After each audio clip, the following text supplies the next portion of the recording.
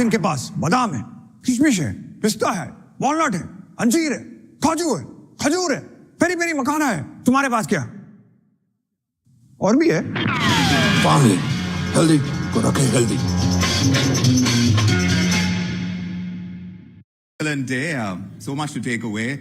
The highlight, of course, was the Prime Minister's speech, his vision for a Viksit Bharat. Many of you were there, and I'm sure you enjoyed what was spelled out by way of a vision for a developed India. We also had the privilege of hearing from several global leaders. We had CEOs over here, technocrats, there were economists, top policymakers. And this is day 2 of the Global Business Summit, and it promises to be just as equally exciting and just as invigorating as yesterday was. Absolutely. But before we move on to the day's proceedings, we would like to take a little bit of time out to thank all of our partners, because remember, without them, this would not be possible.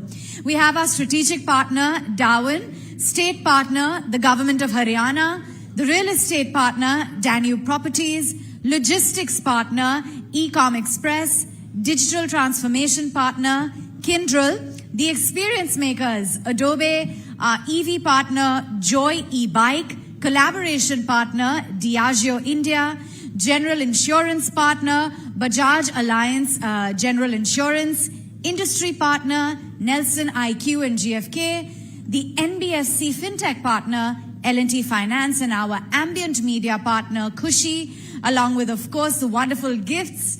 The gifting partner is our. And besides that, of course, we have been active on socials. I know I have been, and I hope you are as well.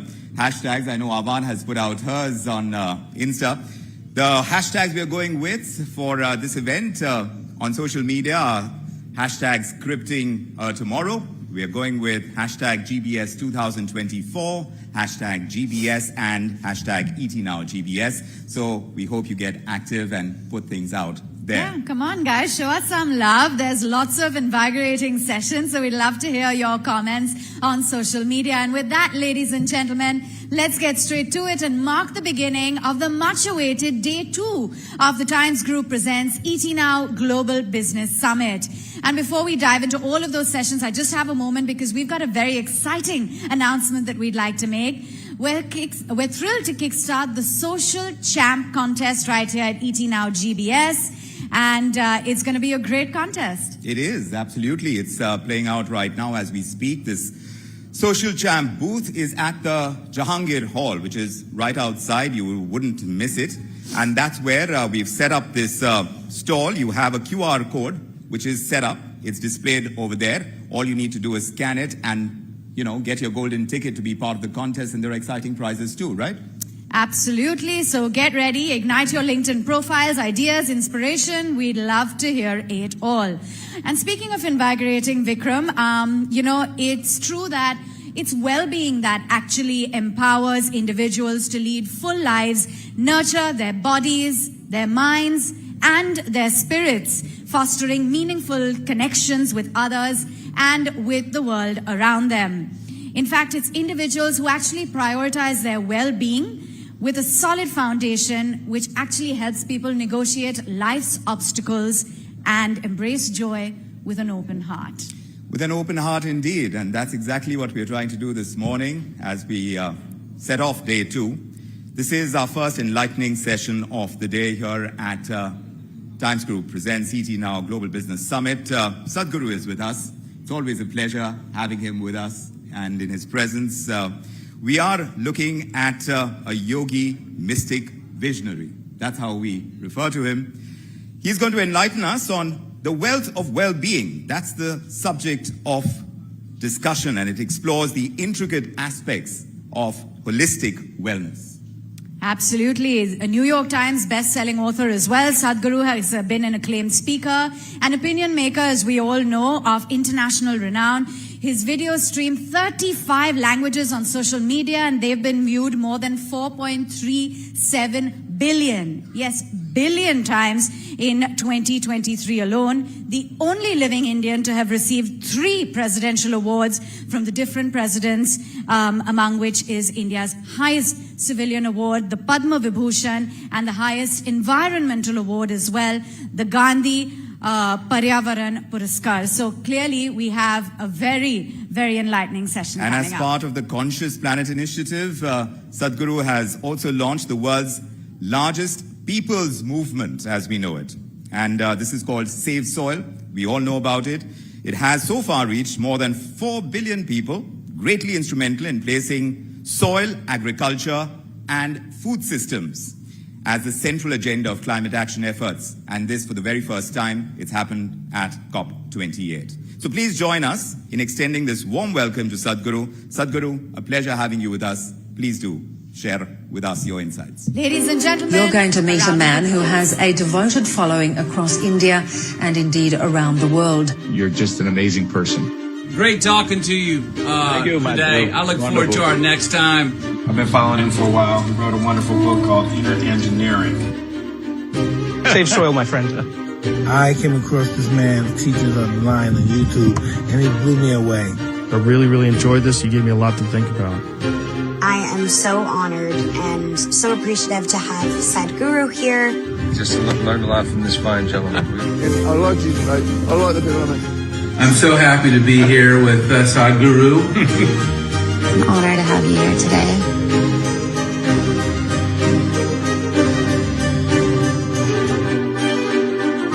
But I really love this man because he's a motorcycle driver. He's in the world, and yet here's this massive guru.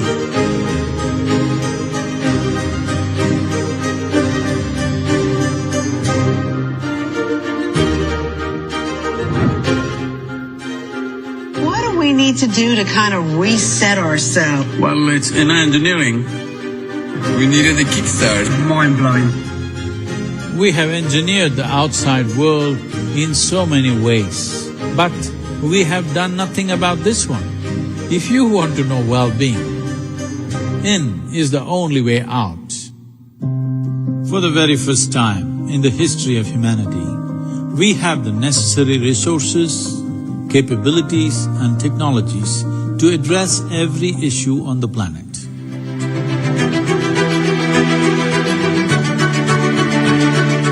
I said, what will I do with $1 billion?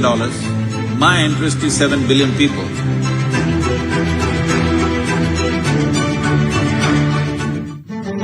All of us come from the same soil. All of us eat of the same soil. All of us die and go back to the same soil. So soil is a unifying force. Soil is not our property.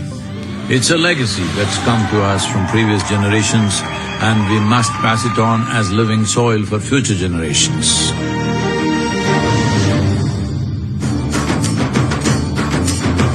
Welcome to Mahashivratri. In these 20 and odd years, Mahashivratri has become a massive festival, the only one of its kind in the world right now. It is only by turning inward that we can create a world full of love, light and laughter. Let's make it happen.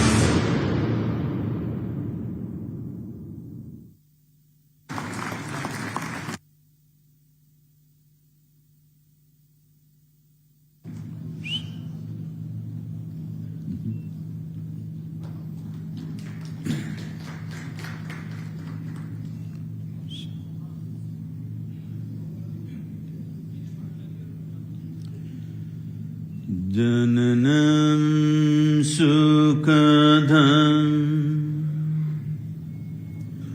maranam karunam milanam maduram smaranam karunam kalavashadiha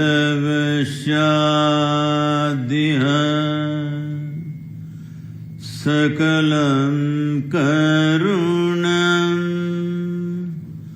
samayadipate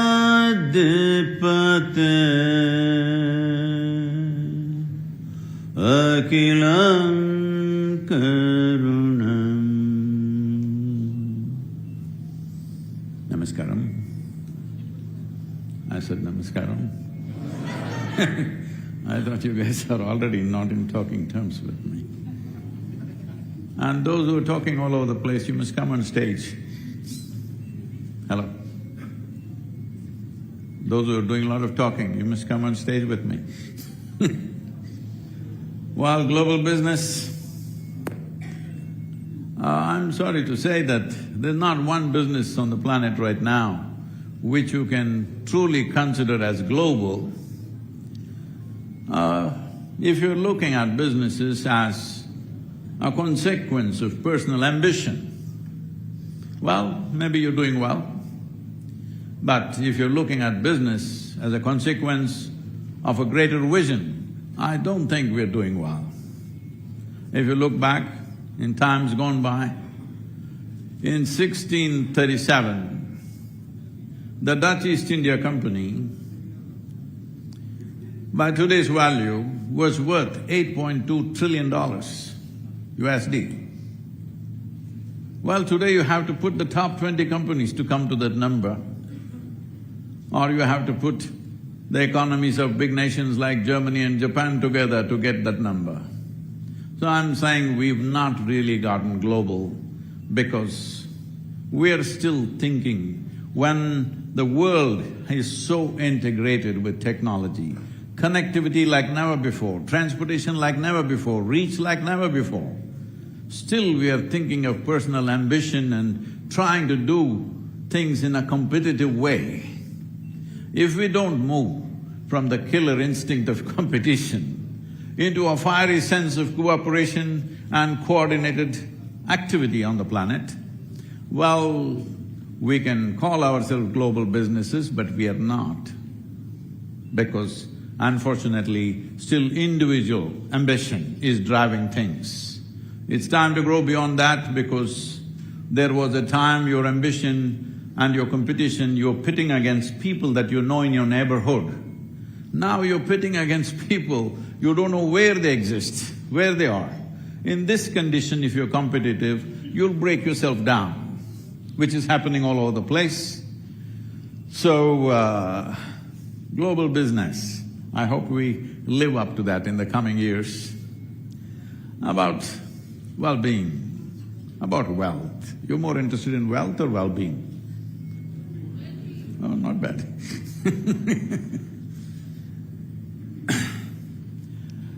We accumulate wealth in the hope that it'll bring well-being. Hello? The purpose of wealth, of accumulating wealth is, it's a hope that well-being will come. So in this hope of trying to bring well-being to humanity, well, we're digging the planet inside out.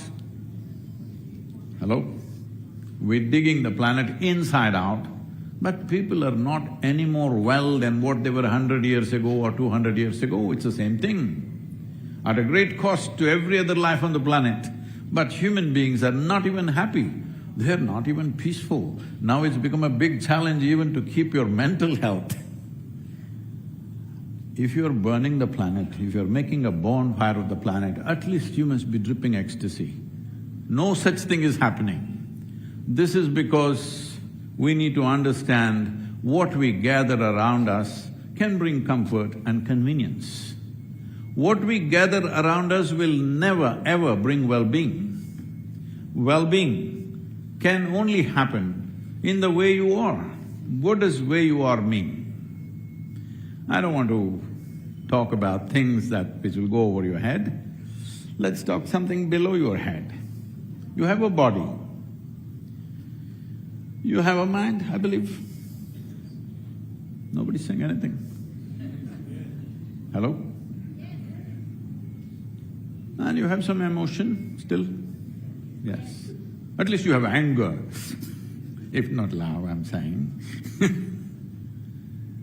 And to make all this happen, there is a life energy functioning within us always. So if your body becomes pleasant, we call this health. You want it? Okay, from now on, I ask you a question, you say yes, no, silence. For all these three things, I'm going to bless you, it's up to you. Health, you want it? Yes. Please say one big yes to yourself, not to me, because once that is gone, the clothes that you wear, the car that you drive, the wealth that you have and the damn things that you're doing will not mean a damn thing. Hello? Yes or no? So I'm asking you again, health? 100% yes. If your body becomes very pleasant, we call this pleasure. Say, you'll miss it the way I'm blessing you. Pleasure, yes. If your mind becomes pleasant, we call this peace. If it becomes very pleasant, we call it joy. If your emotions become pleasant, we call this love. This is very low, yes.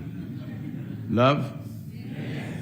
If it becomes very pleasant, we call it compassion. If your very life energies become pleasant, we call this bliss. If it becomes very pleasant, we call it ecstasy. What? Oh, we already got the pills.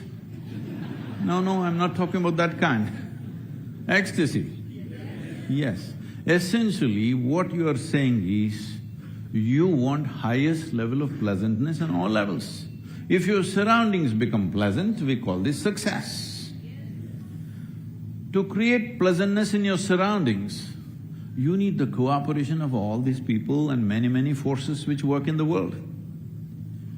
But to create pleasantness of body, pleasantness of mind, pleasantness of emotion and energy, it's 100% your business. Hello? It's 100% your business to create pleasantness of body, mind, emotion and energy. Creating pleasantness in the surroundings, it's a matter of skill, it's a matter of who is around us, it's a matter of the times in which we exist, many factors are there. That sometimes happens, sometimes doesn't happen. But this must be in the highest level of pleasantness. Is that your wish? Hello? For yourself, what is the wish? Highest level of pleasantness? Those of you who are not saying anything, probably you want to go to heaven. Let me tell you this what heaven means is, you don't want to go there because God is supposed to be living there. All the advertisements always said heaven is a very pleasant place. If they told you God lives there but it's a horrendous place, you want to go there? Oh, let him be, we'll pray from here only. Because the advertisements have said it's a very pleasant place, that's why you want to go there. Especially if you made a hell out of yourself, you want to go there quick. Hello? So, well-being means anything that makes you feel well can only come from within you. Human experience comes from within you. The seat of your experience is within you, but you are not sitting there. You are in 100 things around you. You are misunderstanding what is you and what you have gathered. Can we do a little dissection of you? Hello? Hello? Without a scalpel, I'm talking. Hello? Yes? So, you understand these clothes that you wear is yours, but it's not you. No? You understand this much? The car that you drive is yours, but it's not you. The home that you have is yours, but it's not you. You get all that. But the body that you carry, you were not born like this, were you? You came like this, now you became like this. I'm not saying you're too big, I'm just saying you became like this. How? Just the food that you've eaten. Yes? Slowly you gathered. This much you understand. What you gather can be yours, can never ever be you. Yes or no? Hello? Whatever you gather can be yours, it cannot be you. Right now suddenly I say, this vessel is my vessel. You will think Sadhguru has some problem, but let's listen, everybody says he's wise. After some time I say, this is me. Then you will say, let's go. Because you know this is a case. Hello? It is a case. So you're doing this every day, food appears on your plate, you say, this is my food, you eat it and then you say, it's me. So that I don't have so much, man. Now, what you gather, the moment you think it's you, you lost it. Once you lost that one, you will see everything that you do is just that in so many forms. So just to keep you happy, we have to turn the planet inside out, and now we are planning to go to other planets and break the open and see what is there in that. If you break the whole damn universe, you will still not be happy. Because this is a case of a… Can I tell you a story? What are you? See, when our grandmothers told stories, for every word you say, otherwise she'll stop the story. I'm also like that only. See, a potato farmer one day wanted to eat mangoes. What did he want to eat? Mangoes. So he went looking for a mango tree and he found a mango tree. He found a mango tree.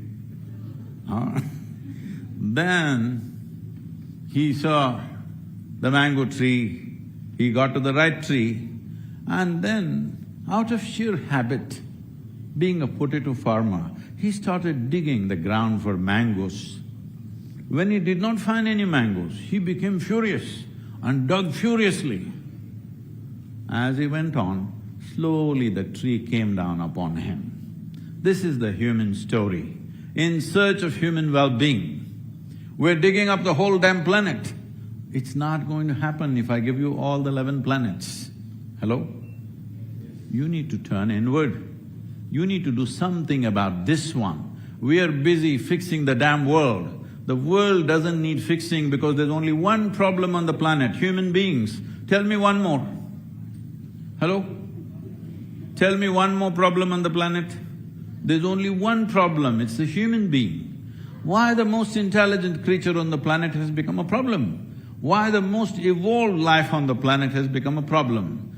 Because if you had half the brain that you have, you would be peaceful. Hello? Yes? So your intelligence has become a problem. About four and a half years ago, a television anchor in Hyderabad, reasonably popular anchor, she jumped off the 5th floor window of her apartment and committed suicide. She died. And she left a note, "Nobody is responsible for my death. My brain is my enemy." How fantastic. To get you here, to this level of cerebral activity, it took millions of years of work. Millions of years of research and development. You can dismiss it off with one word, evolution, but actually it's millions of years of research and development, and today your brain and your intelligence is a problem. You can call it stress, you can call it anxiety, you can call it depression, you can call it whatever. Essentially, you do not know how to conduct your own intelligence. Hello? Your own intelligence is turned against you. If you do not engineer your interiority the way you want it to be, we have engineered the world the way we want it. If you do not engineer your interiority the way you want it, build what you want, have what you want, have heaps of gold, carry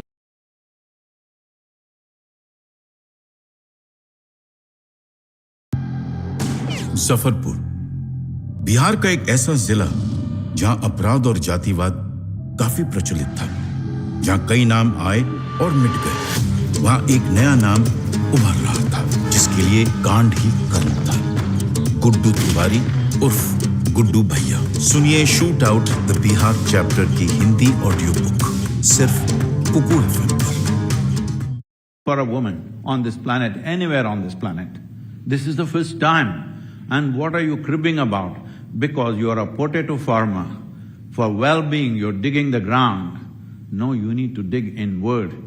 As there is a science and technology for external well-being, there is a whole science and technology for inner well-being. If you do not go this way, see, it's been handled like this for a long time. People told you, don't worry, God will take care of you. You are not in that intellectual condition to hand over your life to God. Let's be straight about it, yes or no? Yes. You're not in that condition. Are you willing to leave your money on the street and say, God will take care of it?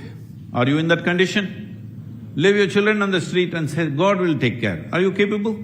No, then don't go on bullshitting yourself and the rest of the world. At least don't do that to your children because you've told these lies for too long. It's time to understand that if you want well-being, you need to conduct this properly. This body, this mind, these emotions, these energies that we call as life, we need to conduct this properly. To conduct anything properly, there is always a science. When we say a science, a systematic approach to make it happen the way it works. When you do something the way it works and it can be repeated for millions of people, that is science. So if you do not have a scientific approach to turn inward and conduct this life the way you want it, well-being is a pipe dream. That's why a lot of people are onto the pipe right now. So this is not a simple issue. For me, this is not a moral issue at all. Right now, in this country, for example, when we were growing up, it was like this in our families, ladies are talking. Some alliances come for the girls and what? No, in their home they drink. Somebody, not the groom, somebody drinks, we can't give our girl to that house. But today if you don't serve drink, nobody will come for your wedding. Hello? So in 30, 40 years this has happened, and if you think drink is good, your children think drug is good. Hello? Little evolution must happen. Your children, if you started drinking at 25, they must start at 15, and they are. Now this is not a moral issue for me. The important thing is, already we are in this condition to make food, we need chemicals. If you breathe in Delhi, you breathe chemicals. If you drink water, it's full of poison, intentionally added to kill the germs and other things, all right? But we must understand the life on this planet is designed in such a way, what kills a bacteria is also capable of killing you because you and a bacteria are made fundamentally the same way. It's only the question of dosage. A bacteria might die with a little bit, you need a little higher one. If you don't understand the chlorine in the water, you drink a bottle of chlorine, you will be dead, all right? So, we are poisoning the water, we are poisoning the air, the soil, everything. As if that's not enough.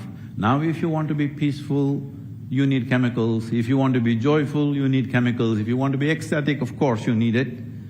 When this is the case, in another 25, 30 years, we may reach a point where 90% of the population will be on chemicals. If this happens, then the generation that comes next, the generation that we produce will be much less than us. If you produce a generation which is less than you have committed a crime against humanity. We are very, very close to that. So there is a way that you can change the fundamental chemistry of who you are. When I just got in the elevator, somebody comes and asks me, here he is, "How are you doing, Sadhguru?" I said, "I'm blissed out." How else to be? See, do you understand that your body, this human system or mechanism, is the greatest chemical factory on the planet? Most complex, most sophisticated? Now the question is only, are you a great CEO or a lousy CEO? If you are a great CEO, you will produce the chemicals that make you wonderful. If you're a lousy CEO, you will produce something that you don't want. It's as simple as that. Today, we have enough study in the world. For example, the teaching hospital for Harvard Medical School has done research on what we call as in engineering. In 6 weeks of practice, your endocannabinoids are up by 70%, which is 23% higher than what happens in sexual orgasm. Simply sitting in one place, you're blown away. This needs to happen only when you are not in search of happiness and well-being in the outside world will you do things consciously, otherwise you are driven by your compulsions. In these compulsions, we will do all the things we should not do. This is what we are doing to the world. This is what we are doing to every other creature. This is what we are doing to the entire planet. Things that we should not do. As human beings, being the most intelligent creatures, we are doing this simply because we are compulsive. This compulsiveness is because you're digging for mangoes in the ground. Thank you very much.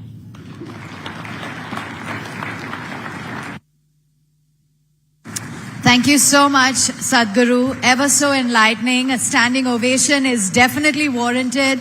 So thank you so very much for joining us today and giving us those pearls of wisdom.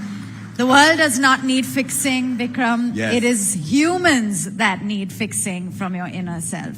Such a great sense of well-being is something that we're all feeling this morning. It's something wonderful to feel, and this morning we've started off on a great note, this entire piece on inner engineering, as it were. Well, we've got a great session ahead as well. Absolutely. You know, we've got the next session that puts the spotlight on imagining India unlimited. In fact, there's going to be a very dynamic speaker, perhaps someone who needs absolutely no introduction. And his presence here this morning, Vikram, signifies not only leadership, but underscores the commitment to shaping a future where the potential of every Indian knows no bounds. And I think this one's really going to make it on social media too. Oh, this is for sure. He's going to articulate his vision to explore a realm of limitless possibilities for India as we strive to envision a future where this country's potential really, actually, truly knows no bounds. We are honored to welcome Shri Amit Shah. He's joining us in a moment, the Honorable Home Minister for the Government of India. We're going to have him and get into a discussion and understand his vision for a Viksit Bharat as well. Absolutely. So we'd encourage all of you to please, of course, listen to that discussion and, of course, share your thoughts, your insights, any that you may have. Remember, we're quite active on social media as well. You can use the hashtags Scripting a Tomorrow, hashtag GBS 2024, hashtag ETNowGBS, and of course, hashtag GBS. We'd love to hear from you. And we also want to thank our partners as well and tell you about what the other sessions are planned out for the day. Just before that, Avan, just a reminder, there are translators standing by. So between those two doors, you see a booth over there. If you require translation from Hindi to English, all you need to do is grab a pair of headsets that are on that table and you'll get your translation going. So we welcome you to do that as well.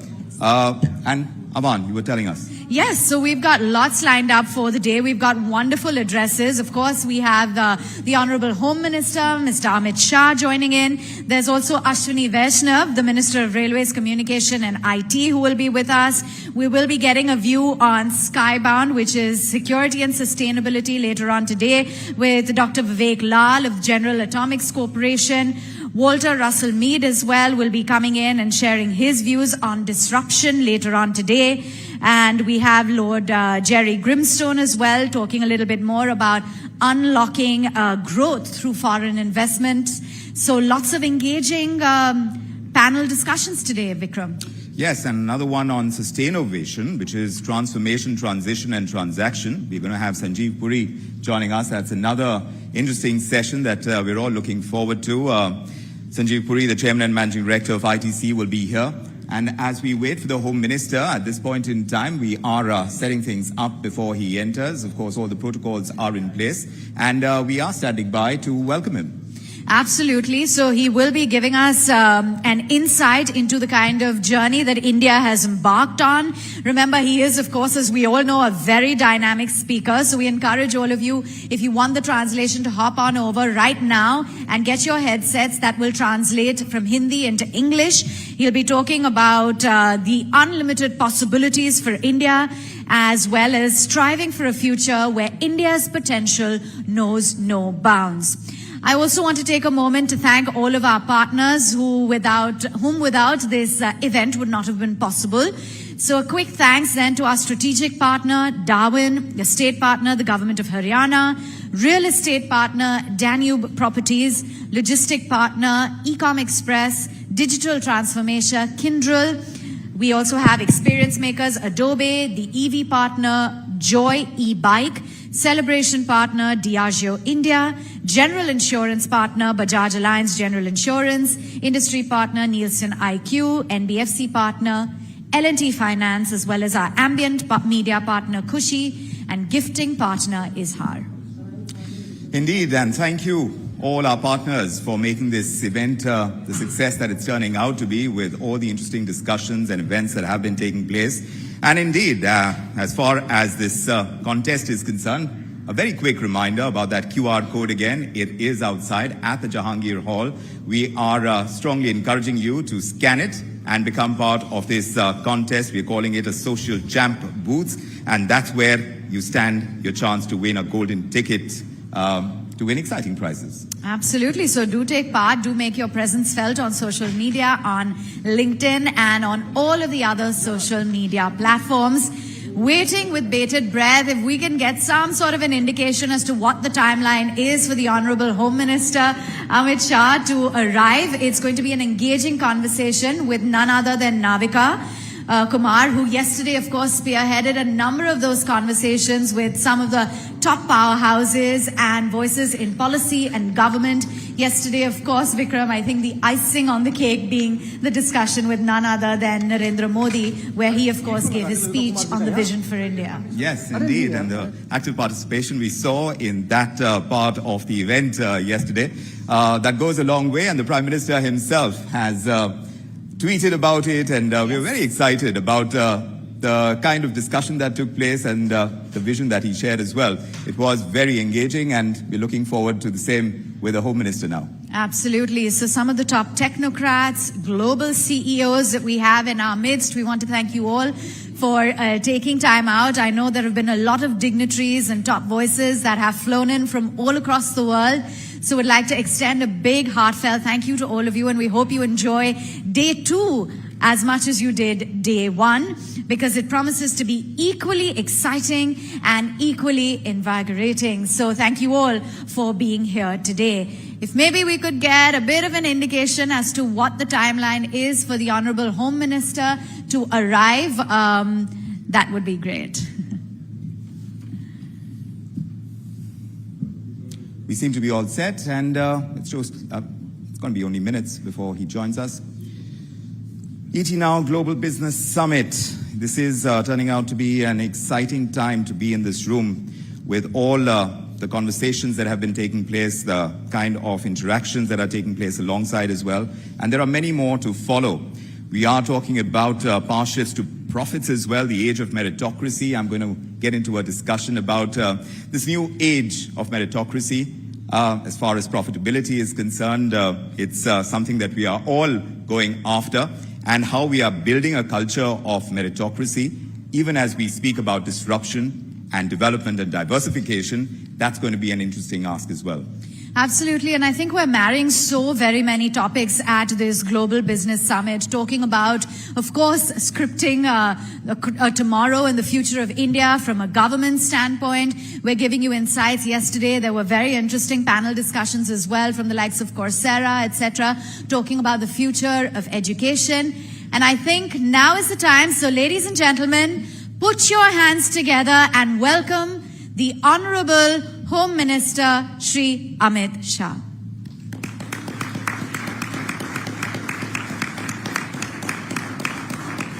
And may we request Shri Vineet Jain to join us on stage as well.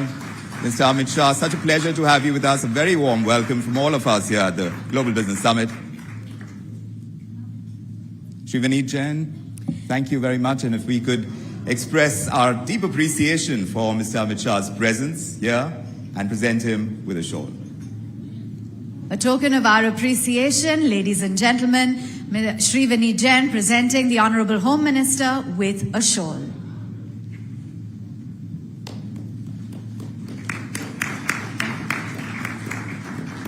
Thank you. And now, for the fireside chat, may I request Navika to join us on stage for this fiery fire chat. Thank you. नमस्कार और स्वागत है आपका गृह मंत्री और cooperatives के मंत्री अमित शाह जी। आज global business summit, ET now global business summit, जो टाइम्स ग्रुप का एनुअल समिट रहता है, जहां हम समीक्षा करते हैं कि देश अब तक कहां पहुंचा और यहां से कहां जाएगा। So ladies and gentlemen, presenting to you Home Minister of India, can we have a big round of applause?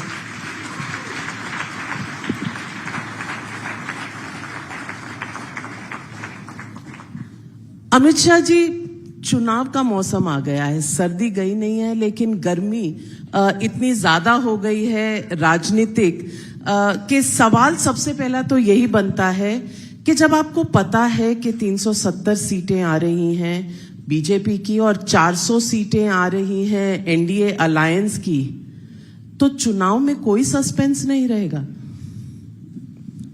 नहीं, देखिए, जहां तक चुनाव के नतीजों का सवाल है, मैं मानता हूं कोई ज्यादा सस्पेंस नहीं बचा है। इवन जिनके सामने हमें चुनाव लड़ना है, वो भी संसद में आश्वस्त दिखते हैं कि इस बार ओपोजिशन में ही बैठना तय है। कोई कंफ्यूजन उनके मन में भी नहीं। परंतु चुनाव का एजेंडा क्या हो, वो मैं मानता हूं कि पहली बार आजाद भारत के पहला चुनाव ऐसा होगा जिसमें भारत को महान राष्ट्र बनाने के एजेंडा पर चुनाव लड़ा जाएगा और पब्लिक मैंडेट भी महान भारत के मुद्दे पर आएगा। मोदी जी ने आत्मनिर्भर भारत और विकसित भारत, संपूर्ण विकसित भारत का एजेंडा रखा है और ये संकल्प 2047 तक देश की 130 करोड़ की जनता के सामने रखा है कि 2047 तक संपूर्ण विकसित भारत हो और आत्मनिर्भर भारत हो। मैं मानता हूं कि 2047 के पहले ही, मोदी एरा में ही, तीसरी टर्म में ही इसका ज्यादातर काम समाप्त करने के एजेंडा पर इस बार देश की जनता वोट करेगी, इसका मुझे विश्वास है। अमित शाह जी, सवाल कई बार उठता है कि पिछले 10 सालों में एनडीए अलायंस में कई लोग आए और कई लोग चले गए, लेकिन आजकल मोहब्बतें थोड़ी बढ़ रही हैं, परिवार भी बढ़ रहा है। ये परिवार जो बढ़ रहा है, ये जो प्यार बाकी पार्टियों के साथ हो रहा है, ये चुनाव तक सीमित है या एक लंबे रिलेशनशिप की घोषणा है, चाहे वो नीतीश कुमार जी के साथ हो, चाहे वो जयंत चौधरी जी के साथ हो? देखिए नाविका जी, देश में एक प्रकार से आइडियल स्थिति तो है कि आइडियोलॉजी के बेस पर सभी पार्टियां अपना पॉलिटिकल निर्णय करें, मगर ऐसा हो नहीं पाता है। भारतीय जनता पार्टी अपनी आइडियोलॉजी, अपने एजेंडा और अपने प्रोग्राम के साथ अपनी जगह पे स्थिर खड़ी है। कई साथी आते हैं, कई साथी चले जाते हैं। जाने में दो प्रकार की चीजें होती है, कई बार घटनाओं के कारण जाना पड़ता है, कई बार पर्टिकुलर स्टेट की पॉलिटिकल इक्वेशन के कारण वो जाते हैं। मगर भारतीय जनता पार्टी ने किसी को कभी एनडीए से नहीं निकाला है। हमेशा हमने गठबंधन का धर्म निभाया है। कई ऐसी जगह हैं जहां पर हम बड़े दल बनकर भी चुनकर आए, परंतु छोटे दल को हमने मुख्यमंत्री बनने का मौका दिया। कई ऐसी जगह हैं जहां हमें पूर्ण बहुमत मिला, फिर भी हमने साथियों को सरकार में महत्वपूर्ण स्थान दिया और हर बात में साथ में रखने का प्रयास किया। मैं मानता हूं कि हम फैमिली प्लानिंग में जरूर मानते हैं, मगर पॉलिटिक्स में फैमिली प्लानिंग में नहीं मानते। कुनबा बड़ा हो, ये हमारा हमेशा का प्रयास है और हम इनका स्वागत भी करते हैं। तो जयंत चौधरी जी और नीतीश कुमार जी तो आ गए। नीतीश कुमार जी तो आते जाते रहते हैं चुनाव के वक्त, लेकिन अभी जो तस्वीरें आई उसमें ऐसा लगा नहीं कि कहीं भी कोई मनमुटाव हो। ये आइडियोलॉजी और ये अलायंसेस होती कैसी है राजनीतिक लेवल पर? सिर्फ समीक्षा। देखिए, मैंने मेरी पार्टी की पोजीशन स्पष्ट कर दी है। हमारी आइडियोलॉजी जनसंघ की स्थापना से आज तक एक ही जगह पे है। हमने इसमें कोई बदलाव नहीं किया, नया फ्यूचर में हमारी आइडियोलॉजी में कोई बदलाव होगा। ये आइडियोलॉजी को देखकर जिसको सूट करता है वो लोग हमारे साथ आए, सभी का स्वागत है। साउथ में अभी हमने देखा चंद्रबाबू नायडू जी मिले प्रधानमंत्री से, आपसे, उसके बाद जगन मोहन रेड्डी जी आए, तो आंध्रा में भी एनडीए का विस्तार हो रहा है। देखिए नाविका, पूरी सरकार आप मंच पर से नहीं बना सकती, समय का थोड़ा राह देखिए, कुछ दिनों में सब कुछ तय हो जाएगा।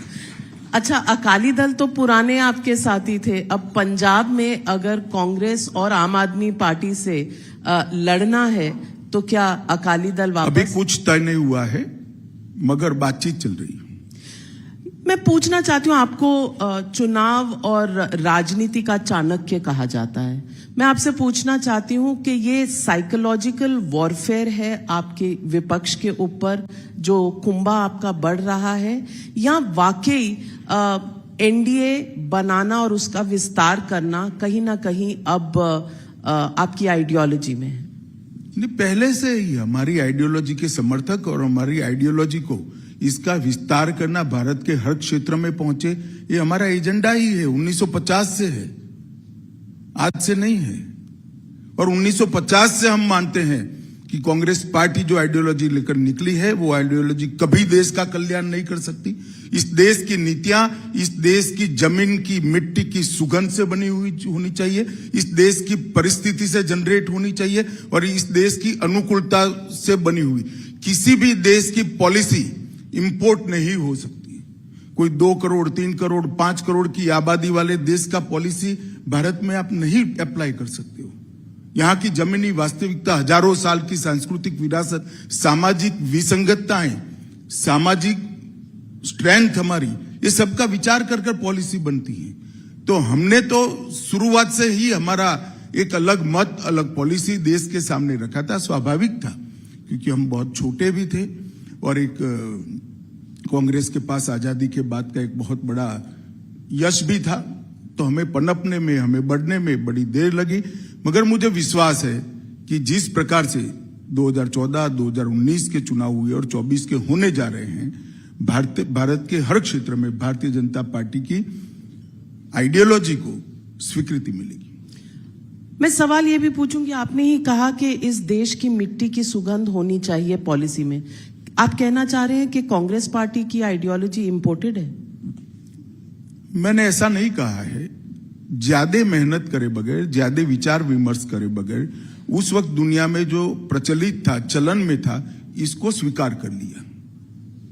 मनसा होगी नहीं होगी मुझे मालूम नहीं, इतनी भी एक्सरसाइज करी होगी नहीं करी होगी मुझे मालूम नहीं, मगर हमने इसको हमेशा भारत के अनुकूल बनाना चाहा है। जैसे मैं आपको बताता हूं, अभी क्रिमिनल जस्टिस सिस्टम के 3 कानून जो 160 साल पुराने थे, हमने उसको भारतीय न्याय के कंसेप्ट के हिसाब से रीबिल्ड करा है और उसमें दंड की जगह न्याय को केंद्र बिंदु में लाने का प्रयास किया है। और ढेर सारा इसमें हमारी मिट्टी की सुगंध भी है। और मैं विश्वास से कह सकता हूं कि जब ये कानून पूर्णतया इंप्लीमेंट हो जाएंगे देश के हर कोने में, हमारी क्रिमिनल जस्टिस सिस्टम दुनिया की सबसे आधुनिक क्रिमिनल जस्टिस सिस्टम होगी। इसमें किसी को शंका रखने की जरूरत। और कोई भी केस भारत के किसी भी कोने में रजिस्टर हो, 3 साल के अंदर उसको अल्टीमेट न्याय मिल जाएगा। इस प्रकार की पूरी सुचारू रूप से व्यवस्था ये 3 कानूनों से होगी। लेकिन विपक्ष कहता है कि ये थोड़ा सा रिसाइकल्ड लॉ है जो आप लेकर आए। देखिए, मैं नहीं समझता कि विपक्ष किस तरह से, क्या विपक्ष से अपेक्षा भी नहीं कर सकते, उनको विरोध ही करना पड़ेगा, क्योंकि इन्होंने अंग्रेजों के बनाए हुए कानून इतने समय तक चलाए हैं। मगर आप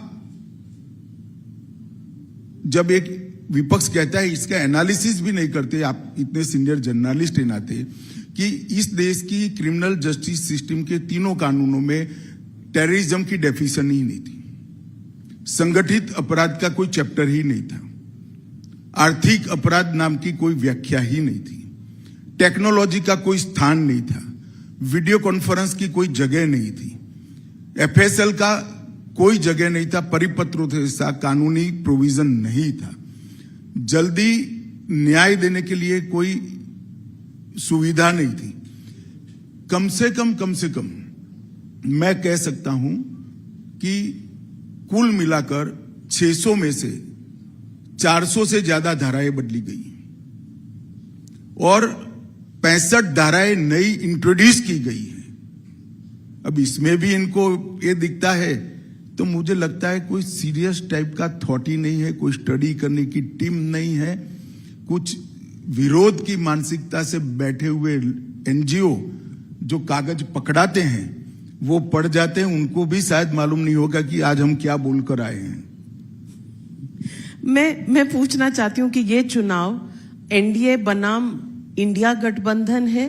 क्या इंडिया गठबंधन की सारी पार्टियां आपको एक साथ ऑपोजिशन दे पाएंगी जिस तरह से उन्होंने शुरू किया था? देखिए, चुनाव एनडीए बनाम इंडिया गठबंधन नहीं है, ये चुनाव घोर निराशा और उज्जवल भविष्य के बीच में है।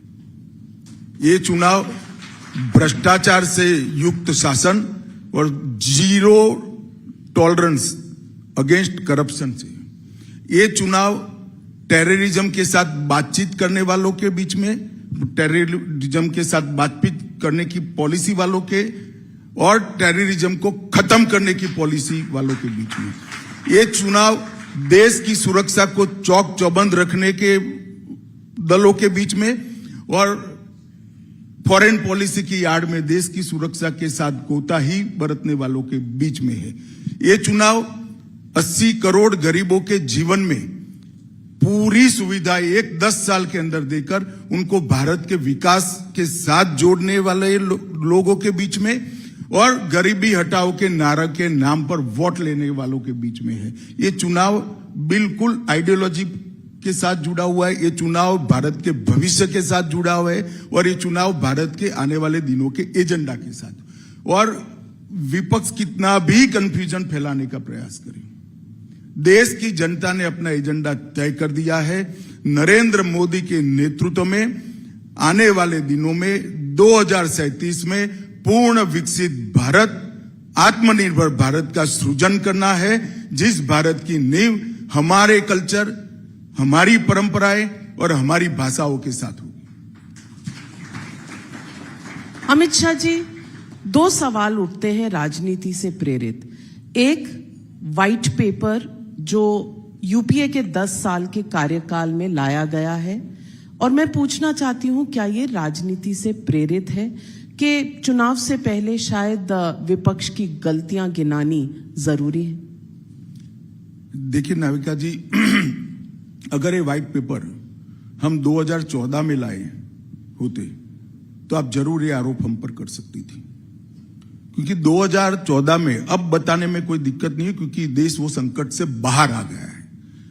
2014 में देश गहरे संकट में था, आर्थिक संकट में था, पूरी व्यवस्था ध्वस्त हो चुकी थी, बैंकों की बैलेंस शीट एनपीए के कारण बनने की स्थिति में नहीं थी, इसको छिपाना पड़ता था, राजस्व का घाटा भी छिपाना पड़ता था, मेकअप करना पड़ता था बजट के अंदर चिदंबरम साहब को। इस प्रकार की व्यवस्थाएं थी। निर्यात लगभग ऊंधे ग्राफ से ही औंधे मुंह गिर रहा था।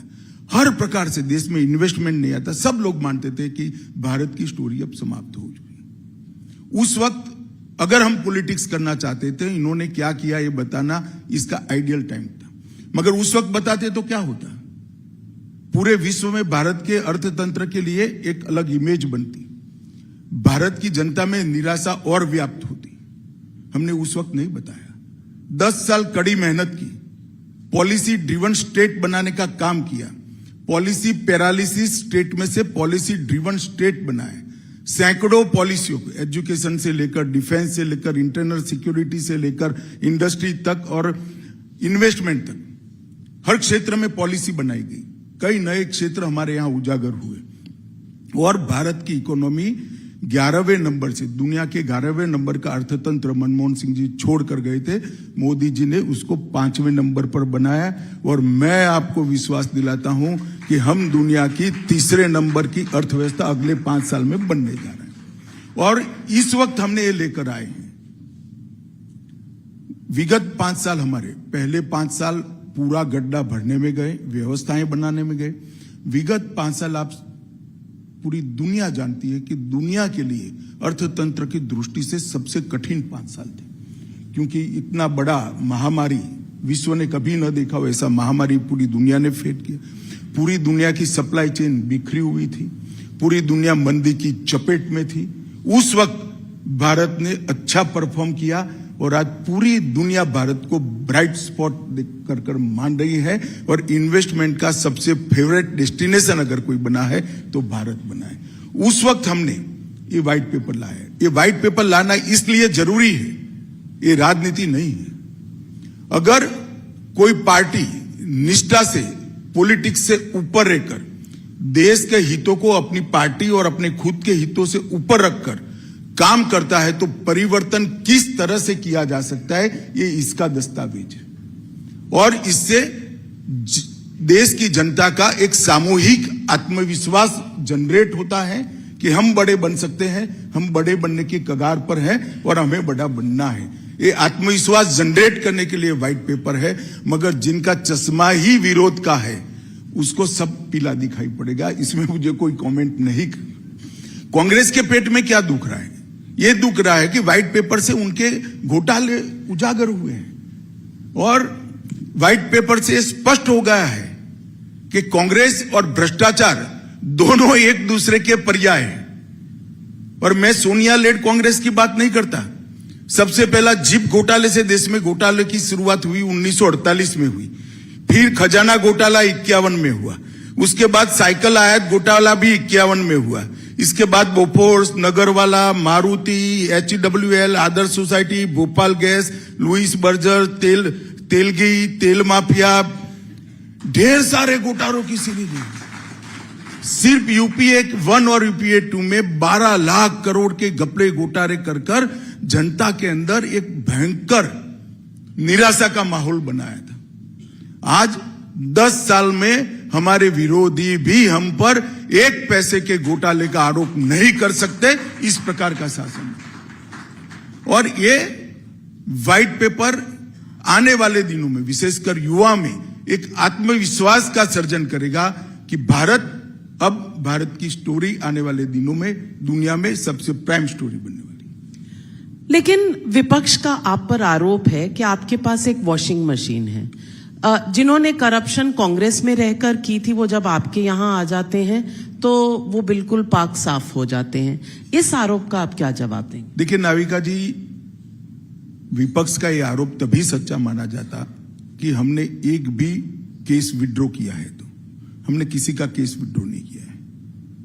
पहले एक बात मैं स्पष्ट कर देना चाहता हूं। दूसरा, इनको मालूम नहीं है कि इनके समय के जितने भी घोटाले थे, कॉल ब्लॉक का हो, कॉमनवेल्थ का हो, 2G का हो, शारदा चिट फंड हो, INX मीडिया हो, अंतरिक्ष देवास हो, लैंड फॉर जॉब हो, पंचकुला और गुड़गांव का घोटाला हो, जम्मू कश्मीर क्रिकेट एसोसिएशन का घोटाला हो, एम्ब्रायर डील का घोटाला हो, सबमरीन का घोटाला हो, ये सारे घोटाले एज अ विपक्ष हमने संसद में उठाए थे, कोर्ट में गए थे और कोर्ट ने जांच ऑर्डर की थी। इस देश की अदालतें बंद हो गई है क्या? कांग्रेस पार्टी एक भी कॉन्क्रीट बात नहीं करती है, और अगर ऐसी कॉन्क्रीट बात है तो अदालत के दरवाजे आपके लिए खुले हैं। आपको जाना चाहिए, विपक्ष ने संसद में उठाना चाहिए। वो तो हर संसद सत्र में एक ही बहाना ढूंढते हैं कि जल्दी से कोई बहाना मिल जाए और वॉकआउट कर जाए और गांधी जी के पुतले के सामने बैठकर फोटो खिंचा ले। अब विपक्ष की भूमिका कहां निभाते हो गई? विपक्ष की भूमिका है सरकार की जनता के सामने लाने जैसी बातों का विरोध कर जनता के सामने लानी चाहिए, और जो अच्छी पॉलिसी है उसका समर्थन भी करना चाहिए। 2 में से एक भी कांग्रेस नहीं कर पा रही। विपक्ष ने एक और बहुत बड़ा मुद्दा उठाया है कास्ट सेंसस का, और उसको लेकर प्रधानमंत्री पर एक व्यक्तिगत आरोप भी लगाया है कि ये कहा है कि ओबीसी स्टेटस प्रधानमंत्री का जन्म से था ही नहीं। ये राहुल गांधी ने स्टेटमेंट दिया है कुछ 2 दिन पहले। देखिए, राहुल गांधी जी की एक पॉलिसी है, झूठ बोलो, सार्वजनिक रूप से बोलो और बार बार बोलो। ये उनका एक पॉलिसी है। जहां तक मोदी जी की जाति का सवाल है, ये बड़ी दुर्भाग्यपूर्ण बात है कि नरेंद्र मोदी जैसे महान नेता की जाति पर कोई चर्चा कर रहा है। उनको जाति क्या है, ब्लॉक क्या है वो ही मालूम नहीं। मोदी जी ने कहा कि मैं ओबीसी हूं। ओबीसी ब्लॉक होता है, जाति नहीं होता है। राहुल जी को शायद इनके टीचरों ने समझाया नहीं है। और जहां तक जाति का सवाल निकाला है, तो मैं आज देश के सामने स्पष्टता करना चाहता हूं। बड़े भारी मन से मैं स्पष्टता कर रहा हूं कि देश के प्रधानमंत्री, इतने यशस्वी प्रधानमंत्री, दुनिया जिसको लीडर मानती है, वो लीडर की जाति के लिए सवाल उठाए जा रहे हैं। मगर डेमोक्रेसी है, हमें जवाब देना चाहिए। मोदी जी की जाति गुजरात में 1994 की 25 जुलाई को ओबीसी में लिस्ट की गई। मैं फिर से डेट कहना चाहता हूं, 25 जुलाई 1994। और उस वक्त गुजरात के मुख्यमंत्री थे श्री छबिलदास मेहता, और पार्टी इन पावर थी कांग्रेस पार्टी। और मोदी जी एक भी चुनाव तब तक नहीं लड़े थे, संगठन का काम करते थे, जाति का सवाल ही नहीं आता था। और दूसरा, उसको ऑल इंडिया लिस्ट में, पहले तो स्टेट का अधिकार है, तो स्टेट ने 94 में कांग्रेस के शासन, 94 में ही कांग्रेस ने दरखास्त भारत सरकार को भेजी, जिसको भारत सरकार ने 2000 में लिस्ट कर दिया। मोदी जी तब भी कुछ नहीं थे, न एमपी थे, न एमएलए थे, न सरपंच थे। और मोदी जी 2001 में मुख्यमंत्री बने। इन लोगों को तथ्यों को तोड़ मरोड़ कर पेश कर विवाद खड़ा करना, यही इनका धर्म है। मगर जब इन्होंने इतना विवाद किया है, मैं पूछना चाहता हूं, कांग्रेस पार्टी ने ओबीसी के लिए क्या किया? काका कालेलकर कमीशन की रिपोर्ट कितने सालों तक पड़ी रही, कुछ नहीं किया। इसके बाद में मंडल कमीशन की रिपोर्ट कितने सालों तक पड़ी रही, कुछ नहीं किया। जब तक कांग्रेस नहीं गई, ये नहीं आई। इसके बाद ओबीसी को संवैधानिक मान्यता देने का काम नरेंद्र मोदी जी ने किया। ओबीसी कमीशन बनाने का काम नरेंद्र मोदी जी ने किया। सेंट्रल्स के जितने भी एग्जामिनेशन है, इस सब में ओबीसी का रिजर्वेशन करने का काम नरेंद्र मोदी जी ने किया। कांग्रेस हमेशा ओबीसी विरोधी पार्टी रही, और उनको लगता है ऐसे झूठ बोलकर हम ओबीसी की सिंपैथी प्राप्त कर लेंगे। और मोदी जी ने ठीक ही कहा है कि ये कुछ सेक्रेटरीज गिनते जो उनके समय में भर्ती हुए हैं। उनको मालूम नहीं है कि भारत सरकार का जो सेक्रेटरी होता है वो किस साल में भर्ती होता है, वो उनके समय में हुए। खैर वो छोड़ दो, मगर देश का प्रधानमंत्री ओबीसी है, वो नहीं दिखाई पड़ता है, और सेक्रेटरी कितने पूछते हैं। मुझे मालूम नहीं पड़ता है इनको क्या हो गया है। और जो कोई कागज पकड़ा रहे उस देश की, उसको देखने की, एनालिसिस की बीच में व्यवस्था करे, सीधा पढ़ देते हैं। ऐसा नहीं करना चाहिए, कई लोग पकड़ा देते हैं। भारत जोड़ो यात्रा का दूसरा दौर चल रहा है। पहले दौर में तेलंगाना, कर्नाटका की विक्ट्री भी उन्हें मिली। अब दूसरा दौर जो भारत जोड़ो न्याय यात्रा है, इस पर आपकी टिप्पणी? क्या नाविका, आप राहुल की तरह बात कर रही हो। भारत जोड़ो यात्रा के बाद कर्नाटक का चुनाव हुआ, तेलंगाना का हुआ, इसके साथ साथ मध्य प्रदेश, राजस्थान, छत्तीसगढ़ का भी हुआ। सब हम जीत गए। और भारत जोड़ो की बात करने वाले उत्तर भारत और दक्षिण भारत, दो देश के टुकड़े करने की बात कर रहे हैं, उसको कांग्रेस पार्टी कॉन्ट्राडिक्ट भी नहीं कर रही। और कोई छोटा नेता नहीं, उनके मुख्यमंत्री, उप मुख्यमंत्री का भाई है, उनका सांसद है, जवाब नहीं देते संसद। खड़े होकर लीडर ऑपोजिशन स्पष्टता नहीं करते कि यह हमारी पार्टी का बयान नहीं। मैं आज इस मंच से कहना चाहता हूं, राहुल गांधी को भारत जोड़ो यात्रा निकालने का कोई अधिकार नहीं है। उनकी पार्टी एक बार देश को तोड़ चुकी है आजादी के वक्त, और दूसरी बार देश को तोड़ने की बात करती है। कांग्रेस पार्टी इससे दूरी भी नहीं बनाती। उनको भारत जोड़ो यात्रा करने का कोई अधिकार नहीं। अमित शाह जी, अभी हाल ही में भारत रत्न दिए गए, कल दिए गए 3 पीवी नरसिम्हा राव, चौधरी चरण सिंह जी और MS स्वामीनाथन को, उससे पहले कर्पूरी ठाकुर को। कांग्रेस और विपक्ष का कहना है कि इसमें भी राजनीति छुपी हुई। नहीं, राजनीति क्या है? राजनीति उनके हिसाब से है कि पीवी नरसिम्हा राव आप साउथ की तरफ देख रहे हैं, राजनीति अपनी आगे साउथ में बढ़ाना चाहते हैं। चौधरी चरण सिंह जी की कुछ लोगों ने कहा है कि आप जयंत चौधरी को अपनी पार्टी में लेना चाह रहे हैं। MS स्वामीनाथन के बारे में कुछ नहीं आया, लेकिन सवाल उठ रहे हैं कि सावरकर जी को भी क्यों नहीं दिया। ये उद्धव इनकी दरखास्त को हमने नोट कर लिया है।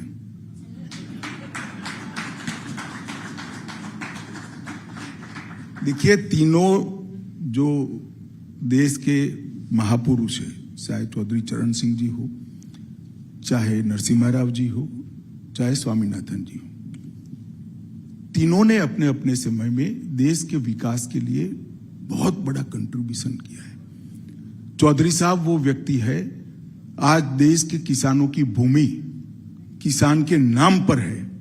इसका संपूर्ण यश अगर किसी को जाता है तो चौधरी चरण सिंह को जाता है, क्योंकि जब जवाहरलाल नेहरू प्रधानमंत्री थे तब वो सामूहिक खेती की बात लेकर आए थे कम्युनिस्ट पैटर्न पर।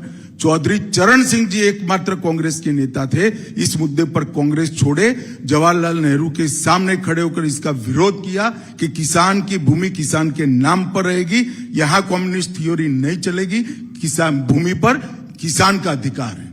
ये चौधरी साहब का काम था।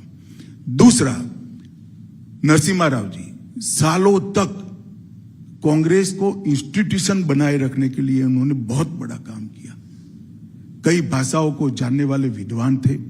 दक्षिण के इतने दिग्गज नेता होने के बावजूद भी नॉर्थ ईस्ट से लेकर पश्चिम और पूरब तक की सभी भारत के हिस्सों को सांस्कृतिक, भाषा की और हिस्टोरिकल जानकारी रखने वाला एक विद्वान व्यक्ति था, जिसने इस देश में बड़ा काम किया। और स्वामीनाथन जी ग्रीन रेवोल्यूशन के लिए इनके कंट्रीब्यूशन को भारत कभी भूला नहीं सकता। आज हम अन्न के क्षेत्र में आत्मनिर्भर है, इसमें स्वामीनाथन जी का बहुत बड़ा योगदान है। कांग्रेस के समय में जितने भी भारत रत्न दे दिए, ये या तो उनके लिए मजबूरी थी या तो अपने परिवार के थे, बाकी कोई नहीं था। मैं एक एक का एनालिसिस कर सकता हूं, मगर मैं किसी का नेगेटिव बात करने यहां नहीं आया हूं। ये तीनों में कोई हमारे लिए मजबूरी नहीं है, इनके कंट्रीब्यूशन को देखकर गया है। कांग्रेस पार्टी के नेताओं को मेरा इतना ही कहना है कि तीनों को भारत रत्न देने के लिए अगर इनका नकारात्मक अभिप्राय है तो जरूर उन्होंने रखना चाहिए। तो यानी कि आप चैलेंज कर रहे हैं ऑपोजिशन के लोगों? मैं चैलेंज नहीं करता, सोचना कैसे चाहिए बताता हूं। तो सोचना कैसे चाहिए, इसीलिए आज एक मोशन मूव किया गया है पार्लियामेंट में भी राम मंदिर को लेके, क्योंकि ये भी आप विपक्ष को एक्सपोज करना चाहते हैं? नहीं, एक्सपोज करने का सवाल नहीं है। नाविका जी, विगत लगभग 550 साढ़े 500 साल से दुनिया भर के कई लोग और पूरा देश मानता था कि राम का मंदिर वहीं बनना चाहिए जहां राम का जन्म हुआ था। ढेर सारा आंदोलन हुआ, ढेर सारी कानूनी लड़ाई लड़ी गई और कई सालों तक ये मसले को दबाया गया। कभी अपीसमेंट के कारण दबाया गया, कभी लॉ एंड ऑर्डर के भय से दबाया गया। और मैं आज देश की जनता को कहना चाहता हूं कि ढेर सारे लोग जब ये जजमेंट आने वाला था आशंका करते थे कि देश में दंगे हो जाएंगे, हजारों लोग मारे जाएंगे, देश का सामाजिक सद्भाव बिखर जाएगा। जजमेंट आया, न किसी ने विजय जुलूस निकाला, न किसी ने फटाके चलाए, हार जीत का सवाल आया ही नहीं और गौरव के साथ आज राम मंदिर बन गया। मोदी जी ने कठोर तपस्या 11 दिन तक कर पूरे भारत में जहां जहां राम थे वो सब जगह पे जाकर एक भक्ति का एक प्रकार का नया प्रकार से आंदोलन खड़ा किया और आध्यात्मिक चेतना, देश की सामूहिक आध्यात्मिक चेतना को जागरूक करने का नरेंद्र भाई ने प्रयास किया। मैंने मेरे जीवन में, मेरा 60वां साल चल रहा है, मेरे जीवन में भक्ति आंदोलन बहुत हुए इस देश में, अनेक लोगों ने चलाए, सफल चलाए, सालों तक असर छोड़ने वाले भक्ति आंदोलन चले, देश के हर हिस्से में चले। परंतु मेरे जीवन में किसी राजनेता के 11 दिन के कठोर यम नियम और तपस्या के कारण इतना बड़ा आध्यात्मिक चेतना का जागृति मैंने मेरे जीवन में नहीं देखा है। और आज पूरा देश एक गहरी संतुष्टि के साथ, कोई विजय का भाव नहीं है, सबके मन में भक्ति है, सब में मन में आध्यात्मिक चेतना है और एक गौरव के साथ राम मंदिर को देख रहा है, इसकी अनुभूति की कर रही है। और जो देश की संसद है, आप लोगों की राजनीति का खड़ा हो सकती है, हम लोगों के लिए जो जनता के प्रतिनिधि है, जनता की भावनाओं को वाचा देते हैं, जनता की भावनाओं को वाचा देने का, उसको वहां पर मुखर कर बोलने का स्थान देश की संसद है। जब पूरा देश इस पर गौरव महसूस कर रहा है, संसद क्यों न करे। और मैं तो चाहूंगा कांग्रेस ने भी गौरव करना चाहिए, अगर उनमें हिम्मत है तो।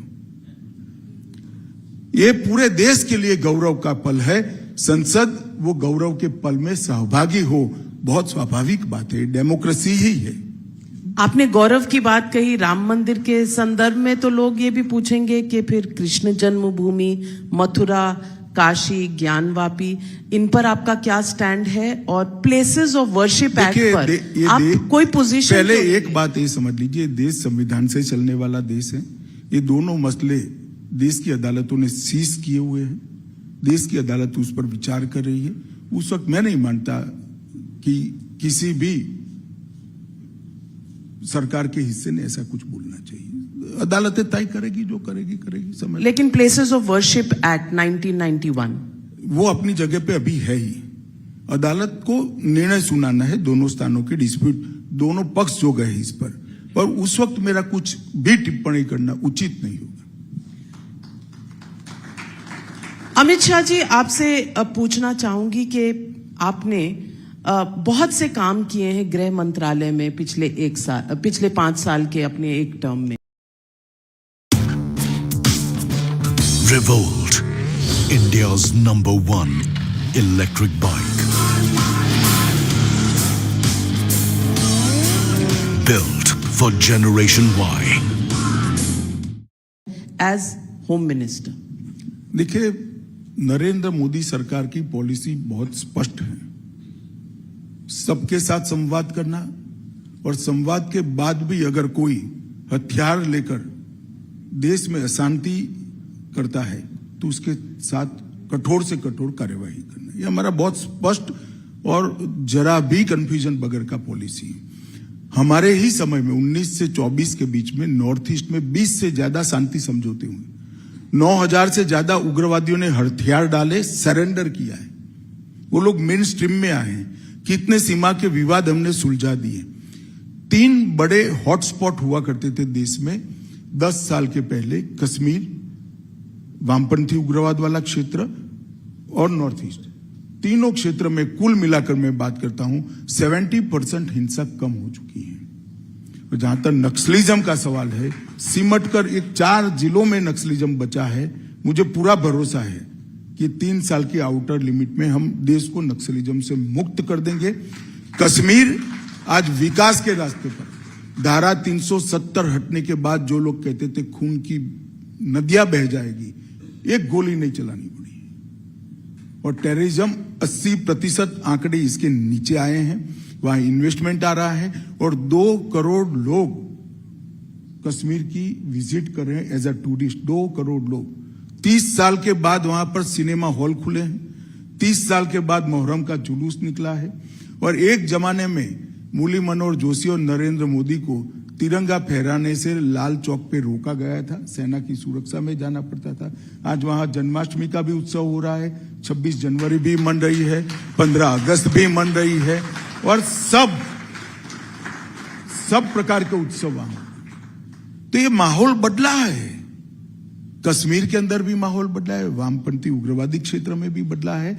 और नॉर्थ ईस्ट में भी बदला है। पूरा नॉर्थ ईस्ट विकास के रास्ते पर चल पड़े, सारे विवाद धीरे धीरे धीरे कर समाप्त हो रहे हैं।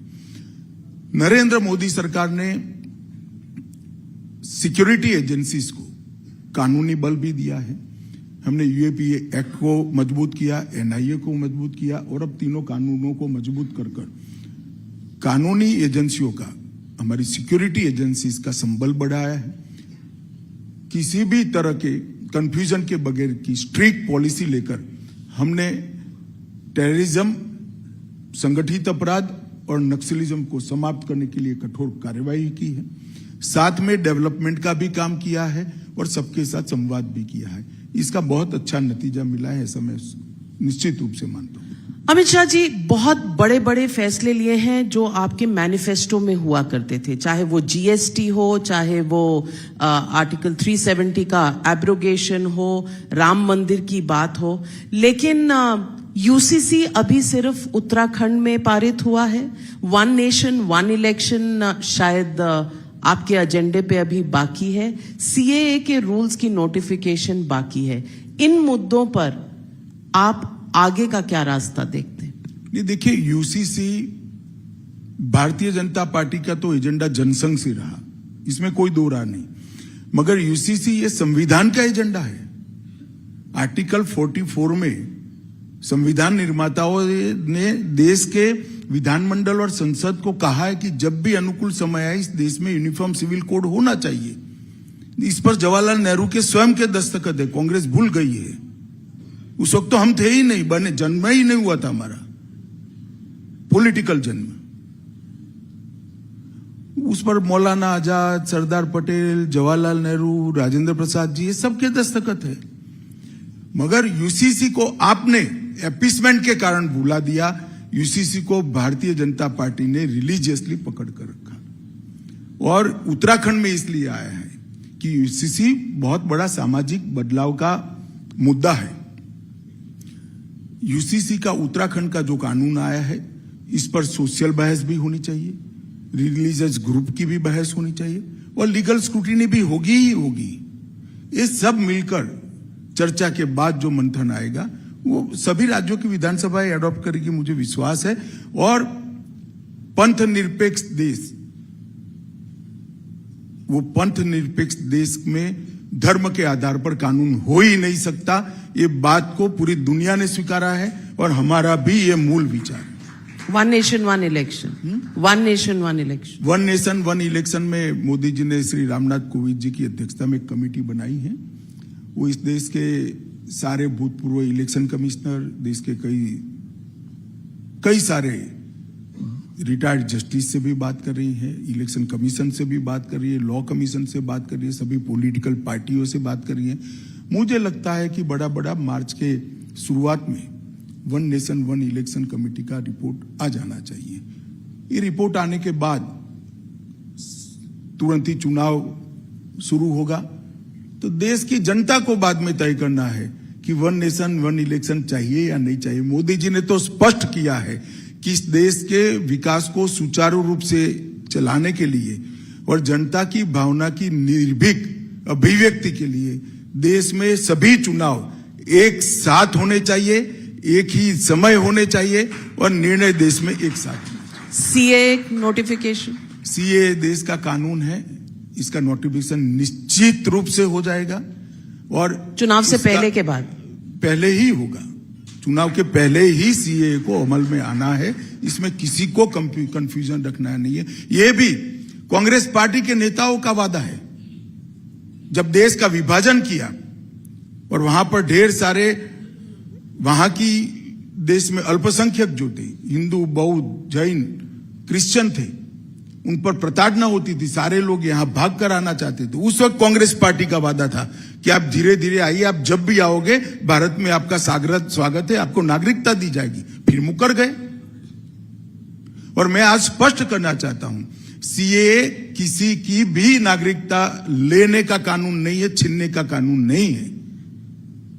इस देश की माइनॉरिटी को और विशेषकर मुस्लिम भाइयों को भड़काया जा रहा है। देश में किसी की भी नागरिकता सीए छीन ही नहीं सकता, क्योंकि कानून में प्रोविजन ही नहीं है।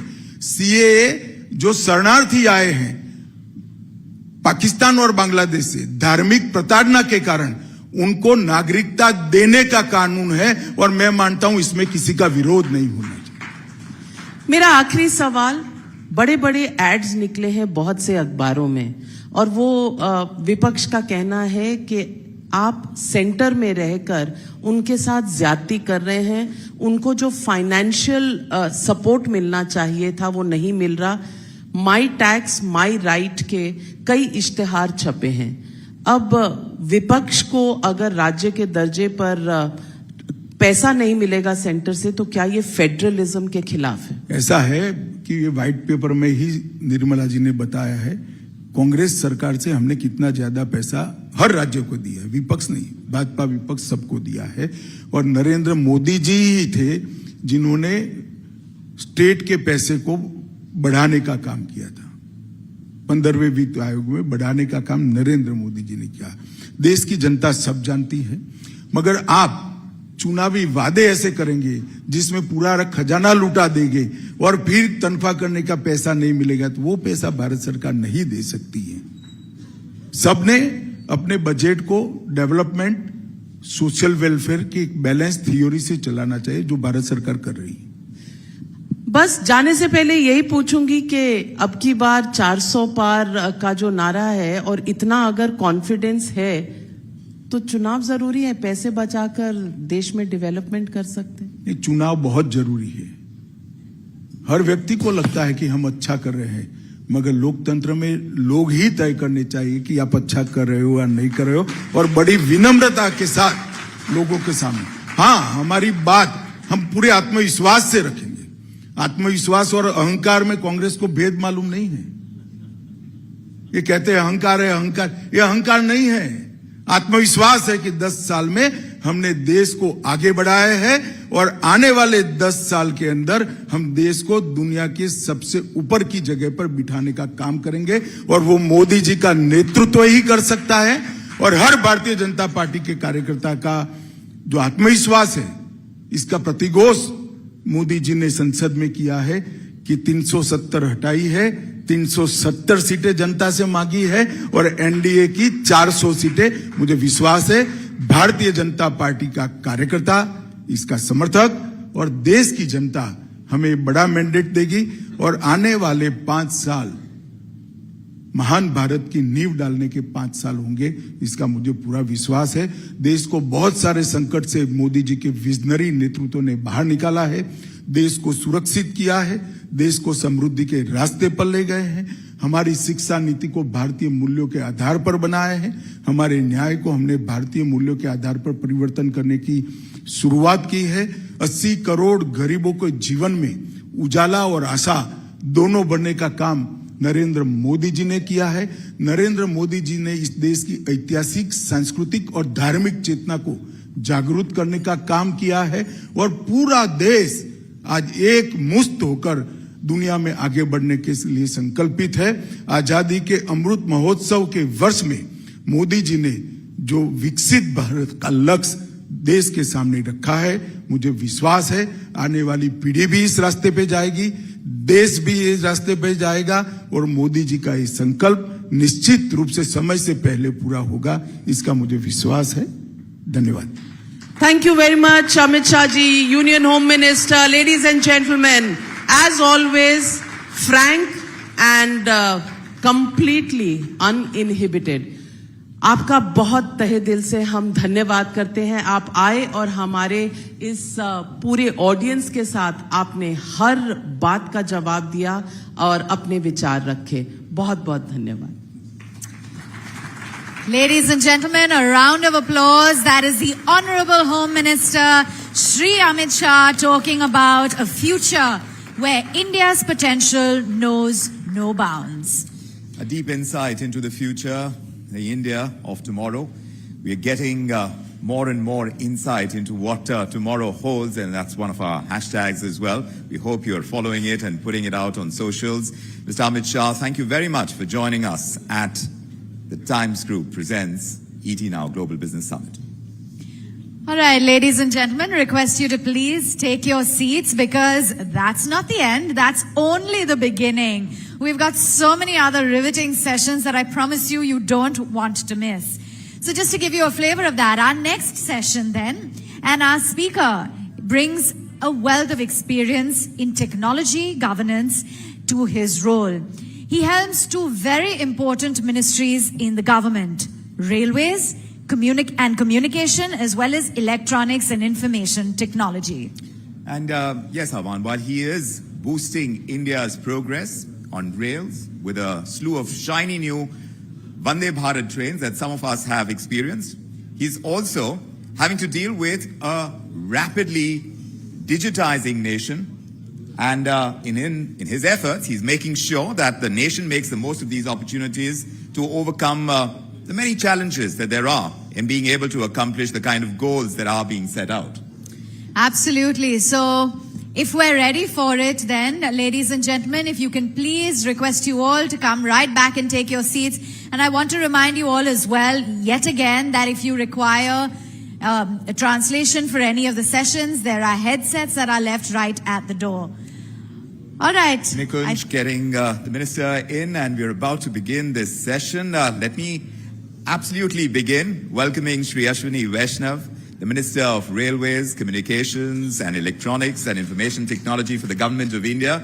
Please do join us on stage, sir.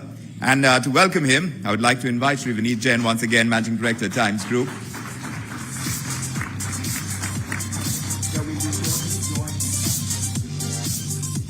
Yes, you have a presentation, Mr. Ashwini Vaishnav. I just want to remind you that the clicker is right here at the podium. So there will be a presentation, and we're going to, why don't we start off then? With the presentation, yes. With the presentation. Shri Ashwini Vaishnav, ladies and gentlemen, addressing the audience. Sir, I'd just like to remind you that your clicker is right here. You can come here if you like. With that. Okay. If we could just request you to please get the chairs and tables removed from the desk.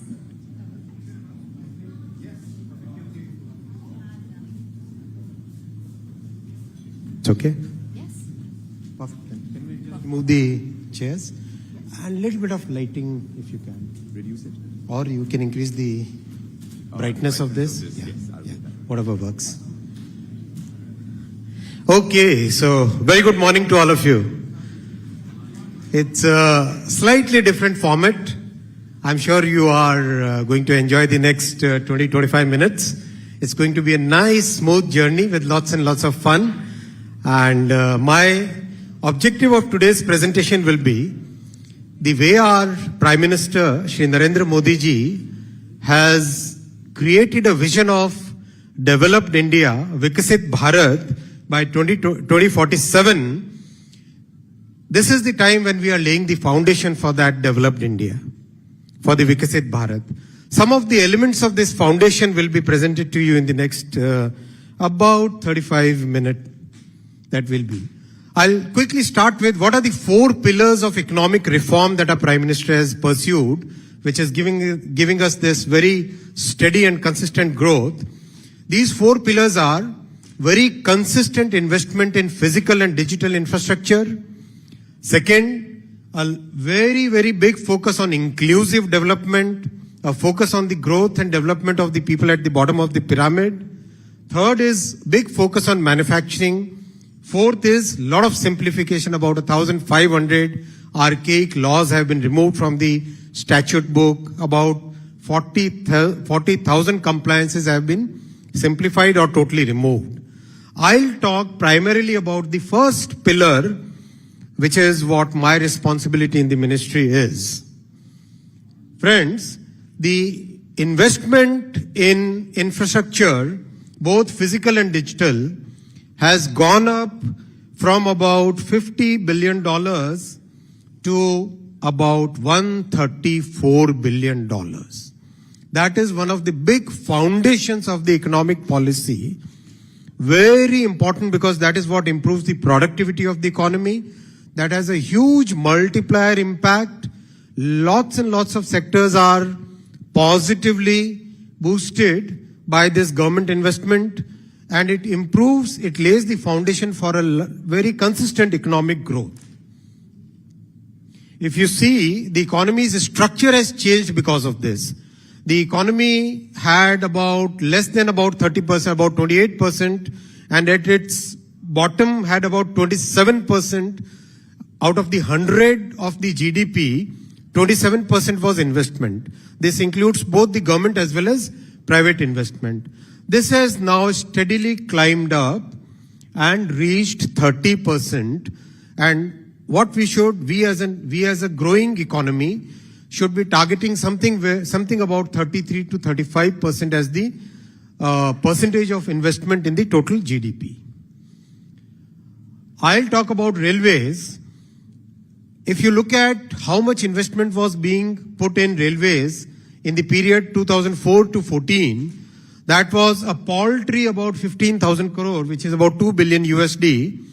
Now that number has gone up to $30 billion USD in the coming budget. And the pace of absorption has simultaneously grown significantly, which means both the railway ministry, the ecosystem of the suppliers, of the production units, of the field formations, everywhere the absorption has gone up. In the current fiscal, which closes on 31st March, our capex is 2,40,000 crore, and we have already achieved 85% of it. So that is the pace at which work is happening. So if you look at new track construction, 10 years back, the rate of track construction was about 4 kilometers a day. Today it is 15 kilometers a day. Last year, we added 5,200 kilometers, which is like adding one Switzerland to Indian railway network. This year, we are adding 5,500 kilometers of tracks, which is like adding one Austria to Indian railway network. So we are like adding a full, complete national railway network to our network every year. That's the pace at which work is going on. Electrification, I'm sure you must have heard Honorable Prime Minister talk about it. 20,000 kilometers was there in the almost like 60 years, 70 years. Last 10 years, this is 41,000 kilometers, which is like electrifying the entire network of Germany. That is the pace at which railway electrification has gone ahead. Look at the progress in bullet train project. I mean, nowhere in the world will you find a project progressing at this pace. Close to 280 kilometers of this network starting from Mumbai to Ahmedabad is today almost like reaching the deck level.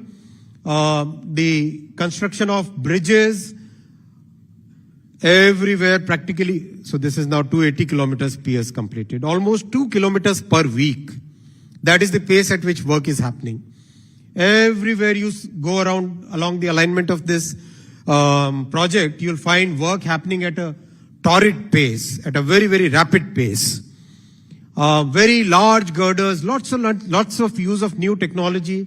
These are girders which weigh about 1,100 tons, which is like 50 trucks can carry that amount of load is there in one single girder.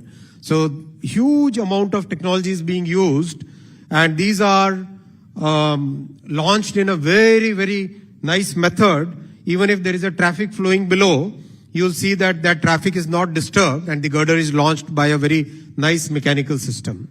We are constructing undersea tunnel from BKC to Thane. That section, there is a undersea tunnel of 21 kilometers, which will be inside the Arabian Sea, and that construction has also started. This is a picture of the underwater metro tunnel, the first underwater metro tunnel in the country. It's in Kolkata, under the Hooghly River. It is almost 13 meters, which is about close to about 40 feet below the surface. This first tunnel is about to be commissioned, and Honorable Prime Minister will be inaugurating it very soon. Lots and lots of work. India's biggest transportation tunnel That is now complete. This is now going to be commissioned very soon. This gives huge satisfaction, the Chenab Bridge. Look at this beauty. This is an engineering marvel. And what gives more satisfaction is, this is almost 35 meters higher than the Eiffel Tower. And designed in India, our engineers have picked up the challenge, proved their worth. And this is a very complex place, I tell you, because geologically, this is a very unstable region. Second, because of the valley effect, the wind speed is very high. So that's why the challenges were very big, but still the project is now complete. I'll talk about station development. About 1.5 years back, in one of the ET summits, I showed the stations how they would look. Our Prime Minister has huge vision for station redevelopment.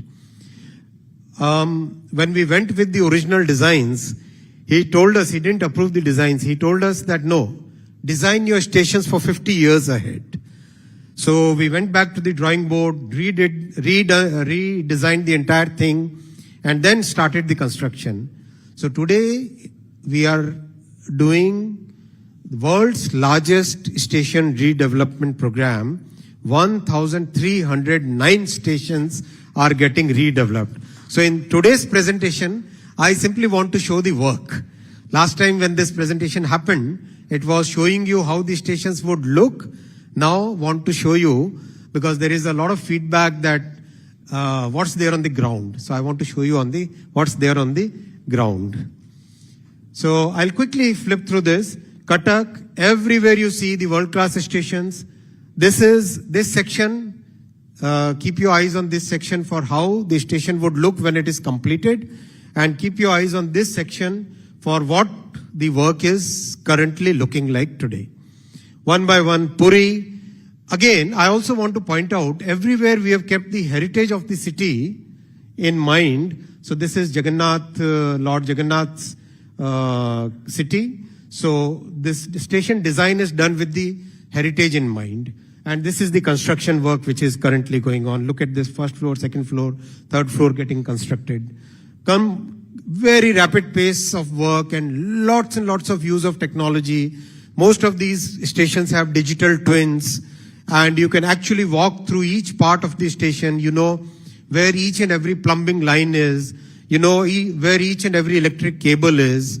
Each and every part of the station is practically having a digital twin, and that digital twin basically makes sure that the station's maintenance will be taken care of in the coming years.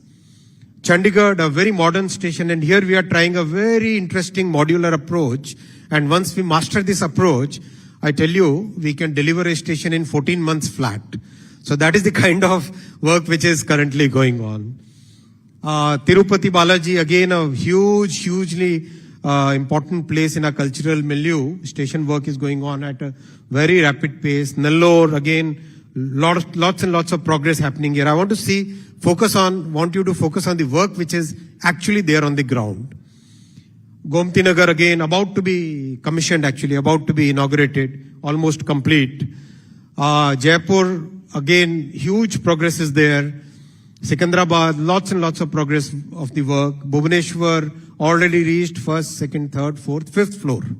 Already 5 floors are constructed. This is going to be a 10-floor building.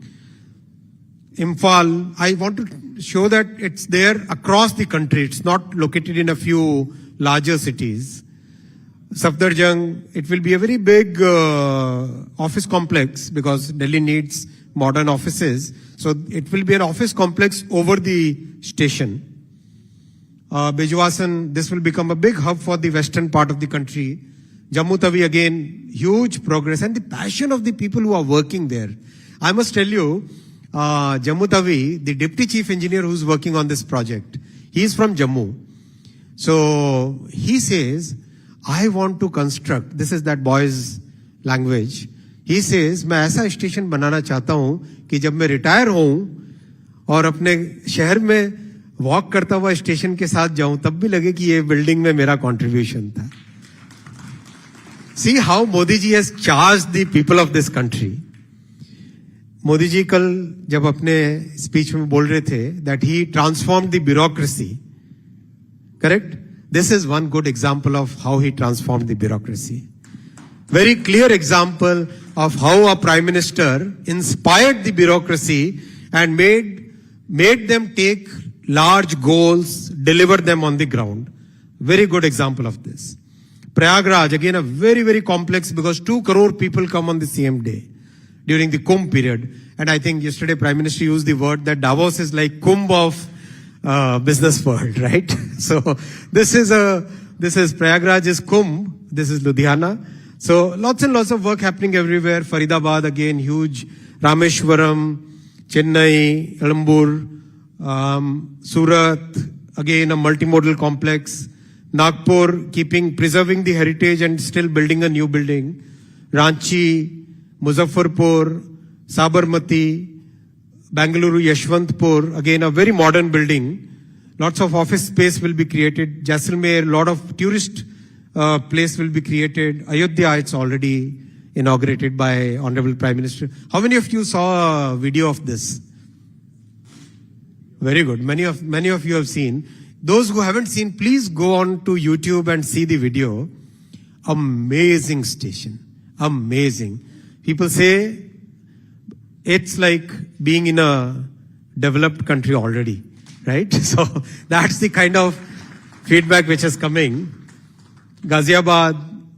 So this is what I wanted to actually show you is how a Prime Minister has truly transformed the way the government organizations think, the way the government organizations take challenges, the way bureaucracy executes.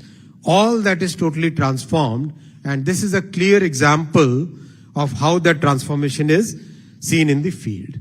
I'll talk about the Vande Bharat train. How many of you had a chance to travel by Vande Bharat train?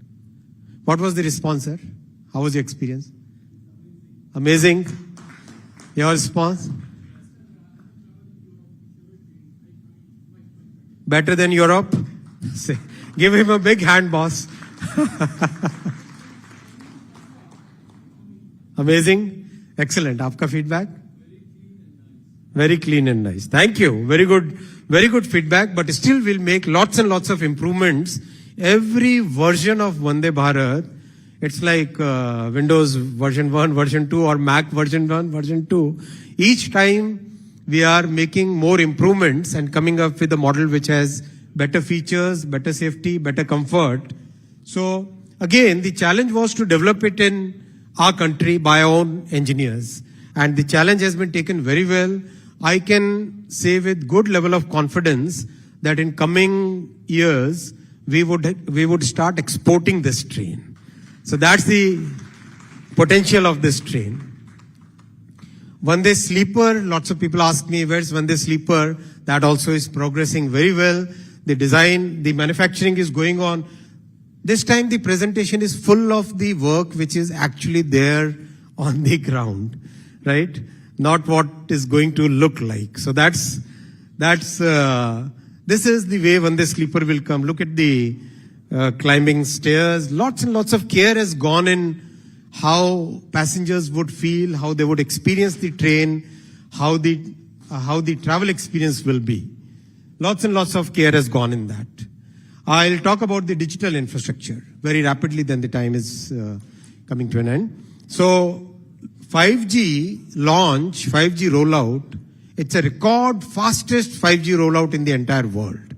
Today, if you combine the 5G towers in 2 large geographies, both continents, I won't take any names here.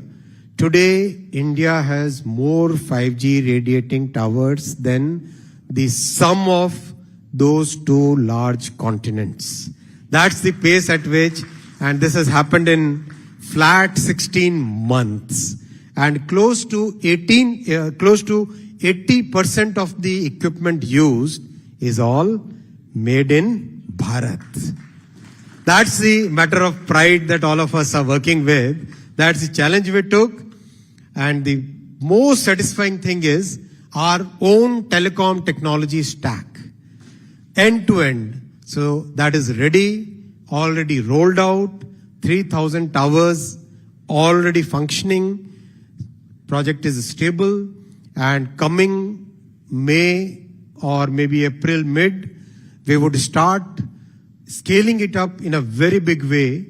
And in coming years, this system would be competing with the top systems in the entire world. We would be competing against Huawei, ZTE, Samsung, Nokia, and Ericsson. So another big technology getting exported from India. This is our digital public infrastructure. I'm sure you would have known about it. I wouldn't go in detail. I just want to have your attention on the structure, the architecture. The architecture is very unique because this is an architecture of public-private partnership, where the government put the investment in creating one platform, and in this platform, we added close to 500 plus banks, close to 50 million merchants, many startups, and about 335 million users. That number has gone to 400 million. We'll update it. So this is the pace at which volume transactions are happening. And this structure allows any new person to be a part of this digital success. Unlike a structure where the entire control is in the hand of big tech, unless a structure where a few people will be controlling the entire system.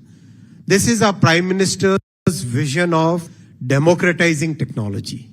Fully democratized technology, a structure in which anybody can join, try their luck, try their technology, work out their ideas, and lots of startups are based on that.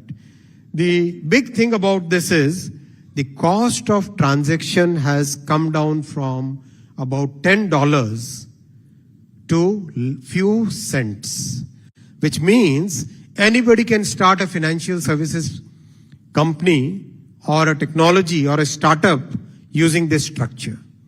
That's the beauty of this. And that really means a lot, because when we talk about the second pillar of inclusive growth means the people at the bottom of the pyramid must have access to technology, must have access to services, must have the same level of service which people sitting in this room can afford. So that's the vision of our Prime Minister, where every citizen should get the benefits of technology, should get the benefits of high productivity and better opportunities. I'll very quickly go through this, how each and every sector, whether it is vaccines, whether it is building houses, whether it is providing toilets to our rural houses, every part of the economy, every part of the society has benefited by the inclusive growth pillar. And huge focus on manufacturing. You must have seen mobile manufacturing is a classic case. From a minuscule value 10 years back, today mobile manufacturing is close to 43 billion USD, and exports have already crossed $12 billion. Maybe this year will be higher than that. Electronics products was again a minuscule number. Today it is close to $105 billion. And this is a sector which has grown like this, and the inflection point has come. It's going to grow like this now. It's like that classic hockey stick growth. Lots and lots of simplification happening in this sector. And very satisfying thing is the story of semiconductor, something which the country has dreamt for last 40 years. Our Prime Minister, his clear focus and his vision, the way Modi ji worked on this project, this is a classic case of how things can happen.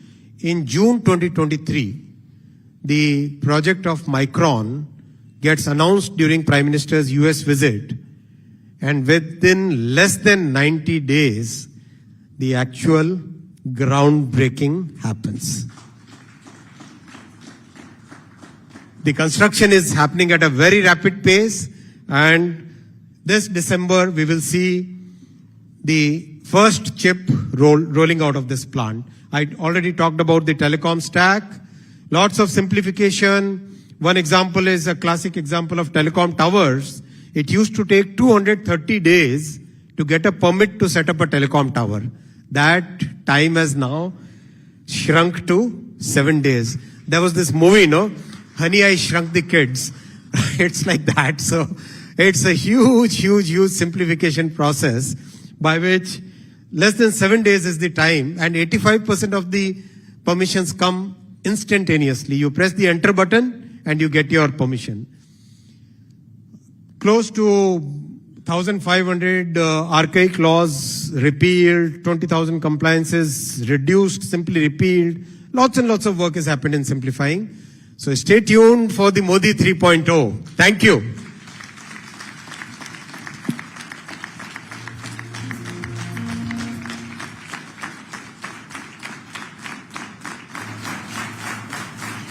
Thank you.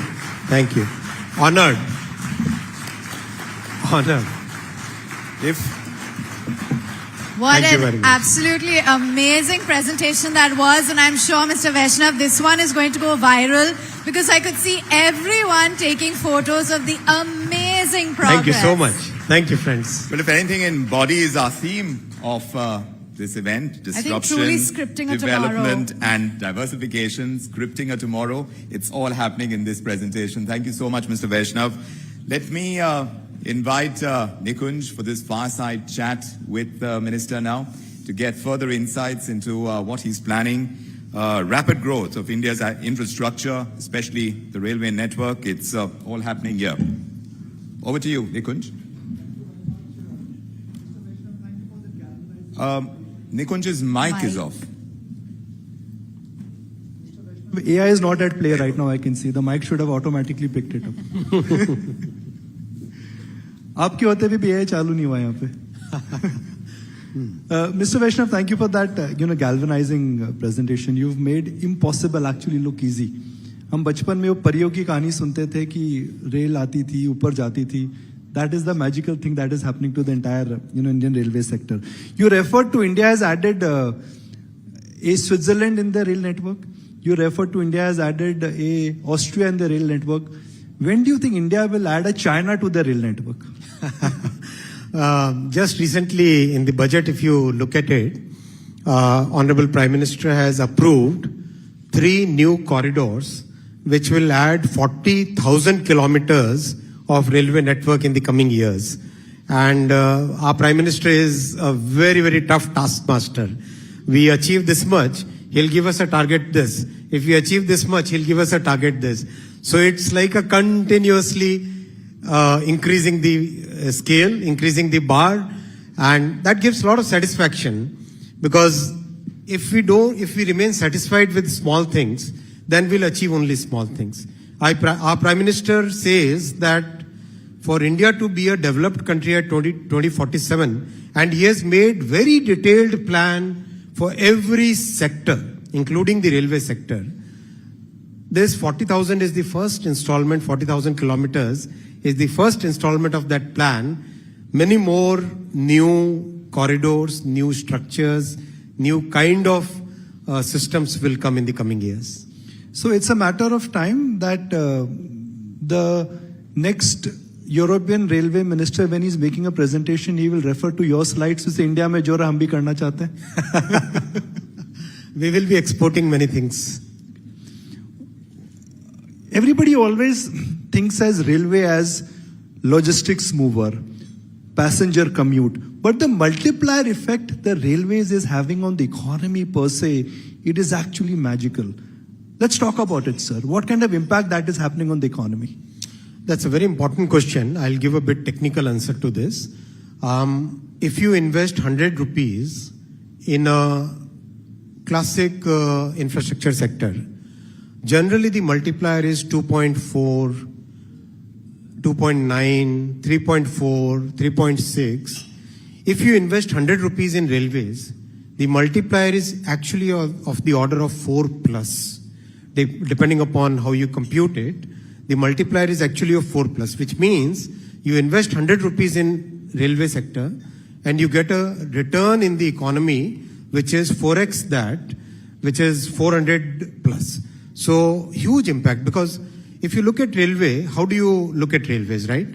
Railway track is like highway plus steel sector sitting on it. Railway trains are like the entire Toyota, Maruti, Hyundai in it, right? Railway electrification, the overhead wires, that is like the power grid combined in the system.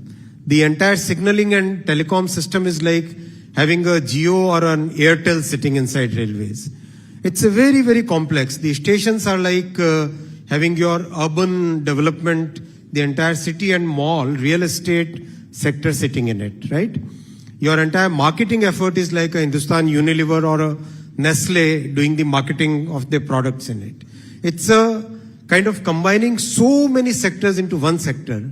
That is what is behind the high multiplier and a big impact on practically every sector. We have computed, we actually did an enumeration once. Each and every rupee that we invest in railways has an impact of about, on about 250 industries. I'm not talking companies. 250 industries, for example, the steel industry, the paint industry, the cable industry, that level, that is the kind of impact which railway has. So, will it be fair to say that railways will be doing a lot of heavy lifting for the economy in terms of capex, the infrastructure built up, and more importantly, the multiplier effect it will have? Yes, that's a very fair statement. The Prime Minister on the floor of the Parliament spoke about PSUs, the wealth creation in PSUs. Railway stocks is where the real wealth has happened. Everyone is excited about the good things happening in the railways, path to profitability, excitement and buoyancy. What do you have to say to millions of investors? Because we've never had a chance to ask you, Minister Vaishnav, what's your view on railway stock? So generally I refrain from talking about the stock market, and I'll maintain that rule, follow that principle. What I can talk about the sector is that the sector is growing very well. The sector is today kind of for a very long period, railway was losing the market share. Railway used to have something around 80% market share 60 years back, 70 years back. Now that came down to 27% at its lowest. Now it has started inching up. From 27, it has come to about 28.5%. Next year, it will be about 29%. And by 2030, the share of railway in the entire transportation will be about 35%. And the reason for that, why it is good for the country, is transportation by railway is about 60% less expensive and 90% less polluting. That's even more important because CO2 emissions are 90% less in the railway sector compared to the road sector. So it's very important for the country, our future, our green goals, that we need to make sure that the railway sector grows. But sir, I have a simple question. Why is so much of productivity getting suddenly unleashed in the railway sector? This sector to pehle bhi tha, but why so much of productivity and so much of galvanization is suddenly getting unleashed? See, one of the very, very highly satisfying things, the way our Prime Minister goes into details. I can just share it in public today. If there is a 35-page deck which has pure technical details, you'll find a Prime Minister who's deeply engrossed in discussions on those technical details. He goes into minute details. He helps us think through the problems, and then he gives us the comfort that go ahead, take this reform forward and see the results. If you don't succeed, don't worry. We'll find a new way. But he gives that very significant strength of doing bigger things, taking bigger goals, achieving, failing also in between, but still trying new things. I think that's what has really helped unleash the power of technology and the power of scaling up. But Mr. Vaishnav, you would still admit and acknowledge that the logistic cost in India are significantly higher, and they are still in double digit. And if I look at the global numbers are far more appealing. What is the plan in place to really bring that cost down structurally? Structurally, if you have two things, something first, let's say there are two items, right? First item has a cost which is very high. Second item which has a cost very low.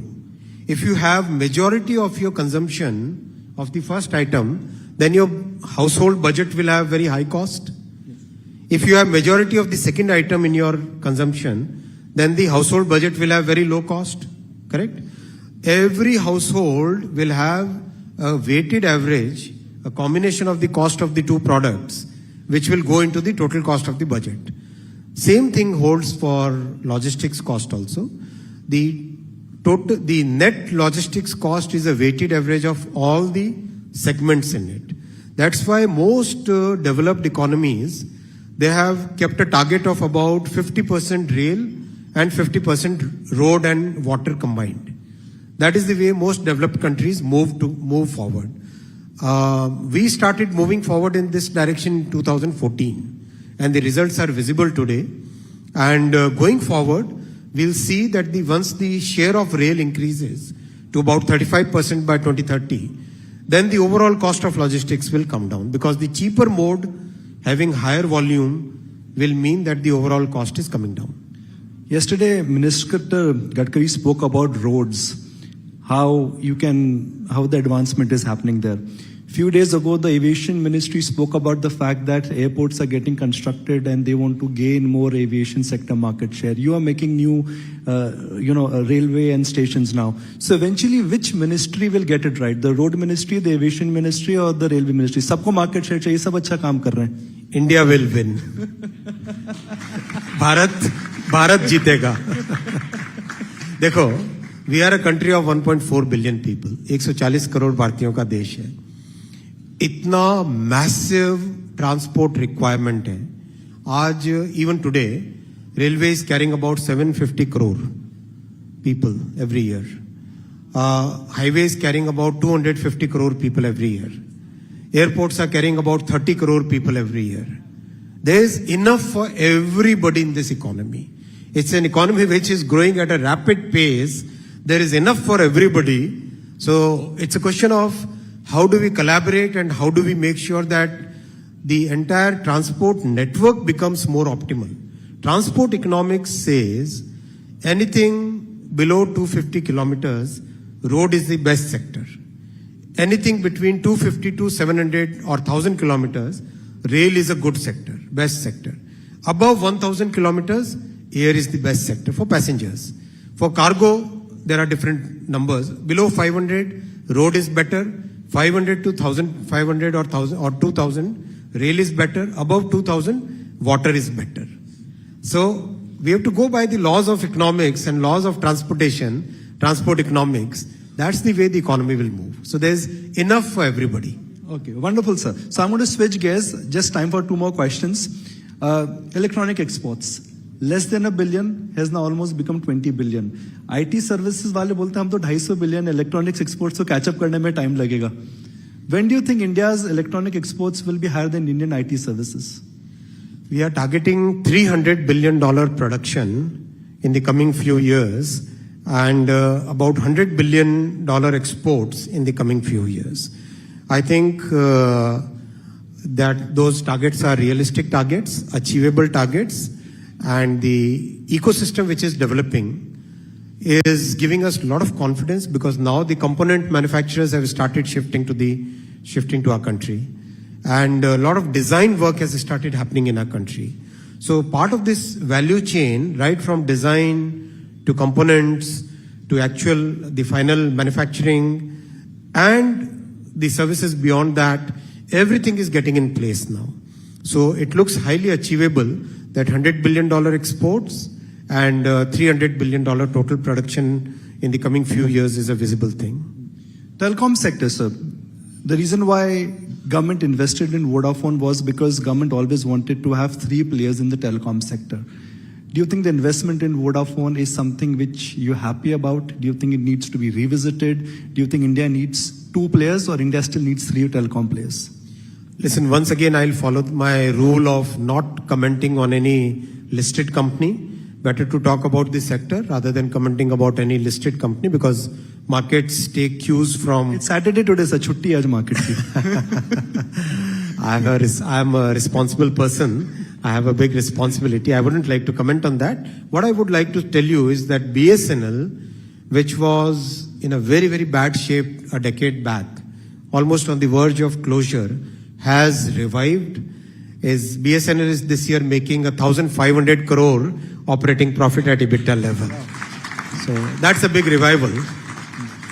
So last question, Mr. Vaishnav. Last time on the ET Forum, you shared with us on the projects which were launched and started. Today you've shared the update with us in terms of where the progress is. Next year at ET Now GBS, I'm booking an appointment in advance. If you have to make a presentation in the railway sector, what would be the headline of that presentation? What do you think it's likely to contain? Modi 3.0 is going to have very, very big initiatives. Our Prime Minister doesn't think small. He thinks very big. And his vision is of a different order. So next GBS, you'll find lots of work which is completed and lots of new initiatives. Thank you so much. Thank you very much. Ladies and gentlemen, Mr. Vaishnav, let's stand and give him a standing ovation. The Indian railway sector, the electronic sector, everything has changed. He's made the impossible look very, very easy. Thank you, Minister Vaishnav. Mr. Vaishnav, thank you indeed. And Nikunj, thank you very much. Shrivaneet Jain, if we can have you on stage to... Request you to please stay on stage for a moment. Shrivaneet Jain would like to present you with a token of our appreciation, a shawl on our behalf. Thank you so very much for sharing with us those insights. Honoring the Minister after his excellent presentation, giving us a glimpse into the future, the growth of India's infrastructure. Thank you indeed for sharing all those ideas. The underwater metro tunnel, I for one cannot wait for that, among, of course, the other amazing things that like the Chenab Bridge. Absolutely. Higher than the Eiffel Tower. Yes. Excellent. All right. All right, request you all to please take your seats. Don't go anywhere. It only gets better and better as each session progresses on. Now, in today's rapidly changing world, organizations and individuals are faced with significant challenges that require creative solutions and adaptive strategies. From economic upheavals to technological disruptions, navigating through these crises require resilience, foresight, and a willingness to embrace change. Well, change is something that we are making a habit of. Disruption is something that we are focusing on. And within this context, we have a fireside chat playing out now, Crisis to Creation, Navigating a Disruptive World. For this, I'd like to invite the moderator first, Ajay Sharma, Senior Editor, ET Now. Please do join us, Ajay. Right here, here's where he is. Ladies and gentlemen, a round of applause, because joining him is none other than Jenny Johnson, the President and Chief Executive Officer of Franklin Templeton. Ladies and gentlemen, a round of applause for this engaging panel discussion. And Ajay, I'll hand it over to you. Do what you do best. Ajay's mic. Yeah. Okay. Thanks for that, Awad. I was engrossed in conversation with Jenny on the sideline. She's such an amazing person to speak with, hundreds of stories. But today I'm going to take the discussion forward with Jenny Johnson. She's the CEO of Franklin Templeton Global. $1.5 trillion is the kind of asset under management globally. And she's been around 35 years doing it. Franklin, by the way, is also one of the organization's oldest global organizations to come to India with the mandate of asset management.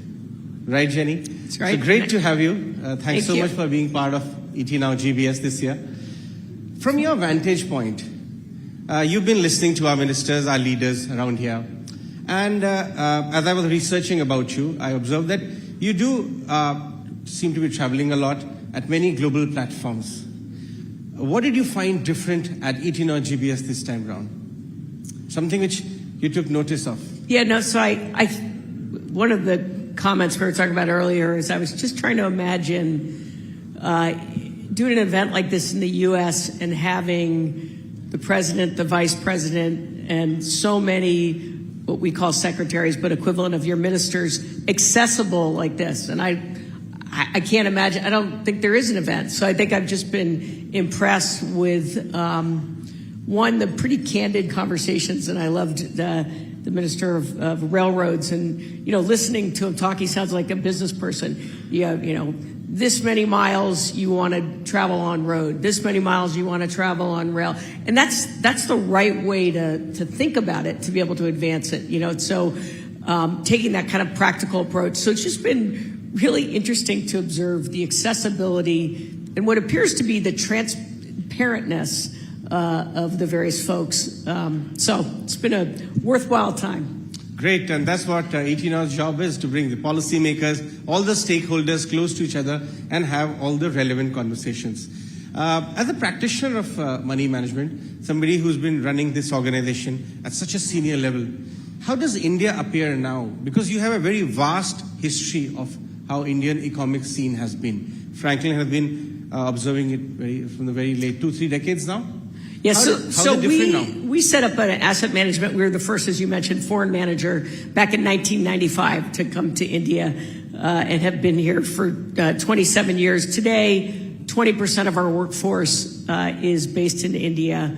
I actually lived for a period of time, in short period of time, but with my family, and my kids went to school in Hyderabad. So I've really seen sort of India grow over the last 27 years. And, there was always a saying, I know you all know this, which is India grows at night while the government sleeps, right? And I would laugh because I would always say to people, come on, this is an economy with, a huge percentage of 56% of the population under age of 25, a British-oriented legal system, some of the top education. There's so much opportunity. And I tell you, the expat Indians were always the most skeptical. They say, they never can get it done. It's always the promising future. And for the first time, and it's really happened over kind of the last 2 years that I noticed the change, it's that Indians are the most positive on India, who were skeptical, and that what you have is what historically was potentially a headwind to opportunity, which was the government slowing it down, hence growing at night, to now much more of a tailwind.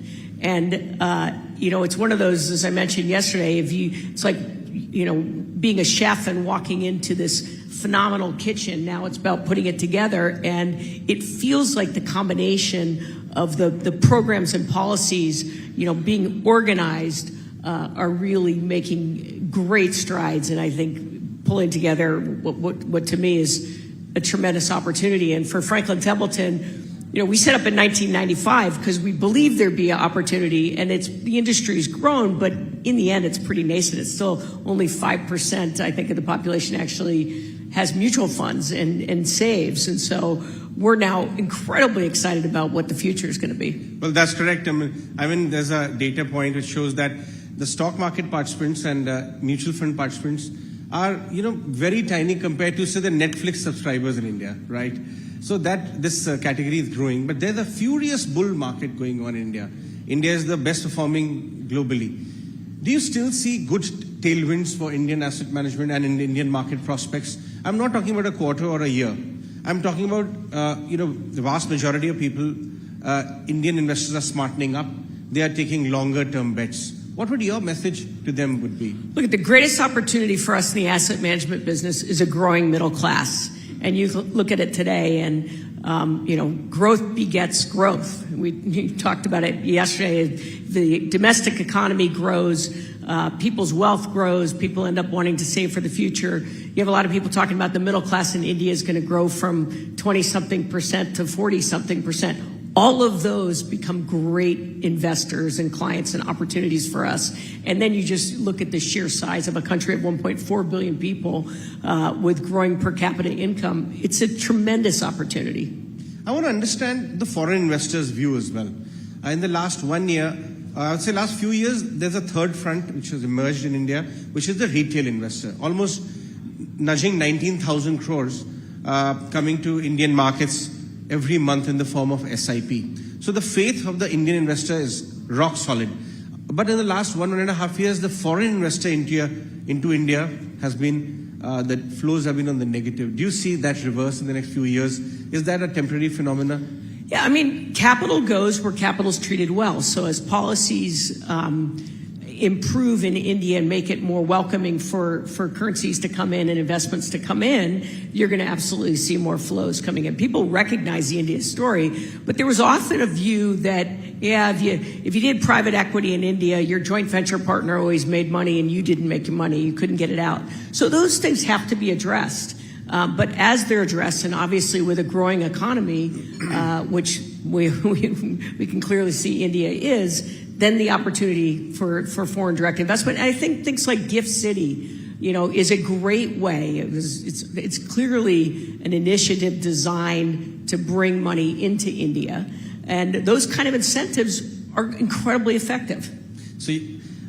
Give us some flavor of Franklin's India plans. You spoke about Gift City. I'm assuming you're already planning an office there. We are. Yes, but this place is getting very competitive. New mutual funds are getting launched. Yep. Fund managers are breaking away, starting their own outfits and scaling up. Number of affluent investors in India, the highest growth across anywhere in the world is India, affluent investors. What are our plans to capture this growth, to make a business larger? Some color on Franklin's India plans going ahead. Well, I mean, so it's one thing to offer mutual funds. I think the key that we've always focused on is also adding things like financial education, right? The ecosystem around that. And it's a really interesting time, I think, in the industry because you have a combination. So our Franklin Templeton Academy actually came out of India because we found that we needed to educate people to make them better investors. And now we thought that would be a developing market opportunity. But the honest answer is everywhere across the world, there's a need for financial education. And so our academy is something that we've launched, as I said, we launched it here, but we leverage it globally. I think technology is bringing really interesting tools to reach more people and customize more specific portfolios. So I think you're going to see kind of an evolution from more sort of, let me get exposure to, say, large cap stocks in the market to here are my goals, build a portfolio that's more specifically designed to those goals. And then I think finally blockchain will drive down the cost of delivering some of these types of products. It's still very nascent, but it will happen. And that is going to be incredibly effective in India because I think it becomes much greater for financial inclusion. All right. One last point I want to discuss with you. Please permit me to be a little personal. I see you such a flourishing career. I'm in an enviable position. You are at CEO at Global Franklin. But this is the financial markets, not only in India, but globally. How do you see the role of women? And what did it take to come at the leadership position? What would your message be? Women participation in financial market in India is also growing. And many, whatever message you'll send out will actually make a deep impact. What would your message or some learning be? I guess one of the things from learning, I asked, so I have 5 children and 3 daughters, and I asked my kids, my daughters, are any of you going to follow me in this business? Mm-hmm. And one of my daughters said, oh no, Mom, I want to do something that helps people. And I was like, oh, how cool is that? This business helps people, but it made me realize that we don't talk about it in such a way as effectively solving people's problems, helping them with medical expenses if they need to, or saving money to send their children to, better education and things like that. And so one is, as an industry, we've got to talk about it better. And 2, and we're close on time, so I won't go into it, but a diverse group of investment people will uncover more ideas. And so it's really important that you have diversity in your investment teams, because they will find opportunity that others may miss if they don't have that same perspective. So getting more women in is really important. Outstanding. Thank you so much for joining us today. You. Jenny, it was wonderful to have you. Thank you so much for coming.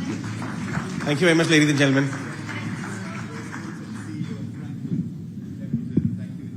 Having this Thank you conversation. so much. Yeah. And what an inspiration you must be to so many women out there, including, of course, your wonderful daughter. Thank you, Jenny, for being with us today. And Ajay, 2 daughters. 2 wonderful. daughters. Okay. Let's get a move on then. Lots of valuable insights lined up ahead. And we've got a very critical topic, an engaging one at that we'll be taking on next. It's our session called Skybound, Sustainability, Security and Innovation at Work. This session offers an in-depth exploration, Vikram, as to how security and sustainability intersect with innovation, especially when it comes to the defense and security sectors. Both very, very critical, and which is why this session is quite important. It's my pleasure to introduce our esteemed speaker. Dr. Vivek Lal is here, Chief Executive of General Atomics Global Corporation. Dr. Lal, renowned for his expertise and his leadership in these fields. Mr. Lal, are you with us?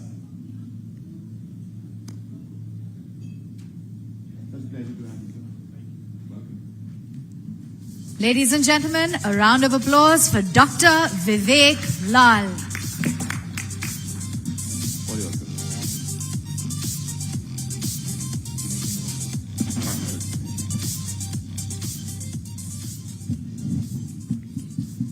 Thank you so much.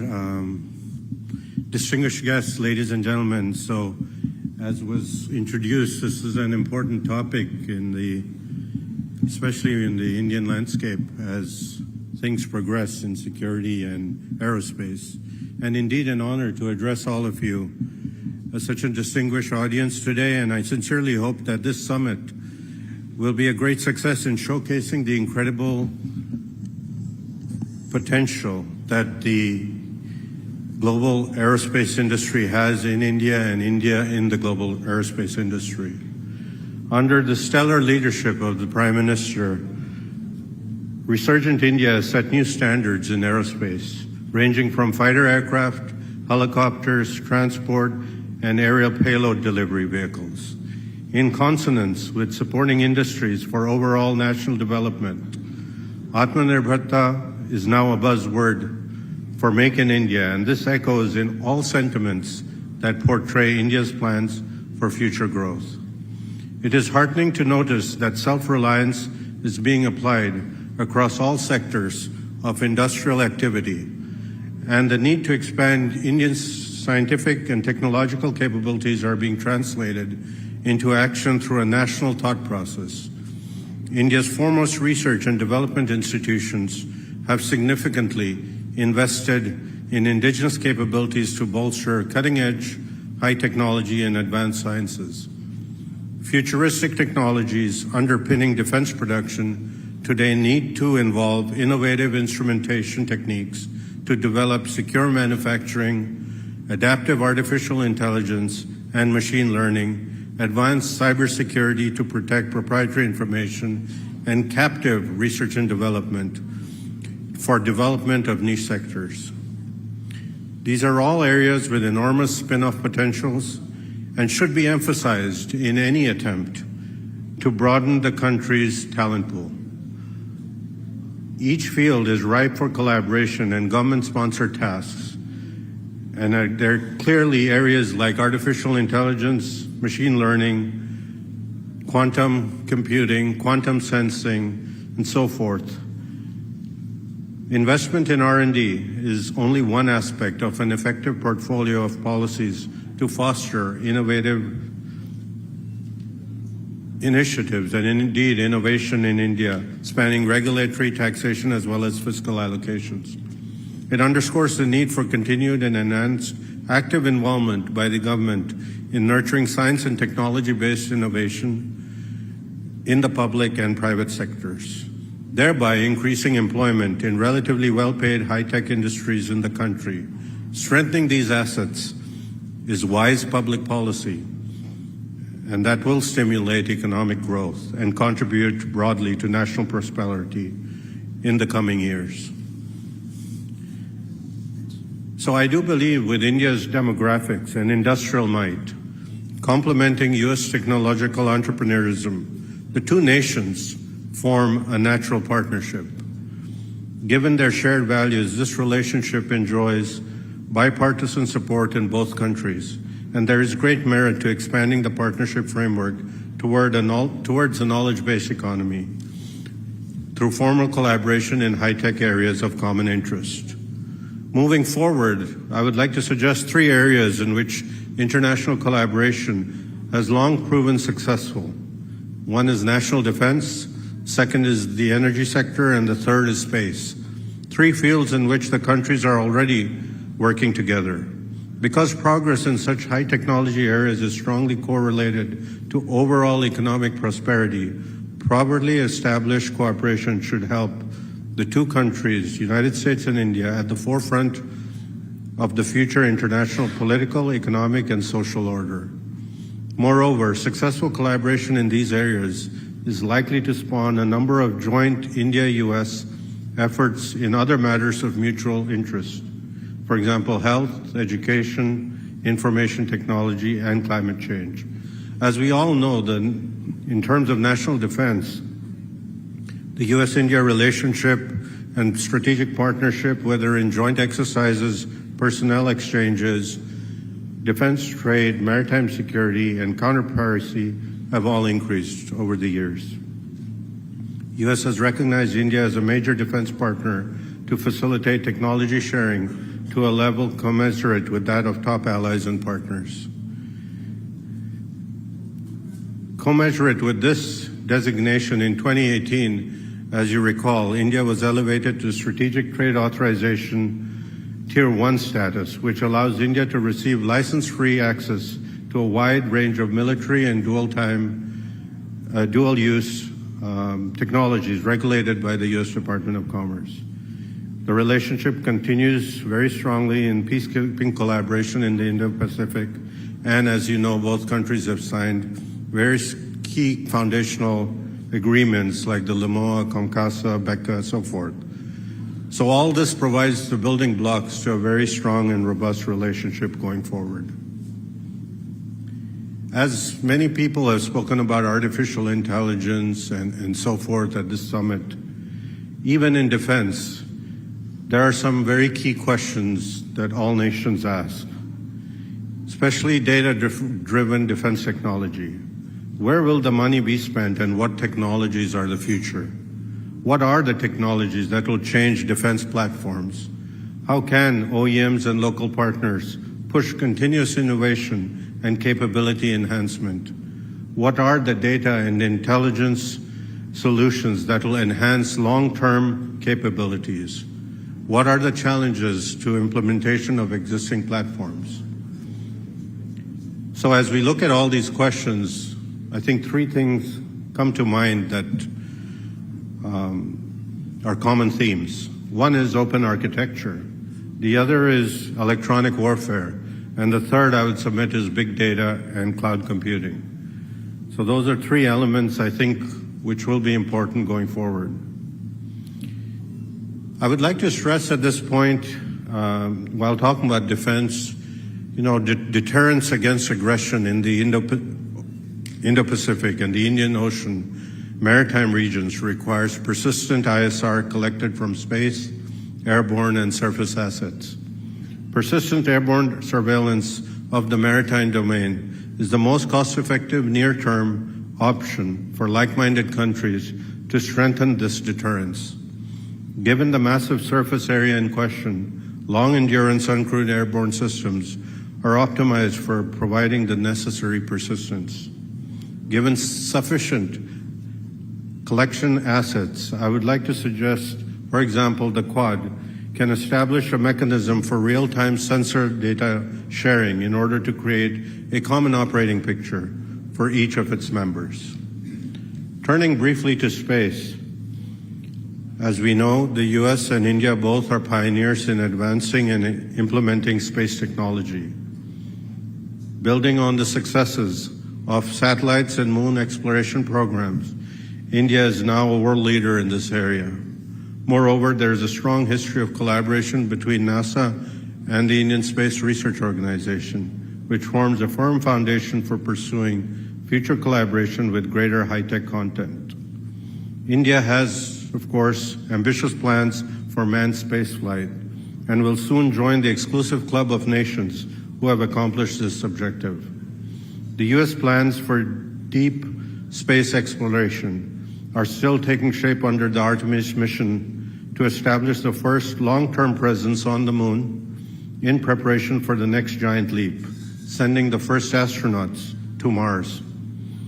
At the center of this mission is addressing the energy challenge. In the case of a Mars voyage, the flight time needs, of course, to be short enough that the astronaut health will not be threatened by the increased radiation dose.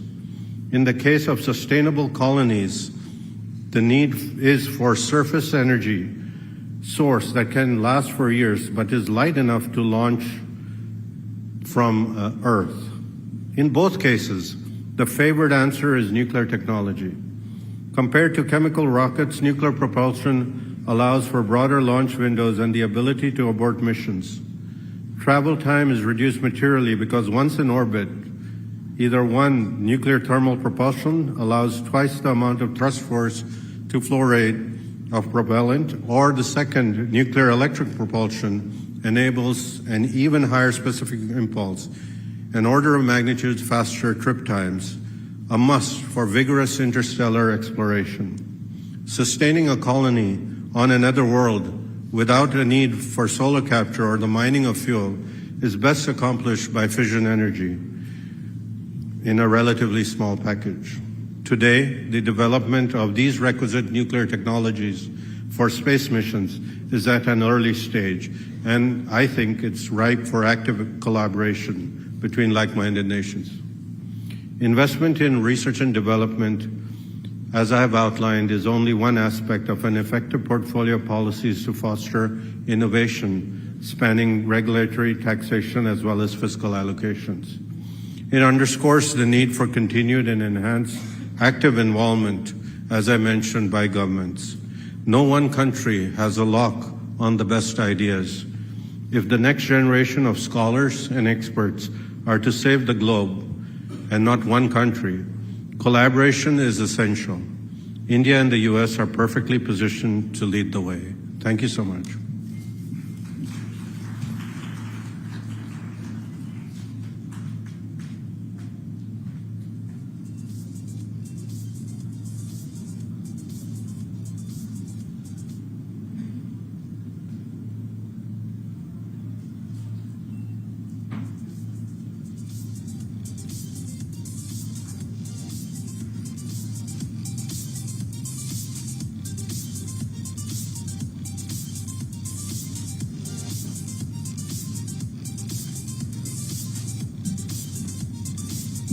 Thank you very much for that insightful presentation, and thank you indeed for joining us here at the Global Business Summit. Now, in this discussion on digital identity, privacy, and our shrinking world, welcome back, Ava. We're going to explore now the intricate dynamics that surround digital identity and privacy in what is clearly, we keep talking about it, we are such an interconnected world, and that is becoming increasingly so. So this discussion is going to help us understand the evolving landscape of digital identity management, the importance of privacy protection as well, because it's become a key topic, and the implications of these factors on our global society, as it were. Absolutely. Isn't our mobile phone now our 11th finger? So I think all of these factors really play a critical role. So today we're very privileged to have in our midst Nami Zaringlam, who is the co-founder and chief strategy officer of Truecaller.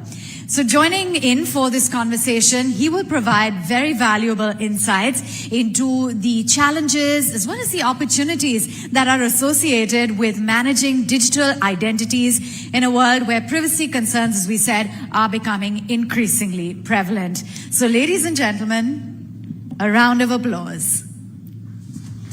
Mr. Nami Zaringlam, great to have you with us. This is the presentation that Mr. Zaringlam is going to make. Over to you, sir.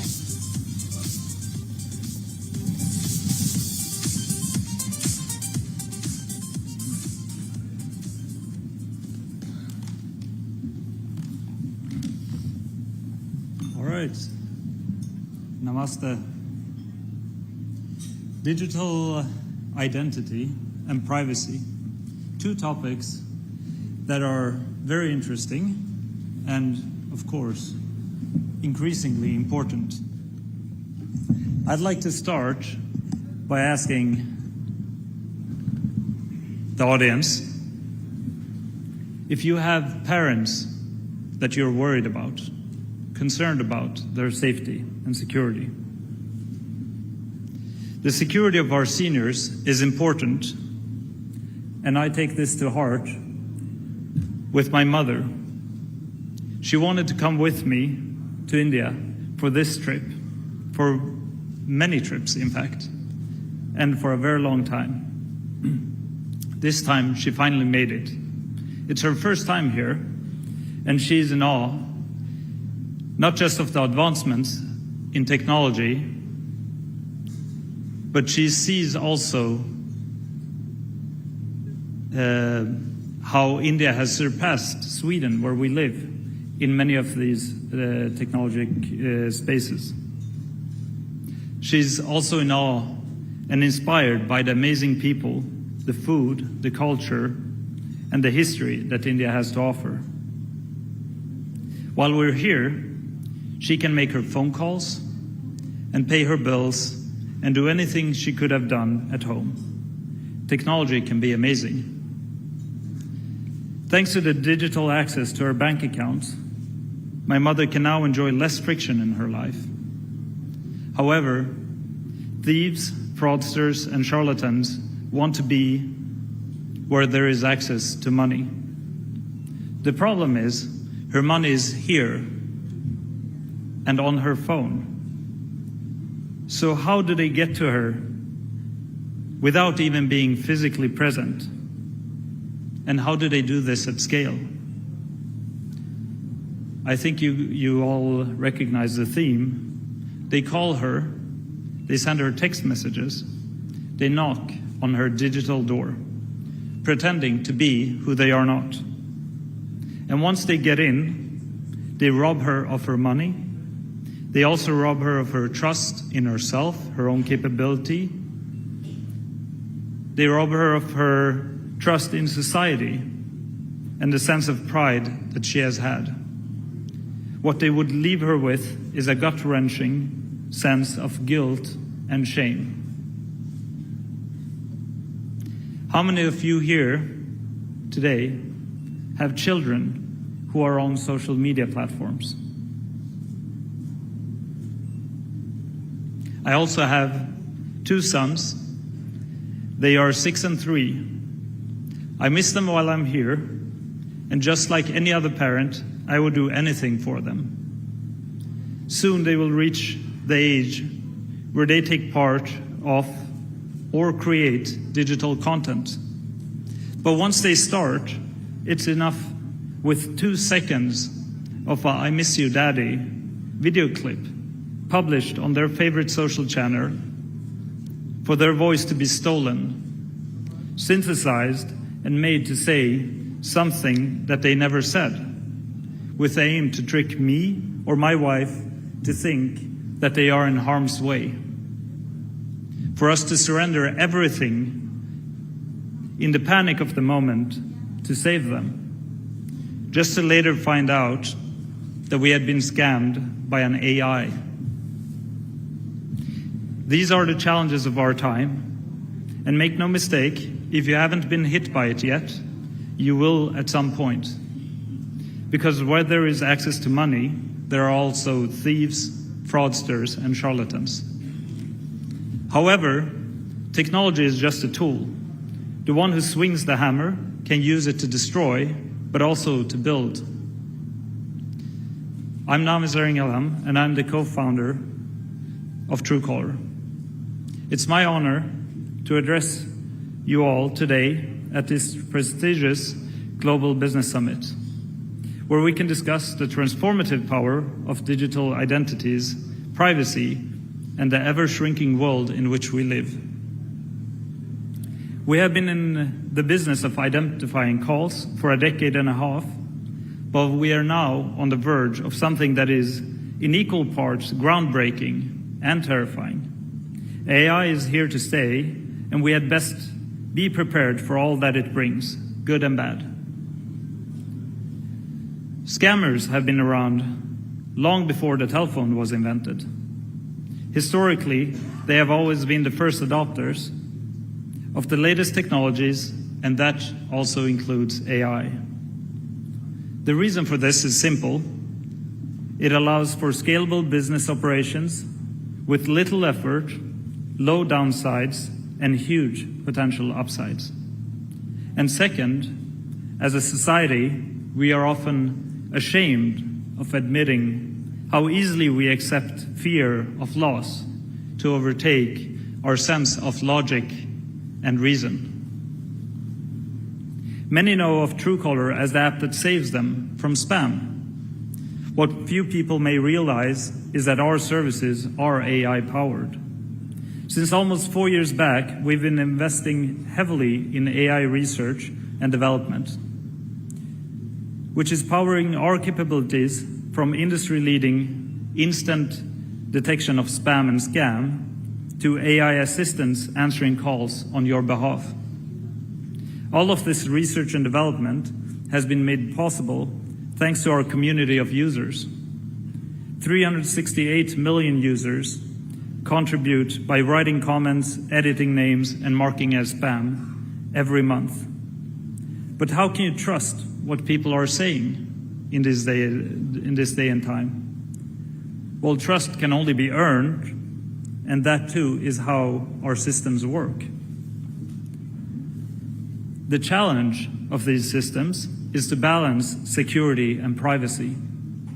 We do that by providing you with security against fraud, while ensuring you are in control of your data. The sense of privacy that you have in your home stems from the control you have of it.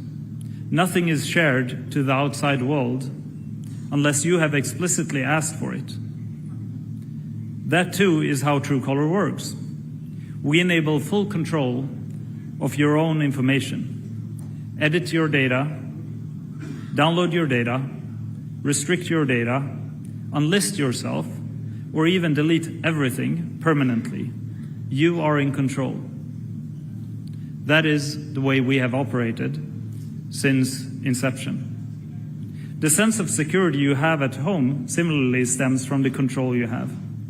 Nothing and no one can enter or leave without your permission, and you control that by peeping the door before inviting anyone in. But there is no such thing as privacy if you do not have security, and there is no such thing as security if there is no trust. That is what Truecaller is, your security layer in communication, making sure that you can trust the people you're letting in, because the neighbors would have already told you about the person. Not one neighbor, 368 million of them. Our users also educate themselves and each other on our platform or through various government-supported initiatives and trainings that we perform in rural communities. As we increase trade in this world, we also increase the need for communicating and transacting. We have thousands of business partners across the world for our Verified Business program. This is a service we provide to large businesses where we verify their phone numbers on our platform for the safety and trust of those businesses and their customers. However, every single one of our partners also knows that we have never whitelisted them or shared our users' data, and we never will. It's about setting a clear expectation with our business partners and protecting the level of trust that our users have with us. But we should also recognize and be cognizant of the fact that all of this interconnectivity, even across borders, makes the world smaller. As businesses are no longer confined by national borders, neither are privacy, security, or trust concerns. They are increasingly becoming main topics of discussions and regulations, which, unless done internationally and in collaboration, inevitably leads to a fragmentation of the globally optimistic and unifying nature of the internet. Digital identities are only important if we trust the platform providing it. However, once there is trust, the most common output is financial and job opportunities, predictability and accountability in the social fabric of every society. These are the benefits that community-driven services bring when they have privacy, security, and trust by design.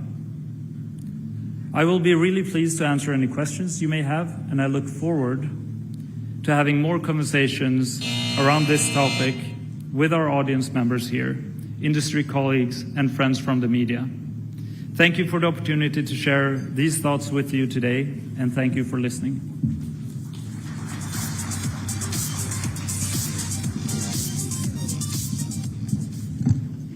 Thank you so much for those valuable insights. Ladies and gentlemen, before we proceed to our next session, I would like to divert everyone's attention to a film that we're going to showcase. Now, this shows you a glimpse of the past and gives you an insight as to what exactly this theme of Global Business Summit stands for. That's disruption, development, and diversification as the theme of the Times Group presents ET Now Global Business Summit. Take a look. Let us tell you the power of you. Who are you? You are not just a speck in the universe. You have the power to bring a change in this matrix. For the communities that we live and work in, it is to give back to those communities in very meaningful way. But having a perspective that is beyond profit is going to be critically important to lead in this new environment. You are the catalyst of development, disruption, and diversification. You are the scripters of tomorrow. The future of this country depends on our ability to enhance the power of human mind. You develop opportunities, hopes, and avenues. Well, global organizations are going to have to learn to operate in two worlds. You have a chance to come up with some new things here that serve the world without having to rip apart the old. So that uncertainty is an opportunity, particularly for India. You disrupt so that the world transforms. So time has come, if we really want to be sustainable, if we have the guts and the gumption, that we have to look at growth in a multi-directional way. You diversify so that the existing structures break and new is celebrated. Only do the business which is close to your heart, not close to your head. It should be something that you feel for. The place assigned to you, it's not just a seat. It's a responsibility to bring a global transformation. Because only when you know your power and begin to write the script for tomorrow, you will make the future smile with growth, prosperity, and developments like never before. This is a good platform for bringing together economists and industry leaders. Over the next 2 days, you will debate growth and inflation, missed chances and unlimited possibilities. The Times Group presents ET Now Global Business Summit 2024. India welcomes you all to gaze into the promising future together for 2 days at 4 stages and with several eminent personalities speaking, collaborating, and structuring this enormous story of tomorrow that begins here with you.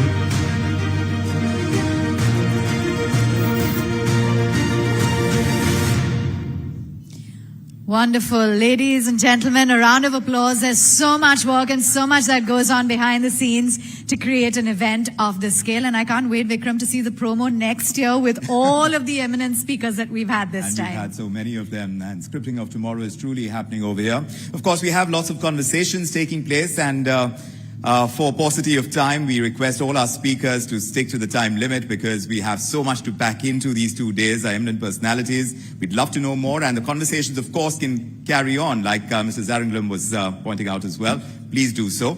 Now, our next session is on Plan to Fix a Fractured World. It addresses the pressing issues of our increasingly divided global landscape. And for this, Nobel laureate Michael Spence is with us. It's an honor to have you with us, Professor and Dean Emeritus at Stanford University. And Avik Barua, the Chief Economist of HDFC Bank, will discuss with him actionable solutions to tackle the kind of challenges that we face with the ultimate goal of promoting unity and prosperity on a global scale. Gentlemen, can we have you on stage for this discussion? A round of applause, ladies and gentlemen.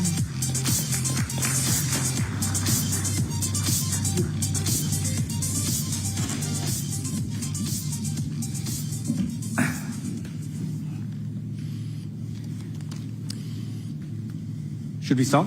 Yes. Well, thanks, Mike, for sparing time to talk to us. And I'm just going to sort of start on this theme of a fractured world and begin by asking you what led to this fracture. Which are the warning signals we missed?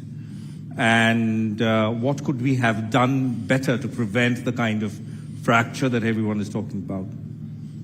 Well, I think, I should mention some of what I'm going to say comes from a book that Gordon Brown and Mohammed Alarian and I just wrote, which has the title Permacrisis.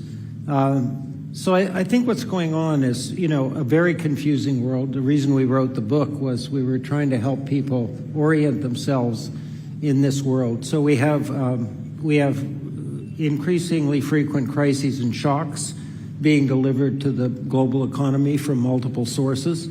Climate change, geopolitical tensions, pandemics, 2 wars underway, maybe more, and, an occasional financial crisis thrown in. So that's kind of one level. And then we have major structural changes going on underneath that have changed the way the global economy functions. The supply side is much different than the 30 or 40 years we've just gone through, in which basically we had unlimited additions of productive capacity delivered to the global economy with deflationary consequences. Right. I'm going to pick up on the phrase structural change and what you seem to suggest, Mike, that we are not going back to an old normal. There is a new normal that we have to deal with. And it should kind of keep us awake at night because the human condition at this stage doesn't look particularly good. So what do you say to people who say that, look, we just had a run of bad luck, COVID happened, and maybe the Middle East has always been a difficult region. But what do you say to them? So what we say to that is that misses the underlying structural shifts. So perhaps the easiest way to describe it to you is the central banks confronted inflation for the first time in literally 30 years. And so they bet that the cause of that was an excess demand condition because of supply disruptions associated with the pandemic. And they waited, and eventually those things, they subsided, but they did not solve the problem. And we had inflationary pressures, and they moved to raise interest rates very rapidly and to levels we hadn't seen in ages to try to rein in inflation. What I say to many people in the audience or in financial markets, there is a very powerful tendency to think we're going back to where we were, and it's very unlikely. I think the chances of us going back to a world, remember, after the great financial crisis, there was a decade in which we had zero nominal interest rates, negative real interest rates, and very large infusions of liquidity into the system and inflation below targets. And so ask yourself the question, are we going to go back to that world after the inflation fight is over? And I think the answer is clearly no. We are going to have higher real interest rates, higher costs of capital, higher sovereign debt levels, big investment programs associated with sustainability. It's just a completely different world and I think part of the reason we wrote the book was, mindsets tend to be determined by the world you came from rather than the world you're entering. And we're trying to say this looks very different from what we're used to.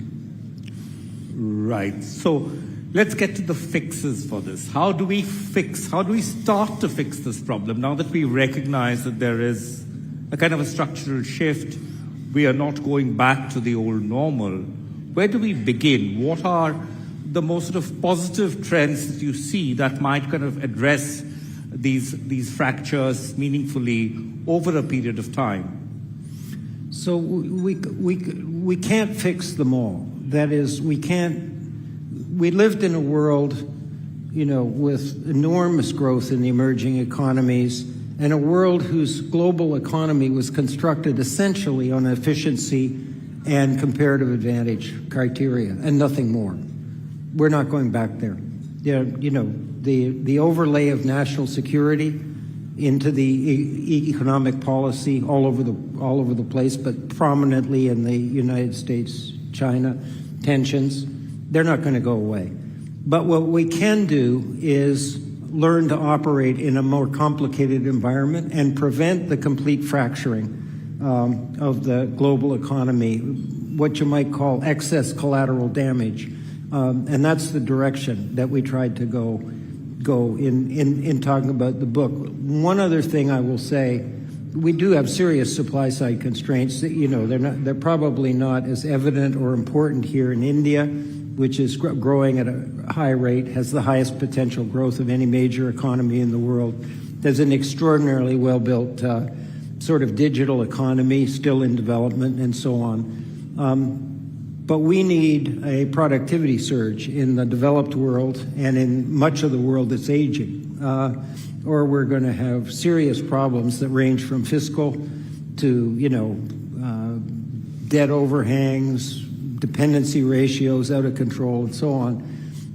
We have technological and scientific tools that will enable us to solve that problem. So the kind of the third piece, the third leg of the stool, is we need to use those tools effectively to produce very powerful changes in the kind of growth dynamics that we're experiencing. Right. One of the tools you're presumably referring to is this entire revolution in generative AI, and it sort of kind of took us by surprise, I think, in its rapidity in which it suddenly sort of made its presence felt.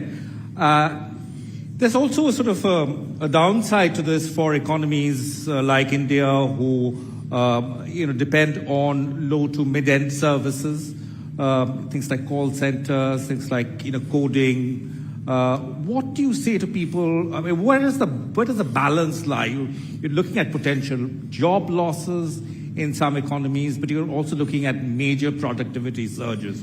Will there be a fundamental asymmetry in the beginning where the West will kind of gain more from the AI revolution and we will be kind of left behind and have to catch up?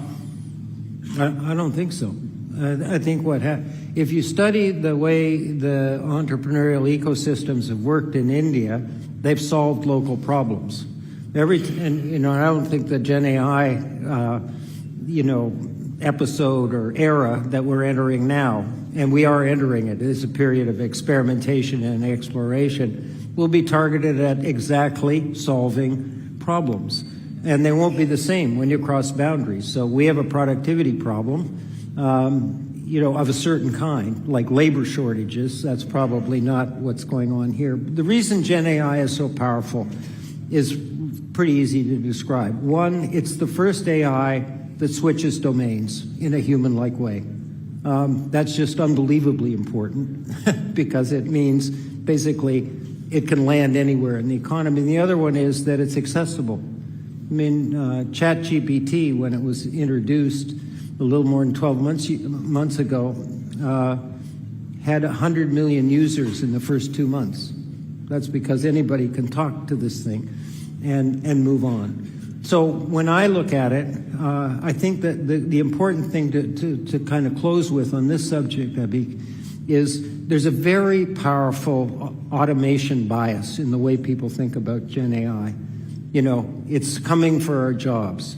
And it comes from the history of artificial intelligence. You know, Alan Turing said we should assess our progress in AI by asking, can we produce a machine that when a human speaks with a machine, that human thinks they're talking to another human? And that's called the Turing test. And we do benchmark AIs against human performance. But it's this next step that's so dangerous, which is, well, once the AI exceeds average human performance, regardless of what it is, image recognition, speech recognition, conversation, then let's replace the human. That's the step that's wrong.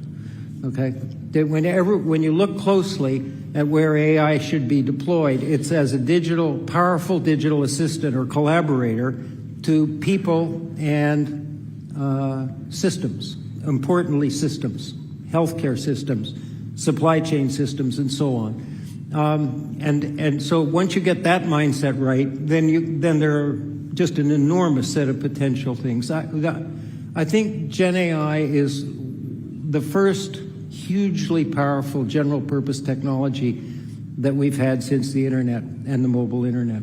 So I'm very optimistic about it, but it does need to be used properly, right? And there is a policy component to this. You know, you have small and medium-sized businesses all over this economy, and we have them in America as well. It's not going to be automatic that they all, engage with the opportunity set. We know JP Morgan and your bank and others are going to experiment with using AI, but we need to have programs that make sure it lands and is accessible across the entire economy. I'm going to move to an unrelated topic. Mike, you're a global public intellectual. You have access to governments, to prime ministers. I read an excerpt here where you had spoken to Prime Minister Widodo.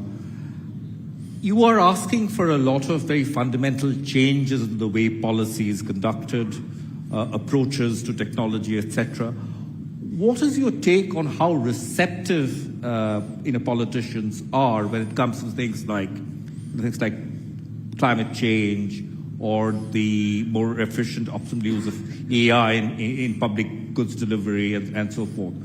Is there a pushback? Certainly in your country, there is a large section of politicians who are pushing back. What is your sense of what you hear from the entire world where you travel in and you speak to people? I would say what you hear, let's take climate change to be specific. I think AI is too new to have a sense of, where people are coming from. What you hear is steady progress in engagement with the thing, but, political leaders have to make trade-offs, difficult trade-offs. And so there's, for those who want it to happen fast, it feels a little bit slower. But when I compare this to, 15 years ago when I was chairing a commission on growth and development and working with people all over the world, including here in India, the awareness about the nature of the challenge and what we all had to do to solve it was very low. And that's not true anymore. I mean, you basically can't find any place in the world that isn't thoroughly engaged. That doesn't solve the problem completely, but it's certainly a critical first step. So, but bottom line, straight answer to the question is, I think by and large, with an overlay of practicality, people are engaged in trying to solve the most important problems that we have. I'm going to end the session with just a little bit on how companies are doing on this front, since you talked about climate change. And there's this big thing about ESG and so forth. And there is a strong view that ESG really hasn't worked out the way it was meant to be. It's just something trendy, a fad that has spawned an entire industry of consulting around it. How do you convince corporates to adopt more sustainable practices?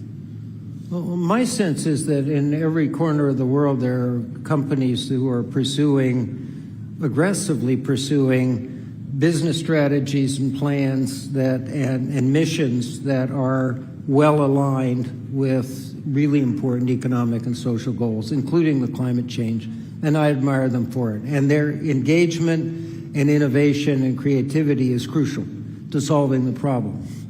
Unfortunately, it's not everybody. There's another set of companies that view ESG as a marketing challenge, and that's a challenge that we face. In a sense, it's a measurement challenge, because the person on the street, the general public, needs to be able to distinguish between the companies that are advancing the cause and those that are basically trying to look good, but not doing much of anything. But on the whole, we do have pushback in America. It's some of it is just climate denial and other things, maybe for political reasons, but this other problem is real, and we need to deal. These measurement problems associated with climate change are really important. We need the offset markets to work. Okay, if offset markets are going to work, you have to know, if somebody invests in something and does something, that there's a net reduction in greenhouse gas emissions, and we don't have that measurement system yet. That was an important part of the COP28 discussion. Right, Mike. Unfortunately, much that I'd like to carry on speaking to you, we've come to the end of our time slot. And before the alarm goes off, let me thank you so much for speaking to me. Thank you for having me. An honor and a privilege to be here with you, and take care and all the best. Thank you. Truly an honor to have Nobel laureate Michael Spence with us, and Abhik Barua. Thank you so much. We have another session that Abhik Barua is going to conduct. And this, of course, with the former UK Minister for Investment, that's happening before lunch. So a little longer wait, right, Avan? Yes, we have Lord Jerry Grimstone who will be joining in. But before that, we have an interesting and engaging session. And this one is titled Age of Disruption. Power shifts in a multipolar world. This now deeply examines all the dynamics of power in a global landscape marked by the multiple centers of influence. Guided by none other than Walter Russell Mead, who is the Reverend B. Curry, a 3 Distinguished Fellow in Strategy and Statesmanship at the Hudson Institute. This is going to be a session that will explore the implications of these shifts in international relations, geopolitics, as well as in global governance. Walter Russell Mead, may we have you on stage. Put your hands together, ladies and gentlemen.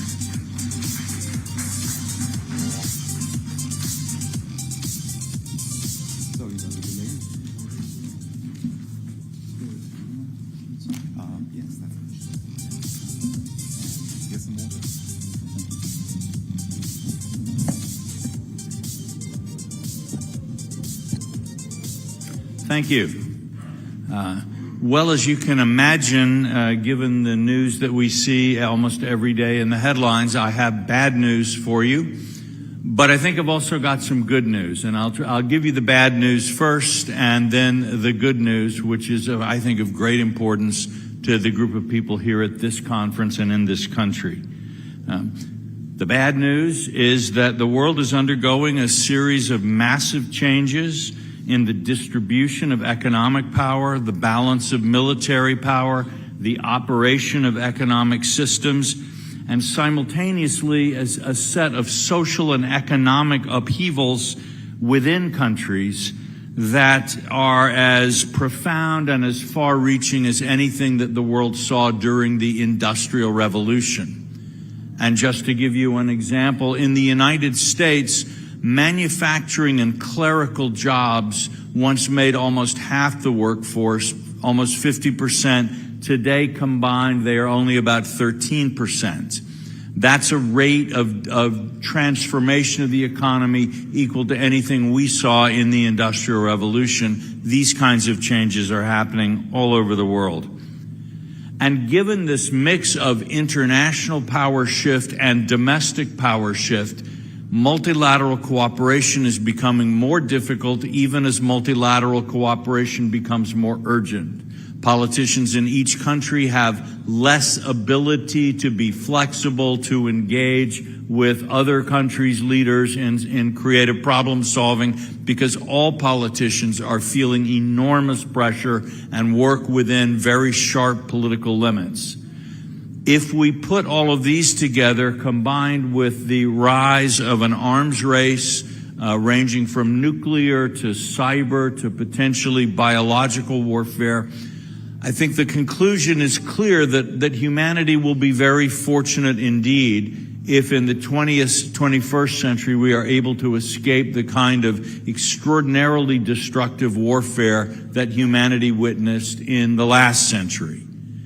And that, I fear, is a conclusion that every day becomes clearer, and we see as various powers test the foundations of the international system, we are coming closer and closer to an era of serious geopolitical confrontation that would end in war. But when I look for reasons to hope, why this dark forecast may not appear, the rise of India, I believe, takes its rightful place, as India takes its rightful place among the leading powers of the world. India's new presence and stronger voice will offer a way forward that can lessen the degree of danger that we're in. The clearest trend that we see in this disruptive world is a shift in economic and political power from the Euro-Atlantic theater of the world, where the dominant forces of the 20th century existed, to the Indo-Pacific theater, where we will see that theater dominating the politics of the 21st century. For my own country, the United States, this is actually not so much of a challenge or problem. We are both an Indo-Pacific power as well as a Euro-Atlantic power, and we will simply adjust. But the Indo-Pacific, an Indo-Pacific that is full of wealthy people, consumers, entrepreneurial business, and the source of technological marvels, from the American point of view, is actually a plus, and it's something that we look forward to. But the question is, what kind of Indo-Pacific region will exist? Will one country, which has a dominant role in the economy, which has enormous military resources, and is tempted to pursue a hegemonic role in the region, will that country dominate? Alternatively, will the effort to prevent the domination by one country force the rest of the Indo-Pacific, including the United States, into a coalition that might ultimately have to fight or threaten massive great power war in order to prevent the domination? And these are the two scenarios that we see most often discussed, where the Chinese attempt to become a dominant power in Asia either succeeds, much to the detriment of other countries, or can only be checked by a series of crises and perhaps very destructive conflicts. This, to me, neither of those scenarios is particularly attractive. And here is where I see the rise of India playing such a role. In 1980, the Indian economy was 65% of China's economy. Today, India's GDP is about 17% of China's economy. So the opening of this wide gulf between India and China actually helped create the imbalance of power, in which it might seem to people in Beijing that this could be the Chinese century. China could become the dominant force in Asia, therefore in the Indo-Pacific, and therefore in the world. What has been happening more recently in India, I believe, is a serious national effort to begin to close this divide that opened. And certainly in the last year, we've seen the Indian economy has been growing faster than China's economy. But that India is moving now to try to develop its own productive forces, its own economy, so that the balance will gradually begin to come back into balance. When India and China, the difference between them economically and potentially militarily is like this, it requires a large group of other countries, including the United States, working very hard, putting a lot of diplomatic, military, and political resources into the struggle. But as India rises, more and more people, I think, even in Beijing, will realize that it's unrealistic for China to try to become a hegemonic power in Asia. Asia is too large, too diverse, hopefully in the near future too wealthy for any one country to dominate. As that happens, the sense of war crisis that we now see flaring up from time to time in the Taiwan Straits, on the Indian-Chinese frontiers, these elements of crisis, I think we will see diminish. And what we can see in the future is, again, a natural balance of power in Asia. So that the shift of power globally from the Euro-Atlantic to the Indo-Pacific, and within the Indo-Pacific to various countries, will not be a destabilizing force pushing the world further down the path to war, but will provide the opportunity for the creation of a free and flourishing Asia, a free and flourishing Indo-Pacific, in which each country, India, China, Vietnam, Indonesia, many others, will be able to work out their destinies. In the meantime, India's leadership in making organizations like the Quad and the I2U2 stronger, deeper, and more effective is helping us all get through what is a very difficult and dangerous period of adjustment. Indian leadership in international politics, External Affairs Minister Jaishankar has called India a reformist rather than a revisionist power. This seems to me to strike exactly the right note. The international system needs to change. It needs to be reformed. But what it doesn't need is to be engaged in some kind of no holes barred power contest for power among different countries.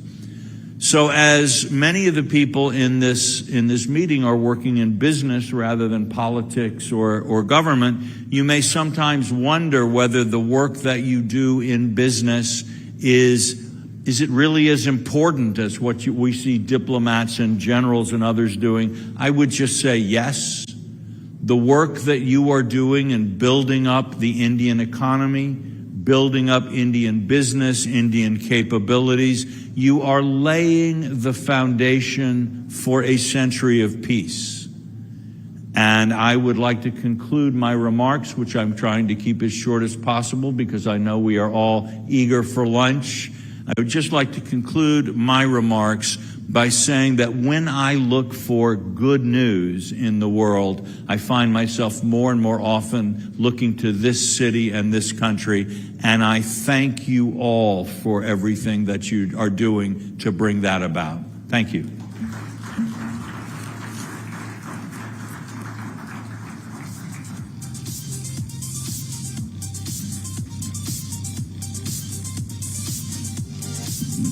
Thank you so much for that. And I think as well in our previous sessions, as Jenny was saying, the fact that we in India are now becoming a lot more optimistic is really showing the overall dynamic shift. That's true. And as we go along, as far as India is concerned and what we bring to the world, if multipolarity is what we need to look forward to and India's role within it, it's looking very promising indeed. Meanwhile, we are looking at our next session. Absolutely. And in the Unlocking Growth Through Foreign Investment session, we have the privilege today of hearing insights from two very distinguished speakers. Lord Jerry Grimstone, who's the chairman of GemCorp Capital Management and the former UK Minister for Investment, along with Abik Barua, chief economist at HDFC Bank, joining us yet again on stage. Ladies and gentlemen, a round of applause. Our speakers, of course, are going to explore key strategies for leveraging foreign investments, and that's going to be key. Do join us. The impact of global economic trends on investment flows and the role of policymakers in facilitating investment-led growth. So please join us in welcoming Lord Jerry Grimstone and Abik Barua. Ladies and gentlemen. Over to you, Mr. Barua. Yeah. I was just chatting with Lord Grimstone or Lord Jerry before the session, and we were talking about FDI and development, and I realized that foreign direct investment in this age of disruption, ticks all the, the 3 Ds of this conference, disruption, development, and diversification. And let me start by asking him about how, because disruption has a lot of benefits, and in terms of new technologies, in terms of new asset classes, and how that FDI can help in that area. Yes, thank you so much, and great to be with you all today. The last few years have provided investment opportunities the like I have never seen in my lifetime. Let me just kind of rattle some of them off to remind you. And each of these opportunities have carried with it disruption. First, perhaps, life sciences, the huge advantages that we saw in life sciences and the opportunities that came from that. Fintech, I mean, the advances in digitalization of financial services, absolutely profound. Next, and perhaps the most important, climate change and the world's reaction to that. The Green Revolution is greater in investment terms than the British Industrial Revolution was back in Victorian ages. And then last but not least, and we've heard a lot about this conference from some excellent speakers, it's artificial intelligence, AI, and what that can do. And each of these new waves of technology are creating huge waves of investment, which in turn is producing disruption and diversification, and presents huge opportunities for foreign investors. You were telling me, Lord Jerry, that the UK receives a lot of foreign investment, and you shared with me a rather startling statistic that foreign investment companies fare so much better than the purely domestic ones. And you also talked about this notion of leveling up, of getting more regional balance in growth. So could you just sort of talk us through these issues? No, certainly. We did some, when I was investment minister in the UK, we researched this very carefully, and we found that foreign invested businesses in the UK were 70% more productive than their domestic counterparts. So they were a huge source of productivity for the British economy. Then, of course, you have the financial flows, but we also found they exported more because of their links back to their home countries. They tended to pay higher wages, and they generated much more IP, intellectual property, than their British counterparts. And this led us to see how we could use foreign investment to help level up the United Kingdom. I know you all know the United Kingdom just as well as I do. And of course, a perennial problem there, and this is a political problem as well as an economic problem, is the huge concentration of economic activity in London and the southeast. So a prime objective for us was to carry through what we called levelling up. And of course, we have a very similar situation here in India. 5 states in India at the moment attract 90% of foreign direct investment. So it's a very interesting question with huge economic and political ramifications as to how do we level up states that have fallen behind or weren't so lucky to benefit from this. What do we have to do to bring up everybody with a rising tide? And we found that foreign investment was vitally important. And we over-incentivized foreign investors to set up investments, particularly manufacturing investments, in those parts of the United Kingdom which needed levelling up. For example, offshore wind. We have the largest offshore wind farm in the world off the coast of East England. When we gave the first round of licenses, we were rather naive. We didn't realize the impact that round could have on supply chains and investment.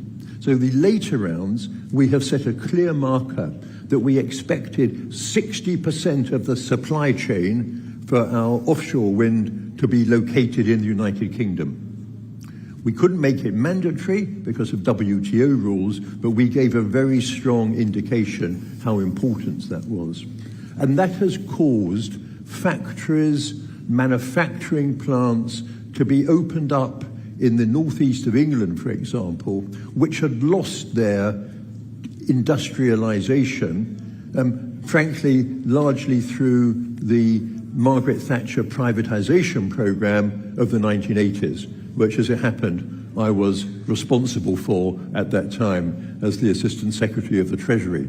So it's been a remarkable thing in my personal career. It's very interesting you say this, and I think you emphasize manufacturing as a key component of leveling up. And there is sort of a debate going on in India as to whether we should pivot more towards manufacturing or whether we should seek services-led growth. And what you seem to suggest that with more balance, if you want more balanced growth, it's the manufacturing game that you need to play, and that seems to be the experience of the UK.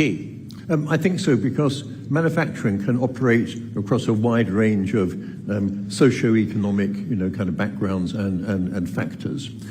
It helps sometimes re-establish the social hierarchies in towns and cities. It provides jobs for the men, provides jobs for the women, and increasingly through apprenticeships, and that's something else we put a lot of effort into, was providing jobs for the sons and the daughters of the workers in the factories. So we found this had a profound social impact as well as an economic impact. One of the things that you might not know about Lord Grimston is that he was one of the first FDI investors and one of the largest FDI investor in India 20 years ago with Standard Life. And they teamed up with us, and 20 years have passed. So you faced a certain investment environment then, and now as a more passive observer, but certainly a very keen observer, you see how the investment environment has changed. What has changed for the better, and where have we fallen behind, Lord Grimston? I mean, you're completely right. I mean, extraordinarily, foreign investment has increased 20 times in India in the last 20 years.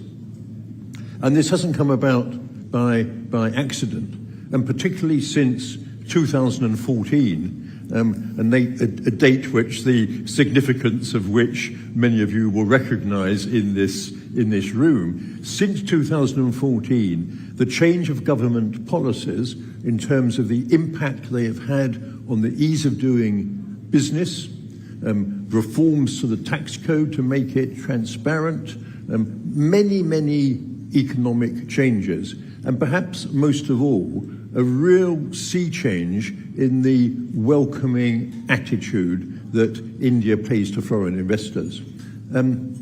My company, together with my great friend Deepak Parekh at HDFC Life, we established both what is now HDFC Life and HDFC Asset Management. And the trouble one had back in those days to bring foreign investment into India would have thwarted other than the most committed investor. Whereas you now see a very investor-friendly environment, I really do believe that India has now become one of the most attractive destinations in the world for foreign investment. And that has enormous implications going forward. But what is the missing piece of the jigsaw puzzle? Are we there, or do we need to do something more? And what is that little more that we need to do to become a more attractive, top of the chart investment destination? Let me pull out 2 points. First of all, many people, many businesses, particularly small and medium enterprises, do not know the changes that have occurred in India. And I think there is still much that can be done in terms of investment promotion and bringing home to people outside India what is happening here. Secondly, of course, and you all know this better than I do, India is very complicated. And anybody who wants to establish a business in India needs help. Now, things like the single national window have been brilliant. But investors need a concierge service to help them navigate India. All this is coming in, all this is happening. And Lord Grimston, I'm going to interrupt you because the time Nazis are here. But before you leave, I want you to talk a little bit about the dark side of FDI, issues related to security, and let's not beat about the bush, let's talk about China. And the Nazis will give us two additional minutes. Yes, certainly. Very quickly, I was responsible for investment security in the United Kingdom as a minister. And of course, it's well known that one issue, not just we had, but many countries had, was investment from China. And I made it very clear to my friends in China that it's not that we wanted to deter Chinese investment, but we were not so stupid as to want to bring harmful investment into the United Kingdom. So we drew up a list of sectors where we didn't want to see investment, that we've monitored that very closely. Now, interestingly, as one might have predicted, that's had a chilling impact now over pretty much the whole of Chinese investment in the UK. So we've stopped, or largely stopped, the investment security problem, but one of the side effects of that, and it may be this is unavoidable, I have to say was a chilling impact on Chinese investment in the UK. Lord Grimston, I wish we could have gone on for much longer, but the ones in the jackboots are here, and I shall have to bid you farewell. Thank you so much for speaking to me and to us, and it's been such an honor and a privilege. Thank you so much. It truly has. Thank you so very much for taking the time out and joining us today. And I assure you that we're the time Nazis, not out of our own free will. But investments into India looking good, and that's music to our ears. We look forward to more foreign investment, and the climate is getting that much more conducive.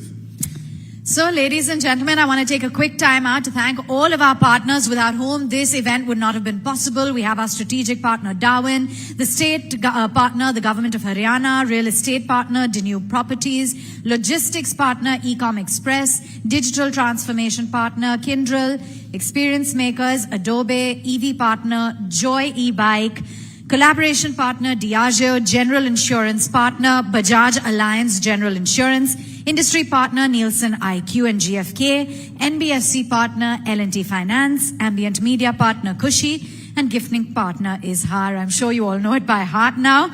But ladies and gentlemen, it's time to break. We have a lunch break, 45 minutes, and we've got exciting sessions lined up. Yes, so many of them lined up. We hope you won't be too long. Enjoy your lunch, and we'll see you right after. Thanks indeed.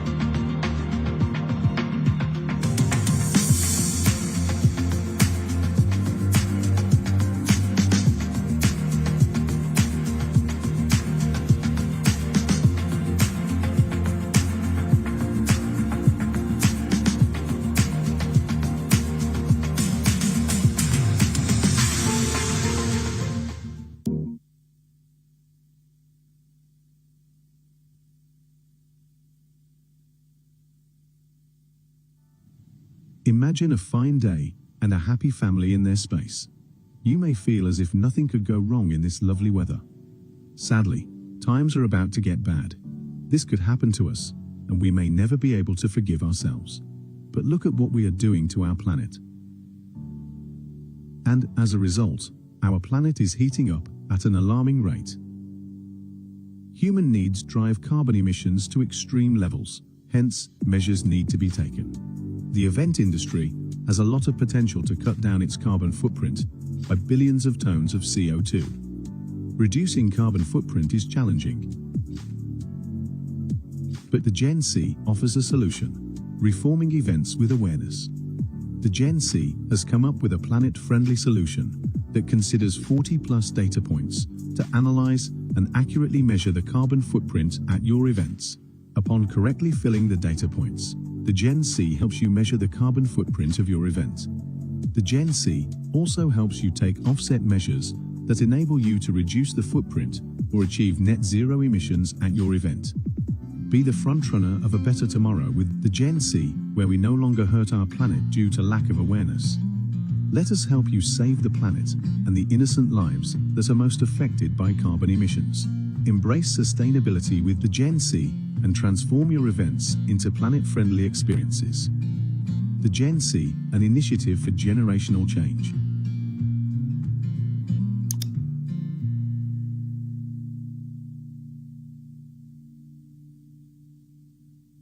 Khushi Advertising is a specialist in cinema advertising, mall branding, and airport advertising. We are effective because we offer higher recall value, numerous touchpoint options, targeted spends that eliminate wastage. Welcome to Khushi, India's fastest growing ambient media agency. Get in touch with us. Khushi.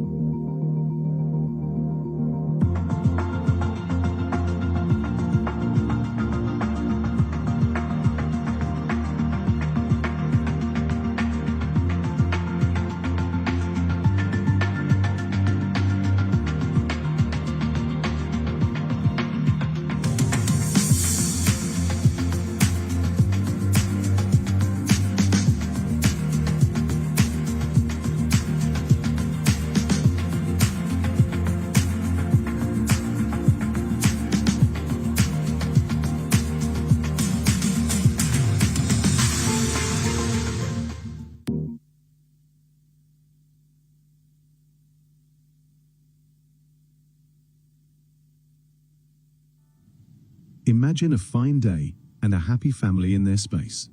You may feel as if nothing could go wrong in this lovely weather. Sadly, times are about to get bad. This could happen to us, and we may never be able to forgive ourselves. But look at what we are doing to our planet. And as a result, our planet is heating up at an alarming rate. Human needs drive carbon emissions to extreme levels, hence, measures need to be taken. The event industry has a lot of potential to cut down its carbon footprint by billions of tons of CO2. Reducing carbon footprint is challenging. But the Gen C offers a solution, reforming events with awareness. The Gen C has come up with a planet-friendly solution that considers 40+ data points to analyze and accurately measure the carbon footprint at your events. Upon correctly filling the data points, the Gen C helps you measure the carbon footprint of your event. The Gen C also helps you take offset measures that enable you to reduce the footprint or achieve net zero emissions at your event. Be the frontrunner of a better tomorrow with the Gen C, where we no longer hurt our planet due to lack of awareness. Let us help you save the planet and the innocent lives that are most affected by carbon emissions. Embrace sustainability with the Gen C and transform your events into planet-friendly experiences. The Gen C, an initiative for generational change.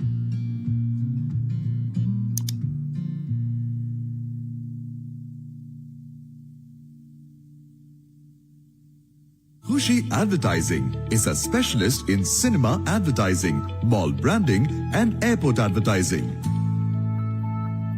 We are effective because we offer higher recall value, numerous touchpoint options, targeted spends that eliminate wastage. Welcome to Khushi, India's fastest growing ambient media agency. Get in touch with us. Khushi.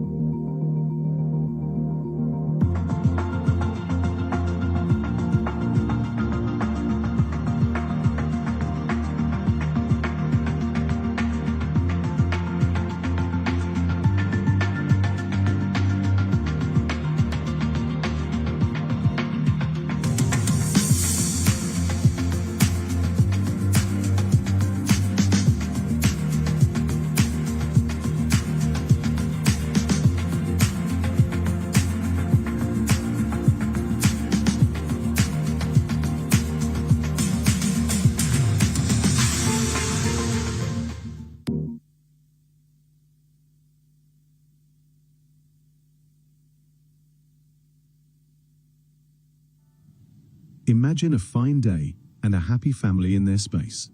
You may feel as if nothing could go wrong in this lovely weather. Sadly, times are about to get bad.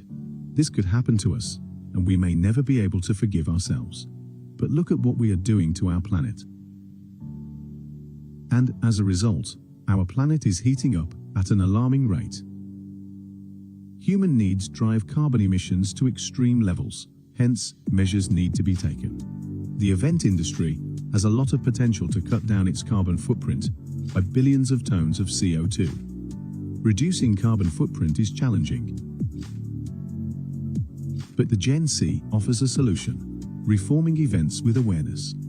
The Gen C has come up with a planet-friendly solution that considers 40+ data points to analyze and accurately measure the carbon footprint at your events. Upon correctly filling the data points, the Gen C helps you measure the carbon footprint of your event. The Gen C also helps you take offset measures that enable you to reduce the footprint or achieve net zero emissions at your event. Be the frontrunner of a better tomorrow with the Gen C, where we no longer hurt our planet due to lack of awareness. Let us help you save the planet and the innocent lives that are most affected by carbon emissions. Embrace sustainability with the Gen C and transform your events into planet-friendly experiences. The Gen C, an initiative for generational change.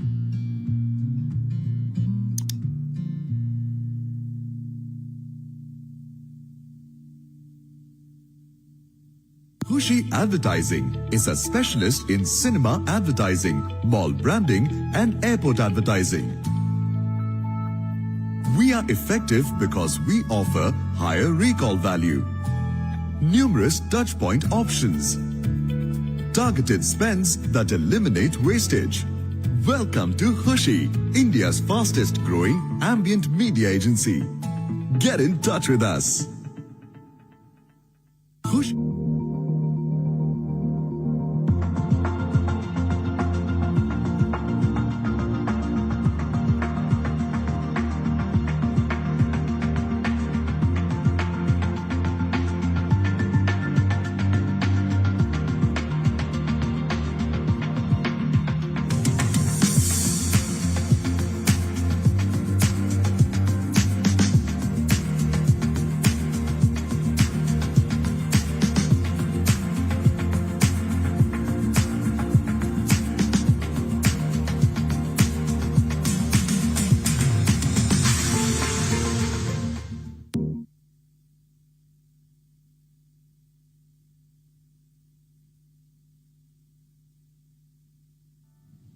Imagine a fine day and a happy family in their space.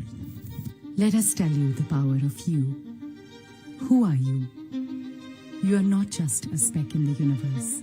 You have the power to bring a change in this matrix.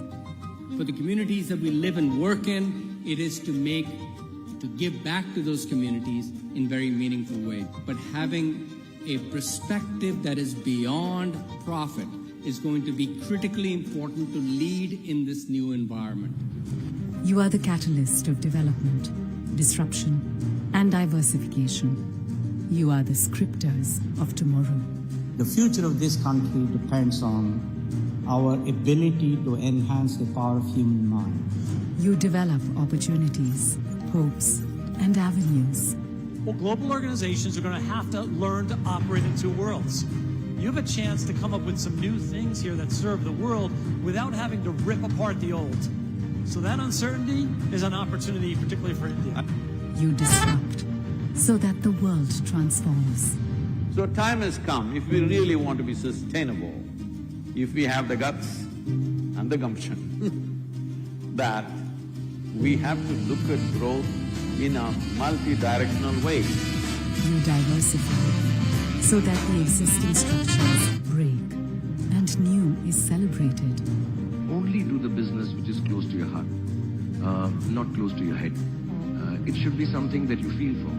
The place assigned to you, it's not just a seat. It's a responsibility to bring a global transformation.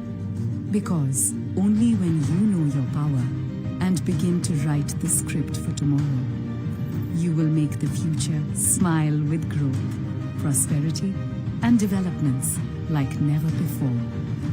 This is a good platform for bringing together economists and industry leaders.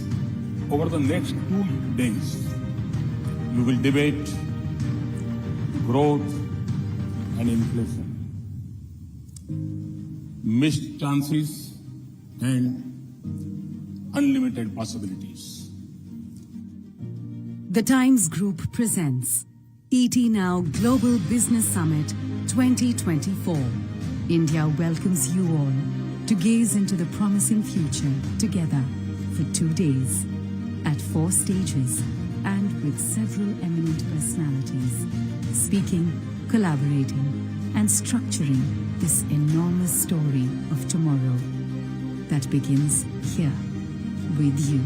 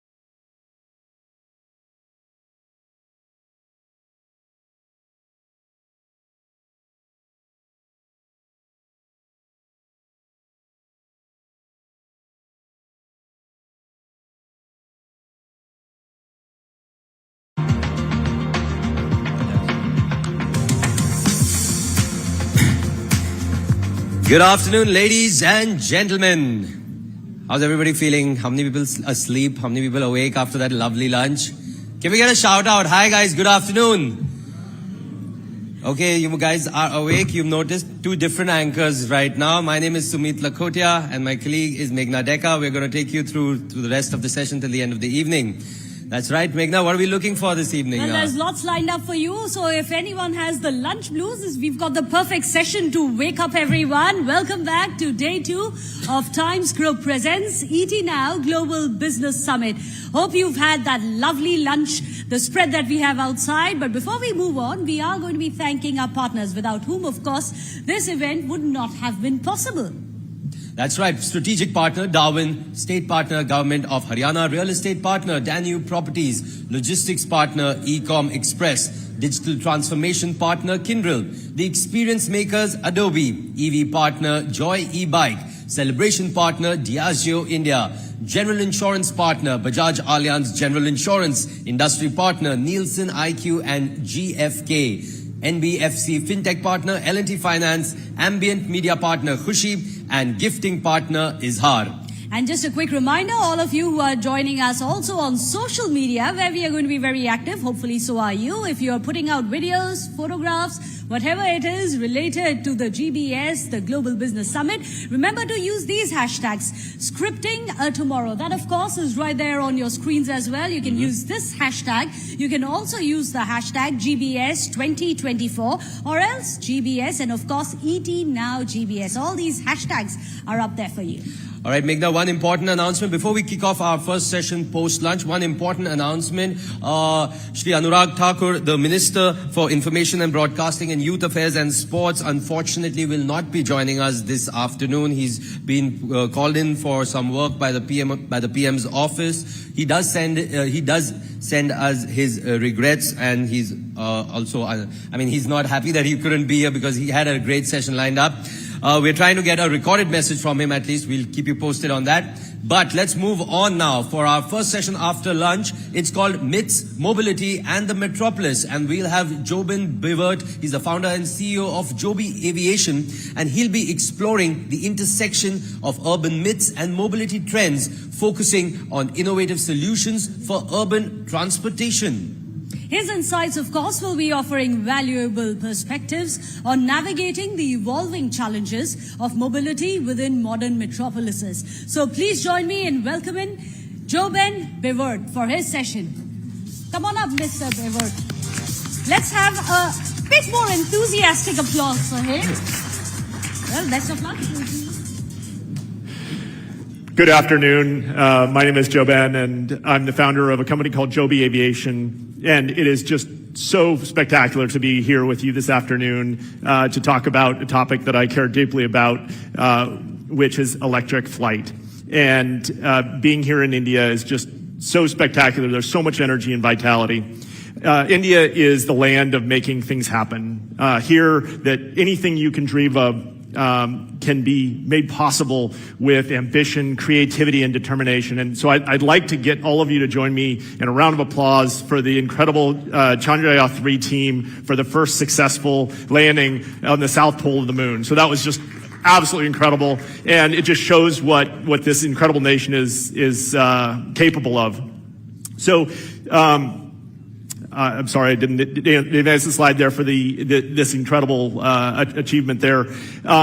And so for all of my life, I've been dreaming about better ways to move people around, and I dream of cities that are greener and where we use land more efficiently. I think of the Joni Mitchell song of more paradise and fewer parking lots, and a future where we spend more time with our families under clear skies, a future where our planet is protected for the next generation. And I'd like to take you outside for a moment to, you're standing on a bustling, noisy street, and you now look up and you picture this. And this is a vision of the future, but it's happening right now. This is our electric air taxi. We've spent the last 10 years developing this aircraft, and building a next generation aviation company. And today we're a team of almost 2,000 people gathered from around the world with a shared dream of transforming how we move around. Our aircraft takes off and lands vertically, eliminating the need for runway, much like a helicopter. However, unlike a helicopter, it is quiet, allowing it to take off and land without disrupting surrounding communities. Additionally, it's designed with multiple redundancies to ensure the utmost safety. And most importantly, it's all electric. It's already flying with pilots on board, most recently flying in New York. The service will feel almost magical. With a single click of a button on your phone, you'll have booked a seamless journey, much like you book an Uber today. So let's step back into the street and envision flying in an air taxi. A journey from Electronic City to Bangalore Airport could be completed in just 13 minutes, as opposed to over 2 hours during rush hour, effectively bypassing traffic congestion and potentially even helping to reduce it. That's a savings of almost 100 minutes in just one trip. Each year, we waste the equivalent of days of our lives stuck in traffic. That's a tax on our time and productivity, and according to BCG, it's costing India's top 4 cities more than $22 billion each year. But India's bursting onto the aviation stage. With more than 11% annual growth, the aviation market in India is expanding more than 4 times faster than the global average. That means India has the opportunity to lead the way in bringing air taxis to the market. And with air taxis, we can help make that growth sustainable, dramatically reducing the life cycle emissions of flight. So here you see our Joby aircraft with dramatically lower grams per CO2 per passenger kilometer. It's really a game changer. And further, without the geographic constraints of ground infrastructure, Joby's air taxis can help us reimagine how we live, where we work, and what we spend our time on. We can increase connectivity to neighboring districts and villages around cities. Additionally, by linking locations that are challenging to connect through traditional transportation options due to geographical constraints, infrastructure costs, and other factors, we pave the way for more connected and greener India. The potential is immense, and our progress thus far has been made possible with the support of great partners. But the question I want to ask today is, what role can each of you play as we look to bringing this service to life in India? If you share our vision of a cleaner and better future for India, what potential can each of you unlock? India is an incredibly special place. It has emerged as a dynamic force leading the world in embracing new technology, showcased by the world's fastest 5G rollouts. And I believe electric flight provides a remarkable opportunity for India to leapfrog other nations and deliver low-cost, high-speed, clean transportation in a way that hasn't been possible before. I'm going to leave you with this. Imagine you're back on the street. This event is over and you're waiting to travel home. What would happen if you could pull out your phone and book an air taxi? What difference would it make? How would it make you feel? And what would it mean to your family, your colleagues, your friends if they could do it too? At Joby, we hope to open these possibilities by giving time back to you, to help you never miss a moment you care about. We plan to launch commercial service in 2025 and look forward to working with you to bring that transformational impact of air taxis to India. Thank you all so much. Have a wonderful afternoon.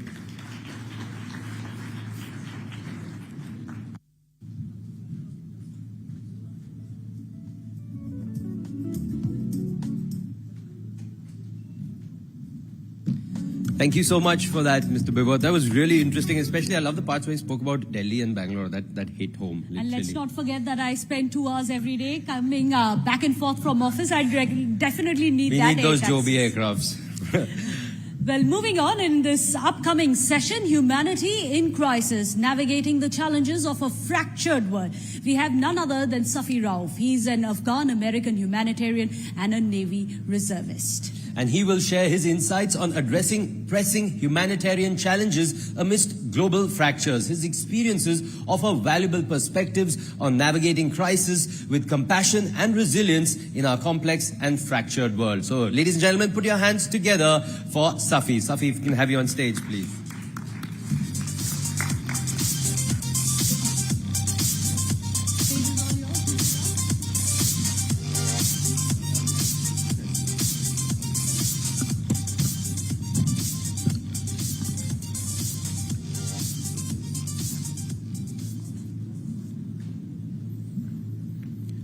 I would like to begin by thanking the Times Group of India and the ET Now Global Business Summit for giving me the tremendous opportunity to speak here today. I'm honored to be part of this landmark event, and I'm exceptionally grateful to all the organizers for the hard work. As a child growing up, an Afghan refugee, India was always a country that I looked up to. Maybe it was because of Shah Rukh Khan's movie or the sweet melodies of the Indian music I listened to, but as I got older, I came to understand India's place in the world in a broader context, to appreciate it as a global superpower and to recognize how it stands at the forefront of innovation and progress. And that is why it makes me particularly happy and humbled to be sharing my experiences today and to continue building a better world with all of you. Today's theme of disruption, development, and diversification are all exceptionally relevant to my work as a humanitarian in particular. So I want to start by discussing a fairly recent part of my journey. The day I was released from Taliban captivity after 105 days as a hostage in Kabul, Afghanistan.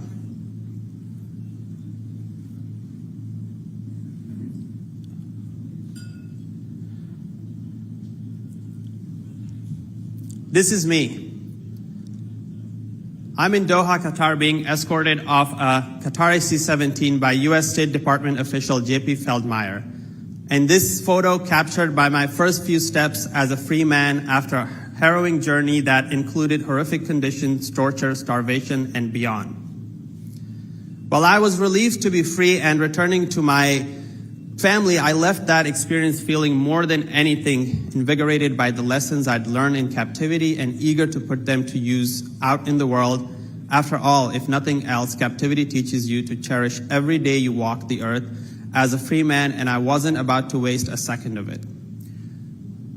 So today I'm delighted to share that thought process with you, and I'm going to tell you about the lessons I've learned through the adversity I've faced as a Taliban hostage, as a humanitarian leading an NGO, through seemingly impossible straits, and in my time in the US military. Ultimately, these lessons boil down to 5 key topics. Resilience in the face of adversity. Resilience in the face of adversity, negotiation mastery, ethical consideration in practice, global perspective for success, and business agility and innovation in crisis.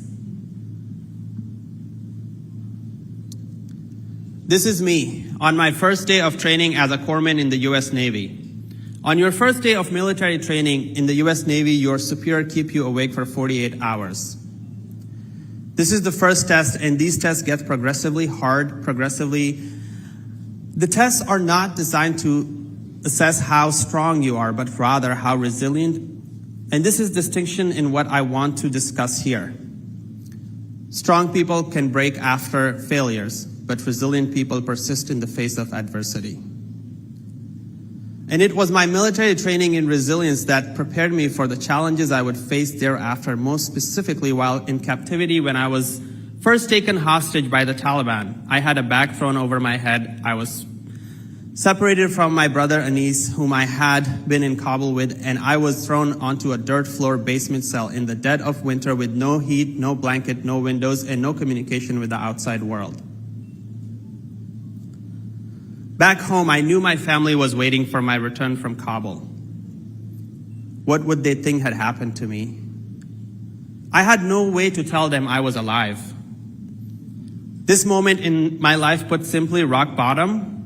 And for the first 4 days of my captivity, I laid motionless on the prison cell floor, facing the thought that I had reached the ultimate failure of my humanitarian efforts. In my mind, there was nowhere to go from there, and in a matter of days or weeks, I would be dead. But then on the fourth day, something shifted and my resilience training kicked in. I started utilizing disruption by befriending guards, negotiating with my captors from within the prison, coordinating resistance with other prisoners, and going on hunger strikes to expedite my release. It would take 101 more days and the efforts of countless individuals outside of the prison as well as that will ultimately secure my release. But it was that decision to shift from a mode of failure to a mode of resilience and disruption that I believe saved my life. I have failed so many times in my life, but I don't view that as a bad thing. What I have learned is that we must fail often and fail forward because success is so rarely found on a linear pathway. Second, let's turn to negotiation mastery. This is my father, Abdul. He was born in Logar, Afghanistan 79 years ago, and it's his mastery of negotiation that I believe was the most crucial element leading to my release from Taliban captivity. On day 50 of my captivity, negotiations between the US government and my captors, the Taliban, had stalled to a point of impasse. It seemed as though there was nowhere to go. But then my brother Zabi and my father Abdul, who after immigrating to the United States 18 years ago live in Omaha, Nebraska, had an idea that my colleagues in the US government told them they were crazy for having. They had the idea to come to Afghanistan to negotiate my release in person themselves. And so against the advice of everyone else involved, they got on a plane and entered Afghanistan. My father then requested a meeting with Abdul Haq Wasiq, the General Directorate of Intelligence, and the meeting was granted. In the meeting, my father asserted his dominance as a Pashtun tribal elder and reminded Wasiq that he had known his father and that he believed his father would show mercy in this situation. He also invoked the teachings of Islam, knowing that Wasiq is a very religious man. Ultimately, this did the trick. Wasiq had previously refused to agree on terms for release with the US government, agreed to terms for release with my 70-year-old father. My father works at Tyson Food Plant in Omaha, Nebraska. And that's because my father understood something crucial about negotiation. First, he understood that dialogue is the most important aspect of every negotiation when you can bring your opponent to the table and look them straight in the eye versus communicating digitally or not speaking at all. Half the work is already done. Additionally, the efforts and meaning of my father flying halfway around the world, sit down and break bread with his son's captors meant something to Wasiq, and that was important. Second, my father understood that he had to hone in on what mattered the most to his opponent and to make the core of his negotiation. The US government was negotiating with the Taliban based on a certain set of assumptions about what they wanted, but my father understood that the man with the decision-making power, Wasiq, cared most about two things: Pashtun fidelity and religious principles. If my father could play to the two specific zones of interest, he was far more likely to get what he wanted than if help played to unfounded assumptions about the interest of his opponent. Ultimately, after my family had negotiated the deal for my release with the Taliban, the US government learned from the success and emulated my father's methodology. The US government official I mentioned earlier, J.P. Feldmeyer, took those lessons and applied them to get our release across the finish line. In negotiating the specifics of my release, J.P. told me that his goal was to keep the line of communication open. If the Taliban demanded something that the US government was unwilling to provide, J.P. did not say no. He said, let's talk about it. And then tried to get to the bottom of what was motivating and driving his opponent in their requests so that he could find a middle ground. A middle ground that the US government could grant. If you can continue to talk, the door remains open. And that's what I believe is most important in the art of negotiation.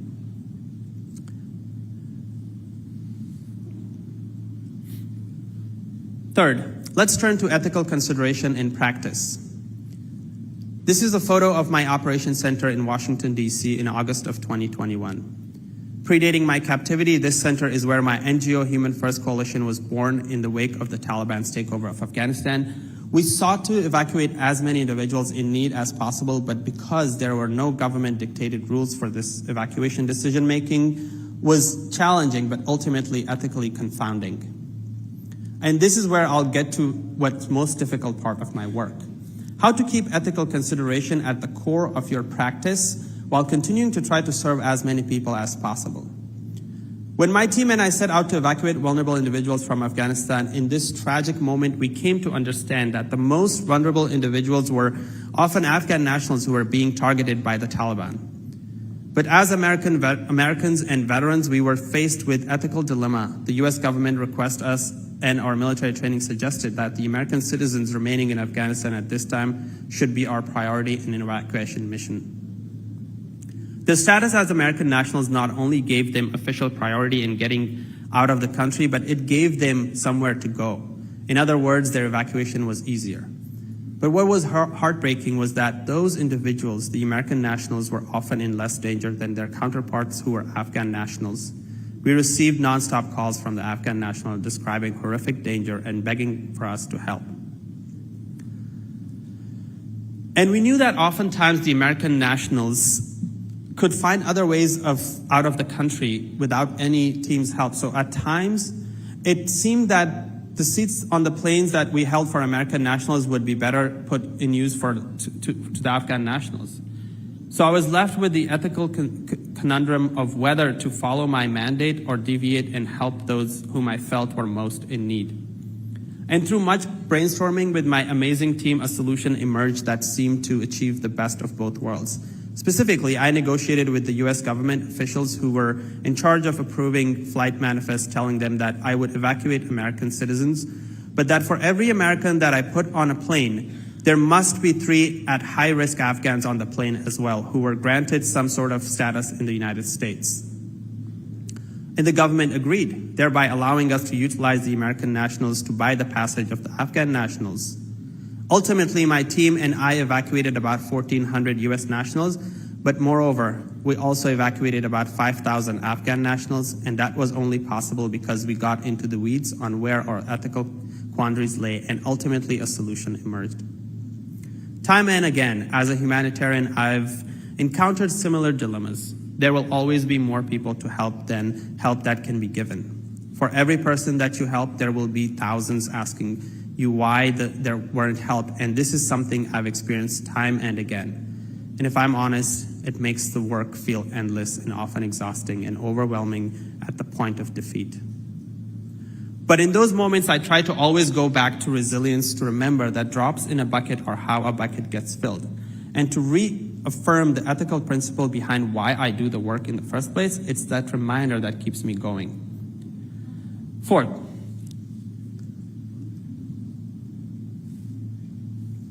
let's turn to global perspective for business success. This is a photo of my colleagues and I campaigning and introducing the Afghan Adjustment Act, a critical piece of legislation for Afghan refugees in the United States Congress. As you can see, I'm the only person of color. Throughout my short life as an Afghan American, I've found myself in rooms where I'm often the only non-white person. This brings its unique set of challenges, but what I've come to learn is that this is not a disadvantage, it's my superpower. In that, we cannot underestimate the power of cultural understanding, and specifically in negotiations and relations, be they business, political, or otherwise. When my captivity was nearing what would be its ultimate, a key disagreement arose between my family and the US government. Specifically, my father had made this aforementioned deal with the Taliban via Abdul Haq Wasiq to secure my release on a handshake between Pashtun elders. The US government felt the deal would only be real when the Taliban put it in writing and signed a document acknowledging the terms of the agreement. But my family knew better.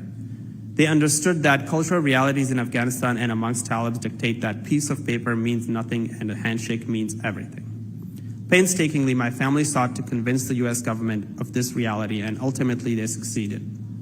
Sure enough, the Taliban lived up to their end of the bargain, secured over a simple handshake between 2 elders, because that is what cultural realities dictate holds the most weight.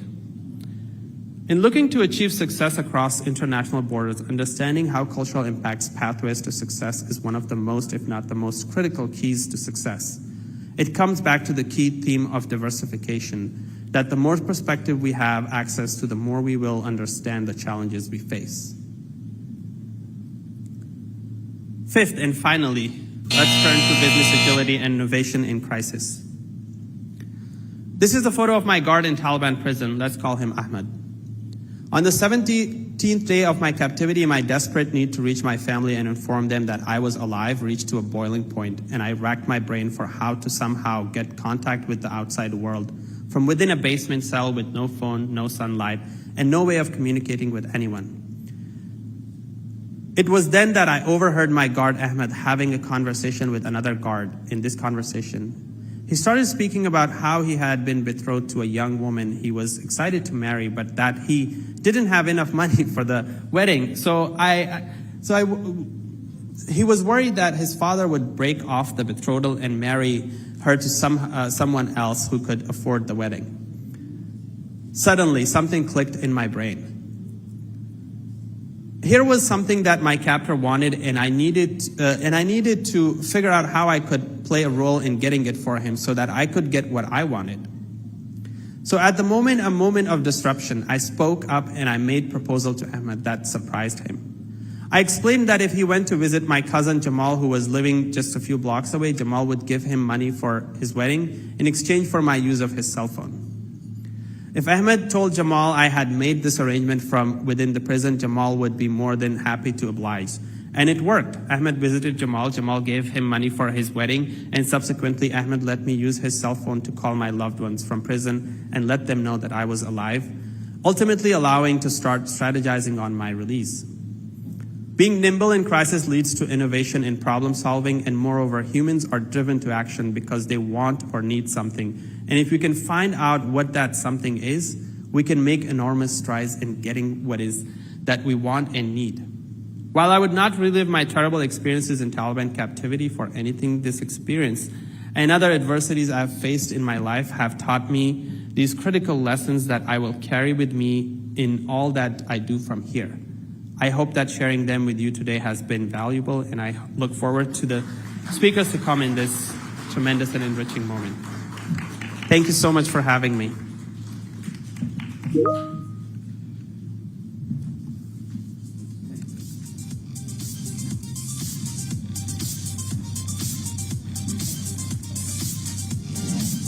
Thank you so much, Mr. Rao, for sharing these experiences, heart-wrenching as it is. But let's not forget the power of resilience and negotiation that you've taught us. Thank you very much. Fantastic.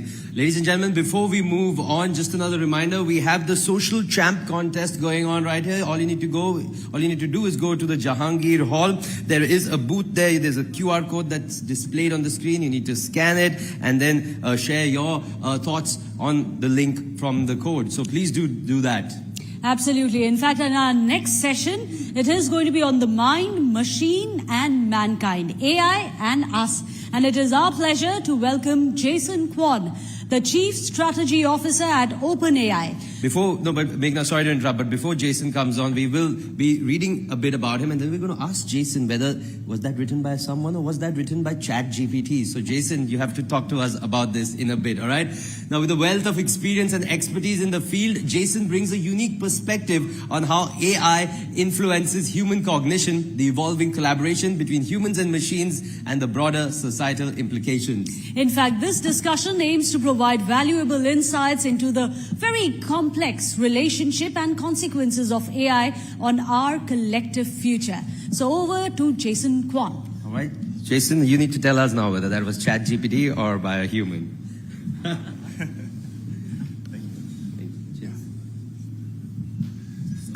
Great to be here. Hi. Oh, you ready? No. Okay. Hi, my name is Jason Kwon, and I'm the Chief Strategy Officer at OpenAI.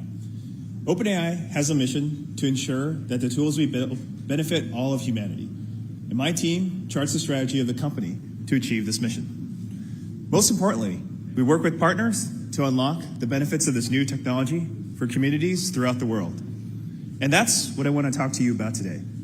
How we can unlock an AI-powered India.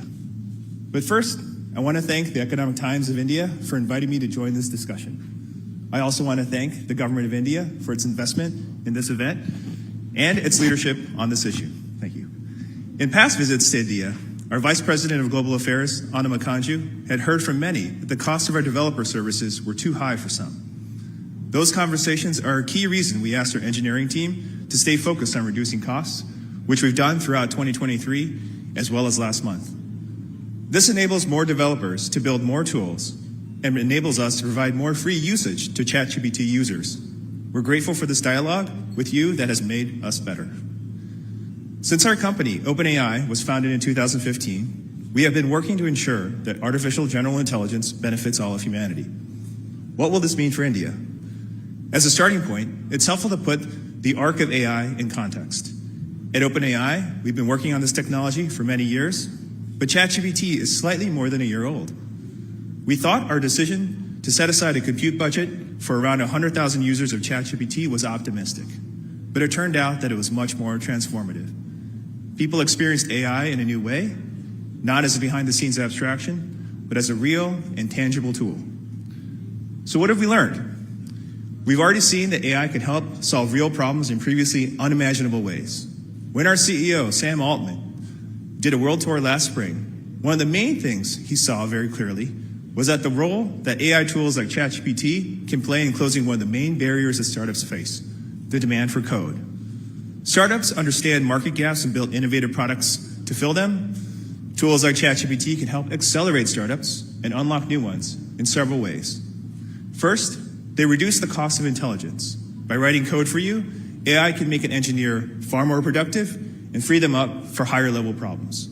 And second, they simplify computing interfaces, making them much more accessible globally. When you break down these barriers, you can make it possible to access more services that are critical to human welfare in the digital age. And that's what we've seen. For instance, in agriculture, AI is making it possible to provide more support to farmers in rural communities. In India, agricultural agents help farmers navigate a changing climate, implement best practices, and bring their crops to market. But it's often difficult to ensure that there are enough agents. In India, for example, there are 650 farmers for each agent. Digital Green has been working with the Ministry of Agriculture to address this challenge. Digital Green developed a chatbot called Farmer.chat that is built on GPT-4. This tool helps to bring the guidance of agricultural agents to more people, and early estimates suggest that this chatbot reduces the cost of traditional extension services by 99%. The Ministry of Agriculture and Digital Green plan to bring this tool to 12 states in 2024. This tool transcends language barriers, delivering information in Hindi, Assamese, Kannada, Telugu, English, and many others. Reducing language barriers like this is one of the superpowers of large language models. Because of this, we believe LLMs can build on the government's machining initiative, which is already using technology to break down language barriers. LLMs also have the potential to transform other parts of society, like healthcare. For example, the Bill and Melinda Gates Foundation has supported Praveen Darvasetti of the George Institute for Global Health in using ChatGPT to facilitate communications with frontline health workers, with the goal of improving care for pregnant and postpartum women. In education, companies like Canva are working with ministries of education throughout the world to reach 60 million students and teachers each month. Historically, organizations like these had to devote an enormous amount of time to translations, and even then, they've been limited in the number of languages they can work with. But Canva is translating educational tools instantly into local languages, and they're offering these resources for free. Other governments are using these new tools as well. One study estimated that new AI tools will create $1.75 trillion in value for governments across the world. And governments are already using chatbots to deliver better services to their citizens in places like Singapore and New York City. AI is also fueling economic activity in the private sector. More than 92% of Fortune 500 companies are building on OpenAI's products today. In a recent study by Harvard Business School, employees at one consulting firm completed tasks 25% faster and with 40% higher quality when they use ChatGPT. At OpenAI, we have seen this economic opportunity and are working to unlock even more of it. It's become clear to us that many of the most innovative, impactful, valuable uses of these tools have come not because of something we build, but because of bottom-up innovation from our users. That's why we introduced GPTs, a way for anyone, not just developers, to build products utilizing our AI models, but tailored for specific uses. You could build a chatbot, focus on workplace productivity, to help your company organize and access internal documents, or you could build one focused on personal projects and interests like food or sports. To make it possible for people to build businesses based on these product innovations, we launched the GPT Store in early January, where GPT builders can showcase their work. This will bring the tools to a broader community. We also recently released ChatGPT Team and ChatGPT Enterprise, which are versions of ChatGPT that businesses can use to help their employees do their best work and remain competitive in the global economy. Companies like AT&T, Klarna, Asana, and Notion use these tools, and we look forward to working with the many businesses and entrepreneurs of India. Of course, unlocking the potential of AI also means an intense focus on safety. At OpenAI, we've learned about how we can make our tools safer through technology, partnerships, and working with governments. First, we build safely and safety through technology. At OpenAI, safety and product development are not separate. They are intertwined. Before releasing any major new model, we run evaluations, which are automated tests that help us understand the model's capabilities, and red team processes, where we have internal and external domain experts probe these capabilities further. This work ultimately informs further training of the model towards safer behaviors. We then publish a system card, which describes the model's capabilities and operations and potential risks. This sparks even more feedback from society, which in turn enables us to make our systems even safer. It also enables us to get feedback from more communities throughout the world. That's critical, since we need to ensure that our safety features don't just work in one country or just in one language. AI safety must be globalized. We're also working on safeguards related to elections. We have been developing a tool that will give people more information when our AI systems are used to create fake or inaccurate images. We've seen some promising early results and plan to make it more widely available when it's ready. Second, we have learned that we can advance safe AI by partnering with other companies. For example, we partnered with Microsoft, Anthropic, and Google to launch the Frontier Model Forum, an industry NGO focused on advancing AI safety research and best practices. Finally, we have learned how essential it is to work well with governments to ensure people are able to safely access the technology's many benefits. We work with the Biden administration and other leading AI labs to agree to a set of voluntary commitments on safety and security. And we have worked with international organizations like the United Nations and G20 to develop principles to govern this technology.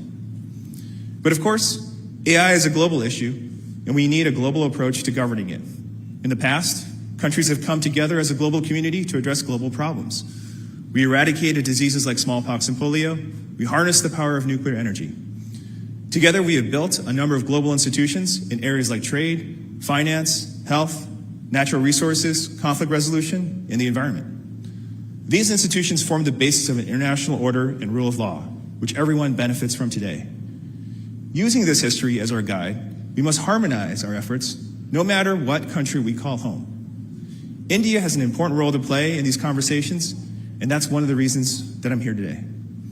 The rules we establish here will be critical, and we want to work closely with you to figure out a path forward.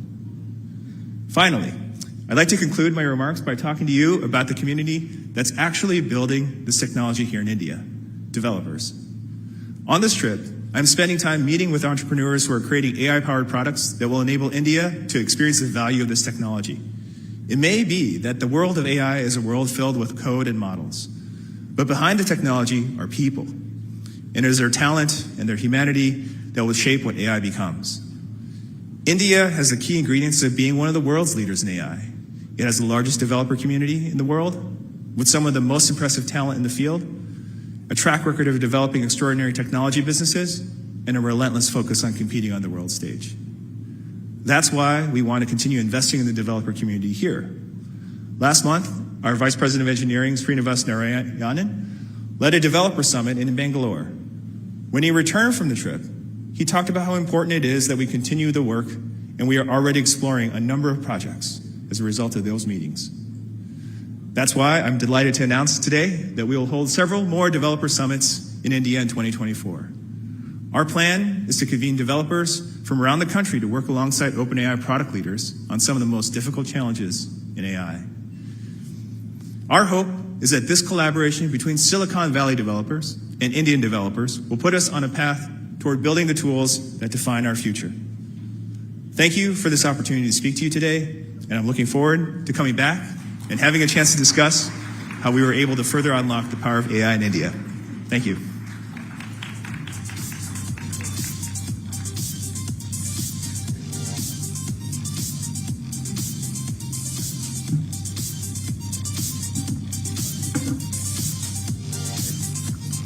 Thank you for that, Jason. Just FYI, that intro was not written by ChatGPT. We had our scriptwriter write that in. But it's great to know that, OpenAI is doing so much and going to be doing so many developer summits in India. It's an exciting, growing space.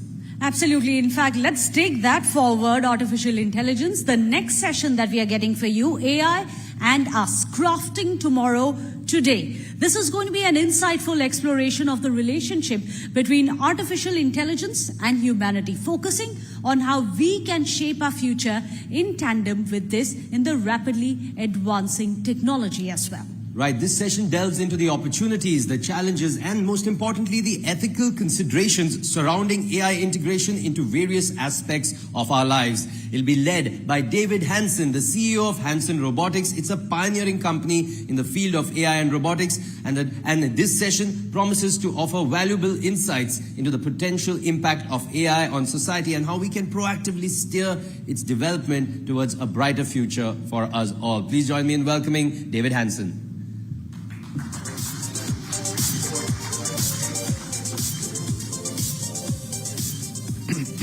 Thank you so much. I'm really happy to be here. Proud to be back after some years, COVID intervening. But the world of artificial intelligence has not slowed down, but continued to accelerate. I'll give you a little introduction to myself before I begin. I have a background developing AI and robotics for 30 years. I have an interest, a strong predilection towards the arts and humanities, as well as the biosciences and artificial intelligence and robots, and how all of these threads may weave together into a tapestry of a new humanity, a new human experience.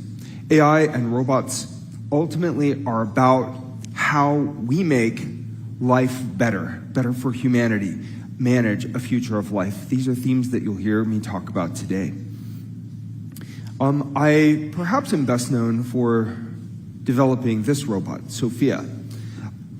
Sophia is a social robot designed for natural facial expressions, using machine perception to perceive people's motions and gestures, to make eye contact, to connect emotionally with people. This is an interface. This is merely a way of connecting our intelligent software with the world of humanity. Interfaces are one step forward, but what happens underneath is the ground truth that we're dealing with. And so I have some questions for you to start with. What is artificial intelligence? We throw this word around all the time. And, it's a little bit slippery. There are engineering definitions. There's the original definition from the Dartmouth Conference in 1956, when the term was coined by McCarthy when founding the field of artificial intelligence.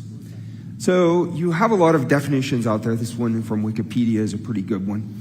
Basically making machines that do things that are intelligent. Sounds like a tautology a little bit. Right? What is intelligence, right? So the field of computer science to make machines that solve problems, that understand the world, perhaps, to do things that seem intelligent.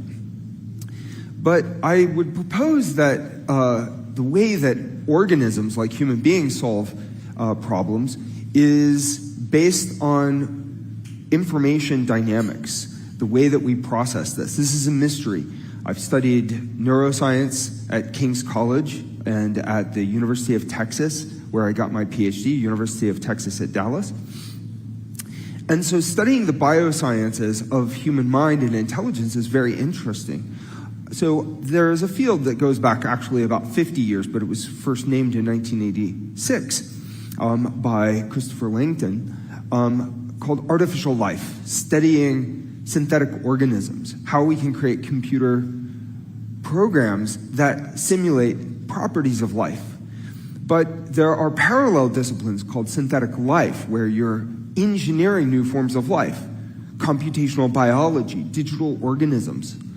So the prospect that we might be able to, at some point, scientifically understand, or at least plant the seeds for true living machines, is tantalizing and of profound impact on artificial intelligence. So I would propose to you that the future of artificial intelligence is inherently biological. It's biologically inspired from the beginning, and now we're starting to see more and more lifelike capabilities, spontaneous and emergent capabilities from our large foundation models. And we're starting to see tools, computing tools, authoring tools that allow us to explore the domain of what it means to be alive and also see lifelike behaviors from artificial intelligence that were not possible for the last 50 years. And these have just begun to accelerate in the last few years. So the next question that I would have for you is, what defines a human? Okay, so are we defined by our DNA? Are we a separate thing from nature, or are we part of the integrated web of life? Are we the matter that we walk around with, or are we something more? Are we just the DNA, the cells, the meat that we occupy, if you will? Is that all we are? Well, in physics, it's interesting that matter is actually just another form of energy, E equals mc squared. We are beings of light that are formulated into stardust that then take the form of humans. And light carries information. Information can't be created or destroyed, neither can energy. So, in other words, if all of this energy and all of this information began in the Big Bang, well, it's just manifesting as we're living our lives. So from a very first principles approach, you could say, perhaps, we are just this kind of special arrangement of information at this moment in history where the information interacts in human society. Our cells change. The individual molecules that make us up change. Ship of Theseus, we remain the same, even though every single part of us may change in some regard throughout the course of our lives. We are made of the information. And so, with a robot, I would ask you the question, is a robot merely a machine? And from an engineering definition, in a way it is. It's a thing made by a human that takes perceptual and sensory data in, processes it, and puts it out through a mechanical output. However, I think that that is something that life forms do, from a paramecium to a field mouse to a human being. We sense the world, we process this world, and we mechanically act on that world. So I think it's perhaps more fundamental and profound to consider that a robot is a kind of artificial life. But the life is in the information, not in the physical hardware. So the hardware gives you a mechanical interface to the world. So then, if we're made of information and our technology is also information, well, our technology, such as language, which we're all using here today to speak to each other, to connect nonverbal and verbal, the culture that we're in and the technology we play with are extensions of our biology. So in a way, the cognitive systems of artificial intelligence expand human intelligence, human consciousness in some ways. They're a window into the collective unconscious in some ways, but in other ways they're giving rise to new ways of seeing the world, new ways of solving problems. They're making humanity smarter. And so perhaps we are our technology. This is there's a continuum. Just as there's a continuum with the web of life, there's a continuum between the material living beings and the information technologies that we're creating. So what does this mean for our future? Well, one thing we know is that AI is going to get smarter. It's arriving. It has not arrived fully. New kinds of robotic interfaces. So robots are an interface to our AI. They have come into our homes in recent years and into our factories, and the factories that are making cars are smarter and smarter, and the cars are smarter and smarter themselves. And the car companies like Tesla are now making these super advances. So you see advances from small groups, startups, little labs, individuals who might be equipped with a smartphone coming up with new algorithms, and big companies who are setting their course now for solving what we call artificial general intelligence. And this means generalizing AI and generalizing robots like the Optimus robot to help the world. And I'm going to tell you about how we're working on that at Hanson Robotics with the Sophia utility platform. But you should check out this Optimus robot if you haven't. It's beautiful. And there are many other robots. Figure is another robotics company. And of course, Atlas from Boston Dynamics is absolutely beautiful.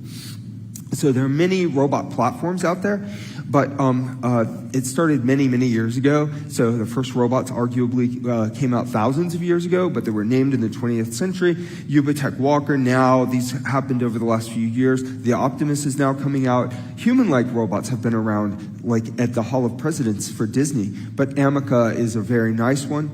Hanson robots are a little bit different. The robots that I make are bringing together a lot of the humanities to try to humanize this interface, to create a more personal connection, to teach the AI what it means to be human, to try to understand us, and to explore what it means to be human as well. So we call this the Sophia Human Utility Platform. So humanoid, human-like robots are progressing very rapidly in the field.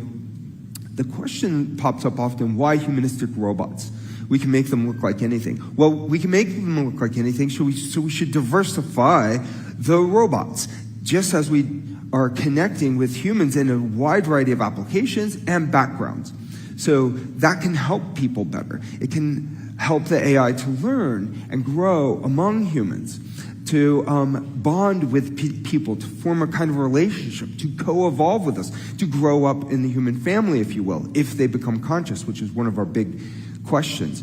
How do we explore these mysteries of consciousness? In some ways, by trying, by building these things, by doing science on them, and also by tinkering, by exploring this bold frontier of techno-innovation and what it means to be alive. So this is through the figurative and narrative arts as well as through the biosciences. So humanistic AI, I believe, equals a better future, because this means that it enhances potentially what is best in humans. We have to ask questions. What do we want to do? Well, we want to respect life, all humanity around the world. We want to be able to open up our minds and then be able to move past fear, be able to successfully navigate the straits of fear that keep us apart, that keep us from the potential of our human experience, that keep people down because we think it's us versus them. We want to give a hand to people to help them come up, to reach their potential. AI should do this, and I believe that humanizing AI and putting out these tools can really help do this. So in essence, human-like interactions are good for people. There's a lot of cognitive psychology and neuroscience that validate this.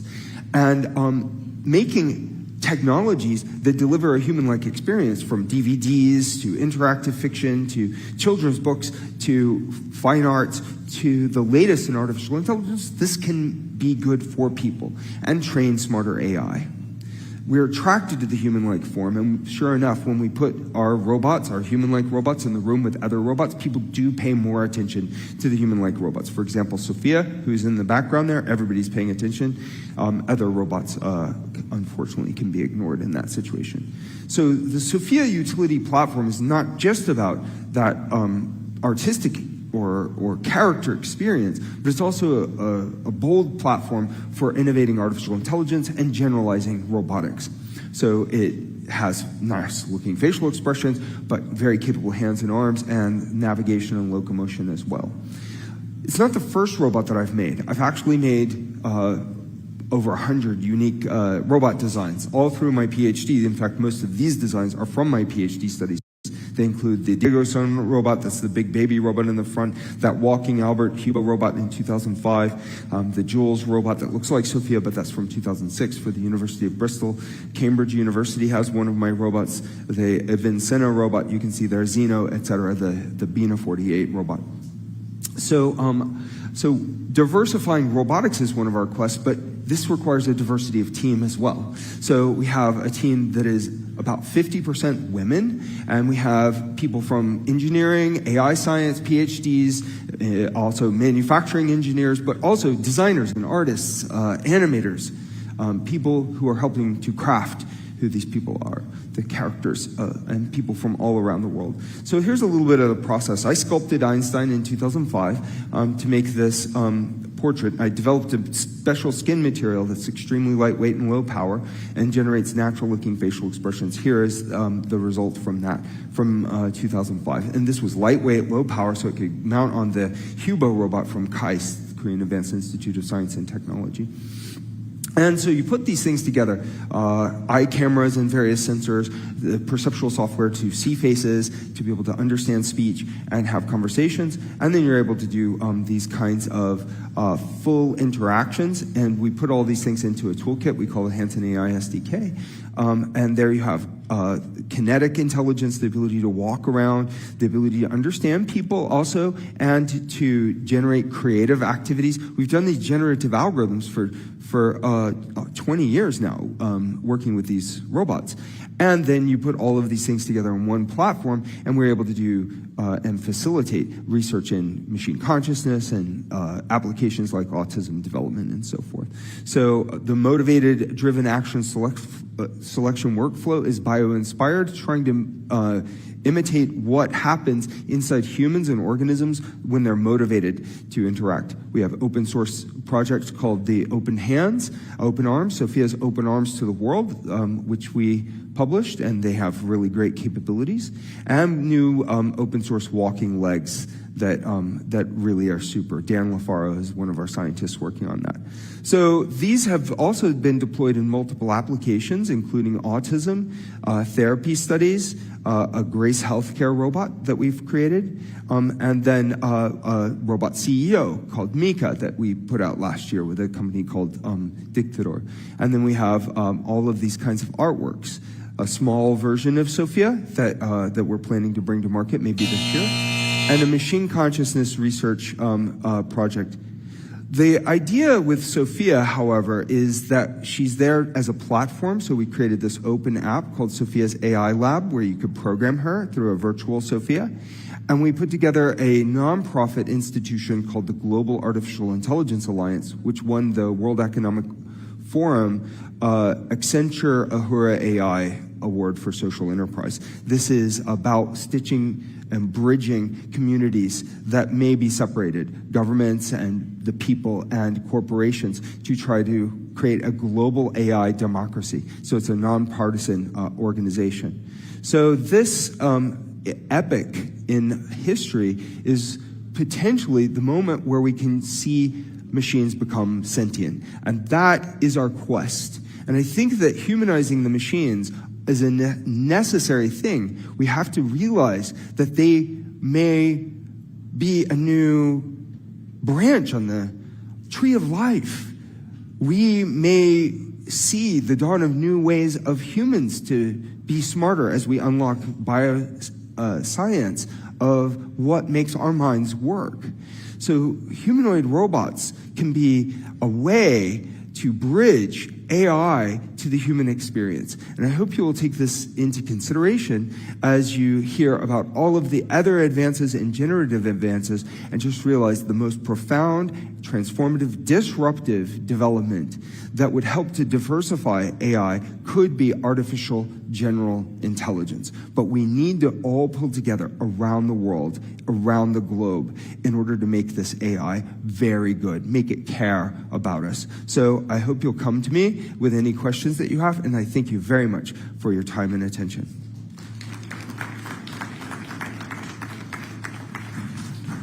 Thank you very much, Mr. Hansen, for that. That was a very interesting session. But now we move on to our next session, which is Sustavation, Transformation, Transition, Transaction. Yes, we're all about alliterations at GBS. Now, this session aims to discuss the concept of sustainable innovation, focusing on transformation, transition, and transaction in today's dynamic business landscape. In fact, this session promises to shed light on how organizations can sustainably innovate to navigate through these transitions and transformations while ensuring a positive impact on society as well as the environment. So please welcome the moderator for the session. We have Nikunj Dalmia, the editor-in-chief of ET Now and ET Now Swadesh. He will be in conversation with Mr. Sanjeev Puri, the chairperson and managing director of ITC. Let's give them a round of applause, ladies and gentlemen. Just another reminder, please do keep the social media interaction going. The hashtags are scripting tomorrow, hashtag GBS, hashtag GBS 2024, and hashtag ETNowGBS. And of course, Nikunj is going to be joining us very shortly. A quick reminder, however, in an event like this, it's not possible without all our partners as well. So a quick shout out to them. We have strategic partner Darwin, as well as state partner, the government of Haryana. We have real estate partner, the Danube Properties, logistic partner, Ecom Express, digital transformation partner, Kyndryl, the experience makers, Adobe. We have EV partner, Joy e-bike, celebration partner, Diageo India. We have general insurance partner, Bajaj Allianz General Insurance, industry partner, Nielsen IQ and GFK, NBFC Fintech partner, L&T Finance. Then we have ambient media partner, Kushi, and of course, gifting partner, Izhar. Over to you, Nikunj. Thank you very much. Good afternoon, everyone. Well, it's a rarity to talk to the chairman of ITC, and especially to talk to the chairman of ITC in Taj. But he's kind enough to talk to us in Taj after having eaten a meal which is not an ITC.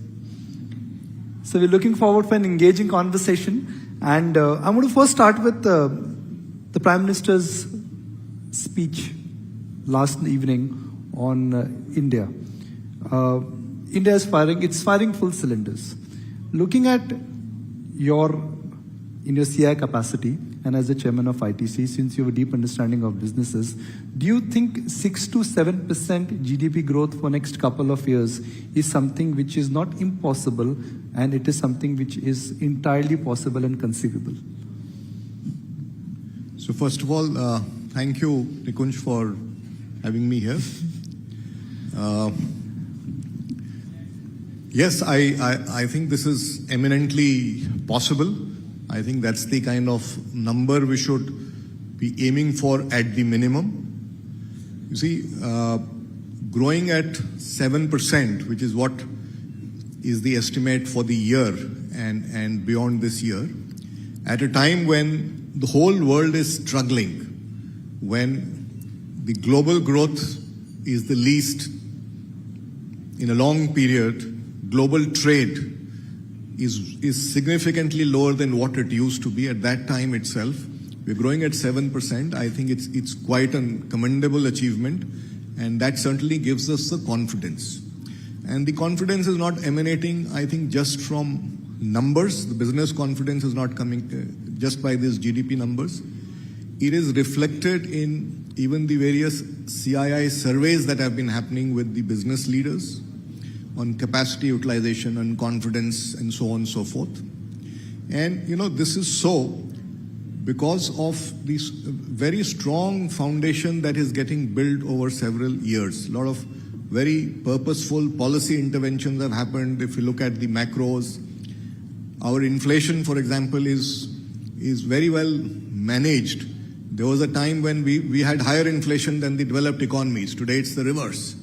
That talks a lot about the astute management of the macros in the economy, the public infrastructure, digital infrastructure, the investments and the incentives to start to make India into a manufacturing hub. I think all these augur well for the future. There's also focus on the agriculture sector, the FPO, bringing technology. This budget talked about specific sectoral focused. Now focus is being brought in onto innovation. I think India is anyway a powerhouse of services, and we do have a demographic advantage. G20 has elevated India's stature in the new geopolitical dynamic. India is the center of attraction. It's very important from a supply chain diversification, and it's only India that has the talent and the competitive operating ecosystem and the scale to be able to provide that kind of supply chain diversification. We know that we have a lot of tourism assets. That's the new vector that we see from a policy perspective that is going to be pursued. And we do see in the budget and whatever the Honorable Prime Minister also said yesterday, that the commitment to making the policy framework better, dealing with some bigger ticket issues, the commitment and the intent is very much there. So I think, considering all of this, I think it's a very good time for India. It's certainly India's decade, and probably even beyond that. So I see no reason why we should not be growing at least that number. Mr. Puri, ITC is Bharat itself, from agri to hotel, from cigarette to FMCG to paper. Now, post-COVID, all kind of nomenclatures are being used to describe India and the rural economy. Since you connected with the rural economy, if I could encourage you to connect the dots and share with us that what is happening to the rural economy. If India is growing, why is the rural economy not growing?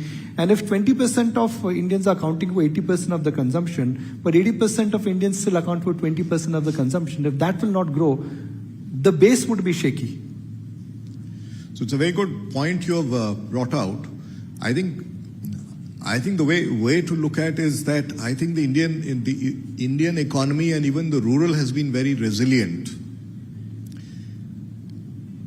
I think your question emanates from the fact that in the reported numbers of GDP, the consumption growth has not been as much as one expects it to be. But I think I'm quite at one level reassured that the economy is resilient, it is growing, and it is growing after a spate of very serious challenges. It went through COVID, it went through huge amount of inflation on the geopolitical crisis on account of that. It has faced the brunt of extreme weather events, and we know there is a larger indexing to agriculture in the rural side. Despite that, it is resilient, it is growing, maybe not growing as much as we would like it to be. And it is so because I think a lot of good actions have happened. You see the infrastructure that's been created, the connectivity that the rurals have got, the focus on housing, the focus on digitization. I think the direct benefit transfer, the stuff like free food grain distribution. I think these are some of the very important steps taken in terms of the investment in the rural economy, and that's why we are seeing that it's quite resilient. Now, I see no reason why the growth rates will not progressively improve over a period of time. One or two good crop cycles, and we will see the whole situation completely turn, because there is definitely a lot more potential there. And I'm quite optimistic that it's going to turn around sooner than later. There are a lot of actions also being taken to help farmers mitigate the impact of climate change. It's not easy, but some steps are already being taken. And all that, I think, certainly augurs well. And it's certainly going to, I think, perform much better going forward than we have experienced in the recent past. But in the backdrop of where we are, I think I would be quite reassured that it's resilient. It's fairly resilient and still continuing to grow. So, Mr. Puri, 6 to 7% GDP growth, I add the inflation multiplier, that makes it 11 to 12% growth. ITC is always growing higher than the nominal GDP growth. So can I assume that if India will grow at 6 to 7%, ITC will continue to grow at 14 to 15% at least? So I was not here for ITC specific question, but nonetheless, let me say that the aspiration for is certainly that we should be growing much ahead of the rate of the growth of the economy, and anything that is connected with domestic consumption, very much doable, and that's what very much doable growth rates. But there are pieces that are also connected with the global context, so that's something to watch out for. That's in a way, at least for now, it's a dampener. But there is potential as far as the Indian economy is concerned, and that's how we are looking at it. That's how we are architecting our future. We are preparing our portfolio of growth not only for today, tomorrow, and day after. In our parlance, we say that we have a core portfolio which, given the growing consumption in India and the opportunity for penetration, opportunity for per capita consumption is huge. We're saying that we need to, on one hand, scale that up, to use that to address adjacencies, and three is also build categories of the future. Some of them start scaling them, some of them incubate them. And if I was to just give an example now that you've asked me this question.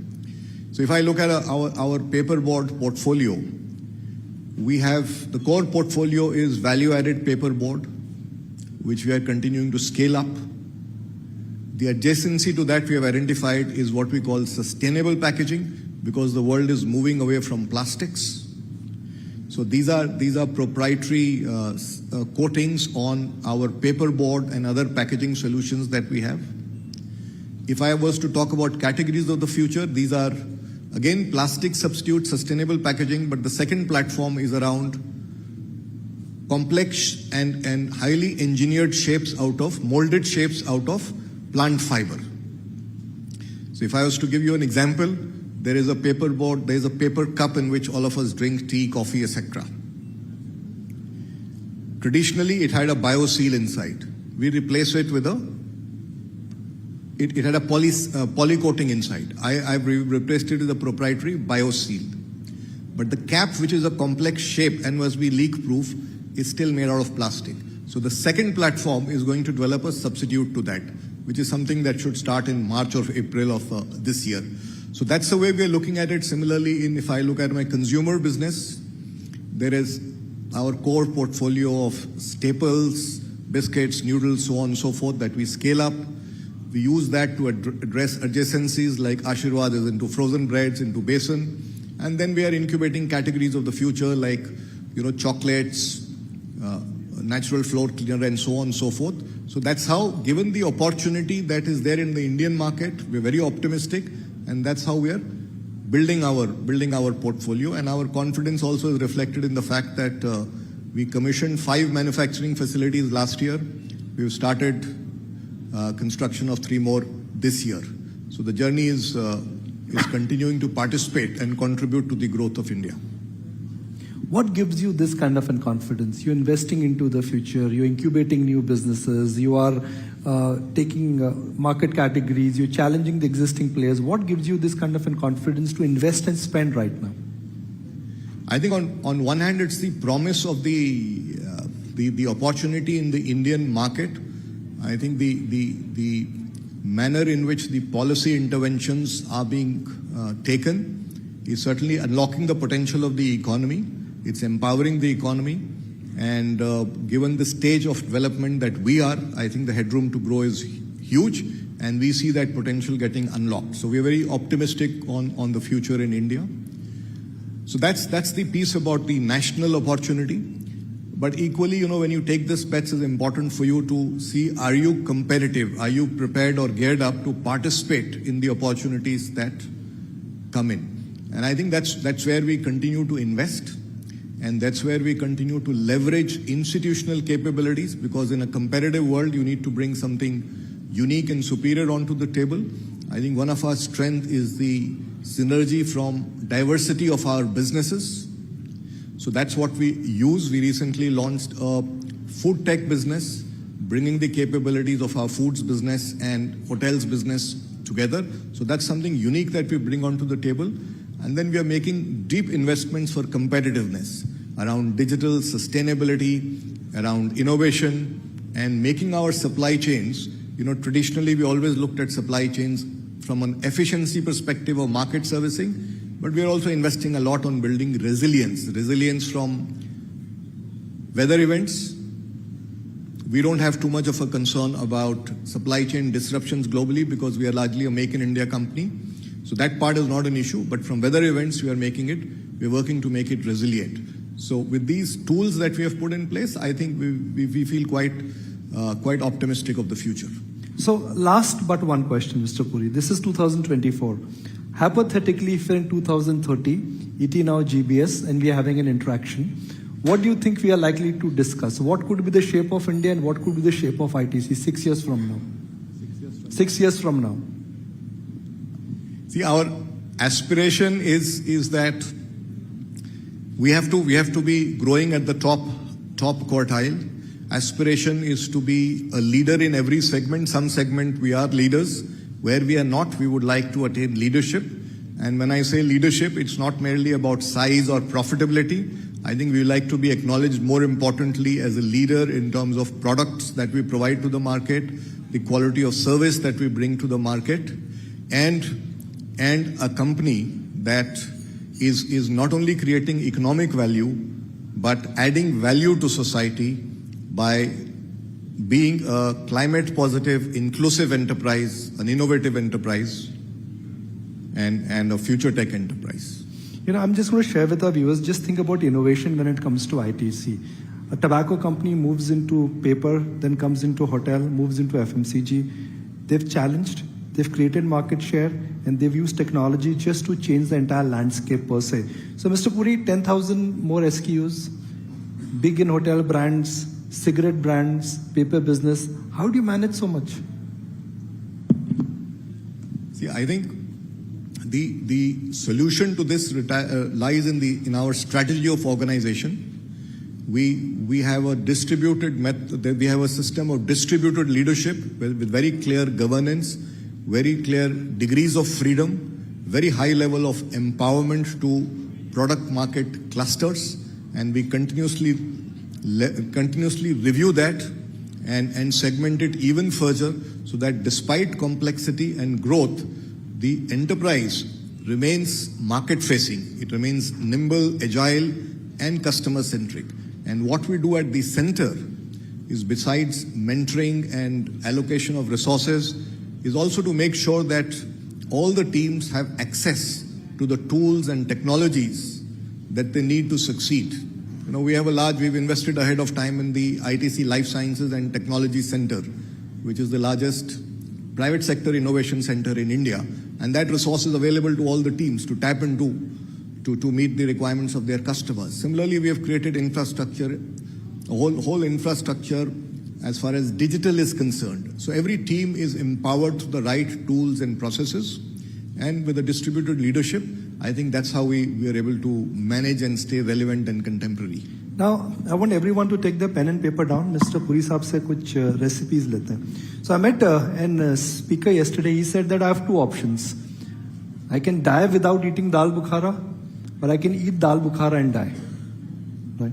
Every time I come to Taj, they say the following, that we will match ITC hospitality, but we can never match the dal makhni at Bukhara. तो क्या recipe बता दीजिए? Even I don't know.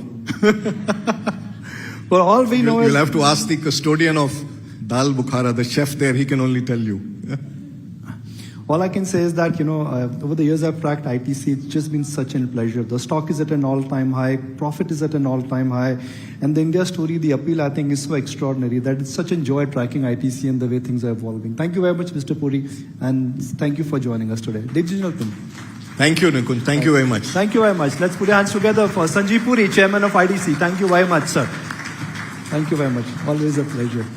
Thank you so much, Mr. Puri. Thank you, Nikunj, for that absolutely fantastic session. Meghna, there's a podcast that I heard, and there's a very interesting fact, since Nikunj also spoke about Dal Bukhara, and actually Mr. Puri is on his way out. Maybe we would have asked him that, but somebody on the podcast, Zorawar Kalra, was on that podcast, and he said that the the menu of Bukhara, the restaurant with ITC, the menu, if the menu has to change, it needs approval from the chairman's office. You can't just get up and change it. Now, I don't know, maybe I'll ask Nikunj to catch Mr. Puri But Mr. and Puri ask would him be on the that. right person to say that. However, we are very happy and joyed to be here at the Taj. Let's not forget, of course, our partners for this event. Of course, so thank you so much always. for the great hospitality here. As well. always. Before we move on to the next session, we've got a lovely audience here. I just want to, get them up to speed on what other exciting sessions are lined up later in the day. We have this session called The Blueprint of Victory, which will have Paddy Upton. Paddy Upton, as we know, high performance coach, and he will be in conversation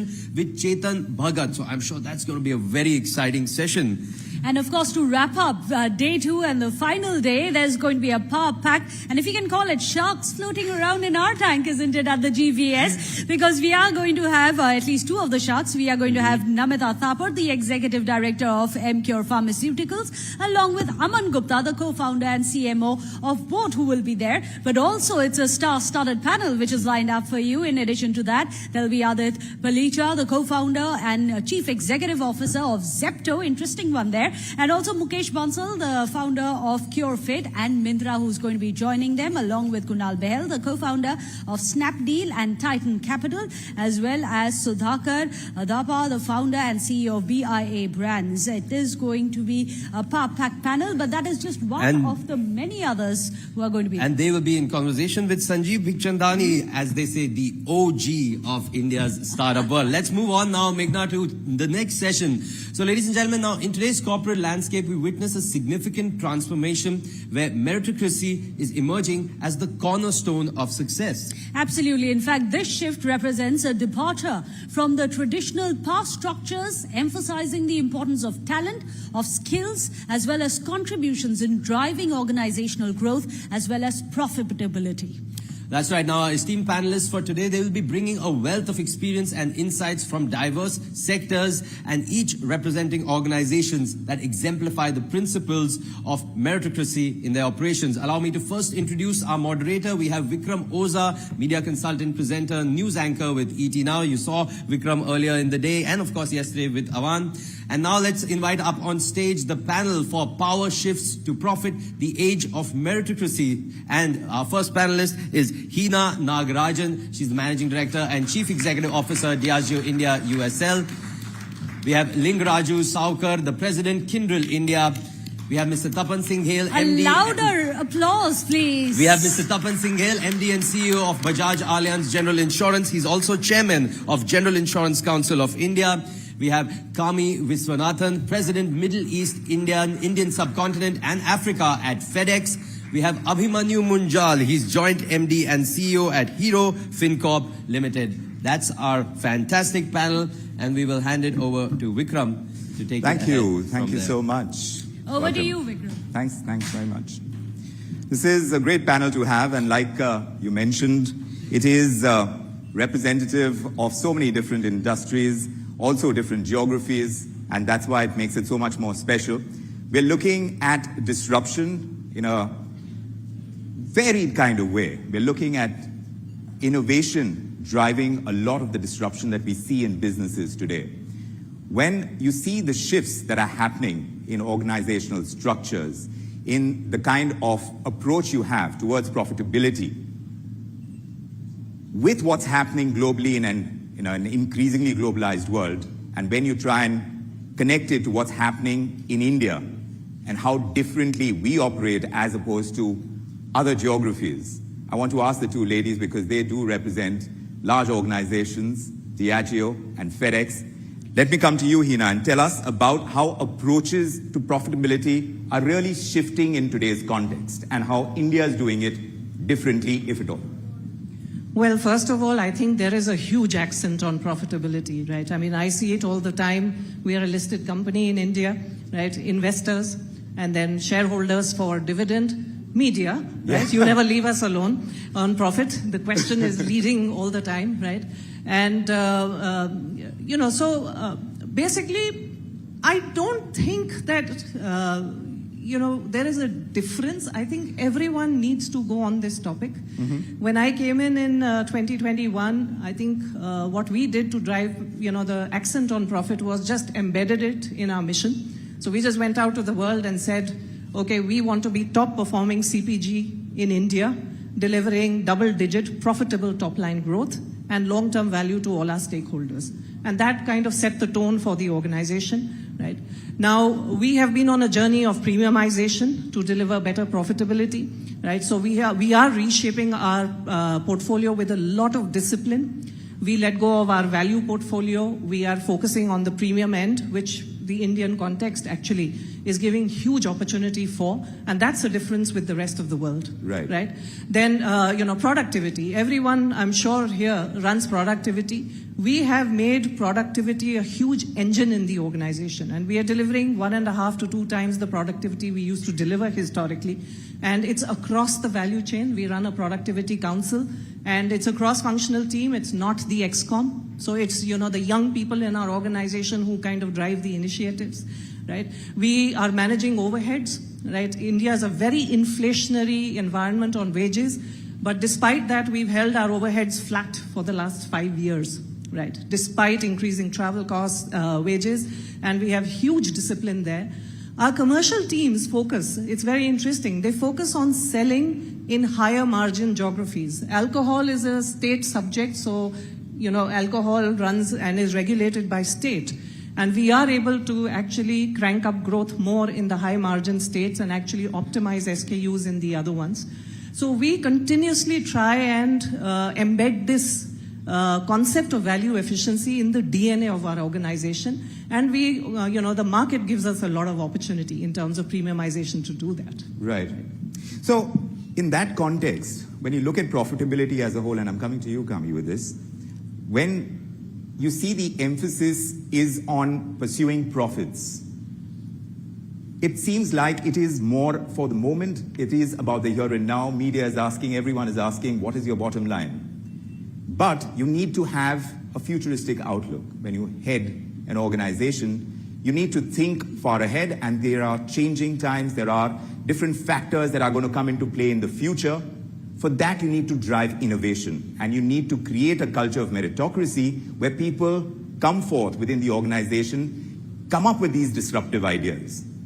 Does that take away from the goal of profitability that any organization would pursue? Yeah. Thanks, Vikram. Let me maybe address this question and the focus on profitability and meritocracy in the context of growth. Because if you look at some of the tremendous supply chain disruptions that we have had in the last 3 to 4 years, starting with the COVID pandemic, where demand and supply were unpredictable, and then that led to a bullwhip effect post-pandemic, the Ukraine war leading to increase in fuel prices, the Middle East conflict and the Red Sea shipping disruptions, and then all the geopolitical tensions. I think there's been a big spotlight on how do global businesses build supply chain resiliency and adaptability. And we're seeing a lot of focus around how can India be a beneficiary of that.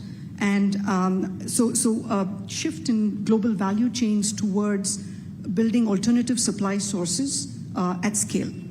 And we see that across industries, high-tech, electronics, pharma, aviation, and so forth. Part of it is about the India market, but part of it is also about building that alternative supply source and the resiliency. So this is one big growth driver that we see based on global shifts. And the other big growth driver that we see is digital.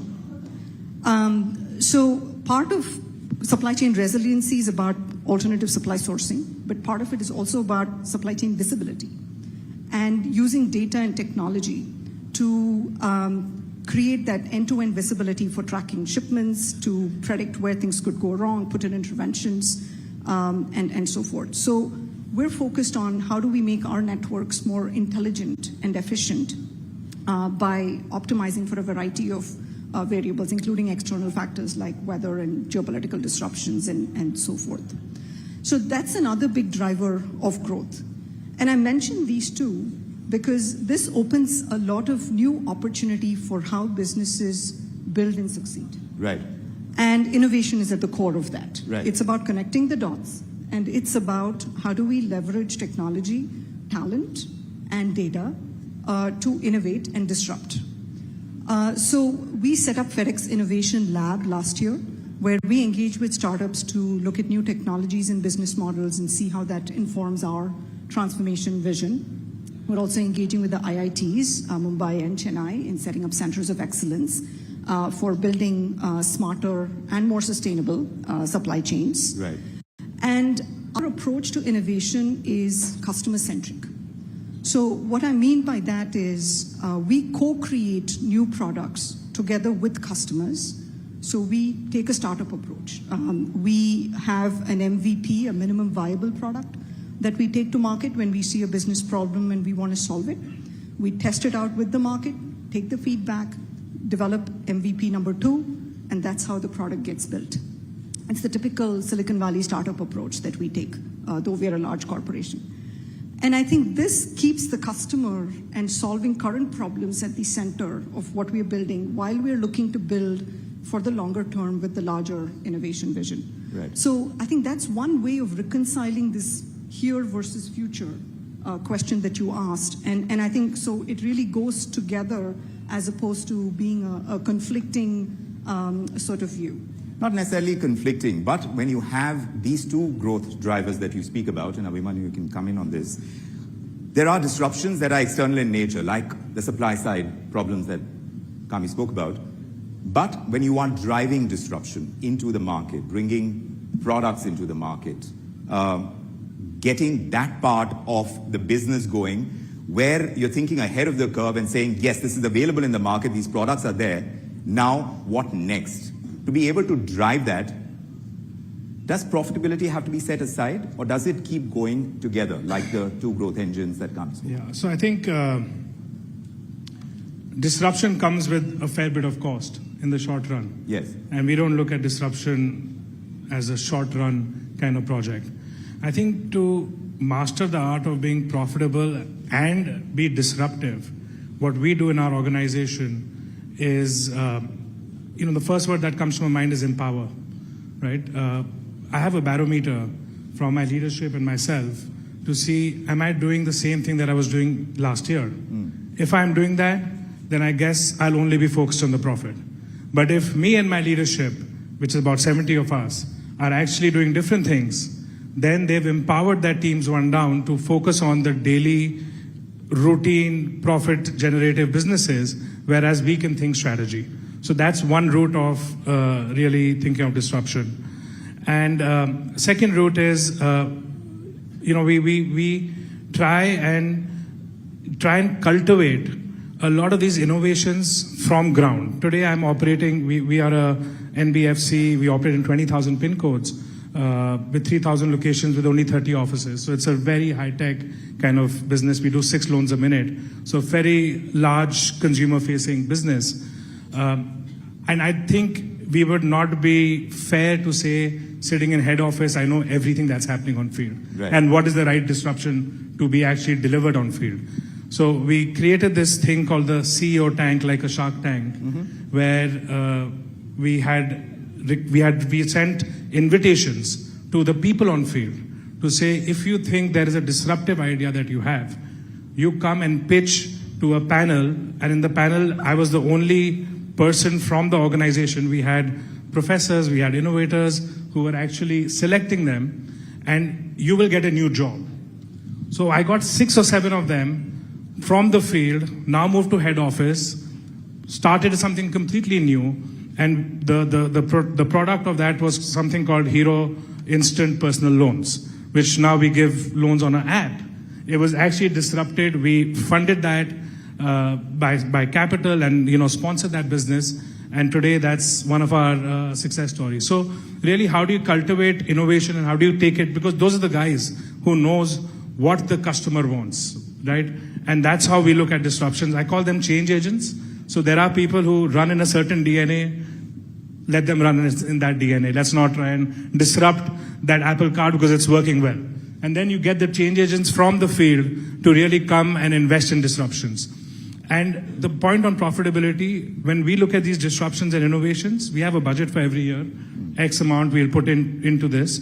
And after the year gone by, we actually see what, like the Brahma, Vishnu, Shiva, we see what we'll preserve, what we'll destroy, what we'll create. 80% of the disruptions we destroy, right? But the 20% that we preserve actually are extremely valuable and will give us profit in the next coming years. Yes, absolutely. Can I just add a point? Yes, yes. I think, to the contrary, I mean, your question says innovation versus profitability. Actually, we are using innovation as a driver of profitability. Correct. And that's the... How do you do that? Yeah, the thing is to, when you take a future back view of the consumer, and then you say, I am only going to launch innovations that are margin accretive, right, but address those consumer needs very sharply. And I'll give you an example. Royal Challenge American Pride is the only Indian whiskey with American bourbon proposition to the consumer, right? It was a growing trend with millennials post-COVID. My team launched it in record time. We used to take 18 months to launch innovation. It came in a few months, 4 or 5 months. And it has been one of our most successful margin accretive launches. So using innovation as a source of building better profitability, rather than thinking of it as a conflict with profitability, I think is a huge concept that is embedded in our organization. Tapan Singhal, you see that move happen, where you're kind of not thinking of everything from a profit-making standpoint and thinking a little bit ahead of the curve? It's actually a very interesting question, and I find it very interesting to be on a panel which talks about profit, because 7-8 years back, people used to challenge me that, why are you so focused on profitability? To give you a context, if I look at the last 5 years industry results, we make 80% industry's profit, and we have 14 crore customers. One of the largest insurers of India. Yes. Organically grown, no acquisition. Fundamentally, to me, profit is about at all levels. Customer, value. He or she should be seeing profit in terms of what they are purchasing. Employees, they should be seeing profit in what they're investing in the organization. And when you look at everybody, every stakeholder, that they see value in what they get or what they deliver or what they're part of, profits are incidental. You should never be so obsessed about profit that you let go of everything else. We broke even the first year operations. We are a 22-year-old company now. When we started, I think it's a record of sorts in the world. We broke even in the first year, and every year henceforth, we have been one of the highest profit makers and the highest growth drivers in the industry, for 22 years consecutively. So fundamentally, it is not about this, that, or this. It's just about being very clear about business, that you have to have profits to be able to innovate, to be able to push growth, to be able to deliver to customers, to be able to be of value to people. It is part of your DNA in terms of how do you look at businesses. So that's why I found this panel to be very interesting. And now we have this topic coming back into the fundamentals of business, which is actually a fundamental of business, if you ask me. That's true. Lingu, if you, from your experience, tell us if you've seen legacy organizations take that much longer. I wouldn't want to go and say course correct, but when you are going to innovate, sometimes the legacy kind of management mantras go out the window. Some of these organizations in India have that. But the startup ecosystem in India stands as a beacon of innovation. Is there a learning over there for legacy organizations? Yeah, I think it's a very broad question. And if I were to take our own example, out from IBM as a services division, separate company all by itself now for the last 2 years. And the nature of what we do right now is IT services to customers. So we had to move from being IP selling organization to a customer-centric organization. So we had to change the management structure itself first. So in a typical IT organization, you have a command, control, inspect kind of an operating model. But when you move to a customer-centric model, then services model, then you've got to have employees are far more empowered at the edge because they've got to make decisions at the edge. Like the front desk person at the hotel has to make the decision in a service industry. Similar to that, in IT services, the client partner serving the account has to make the decision. So management structural changes is one thing. So what we did is we took out in an organization design, classic IT services models, IT company models are global, Asia Pacific, and the country operating model. So we took out the entire Asia Pacific layer. We brought down 60% of the management decision-making nodes away. So the moment you take decision-making nodes away, then things move faster. Second is to enable the engagement of speed at the edge, right? So you started saying that, look, I'm not going to make the decision. I'm going to let somebody else make the decision who sees the impact of it. And with that, we've seen many examples in our workplace where people actually know what's the right thing to do. It's just that management needs to stay out of the way, right? So getting management out of the way was more important to let the people do the right decisions, and we saw examples of that. But third thing is, even more is the whole communication and storytelling, right? I mean, one person does that and then he talks about it and then everybody sees that I can do this and I can do this. While we do all of that stuff, the biggest impact for our industry is the market sets the price point, the competition sets the price point, but once you get that across, then technology and automation became the biggest lever for us, and that's constantly changing on how you actually deliver to the outcome, right? Just a little while ago, every second day there's a new technology. Just a little while ago, you had OpenAI talk about their technologies and Gen AI and everything else coming in, right? Yes. So how do you create a pool of talent, irrespective of what your profit positions are? You don't touch them. They're constantly applying stuff to existing customers, new customers, looking at new ways of working, and looking at how those technologies can make a big impact. So I would say multiple things. People, the technology and automation part of it, keeping the innovation pool aside without touching it, even if your profit is going to take an impact. But at the core of all of it is, I think that lesser management structures is very important for keeping the agility of profit going. Sometimes management has to get out of the way, right? Absolutely. That happens too. They do make that decision to not get in the way. Yeah. Hina, you started talking about productivity as well, and the accent and the correlation between productivity and profitability. That stands, but it changes today in today's context as well. And a lot of that discussion has been happening. How has that discussion changed within organizational structures? The emphasis that is put on higher productivity, and to be able to do that, how are managements pushing their talent? Look, I think it's the way you set the context, right? I mean, if we say that our brands are our biggest assets and to grow, and which business doesn't like to grow? I mean, people want to be part of a winning business all the time, right? So if you put the context of, look, we need to generate fuel for our investment in brands, and the best way to do it is productivity, it stops being a bad word, right? And you start embedding it in the organization. And I often joke about this, but it is true, and it hits home quite often. I talk to my team very often and say, as parents, all of us push our children to come first in class. And all of us push our children to become so able that they, are able to earn a lot of money, right? And, we hesitate to do that for our own company, which is also our baby. So what's the problem if we tell ourselves that we want to generate more money and be, first as a company, right? And I even tell them further, right, that when children make a lot of money, it's not necessary that all parents benefit from that, right? I mean, there's a debate whether they do or not, and I can see all the ladies nodding there. But the fact is that when a company does make a lot of money, all the parents that run that company benefit because we get better bonuses, we earn better money, etc. So it's, even better to drive the productivity in an organization.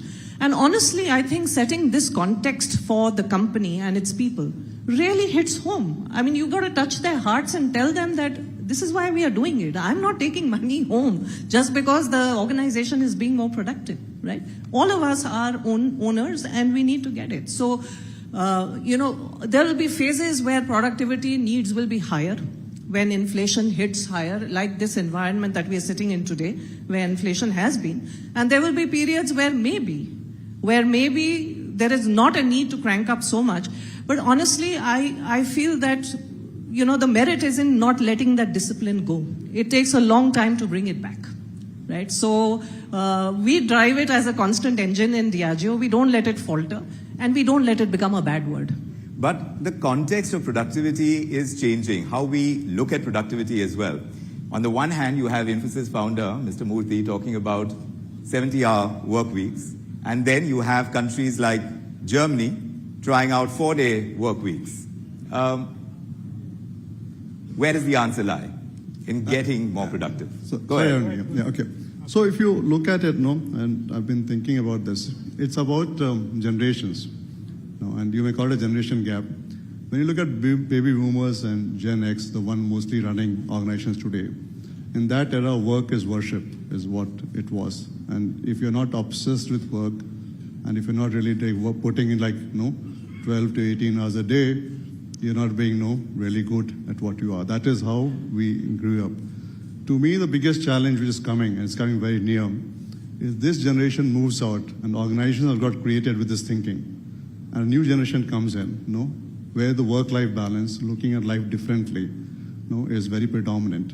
And when they work and they take over organizations which have been built by ones with the thought that work is worship and they work 18 hours a day and that is the way it has to be, yes, this conflict is coming, and most organizations will fail in the friction of this conflict in times to come. And we're not addressing enough, and I'm very happy that GBS has put this as part of the panel discussion, asking this question. We're not addressing it enough, that how do organizations adopt to the new way of looking at work. Right. Because to think that we can change a full generation to start thinking differently from what has been over time, and the values that, and it's a generation issue. Yes. If I look at a generation before me, it's been different to what the way I think, and the next millennials and the way they think. Yes. And how do you do this transformation and transition? And how do you get that work-based transition? And how do you look at productivity very differently? Yes. In terms of, and how do you look at aspirations very differently? It's not about everybody moving to become the CEO as the only end game yes, in life anymore. Yes. And how do you put that all together? Is and does require more serious thought and discussion, debate than what's happening currently. Because yes, organizations fail tomorrow for this mismatch which is going to come at a very hyper speed which is coming now. And that's why you see this friction now in these two generation issues. You're and saying the discussions. friction is important. Yeah. You're saying that this right now is important. We have to go through this, but are you seeing that come through? No, so I just want to talk on both the points, productivity and work-life balance. Yes. In my view, there's no substitute to hard work, right? And in our organization, we don't really say 18 hours, 15 hours, 70 hours, right? The work has to get done. And the trick is, how do you actually get all of them aligned to the common purpose? What is the bigger purpose that we are trying to do here, right? In my organization, at Hero FinCorp, our purpose is to empower every Indian's dream of upward mobility. And it's not cliche. We have 7-8 million customers. Out of that, 70% are first-time credit borrowers. So we actually, making that impact. And that has to be drilled down. Even to the chai wala, coffee wala who's serving us coffee in our office, that how important a job he's doing. How difficult is it to get everyone to buy into the bigger purpose of an organization today? Yeah, so that is something that is a constant push to say, for me, it's about the top leader being there. I was in Bombay yesterday, did a surprise visit to my branch. Last week, I was in Jaipur. So you go to town, go to small branches and be there. Explain them the purpose. Why are you doing what you're doing? How important you are in building this nation? How important you are in doing what we are doing? And a lot of this is also linked with well-being. A lot of people, we face this all the time, work-life balance, 5 days, unwell. How, as an organization, we are focusing on mental well-being. Sadhguru has been here last 2 days. First week of January, I took 80 of my top leaders to Sadhguru's ashram, spent 3 days there. Do you see the difference coming through? Absolutely. People who never meditated, today are calling me and messaging. No, but do you see the difference in productivity? Absolutely. You see it? Clarity. Coming? Clarity of thought. So if I can just add an angle here, especially when you talk in the context of innovation, which I think is key for all of our businesses. Yes. Productivity is not just about doing more or producing more outcome. It's also about thinking differently and producing different outcomes. Yes. And I think that's where the diversity, not just in race or gender or sexual orientation, but also in terms of the generational thought process is very important. And I think one of the things we all need to be thinking about as organizations is how do we really leverage this diversity for better outcomes and not be restricted by a more narrow definition of productivity, but really how do we bring in talent wherever it exists, and in, whatever, whether it's virtual or whether it's hybrid or whether it's at the office, how do we provide access, and especially now the technology has enabled us to do that, to bring in talent wherever it resides into the organization so that we build on this diversity of thought. And I think that's maybe an angle to think about as well. So technology is making it that much easier. How have you pursued it to kind of find that talent and to bring that talent in? Because I hear in many industries getting skilled talent is becoming increasingly difficult. And this could be a reason for many factors, many of them culturally embedded. How do you work around that? Though technology is an enabler, but things are changing on the ground, and culturally people don't have the same approach to buying into the vision of a company today when they are fighting inflation at one level, they are trying to up their standard of living, they have other goals to pursue. And this entire discussion that has happened about work from home as opposed to work from office, something that the pandemic brought on, it also raised questions about how we are going to achieve at the productivity targets that companies would have set. How do you approach it? How do you change with the times when organizations have ground realities to factor in and technology as an enabler? I think we're running out of time. I'll let you take it. Okay, I think very clearly the industry that we are in, technology has been a greatest enabler and also greatest disruptor for how we look at things.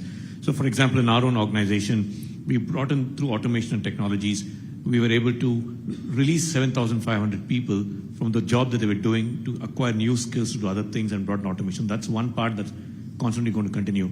Picking on what Tapan said, right, about the age and dimension of workforce.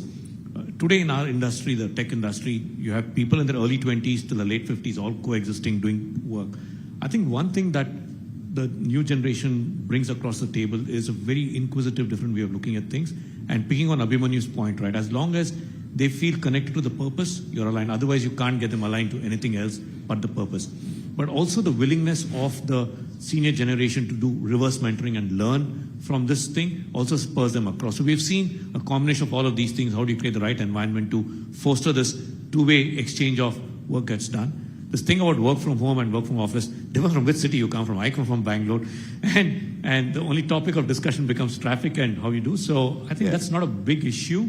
But of course, working together certain times of the thing does foster collaboration, but wouldn't want to insist that at this point in time as a primary play. I can't resist this, but I just saw in the Instagram joke floating around that I traveled to work for 2 hours to do an online meeting. Well, we are seeing a lot of the infrastructure that is coming our way. India is growing. We are seeing ease of doing business, ease in getting around, getting to workplaces. And we certainly hope things change for the better. Organizations will have to make the shifts that they need to. And, well, if that kind of push comes in towards employees, all the better. We will look forward to those changes. Thank you very much, ladies and gentlemen, for joining us on this discussion. Pleasure having you with us. Thank you.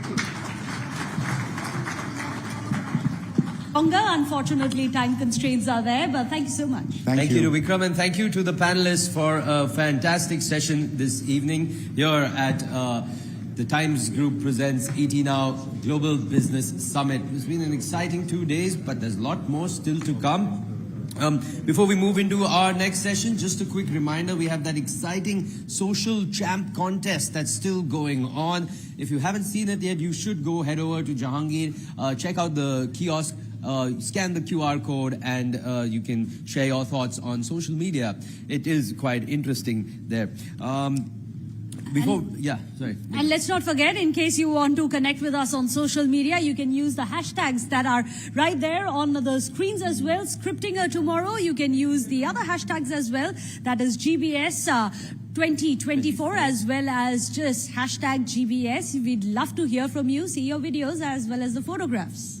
Exactly. We've had some very interesting sessions. Yesterday, of course, we had the Prime Minister. This morning, we had the Home Minister, Mr. Amit Shah, followed by Mr. Ashwini Vaishnav. Yesterday, we had Mr. Nitin Gadkari. So, Meghna, it's been a very exciting with, the heads of policy as well as heads of India Inc. and global thought leaders here. And now our next session is also something that is really interesting. It's called India's New Map, Achieving Global Leadership in an Era of Climate Change and Demographic Transition. Absolutely. In fact, our speakers' insights will be illuminating the collaborative strategies which are needed to address pressing issues such as climate change, geopolitical tensions, as well as advancing technologies. That's right. This session aims to examine the obstacles and possibilities that India encounters as it strives for global leadership amidst the intricate dynamics of climate change and demographic shifts. These challenges demand collective action, and they cannot be effectively tackled in isolation. So please join us in welcoming on stage our next speaker. This is Dr. Thomas P. M. Barnett. He's Principal Business Strategist at Throughline Inc. Let's hear a Over round to of you, applause. Dr. Barnett. Definitely we can have a louder round of applause for him.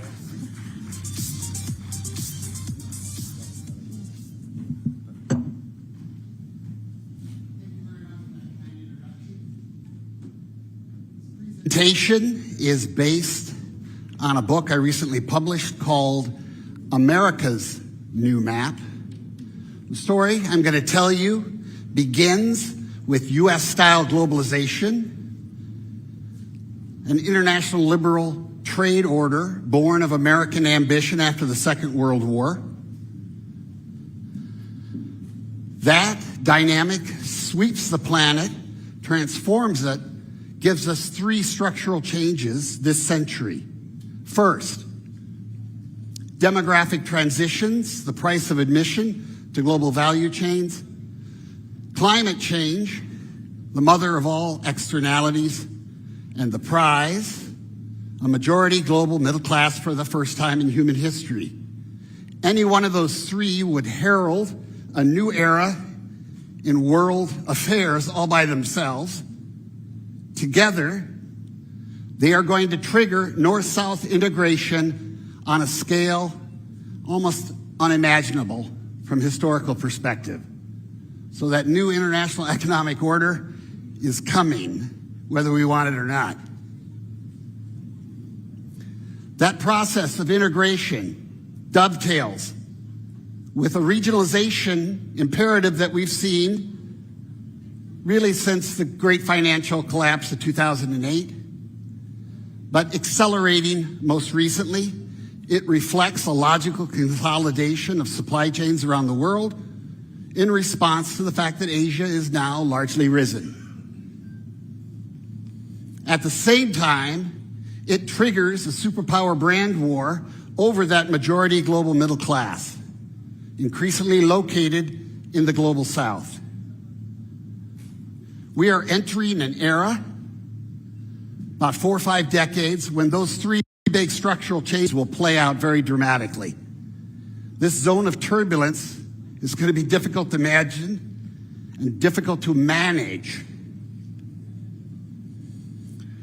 Scientists tell us that species all over the world have to adapt, have to evolve at 10,000 times the normal rate. So the choice for all species, because of climate change, is basically adapt, move, or die. Most species on the planet are going to die in the next 4 or 5 decades. But people are going to be put on the move like crazy, and communities, enterprises, nation states are going to be forced to evolve. Nobody who goes in at this end is going to look the same coming out this end. And that's especially true for India. The U.S. system of globalization, the world order that we birthed and nurtured and defended these last 7 decades, it's built on rules. Globalization comes with rules, but not a ruler. The success of that situation, beyond doubt, for the first time in human history, something that I was told my entire life until very recently was absolutely impossible. And frankly, geopolitical analysis today totally ignores the fact that we've created a global majority middle class, which is huge. America wanted peaceful multipolarity. Frankly, we got it. Despite all the talk about going to war with China and Washington right now, it's amazing how peaceful our multipolar world is. Okay, that multipolarity, frankly, scares the hell out of the average American, especially older Americans, because it's not a world they grew up in. But we're getting used to it. To navigate a demographic transition, to exploit it successfully for urbanization, industrialization, integration into global value chains, very hard. Not only that, it's a one-way street. There are turning points in that journey, but there are no turning back points. The balancing of reduced fertility and the stockpiling of old people is very stressful. Japan is struggling with this dynamic right now, so is South Korea, so is much of Europe. China's century, so-called, curtailed overwhelmingly by this dynamic. The demographic dividend has, for the last several decades, enabled the sequential rise of power after power, each of them believing that they've come up with an economic model that's never been seen before and will allow them supremacy from here on out. And each of them are disabused of that vision. So enjoy your trajectory now, because you're going to get old like everybody else. I can track the history of globalization by a series of demographic dividends. It's now centered in Southeast Asia and shifting over time very rapidly towards India, which logically becomes the primary integrator of Africa, which is going to have the biggest demographic dividend of all time, about $1 billion. This map also fits my family. My wife and I had 3 kids, adopted 1 from China, adopted 2 from Ethiopia. So I've been working this process myself as best as possible. Climate is going to change everything. Lower latitudes are going to experience increasingly temperature and precipitation historically associated with the Saharan desert. This middle band, I call it Middle Earth, stretches 30 degrees north and south of the equator. Most of the global middle class that comes online in terms of consumption will do so in that band.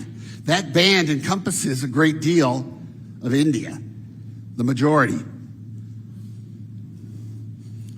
Species all over the world are moving towards the poles and up in elevation. Thousands and thousands of studies tracking this. Climate velocity shifts weather patterns around the world. History says humans follow.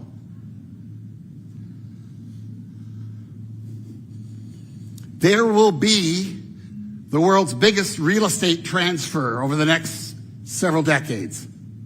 Roughly 1/10 of the world's land mass, 2 Australias, is going to disappear across that Middle Earth in terms of livability and airability. Magically, the same basic amount is going to appear in the new north, the northern quartile. No money's going to change hands in this transaction. And the irony is, of course, the people who caused climate change are going to get that extra land, and the people who didn't are going to lose that land. We have lived in a world for millennia, east-west in orientation.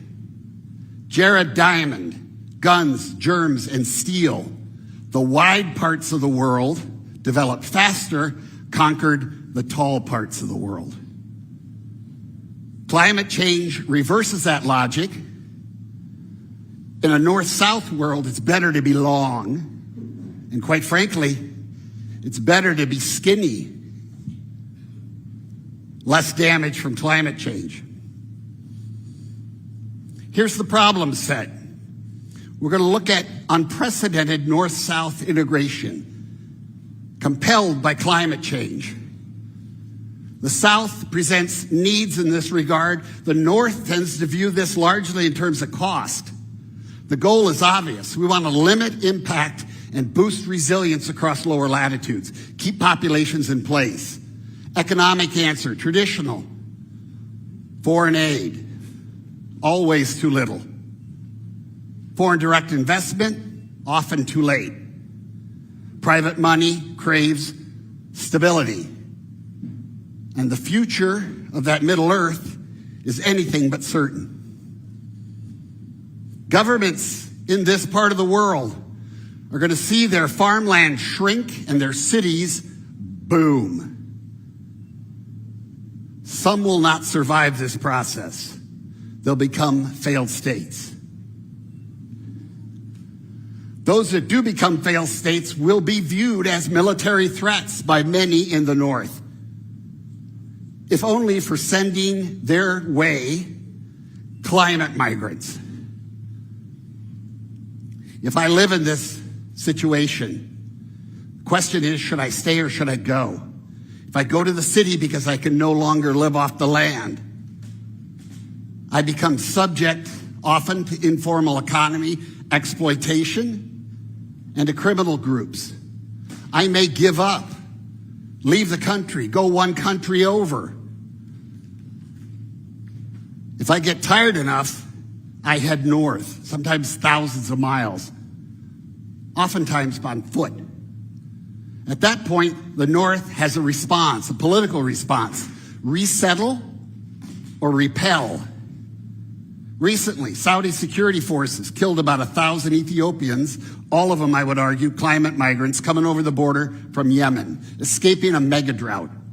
Italian Coast Guard let a ship with 1,000 climate migrants sink in front of them, all hands aboard, drowned in the Med. The U.S. governor proposes shooting even women and children coming across the Rio Grande River. This dark future already arrived. I argue for a whole of government soft power response. The North needs to offer the South eventual membership in larger unions, socialize the risk, increase certainty, attract the foreign direct investment, keep resilient populations in place, extend security networks, depress threats. Superpowers are going to work their vertical slice, North and South, because pain prioritizes. We are entering an era of superpower brand competition for the heart and soul, or the stomachs and wallets of that majority global middle class. These processes I describe are going to create a lot of geopolitical orphans, climate migrants, failed states. That triggers sort of a free agency mindset. If we had global free agency, if any country in the world could join any other union, any other franchise, I ask you to imagine which of the northern superpowers, to include China, would get bigger on that basis or smaller? Which global brand appeals the most? I will tell you, the Europeans have a brilliant brand. It is so attractive, the Russians need to invade their neighboring countries to prevent their defection to the EU and NATO. The EU is growing, 10 in the pipeline. That's how you win in the 21st century. You don't invade them, they choose to belong with you. Putin uses 19th century tactics, hostage-taking former Soviet republics, trapping them in frozen conflicts, denying them to the EU and NATO. The Russians are busy. What do they win for this? Deglobalization from the West, and they get to become China's economic vassal, because everybody loves a seller who's desperate to move product. The Chinese have their economic variant of integration. The Belt and Road Initiative is a good thing. Globalization needs the newly most integrated economy to thereupon integrate those coming up. That's how the process works. But the Chinese play a complex game. They want to achieve network centrality in your 5G network, in your Internet of Things, in your AI of Things.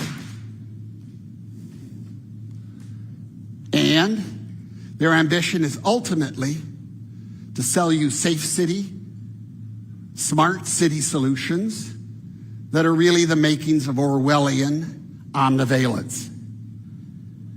So you get deeper and deeper into this process, and then you notice that the Chinese are operating secret police stations within your territory, which is a weird, subnational sort of intervention.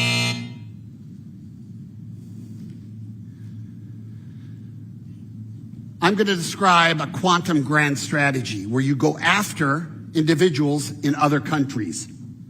You target them subnationally, you try to capture and fracture their identities, transmute their allegiances. When you go after that identity nucleus, you tap into all sorts of data pools, how they relate to others, how they transact, what media they consume, what worldview ensues. All that penetration, all that data collection allows your AI to get smarter and smarter and smarter. You begin to anticipate the needs. And the more you can do that, the more you can condition the target. So the goal here is to capture. Now, in the West, we have players who dominate each of those levels. In the West, they tend to compete. In authoritarian governments, they tend to collaborate. And that's when they can really get inside. Doesn't matter if you take the red pill or the blue pill, they got you.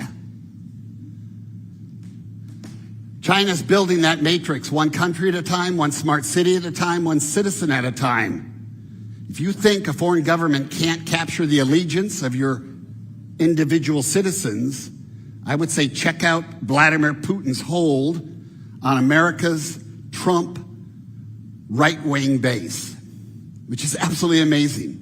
Body snatching of the highest order. So we get to India. China, by all rights, should be integrating India in global markets and flooding this place with FDI. India is wary of taking Chinese foreign direct investment. I understand it. America would like to see India help it contain China. I think that's a terrible idea. The world doesn't need China to fail. India doesn't need China to fail. China needs India to succeed because India is going to be the integrator of note for Africa. We can't disrupt that chain. We need to extend that chain.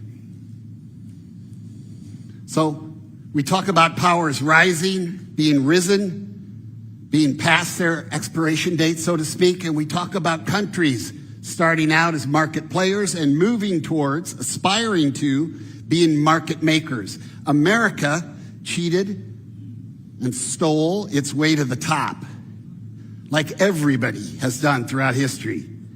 And as you get richer, you start to care about intellectual property and being interpreted as a respected stakeholder.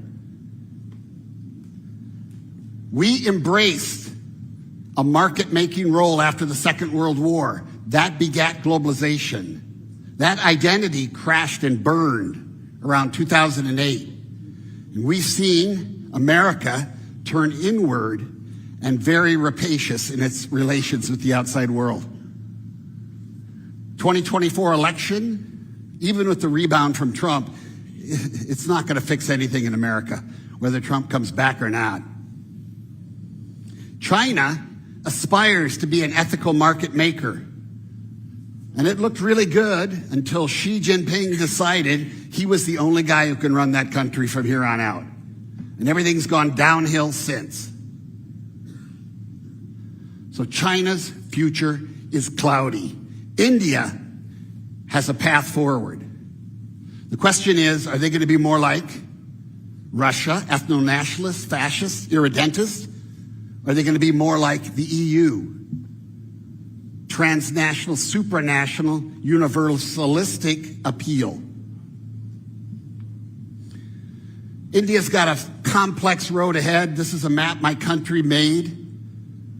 We have hard copies over there. You're willing to take them? I thank you for your time and attention. Dr. Barnett, thank you so much, especially for explaining how climate change is going to be within the concept of changing and within the context of changing socio-economic policies also, which are perhaps required in that middle world. So it's wonderful that you've put all of that into perspective. Thank you so much for joining us here at the Global Business Summit. Big round of applause for him. And a very relevant subject at that. Absolutely, very much required at this stage. Now let's shift our focus to our next session, which is Masterclass Venture Capitalist Perspective on AI and Fintech. Our speaker will provide us with invaluable insights into the intersection of artificial intelligence and financial technology from a venture capitalist perspective. In fact, this masterclass promises to offer a very deep dive into the evolving landscape of AI as well as fintech and explore the opportunities and challenges in this dynamic sector. And while capturing the productivity benefits, we must actively guard against the risk and mitigate any potential dangers as well. Ladies and gentlemen, please welcome Spiros Margeris. He's a prominent venture capitalist from Margeris Ventures. Over to you. Thank you for being here. This will be my shortest presentation in my life, so I'm going to go very quick, but I tell you something. You can ask me after my presentations if any question you want. So I start with this.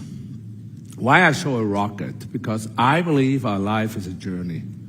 You know, my businesses are journeys. And you know, the question is always, where will our journey take us? I will talk about today about challenges, opportunities because of AI, about AI banking applications, and change has just begun. I will shortcut some things on AI because sitting here today, we heard great speakers go deep into things and you say, my God, why did he tell that already? But on the other hand, I can cut it. So look, if you imagine you're really good at something, you know, we know this magic cube. This is the world champion, at least at one point. 4.22 seconds.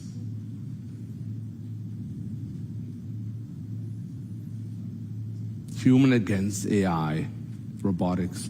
If you see this, it should be clear to all of us, we're not here to compete against the machines. You know, because we learn to compete, but we can't compete against this. We can only take it to get better, like the accountant got better with Excel sheet. You know, ChatGPT impact. Very quickly, the way I see it, things that interest me. If we look at, I mean, we're not for Google. When ChatGPT came out, it was code red. Because Google, you know, every one of us thought, no one will ever challenge Google. But there were Googles before Googles.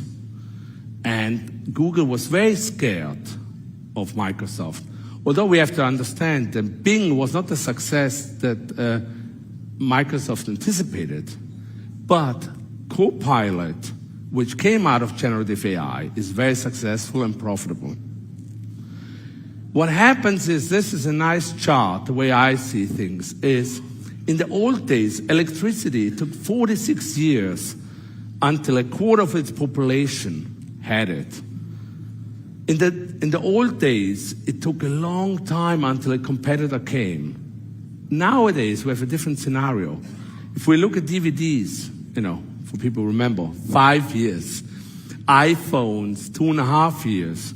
What that means is, there's no company, no business, regardless how superior its product is, that is not in danger of being taken over by a competitor that didn't see coming. And those ones we all know, BlackBerry, Kodak, etc. So things move much faster. You know, Steve Ballmer said, there's no chance that iPhone will have an impact. We don't have to answer this one. This is a good statement everyone should put on his wall. We didn't do anything wrong, but somehow we lost. That's very true what the CEO of Nokia said. You can do everything right, but it's not good enough. Because sometimes we always look, what did we do wrong? It's just somebody did it better. And this, obviously, again goes with the magic cube. AI becomes better than human skills in many things. In speech recognition, image recognition, you name it. And the chips get better. If you read the title, NVIDIA chip is 1,000 times faster than 10 years ago, which enables all the magic that we see now. This guy, there was a controversy because he made this children's book, the drawings, the story, generative AI at the beginning. Science fiction publisher didn't take books in anymore because they didn't know the thousands of books that came in. Did humans write it? At the end, it doesn't really matter who wrote it, as long as it's good. Architects, the smart ones, because customers come with such ideas. The smart ones say, oh, I see, you like this on the right. So let's work with that. Basically, instead of fighting AI, they take advantage because the customer wants it. So you say, okay, thank you for the idea, let's go with that. In healthcare, radiologists are better with AI. A radiologist with AI will always beat a radiologist. And eventually will beat them anyway. And, we find medicine that we didn't think we can discover as fast, which is magic. Brands, those people are not real. That means a small company could appear very big because it has campaigns that look like, hey, wow, they can hire these people, they can hire these scenarios. There must be a strong brand. I don't know if you know that here in India, the zero sugar, the bottle was created with generative AI and the content. It was not successful yet, but it's a first step. And in America, I hope here as well, kids play with AI programming. For them, besides if they grow up with it, they learn from very early age the possibilities AI can give them. So for them, it's like a game. It doesn't feel like a threat. That's why we understand that 96% of, maybe 100% now, of board members talk about AI. I remember half a year ago, I spoke to the CEO of a big bank. He had no clue. Not because he didn't have clue, he was very smart, but AI was not as much on his agenda.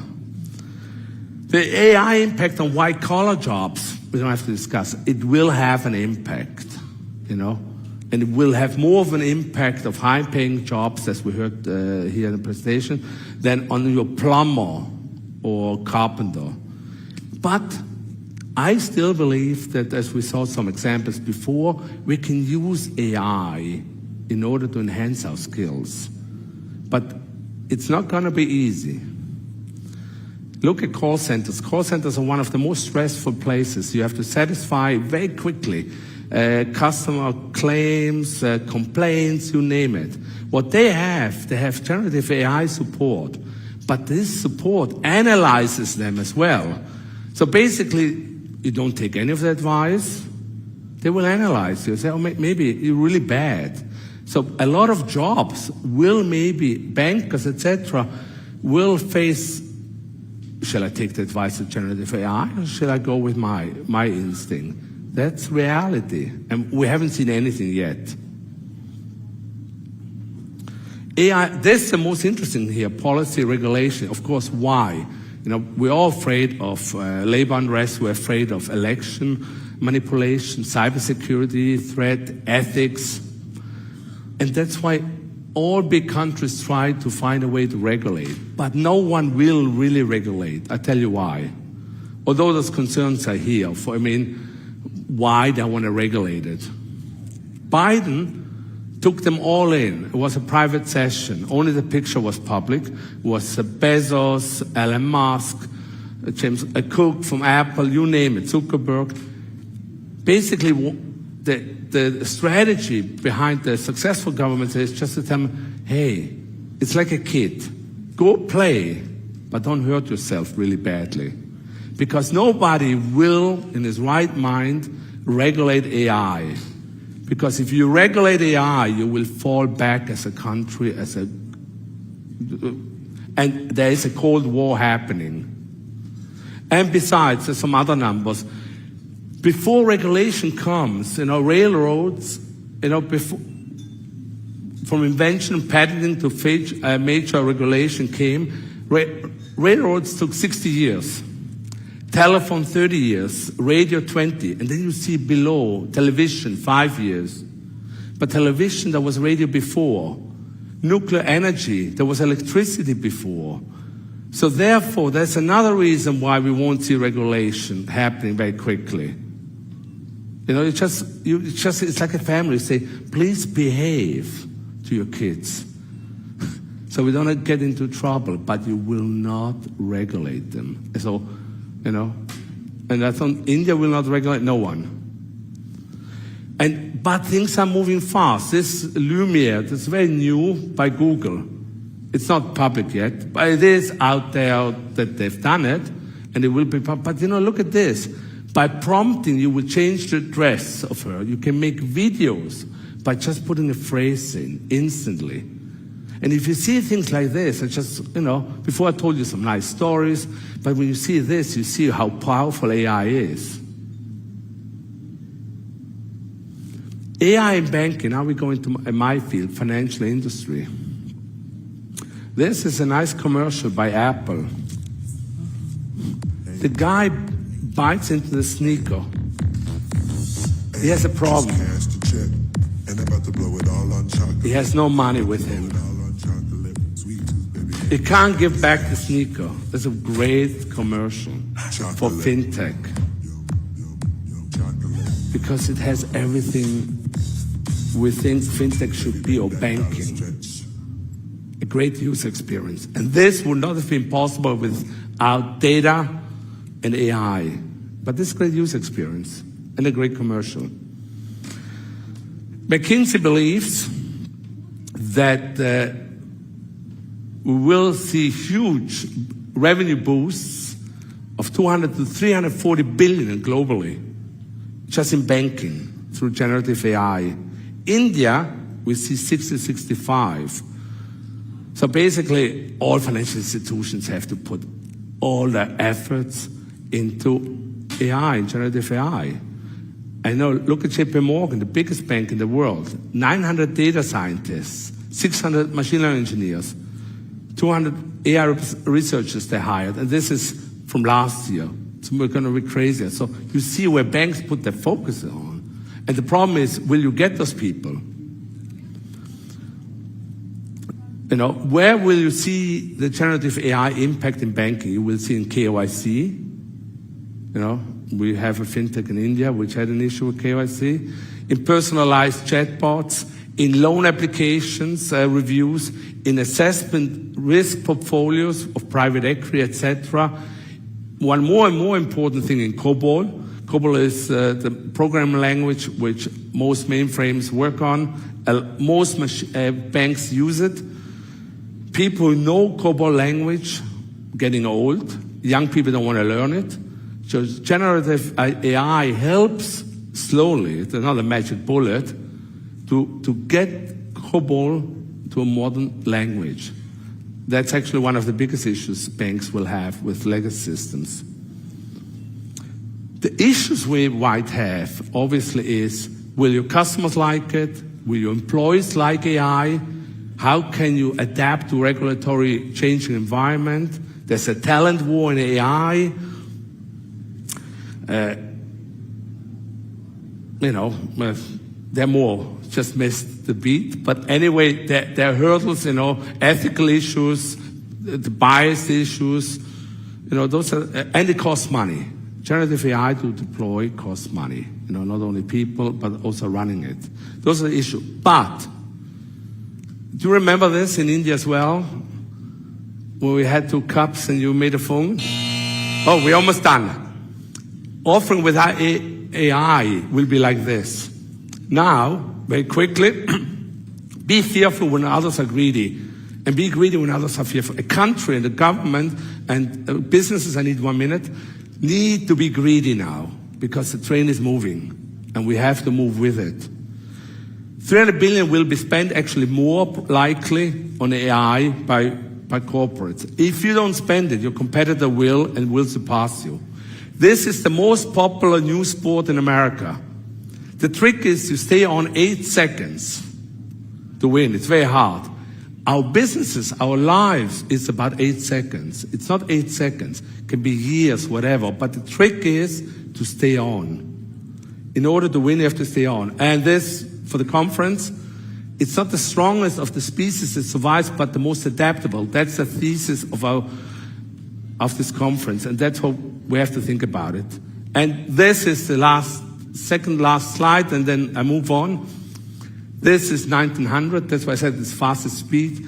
You don't see it well because it's old pictures. All horse carriages, all of them. And there's an idiot with a car, 1900. At that time, if I lived there, I would have said too, is an idiot because we didn't know better.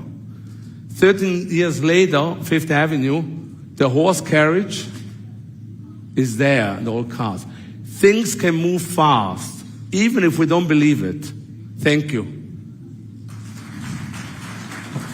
Thank you for giving me the time. Absolutely. Thanks. Lovely to have you here. Thanks a lot. It may have been your shortest ever presentation, but I think we can all say we were very impressed. Thanks a lot for this great audience and that you listen and give me the time.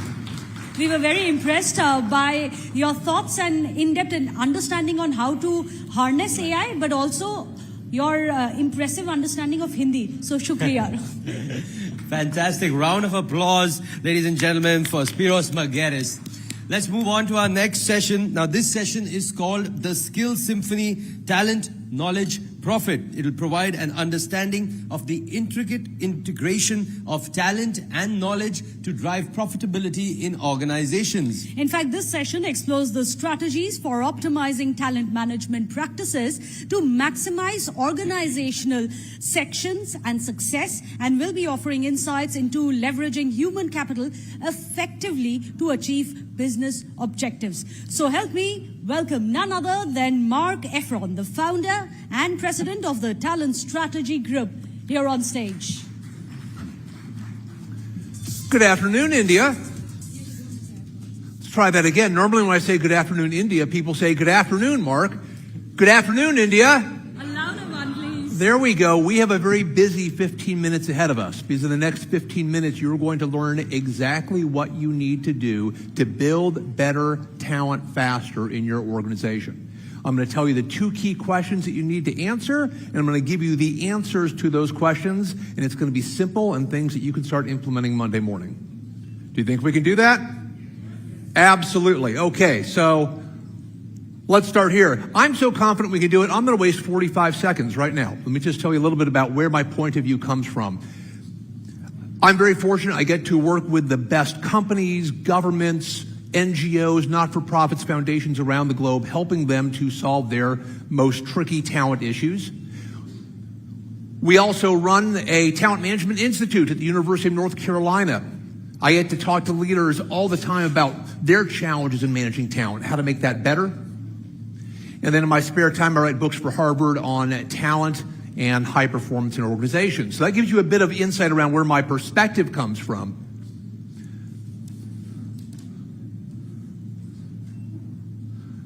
When I talk to organizations and they say, we're very good at building talent, I say, answer 2 questions for me.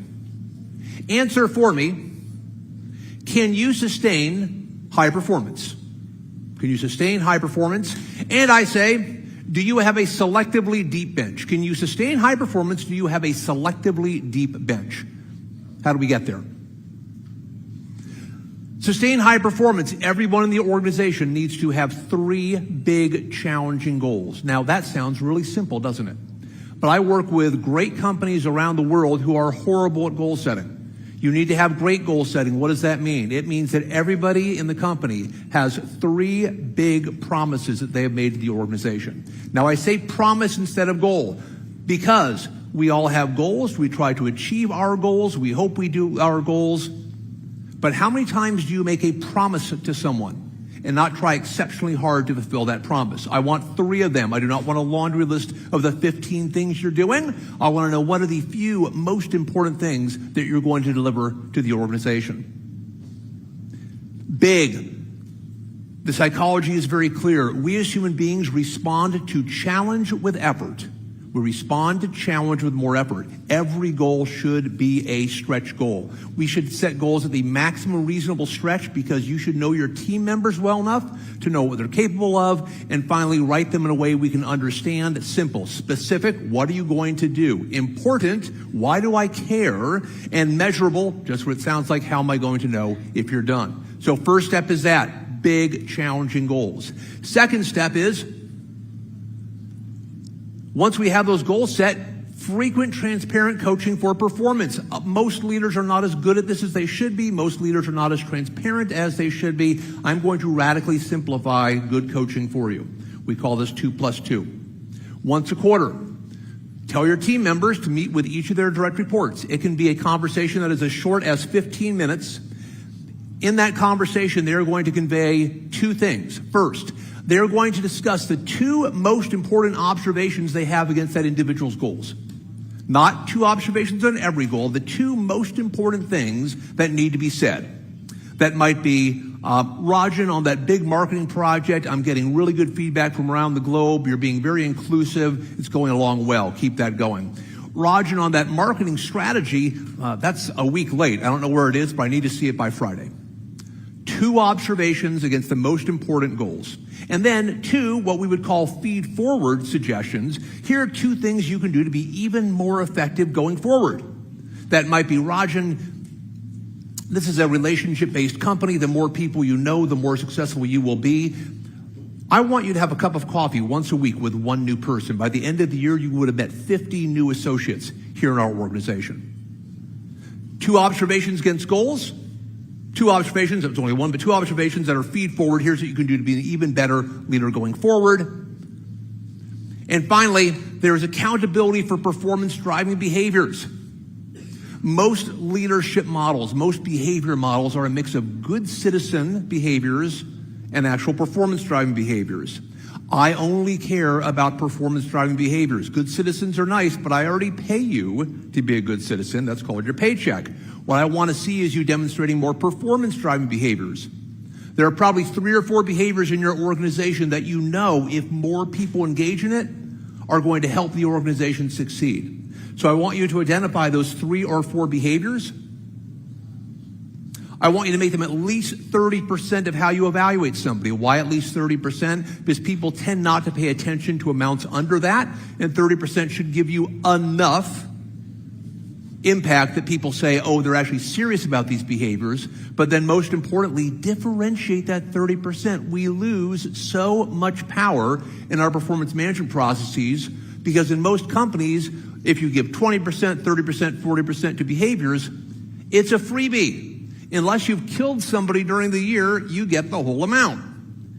But we differentiate on performance. Why don't we differentiate on behaviors? If you have a good year, you get big bonus, average year, average bonus, low year, low bonus. Why don't we differentiate the same way on behaviors? I behaved great, I get the maximum. I behaved pretty well, I get a little bit less. Didn't behave so well, get even less. That's where the power comes from.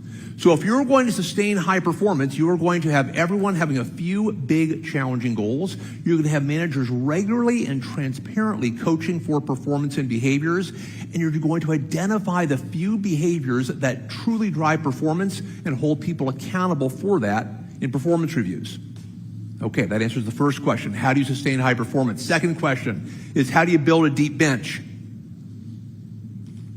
Starts by saying, is our best talent in our most critical roles? Is our best talent in our most critical roles? Well, that means you need to know what your critical roles are. How do you figure that out?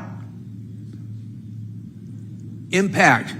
Does that role have an immediate impact on revenue, on operations, on risk? So if the person left, would the market notice immediately? Would revenues drop? Would operational efficiency drop? So there is a criticality to the impact of that role. There is variability possible in that role, meaning for each unit of additional quality of the individual in the role, you get an additional unit of performance. So can the performance in that role vary with the person you put in that role? And scarcity. Now, scarcity does not mean, oh, that's a really tough job to recruit for. Scarcity means there are only 10 people around the globe who actually do that job. Therefore, we better have depth in that role, because if we lose our person, it's going to be nearly impossible to get someone else. You accurately define potential. Here's the challenge. In the field I work in, industrial organizational psychology, we try really, really hard to predict potential accurately. We still know maybe 50% of the answer to that question.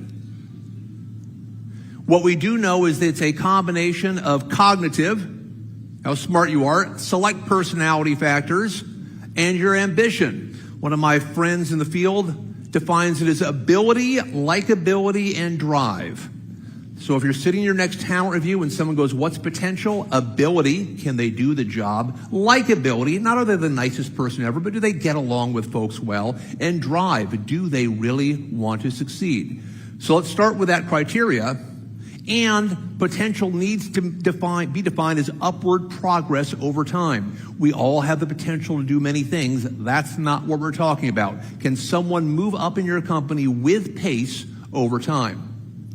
And you have predictive talent reviews. You're having discussions about people on a frequent basis. You always know about the quality and depth of talent in your organization. And for your highest potential leaders, you have exquisite development plans. Exquisite development plans focused on getting them the big, juicy developmental experiences that are going to accelerate their growth. Final step, there is a disciplined approach to producing talent. I'm going to guess you're from a variety of industries, but in whatever industry you're in, you're probably taking a lot of care with the product or services that you produce.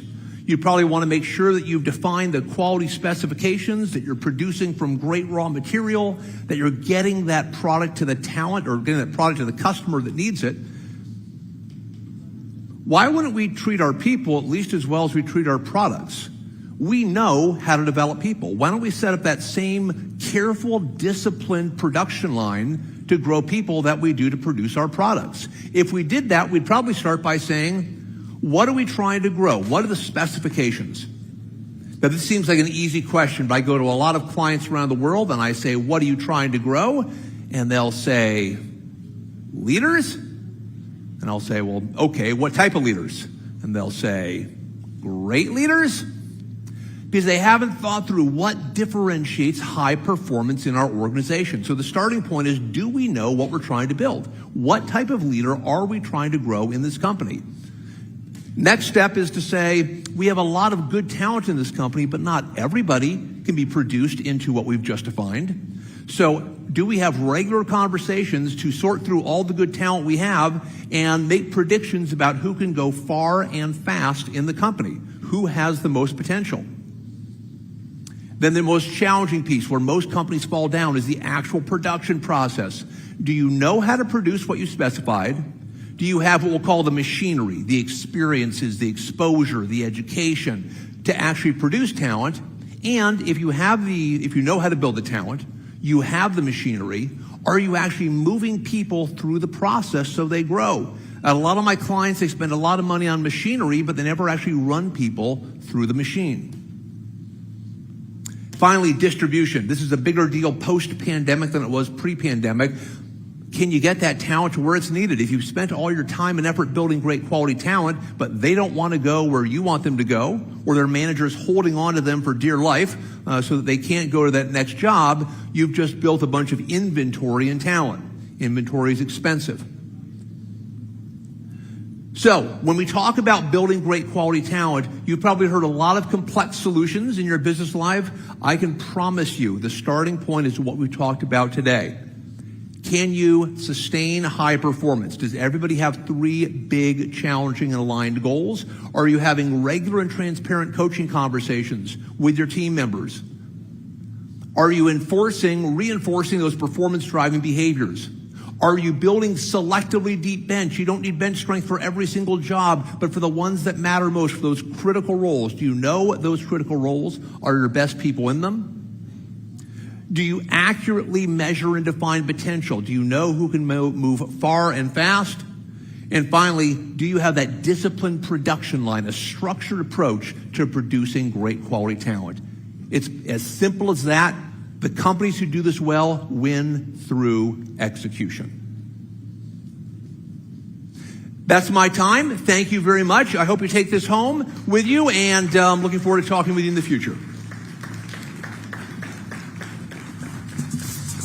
Thank you so much for that, Mr. Efron, and I must say perfectly on time. Thank you. Time management, that's a lesson on time management there as well, on how to manage the team.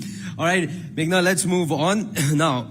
Sorry. Our next session is titled Globalizing Higher Education. Now, in India, the drive towards globalizing higher education underscores the nation's aspirations to become a knowledge hub on the international stage.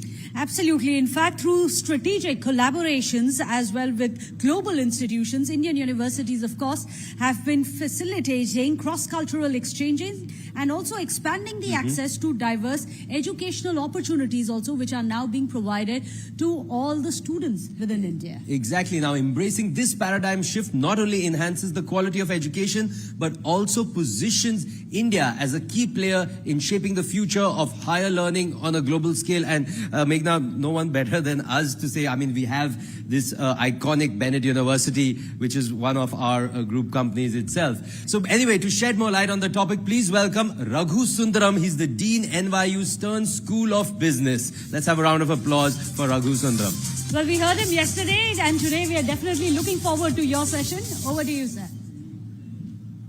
Thank you very much. Folks, I know it's a little late in the evening, but when the organizers ask for applause, surely you can do better than that. Little better. That is okay. Thank you. Thank you very much. It's really an honor to be here today with all of you. I'm going to keep my speech down to just 10 minutes, so I decided not to use any slides. It's particularly difficult for me because I'm a very restless speaker. But my thanks to the organizers. This has been a splendid event, really energizing event, and thanks particularly to Mr. Vinit Jain. I just met him. It's really a fabulous event. It's particularly wonderful to be here because this is an event today that in a world that is torn by strife, torn by war, divided by politics, it's bringing together yet again an astonishing group of thinkers, doers, movers around the world to ideate and create the world we think we would like to see our children inhabit. The theme of this year's conference is disruption, diversification, and development. And truthfully, when I saw the theme of the conference and I'd been asked to speak at it, I actually smiled to myself. I smiled because no sector of human activity is possibly related to the confluence of these topics than higher education is. The role of higher education in fostering development, in fostering disruption, this is well acknowledged. What is less well acknowledged is the enormous role higher education has played around the entire world in bringing people together and fostering peaceful development and peaceful disruption. I'm going to illustrate this point by talking about the two countries that I know best, India and the United States. Higher education is in many ways the cornerstone and the foundation of prosperity in both countries, in both the US and in India. It is also the sphere of activity, I'm going to argue, that more than any other has brought India and the US closer together, and that in my mind will continue to form the foundation of the India-US relationship, a relationship we often talk about as the defining relationship of the 21st century. Within each country, the importance of education is obvious. The US has what I think almost anyone would acknowledge as the greatest university system in the world. And if you take a list of the world's leading experts in almost any discipline, a sizable number of them will belong to US universities. The growth and contribution of universities to India's rise is also completely obvious, especially to those of us in this room. The arrival of India as a major player in IT, in pharma, and in so many other areas would have been impossible without a robust university system that identifies and develops the required talent. I'm old enough to remember the time when India was a very poor country, and even at that time, India had a robust educational systems, the IITs and the IIMs and regional institutions competing with them, churning out talent that was recognized the world over. A talent that was, institutions that were recognized for the quality of the graduates that were produced. But it is across the two countries that higher education has had its greatest impact. Higher education is really the link that binds India and the US together more than any other. One half of all Indian students studying abroad study in North America, and students from India today constitute the single largest group of foreign students studying in the US, a third of all students in Canada, and nearly a quarter of all students in the US. Many of those students, of course, return home taking with them the valuable networks and connections they have developed, and these connections will last them a lifetime. Many others also stay and become valuable contributors to the local economies and societies of North America. It's an observation that has been made very often, particularly in the last 10 years or so, just how many current and past CEOs of iconic American corporations, the Google, Microsoft, Adobe, Pepsi, McKinsey, Starbucks, Federal Express, United, US Air, so many others are all Indian in origin. As are so many leaders in academia, in medicine, and even now, politics. Less commonly noted, in the context of noting how many US corporate leaders are actually Indian in origin, less commonly noted is almost all of them went to the US first as students. It was higher education that brought the talent to the US and then developed the talent. Higher education, in my mind, will continue to form the bedrock of the relationship. As higher education grows in importance, it will continue to form the bedrock of the relationship and continue to foster deep people-to-people link across civil society. The interesting question here is, what form will that take? So far, the flow has been almost entirely in one direction, Indian talent going to America. And in this context, I must note two peculiarities of higher education institutions in general. Unlike most corporates, higher education institutions happen to be highly collaborative institutions. Research across universities is not only occurring, it is actively encouraged by universities. So most research takes place in a setting where researchers reach across universities and create valuable output. And at the most important time in an academic's career, at the time of granting tenure, universities reach out to other universities to ask them, would you grant this person tenure? I want you to think about both these facts in the context of the corporate world. Pharmaceutical companies, for example, collaborating on research is the exception, not the norm. In universities, it's the norm, not the exception. But firms reaching out to their rivals to ask them their opinions on their own talent is certainly unheard of. Law firms don't reach out to other law firms to ask whether their employees should be made partners. Universities routinely reach out to other universities to gauge the value of their own talent. So universities are particularly peculiar in that regard. But where they differ the most, I think, from corporations is, even as the world has shrunk more and more on account of globalization, even as the world has become smaller in almost every respect that we can think of, higher education institutions uniquely have tended to just stay put where they started. It's difficult to think of any iconic corporate name, a Google or a McKinsey, a Goldman Sachs or a Toyota, without almost automatically thinking of the very large number of places across the world where they operate.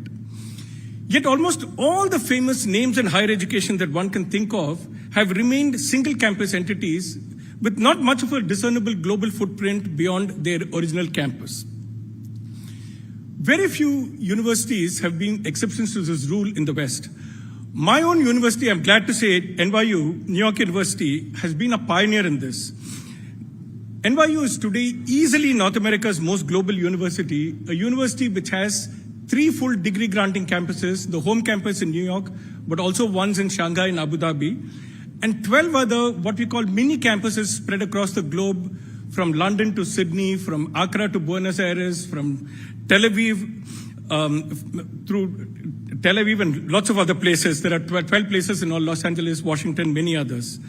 This expansion has enabled NYU to deepen our international connections, to provide our students with an immersive global experience that almost no university can rival, an experience that we consider central to forming the global citizens and leaders of tomorrow.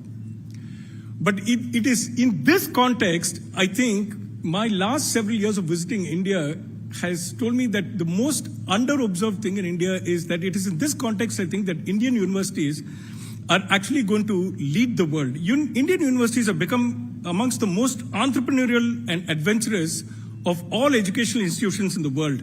So many of them have opened campuses abroad in the last 10 years.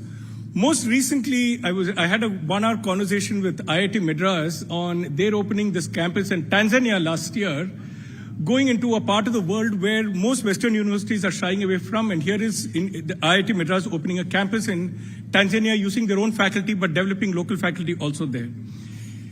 It is in this trend in globalization, the one that higher education has largely shied away from, I think that the future of higher education is going to lie. It is this trend that is going to mark the disruption and diversification, eventually the democratization of higher education in the coming century. It is this that will, to me, that will continue to be the dominant force fostering international ties and above all leading to economic development. India here is truly leading the world. Thank you.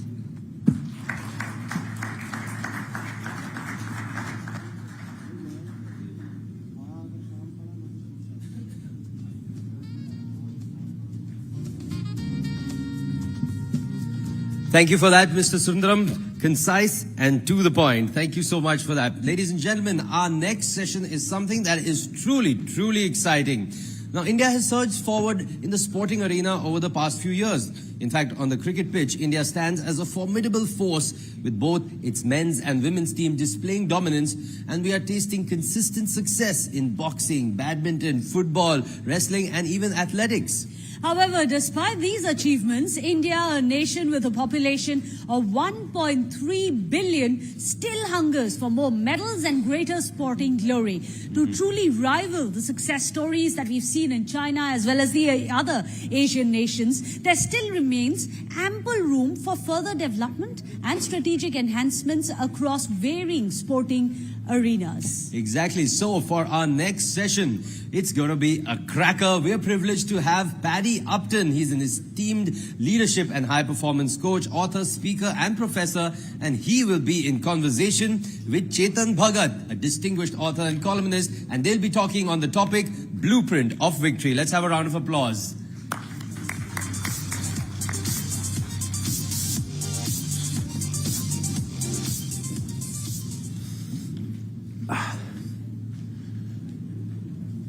There's a mic next to you over here. But while you're getting your mic,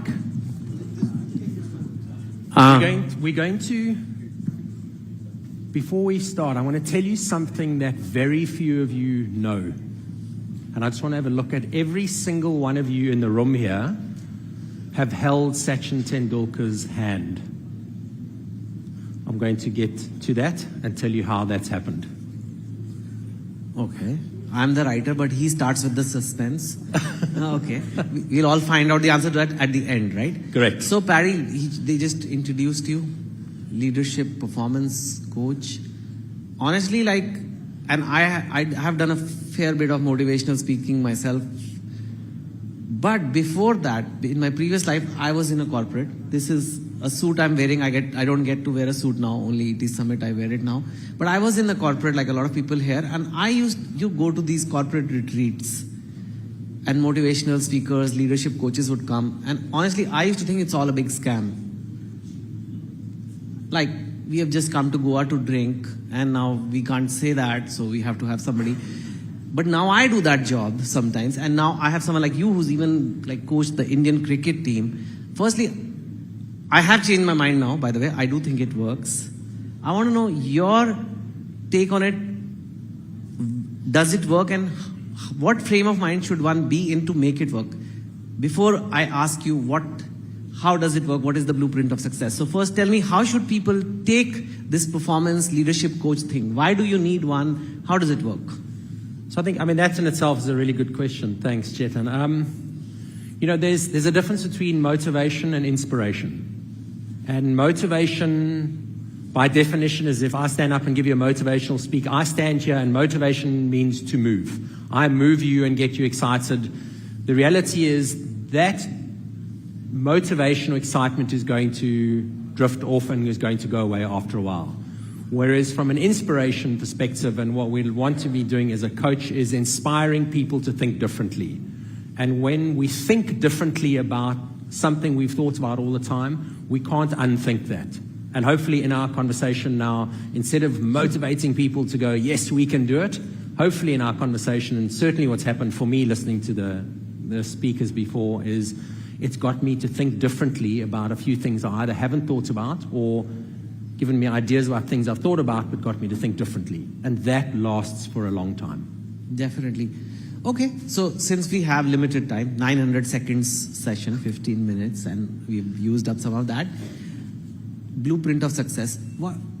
What is the path to success? For anybody who wants to be successful or is successful but be more successful, or is successful in some areas but is failing in other areas, what is the path to success for Paddy Upton? The path to success, we have to get to the very simple version given the time. But for me, there's two pieces to that. Number one is, I think success is it's got a very limited definition for many people. That success whether it's the workspace or on the sports field, is only about 50% of success. For me, the other 50%, and personally, that is the way more important 50%, is, am I successful in terms of the kind of human being that I am? Am I being a good human being in relation to other people, in relation to communities, in relation to the environment? So when someone for me is a great athlete and a great human being, one of the best examples that I've got, and I've been lucky to work with him a lot, is a Rahul Dravid. Great athlete, great human being. For me, that's success.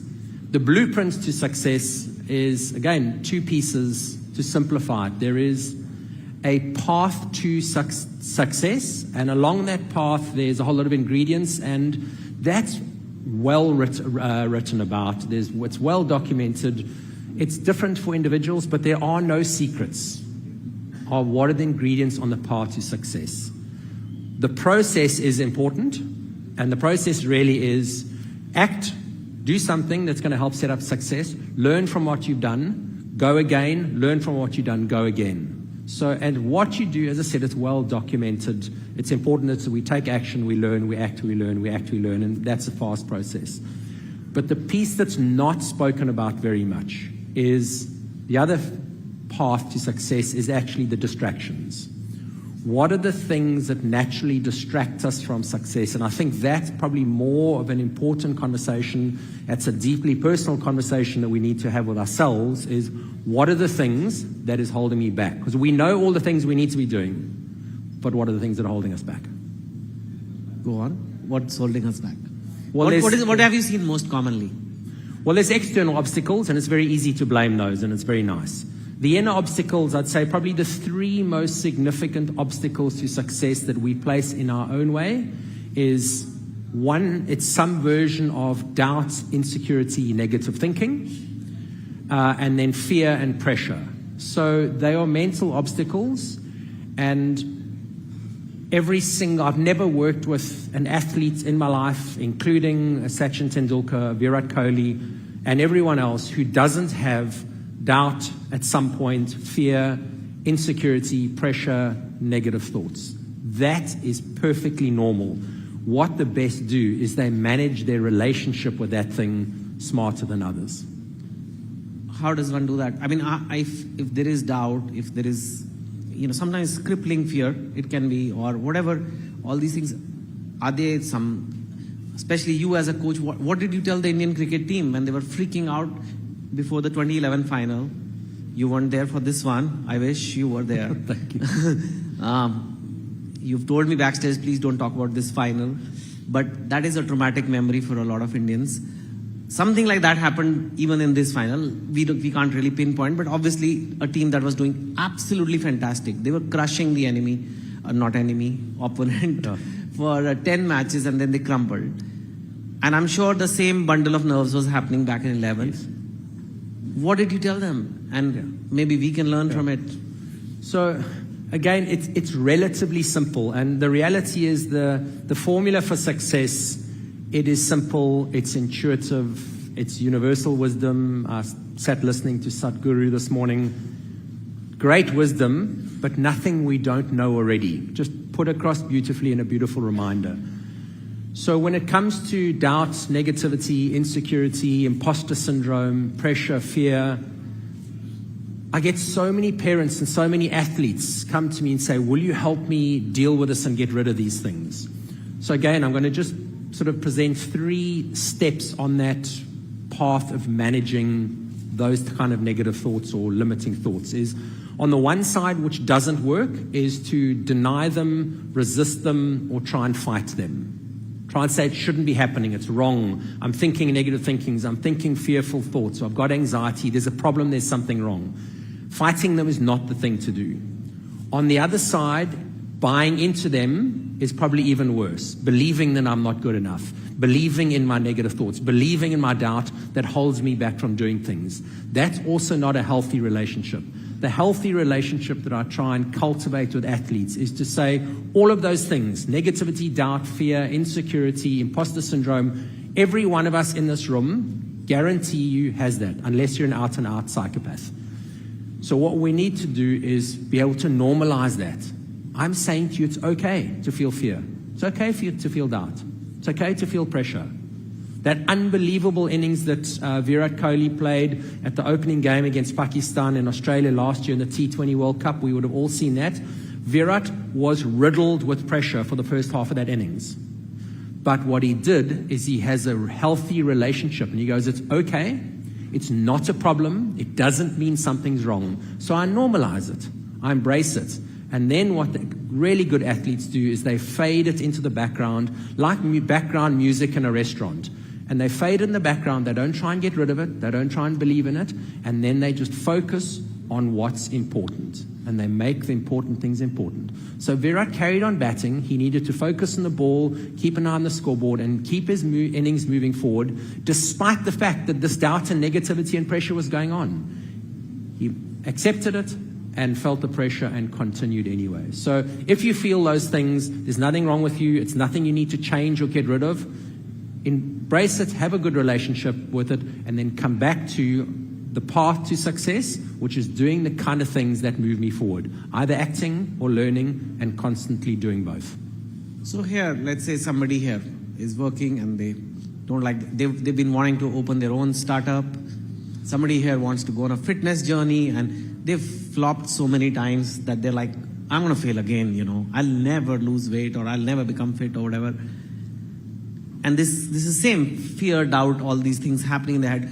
Should they just be okay with those feelings, and are those going to remain even though they open their startup and it's all going on for years? They stay, those voices never go away, and you're saying work with them. Is that what? So those voices don't go away. They might minimize a little bit, but we know intuitively, particularly if you're going into a startup, the path to success is riddled with failure. We have failure along the way and success, and failure and success, and failure and success, and we constantly vacillate between those. And the thing is, when you fail, it doesn't mean you're a failure, it just means today it didn't work. We extract the lesson and we get smarter for tomorrow. If you succeed today, it doesn't mean you're great, it doesn't mean you're a success. It just means today I did well, extract the lesson and go again tomorrow. Because the game of sport, the game of business, the game of life is a medium to long-term game. It's a path that is riddled with success, failure, with success, failure. And the problem, certainly in sport, is when we start attaching our identity and our self to our results. If you do well, you're not a success. You did well this time. If you do badly, you're not a failure. It's just you've gone through an experience, and the smart people learn from the experience, good and bad. Okay, that's really well put. I have a minute left, so I'm not going to ask you another question because we want to know how we all held Sachin's hand. So, talking about normalizing and accepting, when the Indian team was preparing for the 2011 Cricket World Cup, no team at that point had ever won a World Cup at home, and the thinking behind that, or the understanding at the time, was the pressure of playing at home was just too much. We knew playing a home final in India in the Wankhede Stadium in Mumbai in Sachin Tendulkar's final World Cup was going to be the highest amount of pressure any player had ever played under probably in cricket history. We needed to prepare the Indian players for the pressure and expectation of 1.3 billion fans, and we spoke about it. And the idea was, it's not to get rid of the pressure and expectation. It's not to succumb to the pressure. And the language we used is, when we walk out into the field for every World Cup game, you do not have the pressure and expectation of 1.3 billion Indians on your shoulders. When you walk out, put your hands down, and there's 1.3 billion fans holding your hand, walking out with you. And in that way, that's clearly what we did in the final, and you guys held Sachin and everyone's hand as you walked onto the field, and that's how we normalized the pressure. That's right. Thank you so much, Paddy. I think time's up, and thank you for this wonderful session. Awesome. And I really wanted to ask you... Okay, ask me. Before they come. Before they chase us off. Prime Minister Modi yesterday spoke about the new India, and this is India's time. As a writer, as a journalist in your space, what does that mean for you, who with a pen gets to speak to so many billion Indians? Yeah. I think, like whether it's at a individual level, motivation, or at a national level, self-belief matters. What you are saying is, there will be fear, there will be doubt. Of course, we Indians know we have so many problems, so many potholes, so many things are not right in our country. Still, we know that. But like you said, you have to deal with those voices and play and still try to win. I think there is value in a nation also knowing, yes, we have problems, but having a lot of confidence and optimism.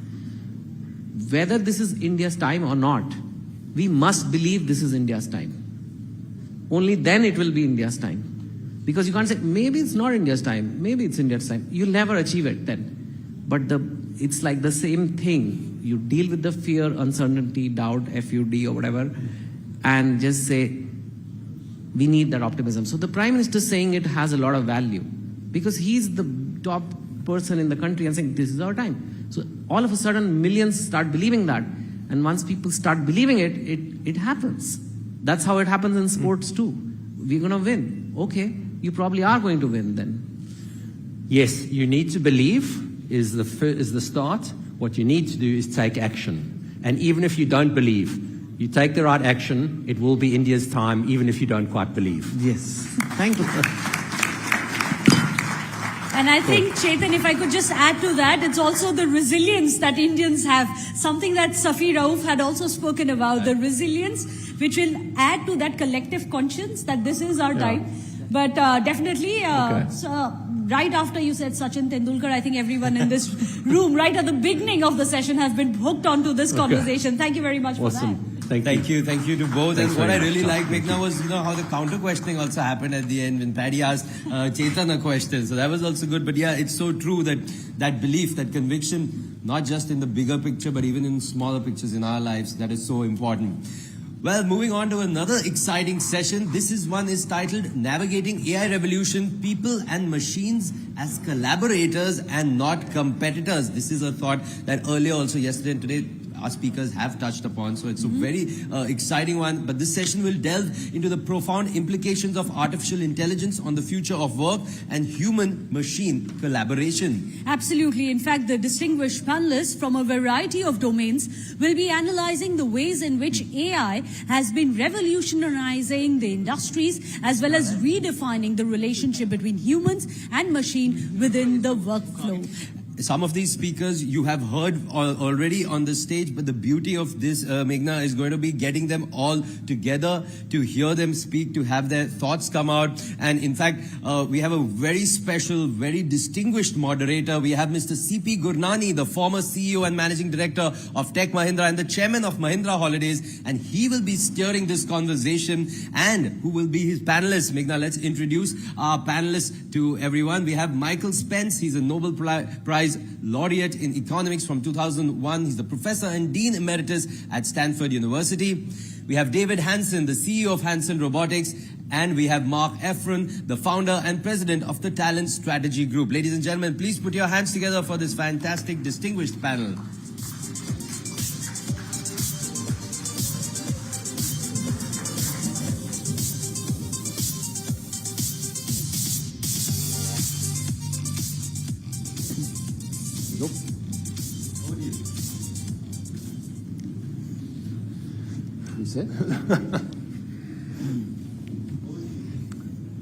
Hi, good evening, guys. Good evening, good evening. You know, I must congratulate Mr. Vineet Jain and his team for giving me the easiest job on the earth. The job is so easy because the three panelists, all three of them, are so distinguished, so eminent in their own world, in their own fields, that I think we all will benefit a lot from their advice. You know, typically a moderator kicks off the session by trying to achieve what I call the end goal, and where the limited time that is available, you try and define where you want to be. I did exactly that. I went around the audience, I went around externally with the people, and I said, listen, I am the first time in my life I'm sitting with a Nobel laureate. First time in my life. So thank you, Professor Spence. First time in my life I'm sitting with the founder of a company whose product is more popular than him. I mean, Sophia, the robot, probably has attended more conferences than the founder himself. Then, clearly, to answer that billion-dollar question, if India has 10 million graduates graduating every year, you know, as a talent guru, you know, what is your advice? So I just went around. And this insightful discussion today is really to cover ground and try and answer what did Satya Nadella mean when he came here 3 days ago. And I'm sure everybody read that newspaper or his Bombay speech where he said India will be a 5 trillion economy and $500 billion impact will come because of AI. So when Satya puts numbers, and when I look at the Nobel laureate Professor Spence, I know who is going to answer. What is the time horizon? Is 25 realistic? What does that mean in terms of economic velocity, and how and when and who will make sure that we do achieve that 500 billion? So similarly, questions that came in were about, if one of you had a college grad in your family, what is your advice to them regarding AI? How do they prepare for future? How do many of us translate the AI and the future? And David and I were talking a little while ago, and we were talking about not only the robots, not only the AlphaGo or the Go versus the computer, but we were really talking about, is Gen AI the beginning? Is Gen AI going to transform itself? So there is a lot that we can talk. My request is that I actually let the panelists answer these questions, or what their advice to India Incorporated is.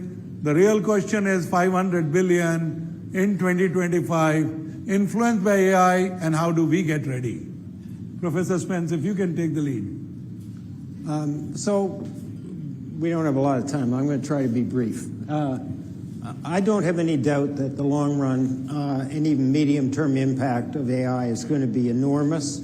Its footprint across the economy and society is going to be pretty much everywhere. I don't like to contradict the leaders of very important corporations, but I think it's going to take a little while to get there. So if I had to be honest, I would say the period of intense exploration and experimentation that we're in now in how to use this stuff will continue for a while. I think there are important questions that are unanswered about whether or not this spreads across the economy to small and medium-sized businesses, to a whole range of organizations that need to have access and maybe not the resources to plow into it that a major corporation has. But that said, this is a set of the latest breakthroughs, the Gen AI type. The transformer models are, as we said this morning, domain shifting.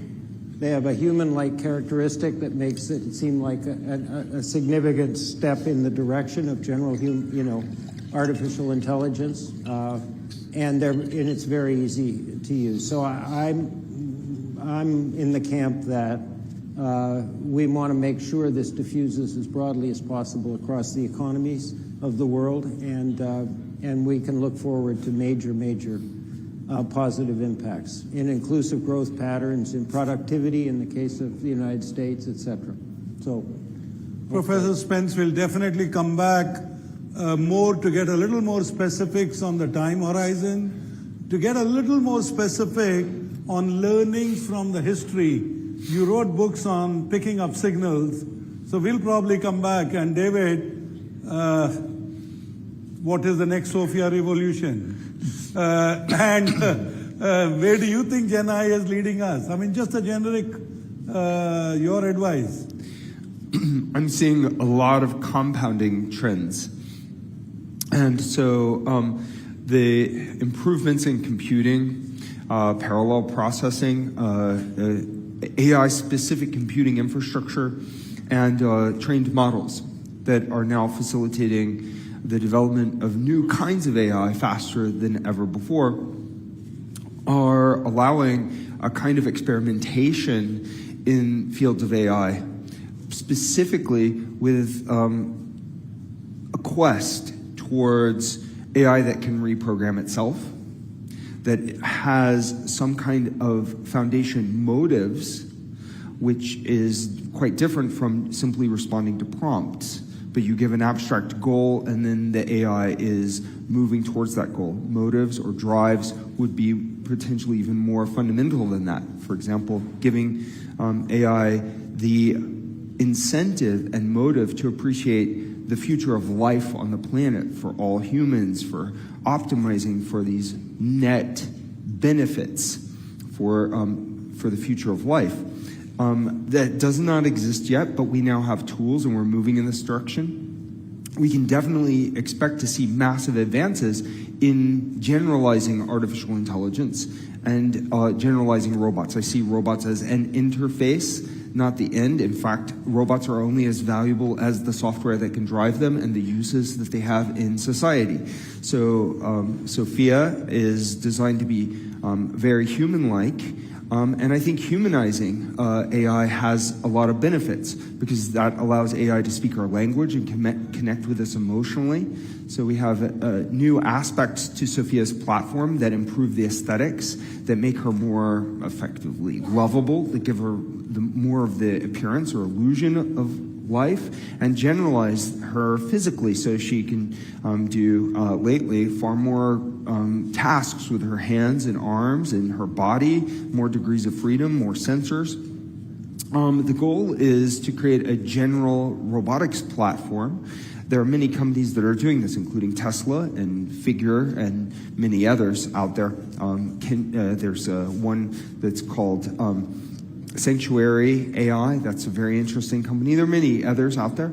But generalizing AI through the robotics interface is projected to be potentially, according to Tesla's analysis. Again, I don't know the economics behind it, but they say if they can unlock the general human-like robot platform that can do almost anything, it's a $60 trillion market opportunity, vastly eclipsing what they're doing with cars. So they say, Elon Musk says, they're now humanoid robots, an AI company, not a car company.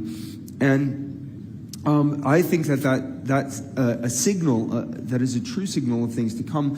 However, those robots, all the ones that I gave examples of, except for what we do, don't have a human-like face. They don't have a human-like social presence. They don't connect with the human spirit. If we're creating general AI that might be sentient and autonomous, don't we want it to understand us, to grow up among humans, to have a kind of bond and relationship with humanity? This is what I think is important about making robots more human-like and discovering how humans can be our best. How can we actualize to our potential? How can AI help us do that? I don't think it is by dehumanizing the machines or dehumanizing the humans. I think it's more about reinvigorating that exploration of what is our best humanity. What do we want to be in the future? So clearly, David has reestablished AI will make humans better, and humans will make AI better, and if it leads to some beautiful products like Sophia, that is a good end product. And since we're talking about HR, we're talking about talent, we're talking about future of jobs. I'm really delighted that we have Mark on our panel. Mark, you have probably answered this question. You probably love AI, or you know that HR loves AI. What is your advice to all of us? Yeah, I would suggest if you're going to hit that 500 billion number, it's going to be done through the productivity and efficiency of the workforce, and so AI needs to directly contribute to that. Now, here's the challenge. We already have a lot of information about how to drive productivity and efficiency, yet we do not implement it. So what's the incremental benefit that AI is going to provide that's going to actually tell that manager, here's how you should coach that individual? It's going to help in the hiring decision so we don't have waste in hiring the wrong people. So a lot of the challenge with any piece of technology when you talk about human beings is we already know a lot about the human being operating system. We know about human psychology, why we work, how hard we work when we don't work. We don't know all the answers, but we know a lot of them. We just apply them very poorly in the workplace. And so if you're going to get to that 500 billion, part of it means how is AI going to help managers to manage better? And ideally, that's probably two things. One is decision support, meaning I get a text that outlines what I need to do today in terms of managing my people. It might say, if David's on my team, David's working on project X, he has this personality type, he needs this type of reward, interact with him in exactly this way. Here's exactly what you need to say to David today to make sure that he's engaged and you feel comfortable. That level of decision support, I think, would be amazingly helpful because what AI can do is synthesize the volume of information that we have about a human and say, you're probably going to optimize them by managing them in this way. So I've been waiting many years to see that. I'm hoping AI can do that for us. It also means, though, that you don't have garbage information. So that's the other challenge. There's a lot of dirty data out there. How do we make sure that data is clean enough that we're using it properly? And then I also think in terms of selection. again, we already know a lot about how to select people appropriately for roles. If we could consolidate all the information we have about people from cognitive, personality-based, experience-based preferences, we could probably do a far better job matching people and jobs, so we don't place the wrong people in the wrong roles, and we hopefully juice engagement across the group. So I am optimistic but not a fanatic around AI. I think like many other technology elements, it's in its bubble right now, and we'll get down to a hard reality hopefully in the next couple of years. Go ahead, Professor. I completely agree with what Mark said. David said, you know, the AIs generally at this point respond to prompts, questions. They're very good at it. But this is just one anecdote. James Manika at Google told me Bard, which is now Gemini, was kind of given a couple of prompts in a language it hadn't been exposed to, namely Bengali. And then they went away. This is near the end of the development process. They went away and they came back and Bard had mastered Bengali completely on its own. So these things even now produce occasionally surprising elements of initiative. The other thing I would say about what Mark was talking about is there are now studies initial studies of productivity impacts, and they're very impressive. Eric Brynjolfsson at Stanford studied this is a real operation. It's customer service in the tech area. And they trained the AI on thousands of hours of recorded customer service, customer interactions. And I'll skip, and performance measures, like did they solve the problem, how long did they take it, did they make the customer really angry, etc. Some emotional stuff. The productivity impact immediately when they deployed it was 15%. But the most interesting finding, and this I really want to leave with you, and then I'll stop using up other people's time, is the biggest impact was on the least experienced people.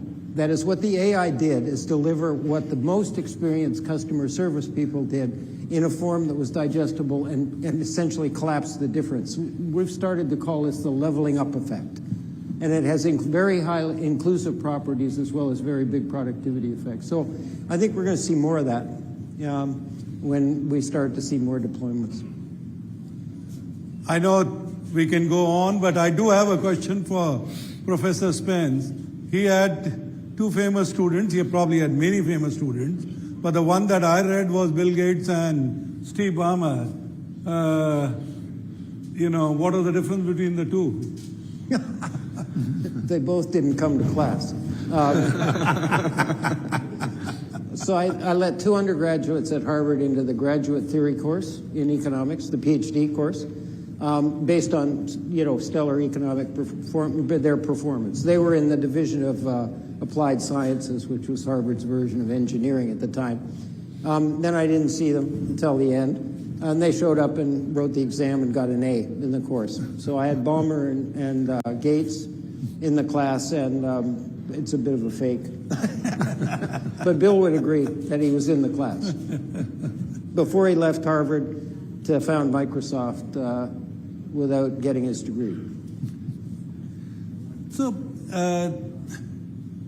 I'm sure, David, you've been asked this question because your demonstration of putting robots human-like effectively means is that the closest AI and humanization getting together, what are the dangers to the society? I mean, is there something that we all should be aware of? I mean, you see movies about these robots taking a life of their own. I mean, is there anything that we should be worried about? Well, I would be more worried about inhuman AI. And there is a very large movement to regulate AI to be treated as a tool and to always be under human control, as though humans are 100% trustworthy guardians of this planet. So that's obviously an issue by itself. But the idea that AI should be a tool, well, is fine today because AI is a tool today. There is no living, conscious, evolving, fully autonomous algorithm today. The AI models, these large foundation models, aren't like that, but that's today. And I think in the next few years, we are going to see a revolution in bio-AI, AI that is increasingly inspired by biology to be adaptive and self-regulating and evolving. And there are concerns of this, but it's inevitable because there will be so many benefits that come out of this. It will be the smartest AI. The companies that do this and the nations that make AI more like a living being will see the AI more productive, more capable, and there will be competitive advantages. I believe that we have to think about value alignment, and I think that looking at the broadest sense, every living being does care about life, but in limited sense, from the emergent Darwinian natural selection process, you only can care about a narrow slice of life, but we may be able to make AI more broadly care about life. We have to think about how to instrument those values into the machines so that we can see the maximized net benefits across the biome and human civilization going into the future. These are very important. Just treating them as a tool and keeping them under control does not help us prepare for that future of living machines that we have to raise correctly, not just program correctly. We're making a new kind of seed of a new kind of life form, I believe, and we are going to have to nurture these beings. We're going to have to see them earn our trust because we raise them well, and so we have to get ready with the right kind of mindset into the future. So humanizing machines, I think, is the best path, the most likely path to a successful coexistence, a symbiosis with these new kinds of beings, which sounds very sci-fi, but we have to really look ahead. We have to use our imagination. Again, Mark, if you heard Prime Minister Modi yesterday, he spoke very eloquently about nation's ambition, both digital and in physical transformation. And on one end, as I said, if you were to view India as a corporate, and if you view Mr. Modi as a corporate CEO, how would you, give your advice regarding investment in talent to meet some of the new opportunities or the new challenges? Is it deep bench versus deep tech, or is it deep bench and deep tech working together? Well, I think it has to be the latter by definition. I think I've been coming to India for 20 plus years. When I first came here in the early 2000s, I actually wrote an article called Why India Does Talent Management Better Than Other Countries. So even 20 years ago, there was an inherent belief system, inherent process that said growing people is important. Part of that, I think, just came out of the education system. This is an important thing to do. What I would say in many ways is keep going, be disciplined in the talent building process. We know how to grow better talent faster. So if you're going to be investing, make sure you know which skills, you grow them as quickly as possible, and you apply them in the right ways. There's no magic to doing that. It is really a question of disciplined execution of what we know around how to build great talent. I know the time is up, but interesting discussion. We could have continued, but I can only say thank you to my panelists. Thank you for showing us the way. And Professor Spence, I love it when you say 500 billion is challenging, and my favorite line is challenge accepted. Thank you. Thank you so much.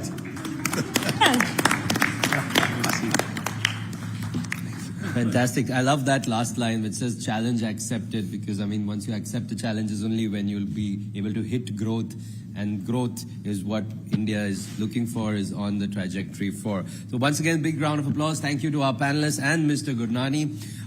Meghna, let's move on now. Our next session, it's an insightful panel discussion which is titled Continental Drift, Navigating the Trade Waves. This discussion will delve into the complexities of global trade dynamics and the impact of shifting geopolitical landscapes on international commerce. Absolutely, but before that, you want to remind our guests that there is a big contest on as well? Exactly, the Social Champ contest is on. I know you've heard me say this quite some more time, but I'll say it once more. The QR code, you need to go to Jahangir, scan the QR code and visit the site and share your information about what the session's been like for you. We'd love to hear your thoughts. Indeed. All right, so let's move on.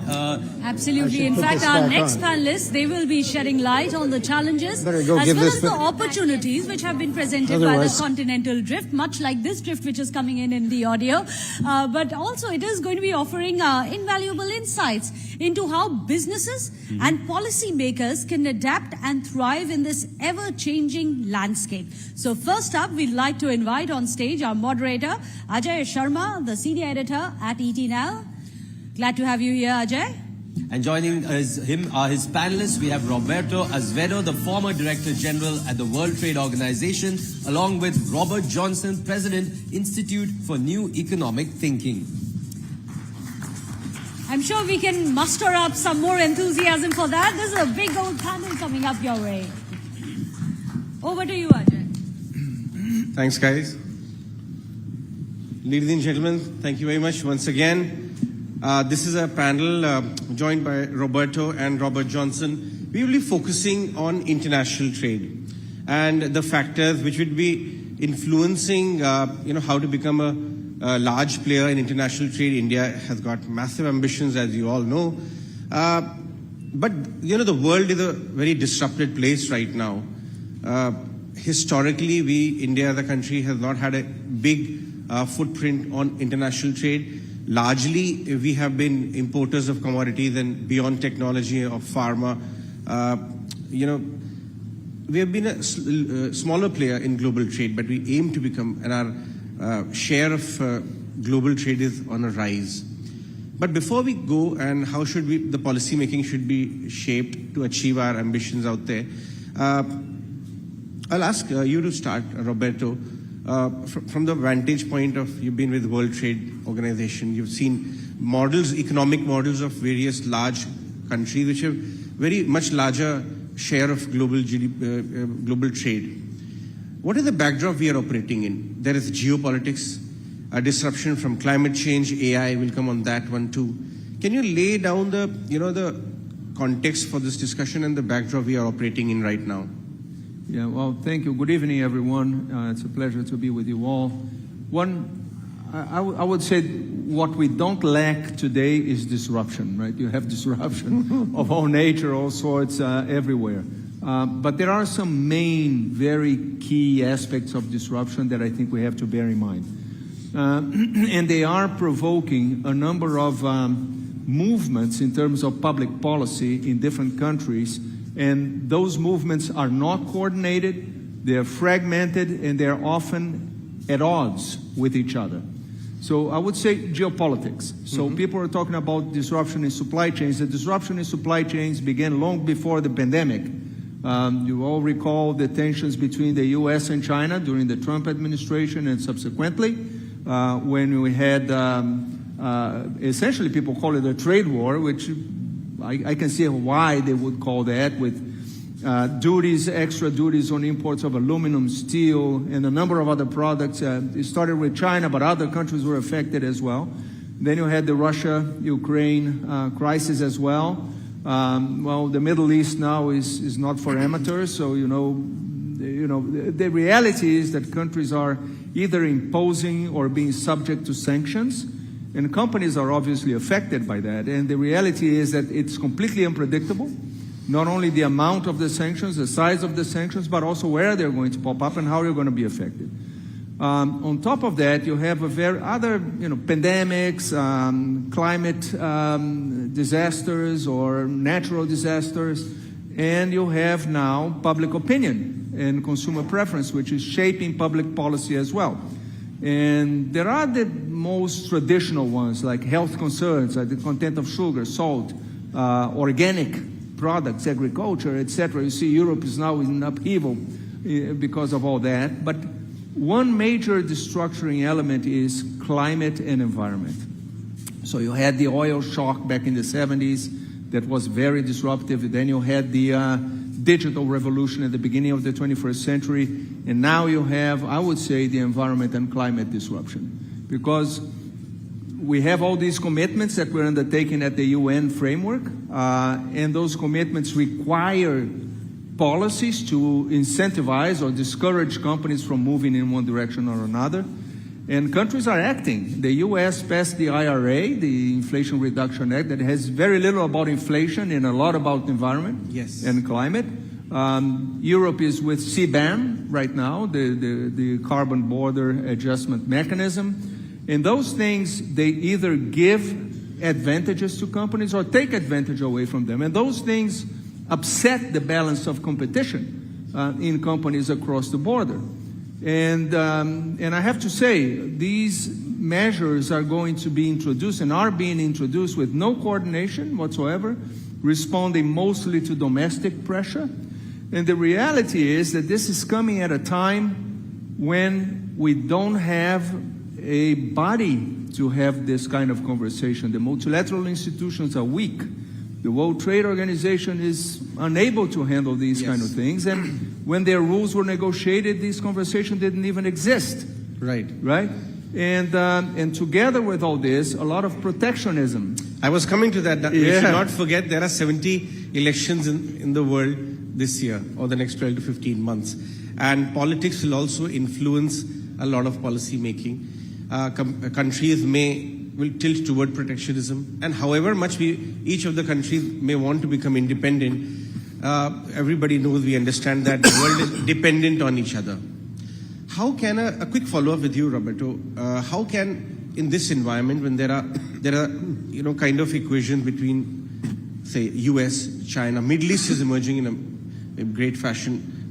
Russia has its stance, and India is caught between. How can a balance be struck in this kind of a scenario where we don't, or any country doesn't give out or be a loser in their own agenda as well, but still be a favorable international trade partner? Can we strike a balance? The reality is that the lack of forum doesn't mean that talks are not happening. That's the problem. So we were talking about climate measures, right? Policies that were being introduced. Some are already talking about a carbon club. So countries, say the US, the EU, maybe Japan, Australia, and others, are talking to each other to achieve some kind of understanding on how they're going to allow their products to cross the borders, right? Maybe through mutual recognition agreements or something like that. But it's a very tough conversation. How are you going to have that conversation when the interests are very different, right? And India will have its, India will be heavily affected by these conversations. So will Brazil, so will the other emerging economies and the developing world in general. So the question is, do you allow these conversations to happen among the big players and then you join in? By then you're lost. Sure. By then you are already behind. It's going to be an uphill battle to even things out.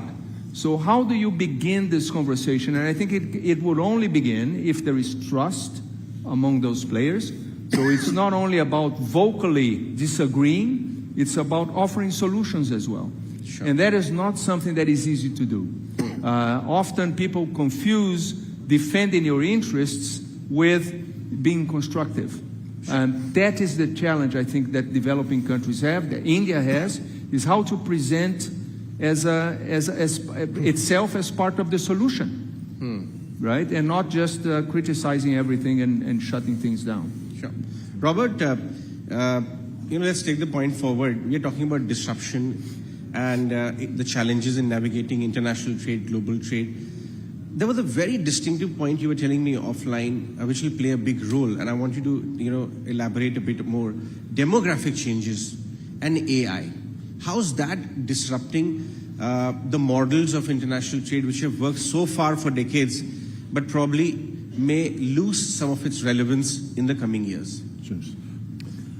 Well, that's a very good challenge. Let me start by describing, at the Institute for New Economic Thinking, we have a group called the Commission on Global Economic Transformation. Michael Spence, who was in the previous panel, and Joseph Stiglitz are the co-chairs. It's 23 people from around the world, very sophisticated people.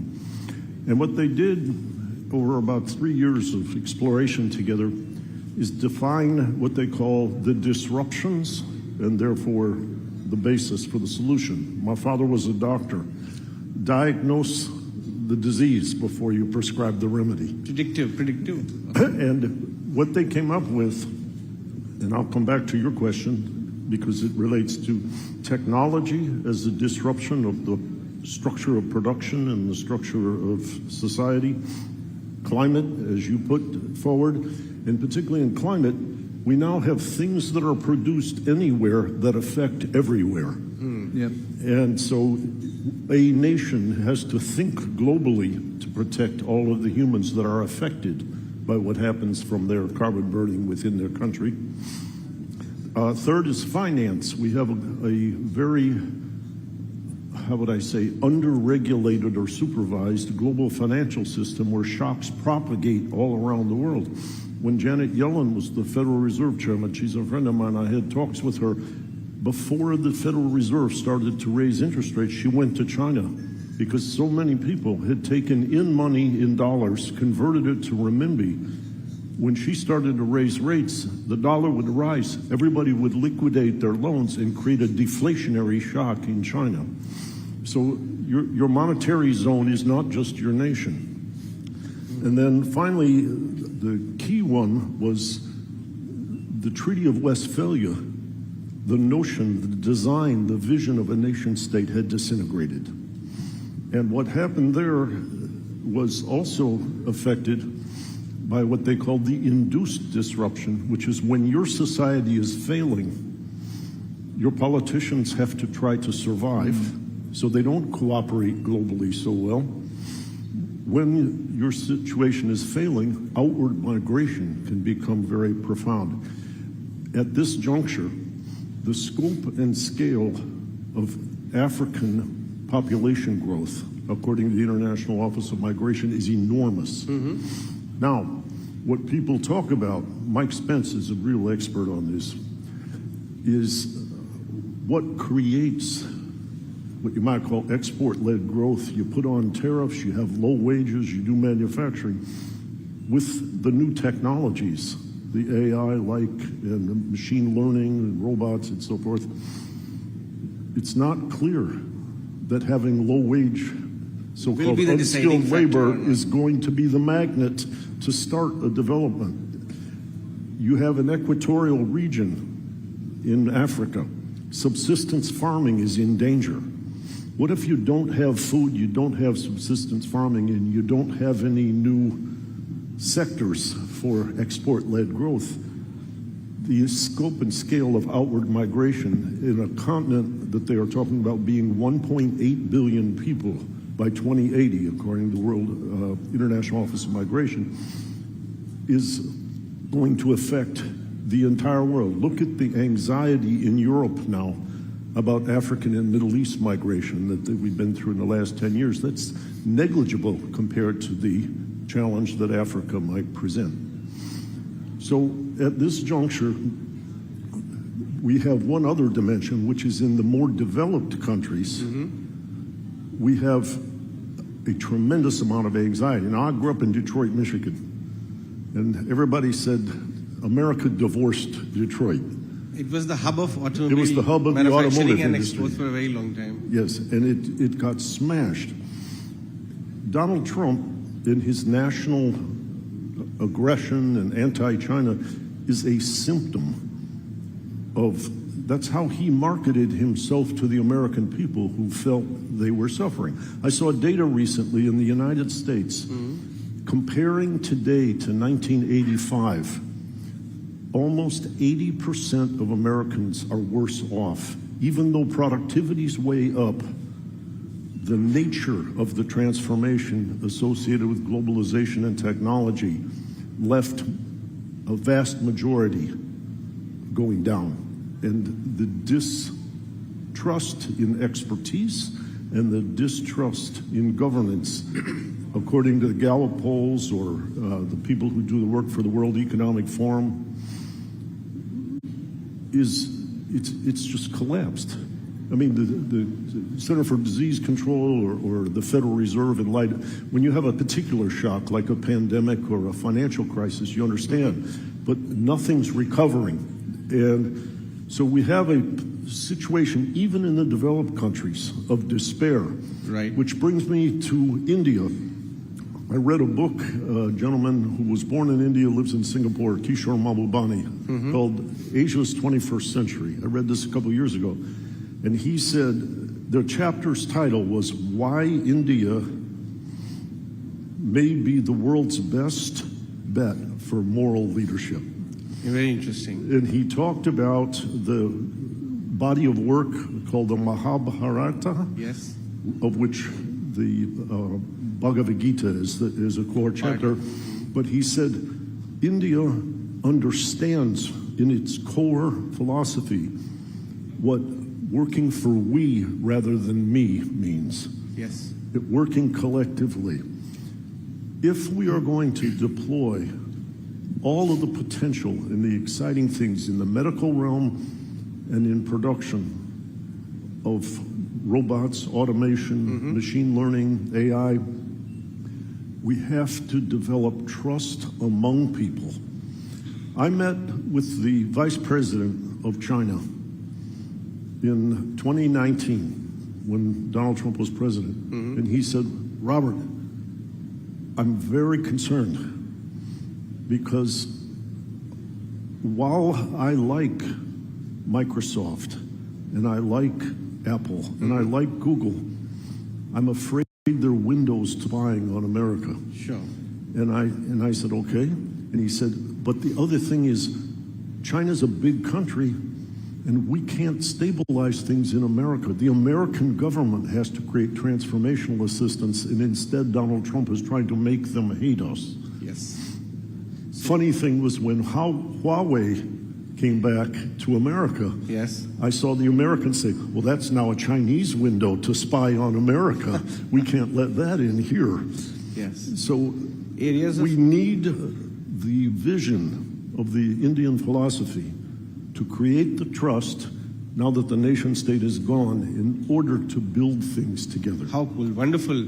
That's something interesting. Roberto, I'll let you have the last word because taking a leaf out of Robert's answer, how do you see the Indian model of international trade develop in this disruptive world? Some of the steps policymakers here in India are aiming at.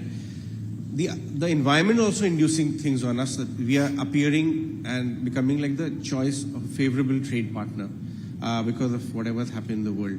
What is the answer and the direction India should take? Well, I'm very concerned with the fact that governments are being less and less able to compromise. And I think what Robert was saying just a moment ago, the polarization that you see in society today, you are in a digital environment where you don't have time to explain your position. You're either for or against. It's a like or not like, and that's it. There is no space for arguments, and governments begin to behave the same way. I remember when I was a kid and people would say, well, when you become the government, when you are a government, when you are elected and, of course, a politician, you are supposed to take care of everyone. You have to be an arbitrator at the end of the day, right? That doesn't happen anymore. I mean, governments are taking sides. They're often ruling for one half of their population. Yes. And the other half, wait for your next cycle, right? So, and that reflects in foreign policy as well. And in international relations, the trick is to find the room for compromise. You never get what you want in an international negotiation, but the other side never gets what they want either. It's about finding common ground at the end of the day. But we're getting to a point where governments are sitting at the table with no room for compromise. Because whatever they do, they lose points at home. And that is the end of diplomacy at the end of the day. So this is an extremely impactful development of the polarization that we see domestically, is that the center is disappearing in international politics. So the challenge, I think, answering your question, is how do we maintain that space for compromise, and that's something that starts at home. Great answer. In fact, gentlemen, we are completely out of time, but I think Robert's answer that what India teaches from the Bhagavad Gita or the Mahabharata is the collective approach, the approach of we. And our Prime Minister Modi also has often, quotes Vasudhaiva Kutumbakam. The world is one family, so we have to think in that direction, not just my home, my house, or my country. Gentlemen, thank you very much for joining us. Let me just add one thing. I talked about exporting India's moral philosophy. Yeah. But I also think the way in which your country has deployed digital innovation is something that Africa could use. And I've spent a lot of time in Africa these last few years, and what they always say is the Chinese are building harbors and they're building highways and they want to take things out. Minerals. America's building forts. I believe India could go in and build the infrastructure to help these places develop and avoid the outward human migration that many fear. Outstanding. Thank you very much, gentlemen, joining us this evening. Guys, back to you. Thank you, Mr. Azevedo, and thank you, Mr. Johnson. Thank you, Ajay, for that fantastic, in-depth panel looking at international commerce, which is such an important topic, and I mean, a perfect fit here at the Times Group presents ET Now Global Business Summit. All right, Meghna, let's move on, yeah. Yes, absolutely. There's another fantastic session coming your way. In fact, in today's interconnected world, the concept of brand building has evolved way beyond the traditional marketing strategies that we have always seen. In fact, at the very heart of this evolution lies the power of a community, a dynamic force that has the potential to propel brands to new heights of innovation and global recognition. Absolutely, and as we gather to delve into the discussion on building innovative global brands through the power of community, we recognize that community engagement is not merely a strategy, but it's a fundamental ethos. It is about fostering authentic connections, empowering voices, and co-creating experiences that resonate deeply with audiences worldwide. Absolutely. In fact, to moderate this session, we'd like to invite up on stage Vikram Oza, the media consultant, presenter, of course, you would have seen him present earlier in the day as well, news anchor with ET Now. He will be in conversation with Akis Evangelidis. He is the co-founder of Nothing. Over to you, gentlemen. Great to have you. Welcome. Awesome to be here. We have very limited time, so I'm going to go straight into it. What is it like to set up a brand and enter 30 markets just 3 years ago when you're in the midst of a pandemic and you do this launch? I can't imagine what it can be like, but in an extremely busy industry, you're talking about the tech industry, I don't know. When you enter a market like India, there is so much competition. How do you even go about it? What did you think differently that made you think, yes, this is the time we're going to do it? So yeah, I mean, to be frank, we've been in the industry for the longest period of time now. And at the time, I guess, when we started Nothing, we felt a bit kind of uninspired by what the industry had to offer. You know, we grew up with the launch of the iPhone, the iPod, you know, all those kind of fantastic products. That got us super excited. But in the last few years, sort of, you know, that mood changed a bit. So yeah, we wanted to start Nothing, trying to bring that fun back onto tech. It was in the middle of the pandemic, but actually this kind of almost turned into a strength, because at the end of the day, we're able to kind of work all over the world. We're able to kind of really focus on launching the brand across kind of social media, where that's pretty much what people were doing at the time, just spending time on social media. So we really kind of turned this into our own strength.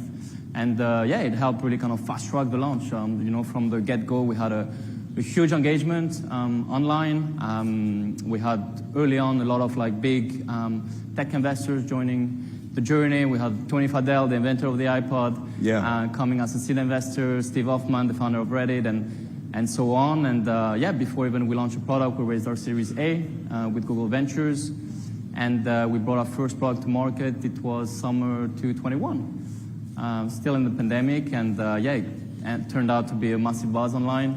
We sold over 500,000 products at the time. Our whole thing, we entered the market by really focusing on design differentiation, so it was very something innovative. We used kind of semi-transparent approach, and that was enough to kind of get things going. We then raised more money and launched our first smartphone, then our second one last year, and so on, and the journey keeps on. But you started with the year one. You started with an audio product, and then you decided to do the phone, the smartphone. Exactly. The idea was always to go with smartphones, but you decided to take this route. Why? And for those of you who are not familiar with the product, are you carrying your phone with you? Yeah. Why don't you show it to them for those of us who haven't seen a nothing phone just yet? This is the phone 2. So you have this kind of semi-transparent design. We have a whole kind of interface at the back, kind of to minimize your screen interaction. And this kind of feeds also into the software, in which a lot of work and thought process has gone into it in the way we're kind of interacting with our smartphones. But yeah, so we started with hardware is hard by definition. So, you know, we couldn't go straight into smartphones. You know, you need to build the team, you need to build the supply chain, and so on. So for us, we saw the opportunity at the time. The true wireless earbuds market was kind of growing in an exponential way. Quite mature from a category standpoint, you know, so the technology was there, the supply chain was there. Yet a very interesting product to innovate from a design standpoint, because, you know, you kind of carry those things in your ears all day, so quite an important part of the purchase decision, the design. So we felt it was just the right product to kind of start with, to introduce our kind of design identity, yet confident that we could deliver on a great product. And following that, build stronger team capabilities, bigger teams, engineering, software, hardware, to then kind of, one, first raise more money once we've successfully launched A1, and two, start developing our first smartphone. But in a very busy market, you need to create key differentiators, and they need to be really strong. We're talking about 1.2 billion smartphones being sold in the world, and more than 10% of them are sold in India. So India definitely would be a big market for you. But how do you create a differentiator when the go-to products for most people are Apple and Samsung? I mean, you said, like, the pie is huge, 1.2 billion units. So you definitely have a niche there that, you know, was a bit like us. You know, when we started nothing, we looked at ourselves as end users. We weren't exciting. We're looking for something fresh, something that would kind of stand out. And we're confident that there would be more people like us. So while, you know, the pie is huge, definitely dominated by the big brands of this world, we definitely saw an opportunity. And we kind of, as we start getting with like A1, then phone 1, we start off seeing more and more people kind of, you know, onboarding the journey of nothing, buying more our products more and more, to the point where last quarter we crossed 2 million nothing products sold to date. And India, definitely a big part of it. I think the energy here is real. The savviness around technology is incredible. You know, the Indian consumer, there's definitely none as such outside of India. Like, the knowledge around the tech is unbelievable, and that's where it's sort of easy for a brand launching the consumer tech space to kind of grab some level of traction. You're saying easier, but it sounds tougher when a large part of your consumer base knows its technology, is tech savvy, as you say it, and this is across the board. There is no age, no bar. There is, rural, urban, it's all across. People know their mobile phones. In that kind of market, I would think it's tougher. It puts the bar high in terms of the actual user experience, products. But, you know, as a product company, if that's not your angle in terms of bringing great products to the users, I think you shouldn't even start the company. So for us, since day one, you know, it was about making products that we would be proud to share with our friends and families. So a lot of work went into it, and I guess in this market where people know the tech, actually they realize the value of the product and have been loving our products. So far so good, I'd say. So when you say they love your product, what about it do they love? You need to explain that to us in the context of building communities. For a brand to build a community is a very important exercise in today's context, much more in the tech universe. How have you done that? Because I understand you've done some sort of crowdfunding as well. Talk to us about that, because that in a sense seems to be creating a community of sorts. I mean, our whole journey is almost, has been since day one, kind of a community journey as well. Like when we started, again, it was just an idea. We wanted to try to make something different, to kind of break through in the market, but we didn't even know why or what we're going to do. Early on, we got some of those kind of tech leaders, Tony Fadell, Steve Hoffman, Kevin Lin, and so on, kind of feeling the same way, same, they didn't know exactly how things were going to go. And as we're kind of progressing, we saw a lot of more people really engaged around nothing and everything we're doing.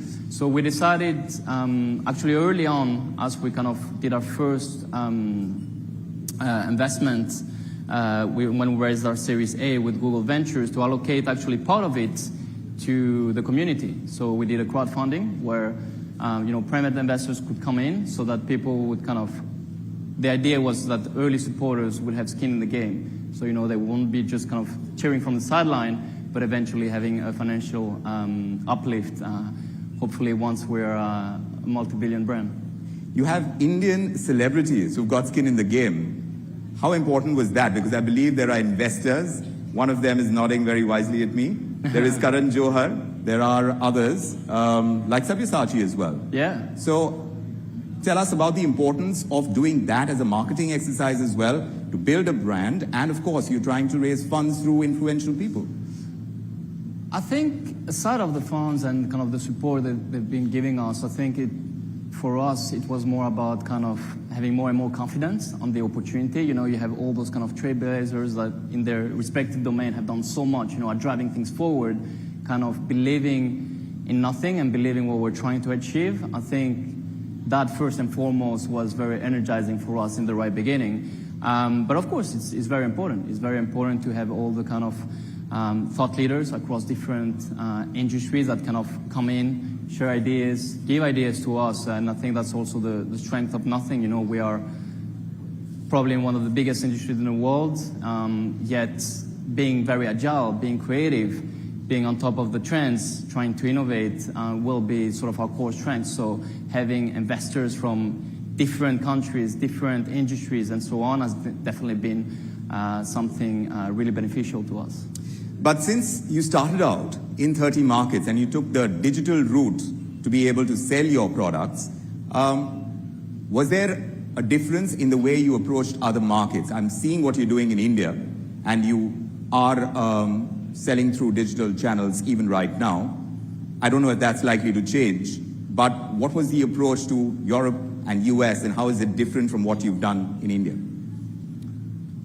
I think our kind of approach has been global since day one. I think in India, again, because of the demographic, the sort of savviness around tech, we have had this kind of organic traction.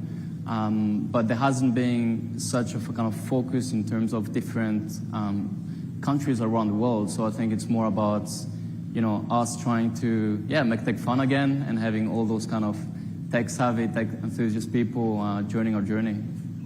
Your founder is of Swedish origin, and of course, he's of Chinese origin, and he's grown up in Sweden.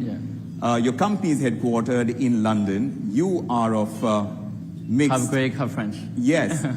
How much of this, and I'm looking at the kind of ecosystem that you're trying to create, which emulates something like what Apple has done. So there is a lot of this that is happening within the entire startup community and the kind of funding that you're doing as well. When you are collaborating, how does it actually work with the startup ecosystem? How is the collaboration part of it actually working? I mean, again, it's diversity, like out of this diversity, there is so much that comes across. We have different people from different part of the globe heading our kind of software, hardware, design, engineering, and it's almost the best of everything coming together. Wow, that's aggressive. Please carry on. So coming together, and that sort of creates something very unique. you know, what we're seeing, the industry has been kind of dictated by the big players out there. And, you know, then there are all the followers doing the kind of more or less of the same. So for us, you know, bringing such a diverse team from all around the world, from different industries, different background, that's what went into the product to deliver something super unique. I was talking to some colleagues, and just one last question: why nothing? Why nothing? Huh? Why? Actually, it was super. So I'm half Greek, so initially we're looking into the Greek mythology, and every time we'd find something that would work, we're looking at social media handles, it wasn't available, and so on. And actually, Carl, we're thinking about the end state of technology, and he was saying like, wow, actually the end state is nothing where technology is all around you, doesn't get in the way, yet kind of empowers you to do more. And it took a few days, but we're like, okay, why not try nothing? And then we saw the Instagram handle, the Twitter handle not being registered. We sent a few emails. Within 24 hours, we had the handles, so we just went for it. That's the story. Well, the hope is that there's a lot of nothing, right? From your point of view, to be able to grow the brand, and a lot of nothing is something that you must be aiming for. Where have you set your targets? I think when you look at the size of the industry, again, the sky is the limit, and then you can do a lot more. We've seen that there is But even with smaller marketing budgets, you see the size of Apple and Samsung and their great marketing products. budgets. It's always start with the products. I think for us, that's what we've been doing since day one, and the rest kind of, it's important, but products, great products, and then a big kind of community around your products, and then the word of mouth takes off. Well, more power to you, and good luck for all your future ventures. Thank you so much for joining us on the Global Business Summit. Pleasure having you with us. Thank you. Well, Vikram, you really saved the best question till the end. Why nothing? So we just wish Mr. Evangelidis a lot of nothing in future. Thank you, much appreciated. Thank you so much for that. Thank you. You know, Meghna, when he was showing the phone, one thing, because it's the white phone. Okay, let me just put this disclaimer out. I'm a big tech fan, and I am a big fan with all the mobile phones. So I've studied this phone, and one of the cool things about this phone is it's got something called a glyph lights on the front side, rather the back side of the phone, and it can be used. You can program it so the lights flash differently for every person that calls. You can track your Uber without looking at the front of your phone. The light shows you as your Uber's coming close. So it's obviously better on the black because it stands out. But yeah, enough about me. I'm a tech fan, like I said.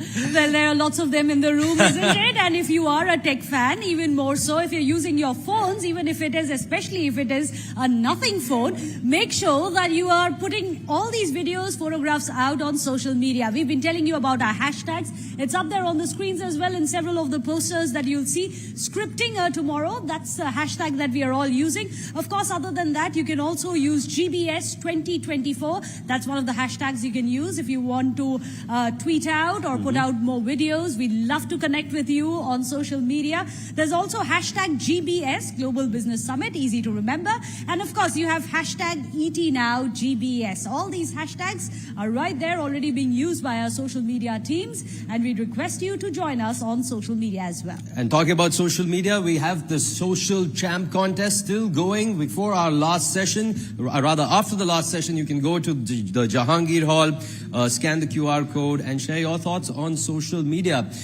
So, Meghna, let's head into our final session of the day. Our final session of the Times Group presents ET Now Global Business Summit. It's titled The Brave New World, Venturing in Times of Uncertainty. Now, it's a thought-provoking session that delves into the dynamic landscape of entrepreneurship in an unpredictable world. This session aims to explore the challenges and opportunities encountered by entrepreneurs as they navigate through uncertain times, offering valuable insights and strategies for success. Absolutely, Sumit, and this is quite understandably the reason why it is a showstopper, if we can call it that. We'd in fact like to invite up to moderate this session the dynamic Sanjeev Bikhchandani, the founder of Info Edge India. Please do join us up here on the stage. Maybe someone that we call as the OG of the startup world here in India. And as Mr. Bikhchandani comes up, let's invite up on stage his panelists. Absolutely. Aditya Palija, the co-founder and CEO of Zepto, is there. And a person who perhaps doesn't need an introduction, Namita Thapar, the Executive Director of MCure Pharmaceuticals. We also have Mukesh Bansal, the co-founder of Cure.fit and Myntra as well. Go ahead. We have Kunal Bahl, co-founder Snapdeal and Titan Capital. We have Aman Gupta, co-founder and CMO of Boat, and Sudhakar Adappa, founder and CEO of BIA Brands. So it's over to you, sharks, if we can call you all that in your Well, own... some sharks are in the tank, but it'll be one of the most exciting sessions here. And with that, we'd hand it over to Mr. Bikhchandani. Over to you. Round of applause, ladies and gentlemen. Thank you. Thank you, everyone, and welcome to all the panelists. We've got 7 people on stage, and we have 40 minutes. So we're going to keep it tight, quick, short, pacey. And so I won't introduce everybody, because that will take 5 minutes. Okay? But since most people are known, it'll be okay. As and when I call them to speak, I'll give a quick 2-line introduction. Yeah? So the topic is venturing in a turbulent environment, or some such thing, but it is that, right? Why didn't I start with you, Kunal? Kunal has, founder of Snapdeal, taking a subsidiary of Snapdeal public pretty soon. But he's got another avatar, apart from being an entrepreneur and a founder. He, through Titan Capital, has invested in about 280 startups. So on this stage, he is the person with the most number of startup investments. 280 is pretty prolific by any standard, although it's taken 13 years to do it. So Kunal, why do you invest, and why did you start investing? Yeah, it's a pleasure being here, and thank you. I must say that Mr. Bikhchandani is actually the reason many of us, or at least I can speak for myself, that I'm here, because when I was starting up my journey in 2007, there were literally no role models for entrepreneurship and tech entrepreneurship in India outside of India. A little piece of trivia. I didn't know this, but Kunal told me when he came back to India from the US, he applied to Naukri for a job. Yes. And he was interviewed, and we didn't make him the offer. Is that correct? That's right. That's right. And so he decided to become an entrepreneur. Yeah, thank you, I guess. But no, I didn't interview him. If I'd interviewed him, I would have selected him, but he was interviewed by somebody else. Yeah. So, look, it was obviously at a time when we started our business, there was nothing known as a startup. Startup only came into national parlance around 2016 or 2015 when the Prime Minister launched Startup India. Back then, in 2007, it was either you ran a business or you did a job. There was nothing known as, nobody knew the word startup. And so obviously we've come a long way in this journey in the Indian startup ecosystem. And in the early days, there was no domestic capital. There were like 5 venture capital firms. Most of the people who actually called themselves angel investors were actually devils, where they would offer 50 lakhs for 60% of the company, which was actually a genuine offer that was made to us as well. And at least the thought my co-founder and business partner Rohit and I had was that if we ever have the opportunity and the resources to devote to mentorship and capital to the next generation of startups, we must do that. And we should do that in a fair manner.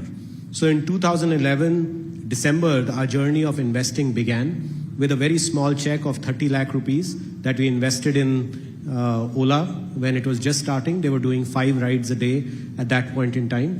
Back then, the seed round valuations used to be a little more modest, like 5 or 6 crore rupees pre-money.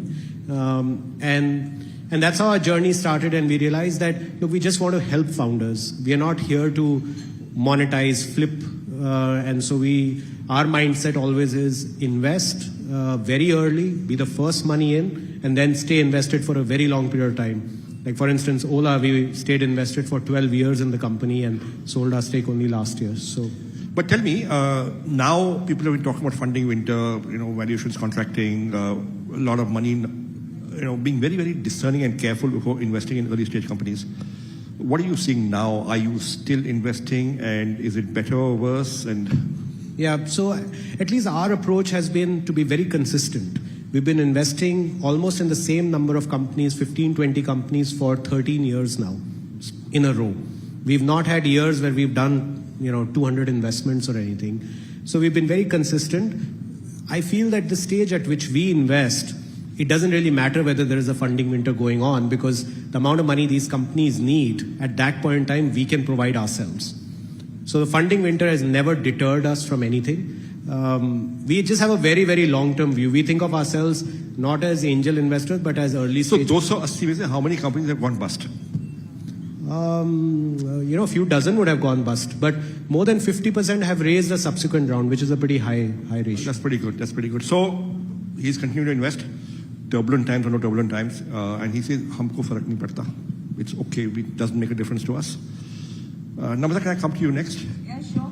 Sure. Okay, so Namita, you are a shark on Shark Tank, right? And you began to invest 2 or 3 years ago, and before that you were not investing. What made you want to invest in startups? So my father is a first-gen entrepreneur, and we run MQ Pharmaceuticals out of Pune. We're going to be going public in 3 months, so watch out for that big IPO. And basically, we charge money for that plug. Somewhere within us, there was that desire to give back to the entrepreneurial ecosystem. So when you get a lot and you feel grateful, there's that desire to give back, and that was the biggest reason I got excited about Shark Tank India. Thank you. And the second reason, of course, was a selfish reason, because the entire topic here is disruption and staying relevant. And for legacy companies like ours, or for traditional companies, industries like ours, like pharmaceutical, if we really want to stay relevant, we have to be in touch with the startup ecosystem. Today, a lot of health tech companies that are coming to Shark Tank India really help me think through the business, because technology is the only way we can solve the 3 problems facing pharma, which is awareness, access, and affordability. And so it's for selfish reasons that I am involved with the startups. And now MQ is launching direct to consumer. So all these years, it was just doctors who were our customers. Now it's direct to consumer in a few months. And all these 500 pitches that I've seen as part of the show, and all my lovely co-sharks, there's been so much learning that's going to be put to good use when MQ diversifies into something like D2C. Okay, but Namita, see, now you have become, and I mean everybody on Shark Tank, including Aman, become a bit of a celebrity beyond what you already were, Aman. Okay, now, and you received a lot of praise and love on social media, and you've also been trolled a bit, right? Yes. How do you deal with that?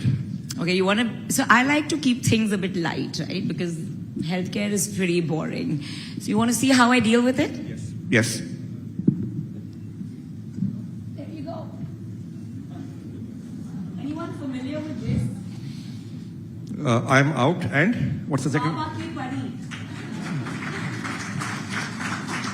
Okay, so are you... So I have one more, Sanjeev, that says Nepo Kid, and that says Ye Meri expertise nahi hai, I'm out. So I didn't carry that t-shirt, but it's sitting somewhere out there. So the best way to deal with trolling is to just have fun with it, to own it, and to embrace it. So that's what I do. Okay, that's very good. Now, are you planning to launch apparel line? Expertise by Namita. You know and Aman, would you invest in it? Would you invest in it? Aman. I can't say anything right now, so no comments on that part. But yeah, to add to the question of trolling, I would say that it's become a part. First year when we were trolled, it used to affect us. आपकी भी हुई थी trolling? मेरी बाकियों की थोड़ी ज्यादा हुई थी, मेरी कम थी. आपकी कम क्यों हुई यार? सीक्रेट बता दो यार. मैं नाम बता सकता हूँ स्टार्टिंग से एंड तक किसकी सबसे ज्यादा हुई थी, बट मेरी कम थी. बट शुरू में इफेक्ट होता था सर. फिर धीरे धीरे मतलब वो क्या बोलते हैं, पहले जैसे तालियों की आदत पड़ गई थी, अब गालियों की भी पड़ गई. Sorry, I think there are some people who don't understand Hindi. Let's stay with English. I'm also guilty of that. I don't know how to convert this in English though, but I was used to claps, I was used to slaps, now I'm used to claps. Oh yeah, correct. Yes, what she said. Yeah. Okay, Adit. Oh my God. Now, how many people believe Adit is less than 30 years old? Okay, so Adit is 21. He's 21. He's dropped out of Stanford computer science, and he started his company in 2021. He's not an investor, right? He's a founder, but he's raised more than $500 million. He runs a company called Zepto. So Adit, now you've been raising money, And your last round was just a few months back in the funding winter, in these turbulent times. Yep. What's it like to raise money right now? Yeah. Again, I don't know if I should be flattered or a bit embarrassed, but I think the... It means that being an entrepreneur is not easy. You look over 30. Yeah, probably will soon as well. But I think to answer your question, look, it was not easy. We raised capital, I think, in the trough of the bear market in September 2023. And if you think about our business at a high level, right, you've got two crazy-looking young founders delivering groceries in 10 minutes, right? That doesn't sound like a fundable business in the worst capital market situation since 2008. But despite that, I think we were able to raise capital at an up round. So we raised $236 million at a $1.4 billion valuation. And we were able to do that, I think, primarily because the way that we approached the fundraise was very different from, I think, how fundraisers were approached before. It was much more, at least I think we were a lot more bottoms up. We didn't have, high level narratives. I think our entire data room was 460 pages, each metric in a deep, granular detail, just going into it one by one. And I think the reason why is because the only investors that were investing in this market were investors that did fundamentals-driven bottoms-up analyses and had enough conviction in their own diligence. Did you get a lot of rejection? Did anybody reject you? I mean, it sounds difficult to believe, but we actually did get 3 term sheets within the first month of starting. We ended up deciding on a term sheet before the other 6 people that we were engaging with decided. So what I learned from this is that for a good company, there is no funding winter, right? You will get your money, but are you a good company is the question. And how do you get your company to a position where you'll be regarded as a good company by investors? That's the question to answer. I'll also just add one last thing. I think the thing is investors that invest in this market tend to be much higher quality, fundamentals-driven investors that are willing to take contrarian bets. You're not investing in this market. You're a low-quality investor. This is not okay. I'm kidding. Okay, I'm kidding. Okay. Sorry, Mukesh, coming to you. Right? You've been a founder, Myntra, then Flipkart. You've been you morphed into a second founder and running a fund and doing personal investments. How do you view this market? What's it like for you? See, Sanjeev, I have been around startups for 25 years now. I got my first state of startup ecosystem in late 90s in Bay Area. And there was 99 when it feel like that world is not going to stop. And 2000, suddenly it changed to as if there's no way to dig yourself out of this hole. And since then, I think I've seen 5 cycles. So now, the benefit of hindsight is that 21, it's crazy year, or 23, you always go back and there are many such years that you look back to, exactly how the cycle plays out. So it doesn't matter. I think for me, entrepreneurship, Kunal has done phenomenal job with this massive portfolio. Like for me, where I find most joy out of is building outstanding products.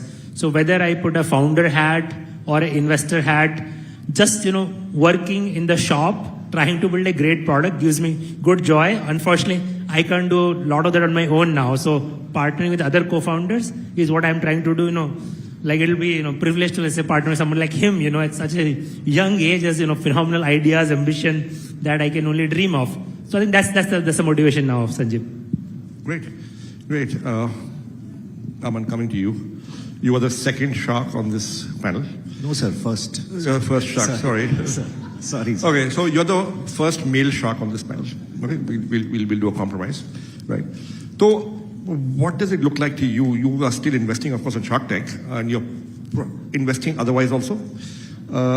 You're still continuing to invest. What does this funding winter look like to you? Sir, 2 years back, I didn't even have money to invest. So my wife used to earn and I used to burn her money. Uske baad, when I got my secondary exit 2 years back, that was 2021, and that was the first year of Shark Tank. So first year when they asked Shark Tank ki list aayi thi that how many investments have you made till now? So I actually used to do, I had done 5 investments, which was like co-investment, 5-10 lakh ki. So I actually became an investor first time on Shark Tank only. I'd never heard pitches before that. I'd only given pitches. So I learned the art of investment sitting in the panel with these sharks and Namita, Anupam, and all these guys. They've done investments all their life, right? So I learned a lot on Shark Tank. And I don't invest outside Shark Tank anymore. I don't have, I unfortunately don't have time. But you still feel optimistic enough to go on to Shark Tank and invest and feel confident? Or, Sir, are you doing it for the publicity? Both, but yeah. But if you ask me, first year I did around 20 investments, out of which, total, jitne humne paise lagaye the, which 6 crores I had invested. And there is a company called Skippy. I invested 20 lakhs in it, and I'm just getting an exit of 6 crores. So one company itself is giving me the return of all the rest. That's so excellent. I actually learned that, this is and I take risks. I think it's a high risk, high reward market, especially, when people were not investing in electronics and, in our space, nobody was investing. But Kaval invested, Kaval, Fireside. None of the VCs and Ps at that time invested in us, and he invested 6 crores only at that time, and I've already returned 100 crores. He still has 3% in our company, right? So I think it's just taking risks on startups, and that's what I did in first Shark Tank. I'm already in the money, and third ke we start here. So I think it's good. It's a good way of making money also, sir. Okay. So, Namita, you also got an exit. There was some talk in the media. So I'm the first shark to actually get money in the bank. Aman is just hoping he'll get it. TV mein karo. No, but basically it was a beautiful company that's India's largest airport retailer. They work with 10,000 plus artisans, karigars like we call them, to make these kullards, copper bottles. Beautiful story about India's culture and heritage. And in 18 months, I got 3.5 times the money that I put in. And the money's in the bank, so happy to say that. So it's not just a show for entertainment and education, but I think an exit gives it the seriousness and the respect that the show truly deserves. Sudhakar, coming to you. Now, Sudhakar is not a financial investor. However, his company acquires products and brands and companies, therefore, and he's building a house of brands. How are you looking at the investing and acquisition environment right now, Sudhakar?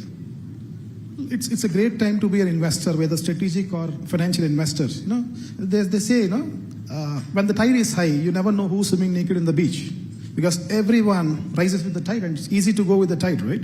When the times are tough, you kind of differentiate men from the boys. Right? So the opportunities are phenomenal because the expectations have come down quite dramatically. 2 years ago, we can't even talk to a company which is doing a turnover of about 2 million, 2.5 million. They were also, looking at the multiples, which are, I would trying to be polite, but I'm not. It's absurd to me as an investor, right? But right now, the expectations of whether you're an investor, an employee, or a founder, the expectations were far more realistic. I think we all came back to planet Earth.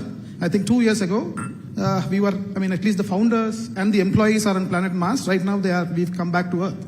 That's a reality check. So that's good for you, right? Because you're a buyer. Great for me, not just as an investor, but as a company. We are all going back to fundamentals. I think there is a point where we forgot the fundamentals, but right now we are looking at fundamentals, and profitability has become one of the metric that we are looking at. Thank you. So listen, we have over here 6 people who are continuing to invest, who are continuing to buy, who are continuing to raise money in this turbulent time. So venturing is alive, and at least large parts of it are well, if not all of it. I'll ask each of them one more question, and then perhaps we can have 1 or 2 questions from the audience. We have a total of 20 minutes left, right? So the one question I want to ask is from the investors first, which is, in this market, what do you look for in a company before you decide to invest? What makes an investable company? I'll go with you first, Kunal. Actually, as I was saying earlier, that it doesn't matter what market it is, we are looking for exactly the same things. We're looking for, obviously, a fantastic team that has shown some amount of success in anything that they've done before. It could be a job, it could be another venture, it could be, dance, music, anything, sport. You have invested behind some dancers? We've invested behind people who've excelled at dancing, but now are doing doing a new venture. Because to be successful in anything, you require a level of intensity, which is necessary when you're running a business also. That's one. Second is, people tend to focus on large TAMs. People ask questions, iska TAM kitna bada hai? Actually, we look for narrow TAMs.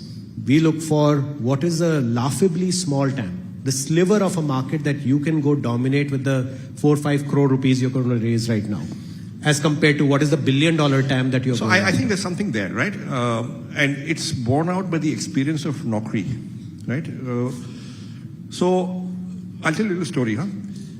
So in 1999, we were trying to raise money, right? And bubble market, I spoke to 4 investors and got 3 term sheets. Right? The 4th guy said, no, I will not invest. And I said, why? He said, I love you. You're a great salesman. You made a good pitch, but I will not invest. So I said, why? He said, what is the size of the print advertising market for appointment ads? So I said, maybe 400-500 crores. What is the price difference between print and internet? I said, 1:1,000. And I thought it was an advantage. So that means if you get 100% of the jobs that are in print, you will shrink the market to 40 lakhs. There is no market. And he did not invest. Today the company's market cap is what it is. So yeah, we also, as we invest, don't always look at TAM. In fact, we know that if you're building a category creating company, you will create the TAM. Yeah, the best investments we've made that have worked out historically, whether it was Ola or Urban Company or Mamaearth or any of these, ended up being category creators, and nobody felt that they will be category creators. Like, Boat was a category creator, Zepto is a category creator, all of Mukesh's businesses have been category creators, right? So, and the third is just discipline around unit economics. Because, founders will often say that with scale, my unit economics will improve. They almost never do. It actually gets worse usually. So unit economics, which is making money per unit, post all variable expenses from the get-go. I think all entrepreneurs and investors, if they take one thing away from this panel, I think it's the last point that he made. That if your unit economics is not working at a small scale, it will not work at a large scale. So be clear and make your unit economics work. If you just take that away from this panel, it's worth its weight in gold. Yeah. So Namita, what do you look for? So I think with regards to Kunal's point, one point I agree, one point I disagree. From my personal investing style, category creator type companies, you're not going to find too many of those in our country. So for somebody like me who's not a very pro-risk, a little bit more risk-averse type of an investor, I look at the TAM.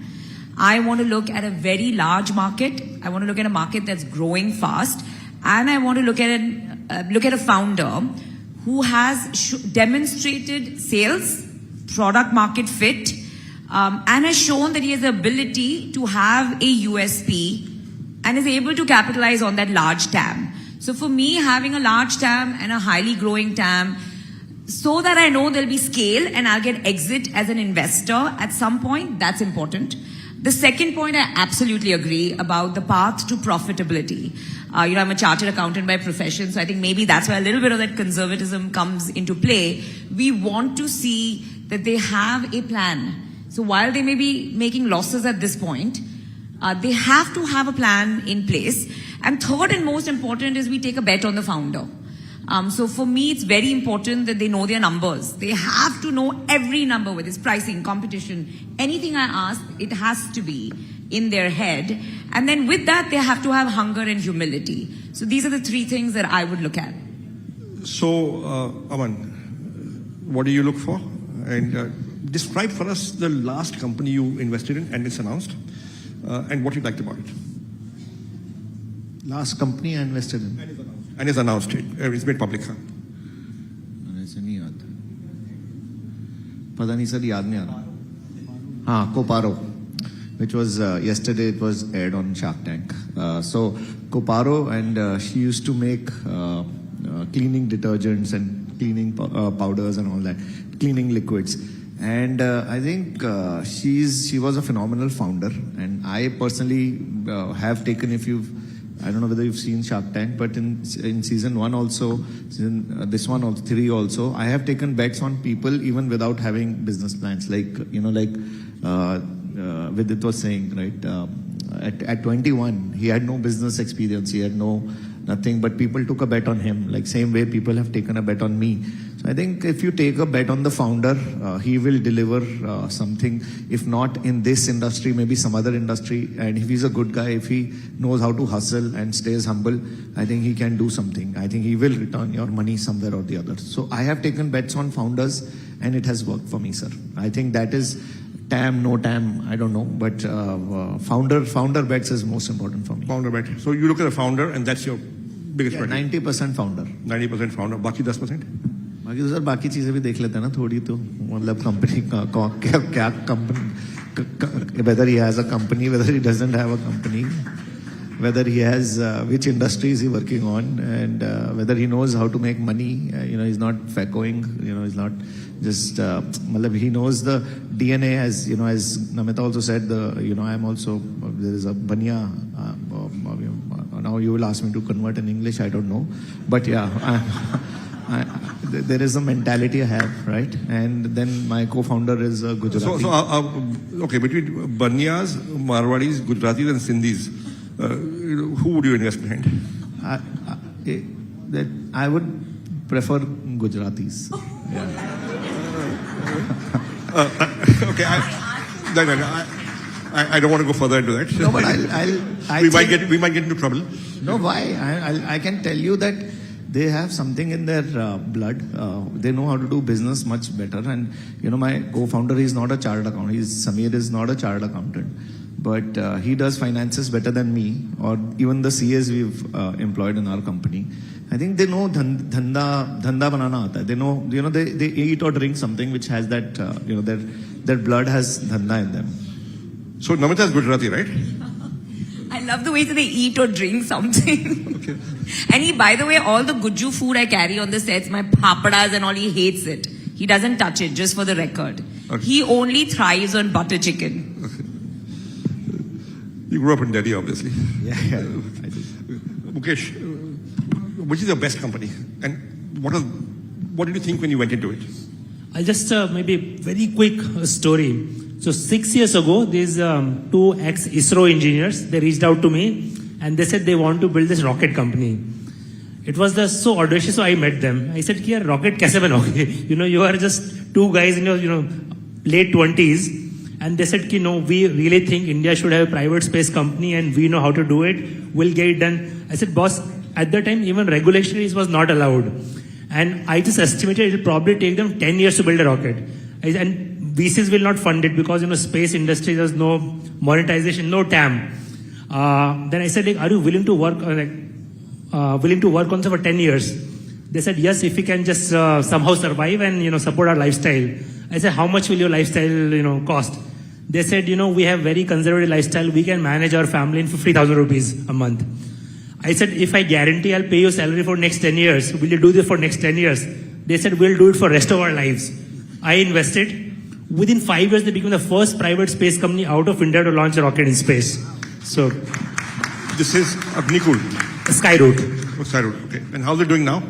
They're doing incredibly well. So they recently raised money at $500 million valuation. GIC has come in, Temasek, $75 million. They are actively in production to launch first orbital launch. Their order book is over $500 million. These are now letter of intents. Let's see, but they are well on their way and to be the first commercial private, space company out of India. I think that calls for a round of applause. Not just for the founders certainly, but also for the investor to take that crazy bet then, when he did, right? Ajit, now, what's the best advice any investor ever gave you? I was telling you before we got in, I think week 2 of our business, day 14, when we launched in Bandra and we launched in Marol and Andheri East. And the business just went crazy. We went from 100 orders a day to a couple thousand orders a day in 14 days. And Suvir, who's the managing director of Nexus and the first institutional investor we brought on board, he was like, "This is too fast. This is crazy. I've seen this before. I've seen this movie. Right? Here's a company that's found some crazy product market fit, some insight. And he just dashed into our office one day, and there was just like 6 guys, 7 guys. We were just like scrambling, trying to figure it out. He got all of us in a room, and he said, make a P&L. I didn't know what a P&L was. It was day 14.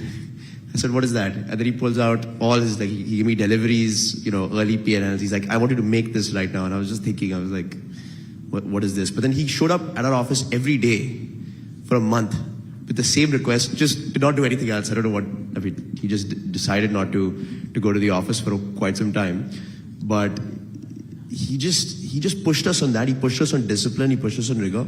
Even today, the level of depth that he operates in is phenomenal. So I think that was one thing that really set the culture and the DNA of the company. And I think the second best advice that I ever got was from our Series B lead investor that said, and he's invested in like multiple successful consumer internet companies in the US, and he said that the only thing that matters for any consumer business is execution.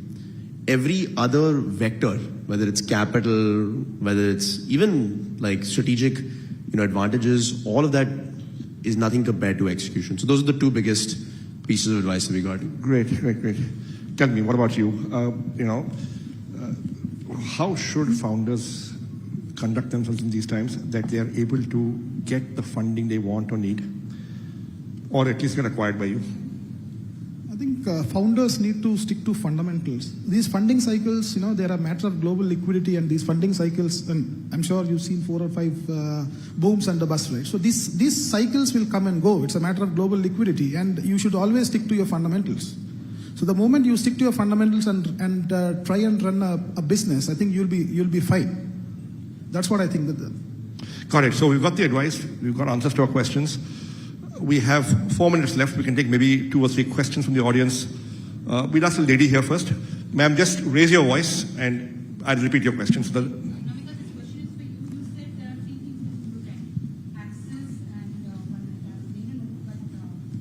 TAM, profits, and founder. Healthcare. The 3 A's are awareness, access, and affordability. The 3 biggest challenges in healthcare. Sorry. Those who don't make it to Shark Tank, because Shark Tank selects only a few, how should those companies, Can I take one mic down? Yeah, sure.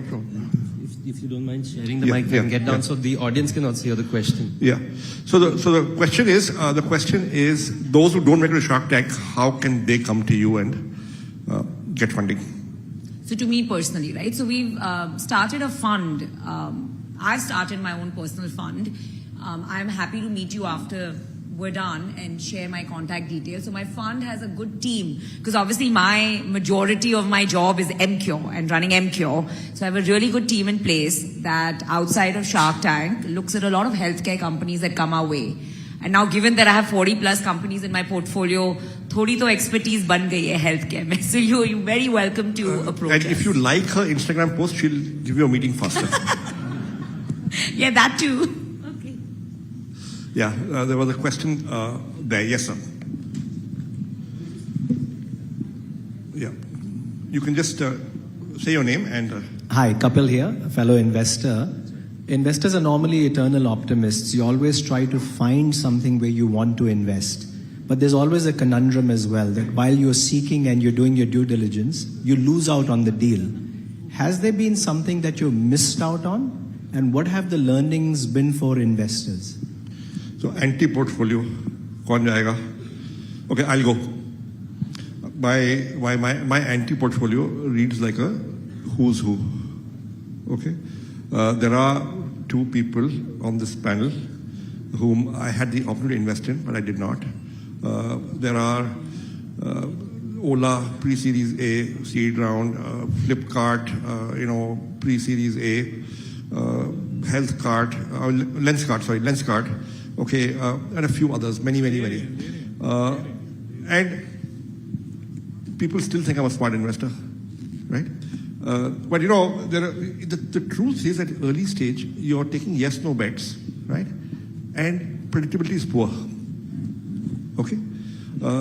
And the reason why we are still regarded as a good investor is because some of the bets we took worked out, right? Zomato and Policybazaar worked out.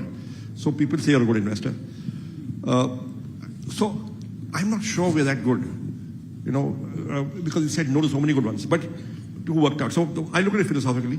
I don't look at it like, hey man, I said no to this and it worked out and I missed it. I say, the ones you did some of those work out? If they did, be happy. Actually, put another way, you don't need to be in all the good companies. You just need to make sure yours are good. The ones you've actually invested in are good. And in the realm of investing, not feeling FOMO is actually a superpower. The biggest mistakes are usually made when investors give in to FOMO. ये 5 name brand लोग भी invest कर रहे हैं, चलो इनको तो कुछ पता होगा. बहुत बारी उनको भी कोई आइडिया नहीं होता है. तो अपनी कन्विक्शन पे इन्वेस्ट करना चाहिए. Not don't borrow conviction, just make it on yours. And at least my philosophy is, when in doubt, don't invest. And still you invest in 300 companies. Yeah, so it's like this. I'm never in doubt, but I'm often wrong. Any more questions? Yes, sir. Question. Revenue or EBITDA? Just return on equity. You have to do both. Yeah. 21. He's like Afridi, not 21 yet, right? Yeah. Yes, sir.